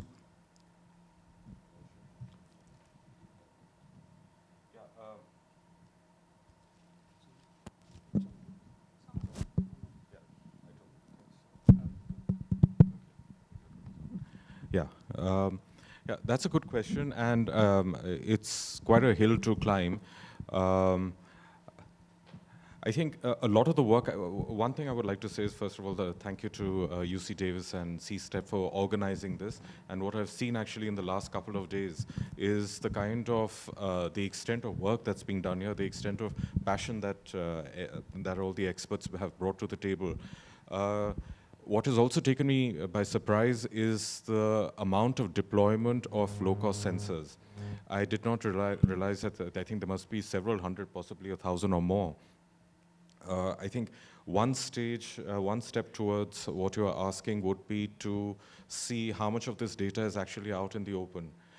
Dr. Saab from Indore has just told us the example of Indore and how low-cost sensors is actually, they haven't waited for any instructions or any rules and regulations to come out. They've gone ahead and acted on it based on low-cost sensors in conjunction with the local government, which is, I think, a fantastic example. How can this be scaled up? I think by sharing stories. I was not aware of Indore's example. I was not aware of the example of how low-cost sensors are being rolled out in Tamil Nadu, in rural areas. And I believe it's happening in many states, in many districts, in many cities. I think at the exhibition, somebody was telling me that there was something like 40 low-cost sensors in, was it Ahmedabad or possibly in Agra? There are also about a dozen in Varanasi. So I think it's already happening at the ground level. to make the connect with ordinary people, as many people, I've heard several people say over here, that we have to reach out to the public. Now, is the public disinterested? Do they have other priorities? How are you going to sort of cut through the clutter so that they get the message? That, I think, is a challenge. And I think one thing I would like to say is that much of what's been discussed in these sessions is highly technical. You know, there's a lot of jargon. I mean, I've had trouble to keep up with it, and I've been tracking this for several years. I'm not a scientist, of course. But everything that has been said matters to everybody outside. Basically, anyone who's breathing, it matters to them. So how can, I mean, I would urge many of the experts here to think about that whenever they come up with a great piece of research or a great piece of work, it might be 10 pages long, 20 pages long. How can you simplify it to a few lines? How can you simplify it to a simple graphic, maybe 1 or 2 numbers? It doesn't have to have, you know, PM 2.5, PM 10, NOx, SOx, whatever it is, but just simplify it that this is the effect that you're going to have. Yeah, so I think a lot of scientists have already begun to do that. They put out something which is complex, but they also put out something simple on social media, which gets snapped up quite a bit, and people understand that they immediately, it immediately makes sense to them that, okay, if this is what's happening, this is how it affects my child, or this is how it affects my asthma, or this is how it affects if if the pollution is so high, should I be sending my kid out for soccer practice? Will I be increasing her chances of getting cancer later on in life? These are very serious questions, and I think people would respond to that a lot more than to dense graphs, dense data. So I hope that sort of... Thank you, Chetanji. Like, as earlier speakers also said, that we need to communicate in the language that people understand, and that's very vital for that. But you know, there are several hurdles in doing this. It's not like, as he mentioned, it's not like as easy as it goes. So I would like to stitch this same question to Mr. Abhijit, who has worked extensively on citizen engagement, on what are the hurdles you see in overcoming this sort of communication with regard to the low-cost sensor integration is concerned. Yeah, I think one of the biggest hurdles is that the average person doesn't understand data. And I think a lot of the people in this room are outliers, you know, folks who have a strong academic background. But just as Chetan was saying, how do you convert that data into something that connects with people? So a lot of what we do also looks at a lot of cognitive science and behavioral science in trying to understand what makes people tick. 2 books that I would love to recommend, which have been very influential for me. One is called Denying to the Grave by Dr. Sarah and Jack Gorman. It's subtitled Why We Ignore the Facts That Will Save Us. And the other is called Don't Even Think About It, Why Our Brains Are Hardwired to Ignore Climate Change. And so there's this whole idea of cognitive dissonance, right? People, when they're faced with the idea of their mortality, this is why there's so much pushback to all of the, you know, whether it's Lancet or whoever's publishing the data about the mortality rates due to air quality. And we still see central government ministers, folks saying that this is not a problem in India. No deaths have been caused by air quality, right? So how can we turn that into messaging that is more accessible to people is, I think, pretty key. And that's the kind of hurdle we have to overcome, turning the numbers into stories. And again, some of the things that move us the most are emotional stories. And sometimes I quote Joseph Stalin said, funnily enough, that 1 million deaths is a statistic, a single death is a tragedy. So, you know, it's, can we connect emotionally with the story that is being told rather than just purely the statistics around it? Thank you. So as you mentioned, we need to approach them in several ways, but I would like to ask Ms. Farah Khan on, is there any different ways besides this that we need to go ahead with the communities? like you have several experience in the central part of India, in northern India. So could you quote with any specific example where the communities have taken a leap step from their side to support any actions? Yes, actually, there is a very good example. During my stay at Vatavaran, we conducted air quality, we set up low-cost sensors in Panvel city. So Panvel city has no real-time air quality monitoring stations. And I myself live there. I am based in Kharghar. And I live in a reasonably, cleaner part of the city, and I'm not impacted by the direct impact of the air pollution that is coming from the MIDC area, which is located quite close. So what we decided to do is we set up 5 air quality sensors. We did a thorough need assessment. We got together with the community, with the citizens, and we just had to identify 5 spots. So starting, keeping the center point, which was the MIDC area, at different distances, in different directions, we placed these 5 monitors. And this was also done after doing a recce. I recall from one of the previous speakers, Dr. R. Subramanian, he said that it was very important to go and have, to have your eyes on the ground to see what the actual source of emission is. And believe me that till the point that we did that kind of study, everyone was aware of the health impacts of the air pollution levels in the area. But like Avijit said, that we are not willing to acknowledge or accept it. There was quite a bit of, I won't say resistance still at that point of time, but they just didn't want to accept. And the citizens in the area had formed various groups and complained several times, but nothing much moved. So what did we do differently that was done previously and didn't work out? It was very simple data. We had 3 simple findings. One major finding was that the overall air quality in the area is bad. Second, we were able to identify the hotspot, and the hotspot was the one which was closest to the MIDC area. So all of these were located in residential places because the idea was to understand the quality of air that the citizens are breathing. So third finding, which was very important, and that was that out of 24 hours a day, that monthly average was showing, according to that monthly average, that citizens were breathing in polluted air for 17 hours a day. You can just imagine. And that is what, triggered a series of discussions.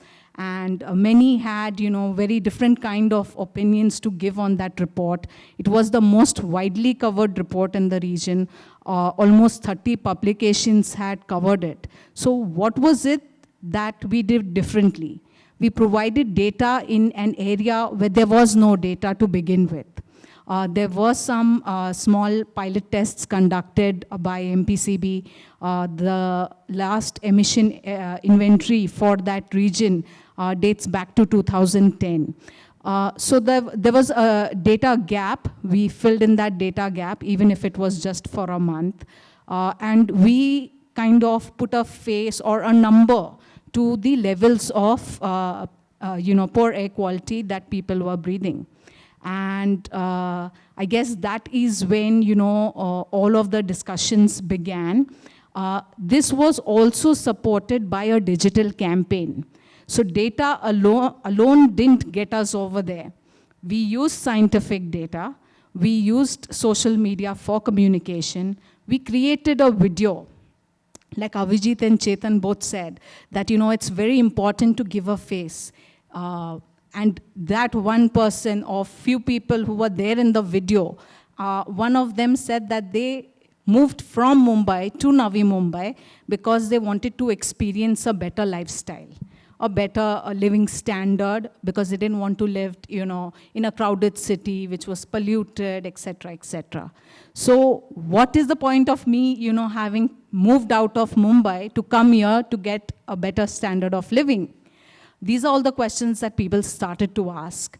And along with that, what we did was, 1 month later, we put up the lung billboard, which, Jhatka designed.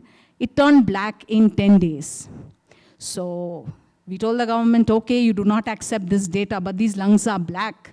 I have been living here for more than 10 years. I can't even imagine what my lungs look like. After that, we did hardcore policy advocacy. We reached out to all corporators, MLAs, everyone in the region that we possibly could, including the municipal corporation. And by July 2021, MPCB had announced the setting up of 2 real-time air quality monitoring stations in Kharghar. It has not yet been set up, but at least them coming forward to acknowledge and have those discussions and to publicly declare that they would be setting up 2 air quality monitors was something I think was worth achieving with just 5 air quality sensors. The one thing that impresses me here is that everyone does studies, right? But the studies has limitations. And she has tried to address the limitations, find the data gaps where the sensors were not there. They tried to place those sensors. And not only that, to engage with citizens, what results we obtain, engage with them, communicate in the language that they understand. That's really impressive work. So let me jump to the next set of items that wanted to discuss. What improvements that this low-cost sensors are needed to meet regulatory standards? Is there any way to do that? I'd like to ask Mr. Chetanji on this. I think that's a question for technical experts.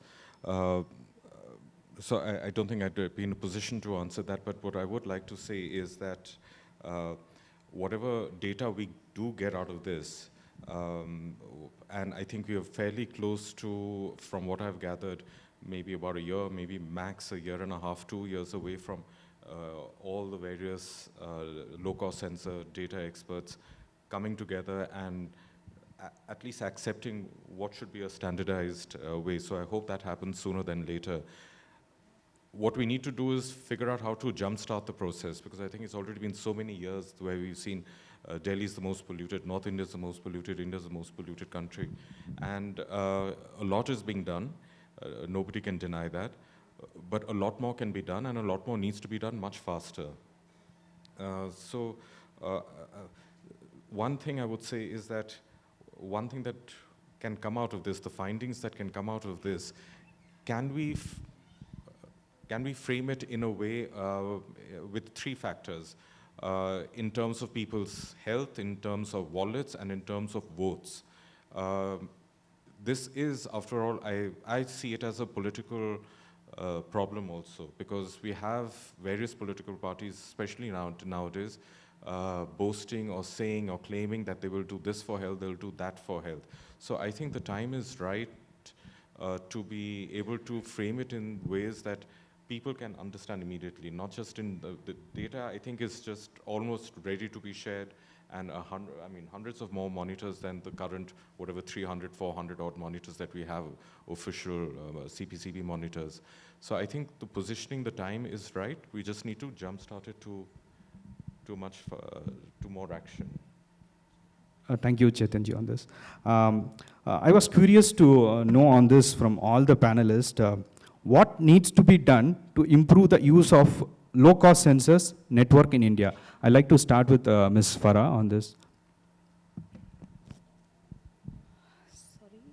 What needs to be done to improve the use of low-cost sensors network in India? So, like we've been hearing since the past 2 days, and again, I'm not an technical expert to be addressing this question, but everything that I've gathered in the past 2 days, especially hearing from a lot of people here who have the authority to decide that, we definitely do need a designated body that can validate these, data sensors. For example, even when we put out this data set, we were questioned about the validity and, how you did the calibration, is it certified by certain agencies, et cetera, et cetera. I am sure that everyone present in this room, there are several over here who are trying to manufacture such air quality monitoring devices. And they would be willing to comply with the standards set by the designated body, but until we do not have that body, I don't think there's much that we can do. So like Chetan said, we need to get this done and get it done ASAP. Thank you. Thank you so much.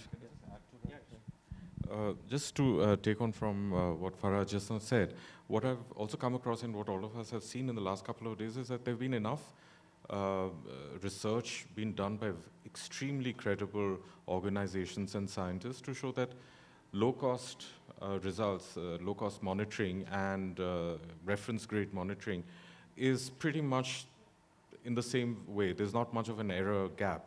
And given how pollution, at least back home in Delhi, is so bad that you can almost taste it in peak months, frankly, a 10%, 15%, 20% difference doesn't really matter. It should not hold back action based on low-cost sensors.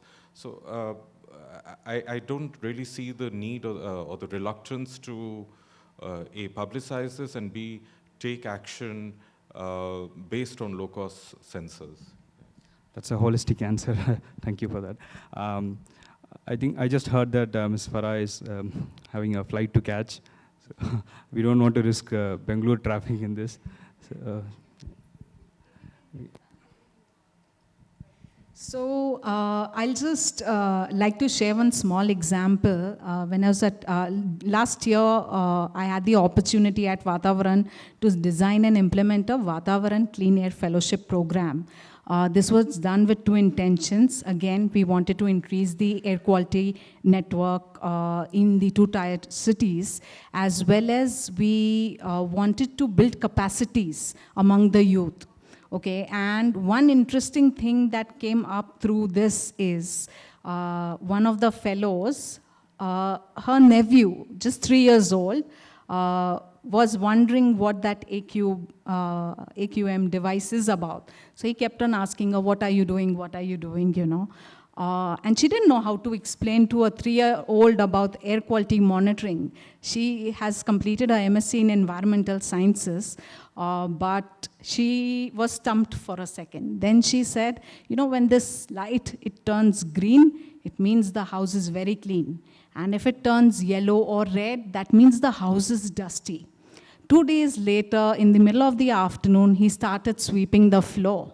And everyone was like, you know, what are you doing in the middle of the day? And he said that light has turned red, which means there's a lot of dust, okay? That 3-year-old knew that if my house is dusty, I need to clean it. I do not think that any of us sitting here in this room need to be told what action needs to be taken. It's more about the implementation, and I think we need to take that first step, which is most difficult, towards implementation, and I think if we are there, we will be set. It's great to know. I'd thank Dr. Pratima and Sandra, CSTEP team, and UC Davis for having me over here. And thank you so much for having me here.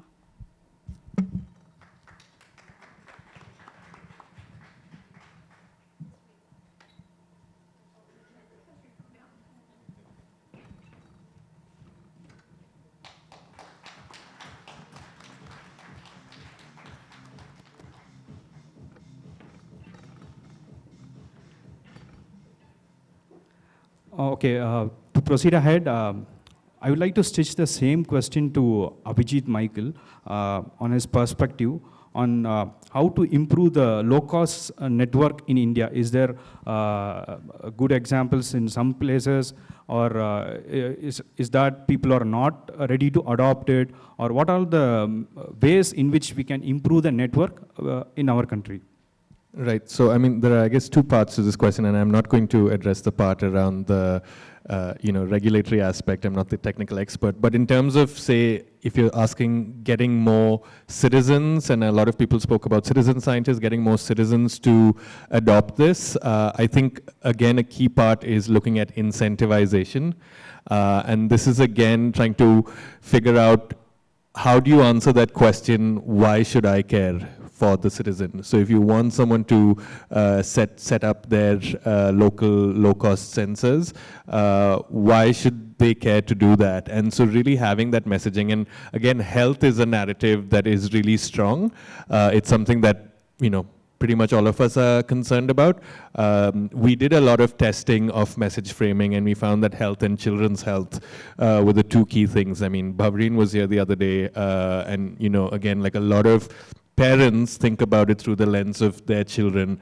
And you can, again, without having to know the exact numbers or the science, you can see correlation between respiratory impacts on young children, and that's something that drives people to action. So if we're trying to get more adoption of low-cost monitors and really build up this network, I think really answering that question and communicating why the individual should care is going to be important.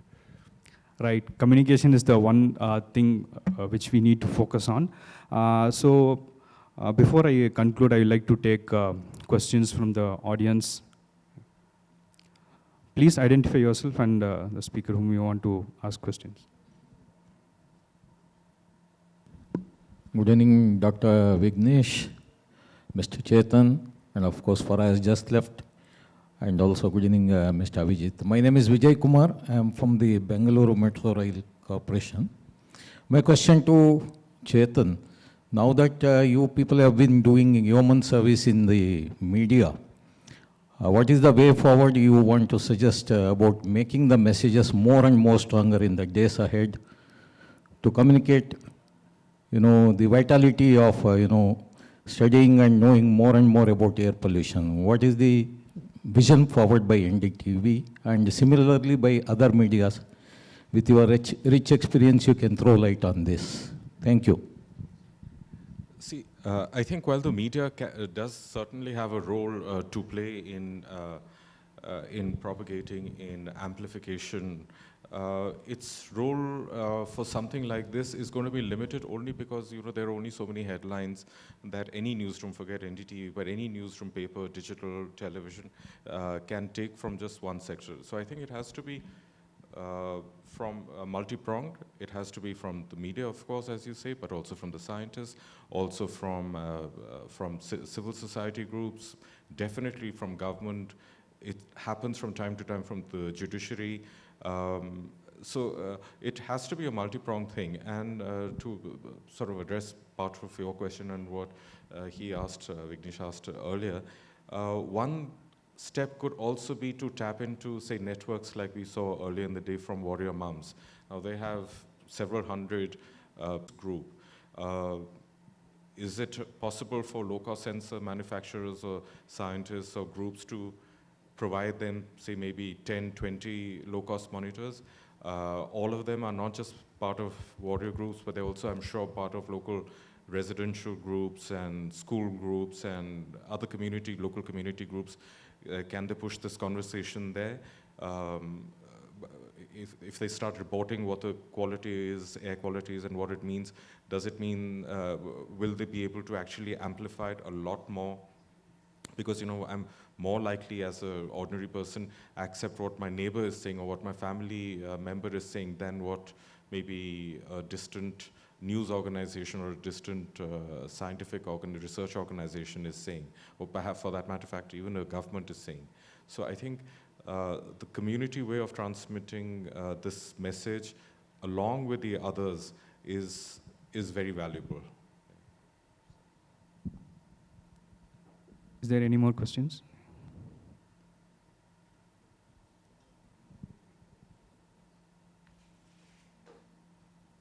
Hello. I have a question for Chetan. So as you mentioned that, yes, we have an understanding that air pollution is impacting health. But yesterday, we heard from Bhargav Krishnan that health is a topic that which is not getting covered at the central level. CPCB is not putting any initiatives towards health impact due to air pollution. So when we definitely know that it's a gap, so how do we address that? How do we take the message of health impact at the central and ask them to include that in the NCAP protocol? So that is my question to you. And to Abhijit, you do a lot of work and communication awareness programs on ground, and we have seen the lung billboard that you started. It has reached many cities now. So have you seen any behavioral change among the masses because of this billboard? Has it helped develop their understanding on the air pollution issues? Yes.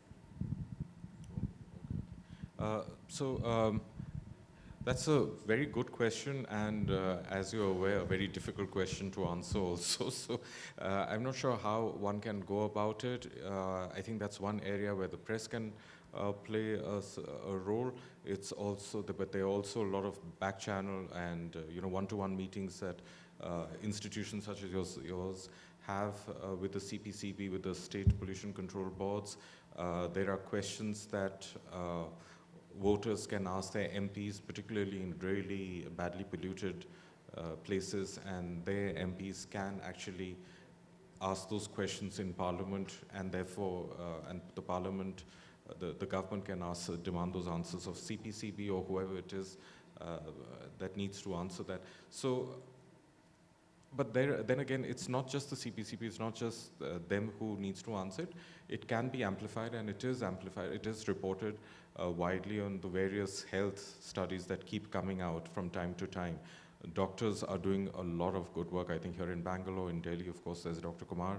So there are many doctors across India who are working, and I think the more and more that they speak to their patients, there's more awareness which will come up. If schools are shut down because of bad health, bad air, people will start to make that link. They will start to ask questions, and I think we are already at, you may call it critical mass, where people are beginning to wonder not just that we have bad air, but why is it not improving? Every year we feel that, or we are told that it's improved by 5% or 10 more days of good air days, which is still pretty bad actually, and that's supposed to be seen as an improvement, but it's not. So I think the more awareness there is, the more pressure will actually trickle up, if that's the phrase, to put pressure on people who should be acting and who should be held accountable. Well, coming to how the impact of some of the work we're doing, it is a challenge for us to look at direct correlation, but we do a lot of tracking of both media and social media trends, and especially tracking keywords like air quality, air pollution, and so we can see that. And we've had some of this data from 2015-16, and we can see that there is an increasing amount of mentions. And you do see that correlating to also government taking it more seriously. So back in 2015-16, when we started some of this work, no one was really talking about it. Then the NCAP started getting talked about, and it got notified. Now you have the state clean air plans. So it is moving slowly. Of course, I can't directly correlate it, and of course, there's multiple actors and stakeholders, and the Clean Air Collective is like everyone here, a lot of people here are part of that. Definitely has an impact, but I think in terms of building the story in the public mind, we know that the lung installation, for example, has had over 100 million views across the various installs over the years. And so that is at least people starting to think about it, and then some of these people then start talking about it on social media, which in turn channels more media stories, and so that kind of virtuous cycle is created. So that's what I can say in terms of the impact it has, but of course correlation is not necessarily causation, so it's a little hard for us to directly tie that one to one. Yeah, I have one question for Avijit, for a better communication ways. So what are the better communication for a better air quality to especially for urban people as a communication point of view? So I mean, we could do a whole workshop on it, but I would, if I had to, cut it down to a few points. One is try and make the communication emotional. So you're, touching on people's emotions, and it is much more effective in getting them to take action. Two is like finding shared values. So, finding the commonality that we share as humans and use that as the basis point for messaging. I would say those are some of the key things that you can look at when you're trying to communicate better. Thank you.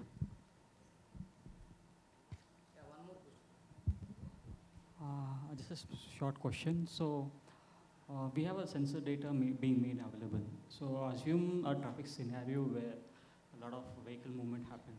Can't hear you clearly, sorry. Yeah, so when we have the sensor data being made available, so considering a Bangalore scenario where you have a lot of traffic moving around, so say your public transport may occupy around 50 people. The same space might be occupied by just 2 cars. And if you look at the fuel consumption, it's similar. Both consume the same fuel. So it's like 40 times you're burning the exhaust, the fumes are being let out. So how do we, because we're not able to get it through our social media, can the media help us out to reach out so that there is awareness and there could be some kind of toll or penal for the occupants being lesser than the permissible. So suppose it's a car carrying like 6 members is maximum permissible. If there's just single occupant, so there's almost like it's just we could have a policy where we can have like if it's less than 50% occupancy, let them be told, say like $50 for every vacant seat. So this will improve the occupancy and also the lifestyles. I think there's on paper a lot of ideas for great policies to tackle a lot of this, but the challenge tends to be a bit cyclical. It's a mix of public behavior, which then influences also political decision making. And in India, there's this common narrative of, you're stepping up the ladder. You might start off on a cycle, then you take the bus, then you take a cab, then you have your own car, then you have an SUV. So, that's the kind of aspirational model. And one of the things we are trying to do with the Future City installation that I referred to earlier is kind of try and flip that aspirational model, like actually you upgrade yourself to a cycle, right? Or you upgrade yourself to public transport. So there is a important aspect in like trying to switch that behavioral thinking. I wouldn't say there's like an easy solution to it, but again, trying to figure out how do we disincentivize it for people, and it has been done in other countries as well. So the policy piece, I guess, is not the hard bit, but it's really changing the behavior and mindsets of the public. Right. But even cycling is being very dangerous because we end up exerting ourselves 5 times than your normal pace. So we inhale 5 times. Oh yeah, no, I mean just in terms of increasing non-motorized transport as a solution, not cycling in the middle of the fumes. Thank you. We do have a question from one of the virtual participant to Mr. Avijit. You mentioned surveys. Did you survey both low and middle income citizens? And if so, did you find any difference? Actually, that's a good question because a lot of our work has been in urban centers and primarily English-based, we unfortunately don't have a lot of low-income citizens on some of that data, so I don't have a good answer for that, sorry. Thank you for that. So I think we'll conclude the session, and before concluding, I'll tell the summary of the day and also conclude the session. So in today's world, the measurement practices have vastly improved, and it has become so dynamic that every day some or other technique keeps on popping up, which has simplified the process of measurement, to say. Just an example to quote, before 15 years or so, we had high volume samplers, dispersible dust samplers, which are more than 20 kgs. And to take to the field, there are big problems. Portability was an issue.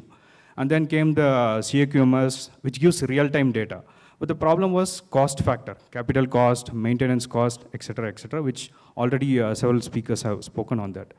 So a practical way of measuring, I'll just go for something which is portable, which is affordable, and which can give a reliable data. That's where this low-cost sensors, or to say affordable sensors, has really revolutionized the way in which we measure the pollutants. And several applications which really got impressed me was the mapping AQ and identifying hotspots, especially Dr. Damodar has quoted on the identifying sources at its source itself, like the tandoors and the mosquito coils examples which he has quoted. And even the low-cost sensors are being used for clean air action plans. And the best practices also were discussed, like what are all the standard protocol that we need to do. Yes, it is in developing stage, but yes, still a common citizen or a host, if suppose a host is there 50 kilometers from you, you can't go every day. So how do you communicate to them properly? So this sort of protocol was deeply discussed in a few of the presentations. Like I can quote one of the example. Some hosts usually tell that when I install low-cost sensors, my monthly electricity bill goes more than what I usually have. But that's not the case. In a few of the speakers' presentation, they have quoted exactly like it might not go more than 10-15 rupees, as a trivial example to say. That's and all are really important to be communicated. And what are all the models that are giving a proper outcome was discussed. And the challenges, especially like Wi-Fi, electricity, and even safety is an important consideration that we need to mind it. And to say about this session, as I said, the puzzles, the sensors, its data, analysis, and also the action. It is on developing stage. It's been greatly improved in the recent months to say, but we are on a long path to say.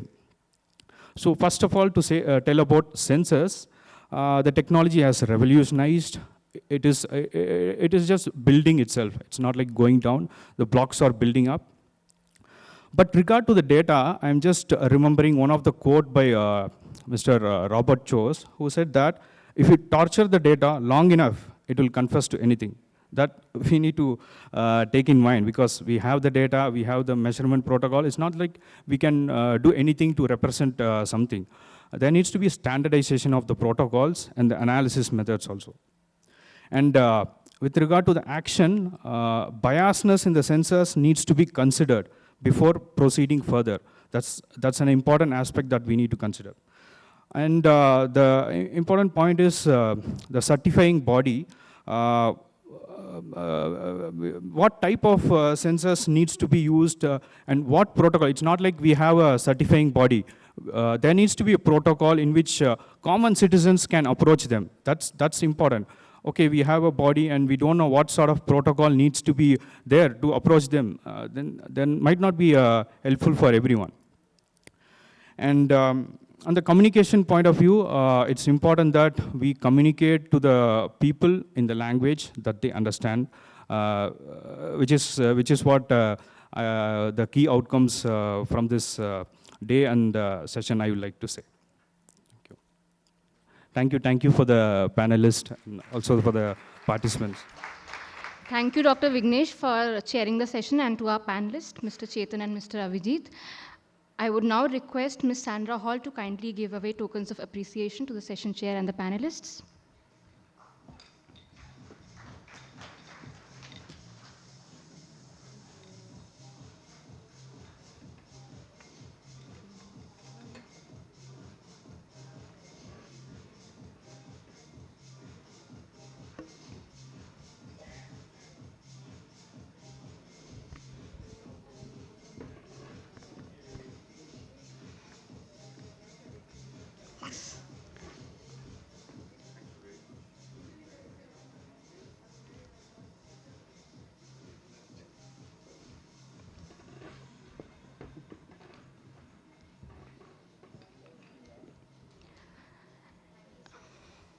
At ICAS 2022, we set out to look at air pollution through the climate lens and examine the commonalities between these two challenges, how these commonalities can help inform our policies. We heard eminent speakers from various backgrounds, including policymakers, academicians, and medical practitioners, deliberate on these issues. Some of the key messages that came up in these discussions included the importance of coming out of our silos and the need for collaborative efforts between various bodies working on air pollution and climate change, especially at the policy and institutional levels. Next was the need for evidence generation for better policies, both for air pollution and the resulting health impacts. A lot of experts also highlighted that we must simplify and translate the data gathered into a form that is understandable by the ordinary citizens. This can empower them with the evidence to demand their right to cleaner air. Lastly, an overarching theme in all our discussions has been the need for behavioral changes at the individual level to complement policy measures. As one of our eminent speakers rightly put it, the planet does not need saving, it is us who do.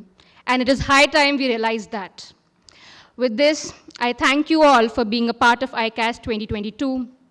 I hope that ICAS provided you with the opportunity to learn from and connect with leaders in the field and foster partnerships that will last a lifetime.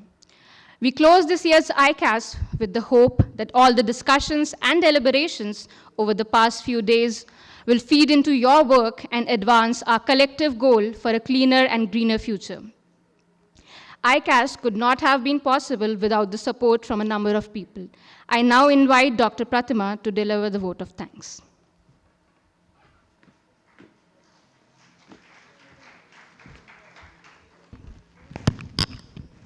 Hello, everyone. Hello. Hello. I hope everyone is awake. I know you all would be exhausted after such a insightful day, a lot of learnings, a lot of best practices, examples that we have heard from various experts around. Please bear with me because I have so many people to thank. First of all, we would like to express our sincere gratitude for your participation as speakers and as participants online and in person at the India Clean Air Summit 2022, supported by SIF and Bloomberg Philanthropies. You all made the sessions really, really insightful by delivering on relevant topics and asking relevant questions. That's very important. I'm thankful to R. Subbu for connecting us with UC Davis and Sandra Hall. And we are really, thankful for UC Davis to approach us for hosting ASEC. And we look forward to working with you in future and making it more bigger and more fruitful. Thank you, Sandra. Special thanks to our sponsors, Google, TSI, Toyota, Oizom, and Aeron, and other technology developers to be a part of this platform and make it more meaningful in understanding the technologies that exist for monitoring air pollution. We would like to thank our event management team, iBentos, for their developing and handling of the online platform, and MTL for handling the ground activities. I also take this opportunity to thank the photographer and the videographer who has been running around the entire day capturing lovely moments. Just to mention iBentos, I have received some amazing comments from various participants mentioning that the platform looks amazing. Thank you so much. We are thankful for the support of Department of Environment, Government of Karnataka, Karnataka State Pollution Control Board, and BBMP for supporting ICAS since inception. We are also very happy that we could provide a platform to the young researchers for presenting their research work, and really happy that they could come and join us here. Congratulations to the winners, Ekta, Vagmi, and Sneha. We thank Redison Blue for providing the required space, and Sunny and his team for unconditional support that they have provided us here for the last 4 days. Last but not the least, I thank my CSTEP family, finance team, admin team, HR, IT team, Ram and Shrinu, and travel manager who have been working with us since last 4 months to ensure everything goes smooth. I especially want to thank Ms. Lalita, who single-handed managed everything for this event. Without her, it would not have been possible. Thank you, Lalita. I especially want to thank the communication team for their effort and all the creative work that the team has put up. Merlin, Sean, Raghu, Shantini, and Sri Rekha. And Sean, thank you for capturing the bites and putting up such incredible videos during the lunch time and the tea time. Thank you. I want to thank the executive team, Bell, Munish, and especially Jay and Indu for their constant support and motivation and trusting my decisions. Thank you. Last but not the least, I thank my incredible Center for Air Pollution team who has gone through all the stress and pressure in the last few months and bearing me especially. They ensure that all the tasks were completed in time and we could arrange a world-class event minus today's internet glitch. I'm sorry we did not have any control on that. And I'm really proud of my team and the efforts they have put in. Thank you, guys. Thank you so much. One of our primary objectives behind setting up the Center for Air Pollution Studies at CSTEP was to enable collaboration among various stakeholders, institutions, policymakers, academicians, awareness and outreach groups to work in this space. We believe that ICAS has initiated a shift towards improving this collaboration. And we hope to maintain this momentum and further the conversations by pursuing the innovative ideas discussed during the event. And to sustain the dialogue the ICAS has initiated, we are developing a list of policy recommendations towards enabling scientific evidence-based policy decisions. We will share these recommendations with you over the next couple of weeks. All of us, organizers and participants, appreciated the presence of national and international experts and the information shared at ICAS. To facilitate this sharing of knowledge, we will be putting up videos of the event on various media platforms. Do follow us on Twitter and Facebook and LinkedIn pages, and keep looking for future updates that we'll be posting. You can also visit our media page, where we put various blogs and opinion pieces from our researchers and other experts in the country. We look forward to your continued feedback and support, which will enable CAPS and ICAS to become a leading research center and event in the country. Let's collaborate and create an ecosystem. What I have been talking since last 2 days, that we need to build an ecosystem of like-minded people who can work towards improving air pollution and create a revolution. Thank you so much and hope to see you again in ICAS 2023. Thank you.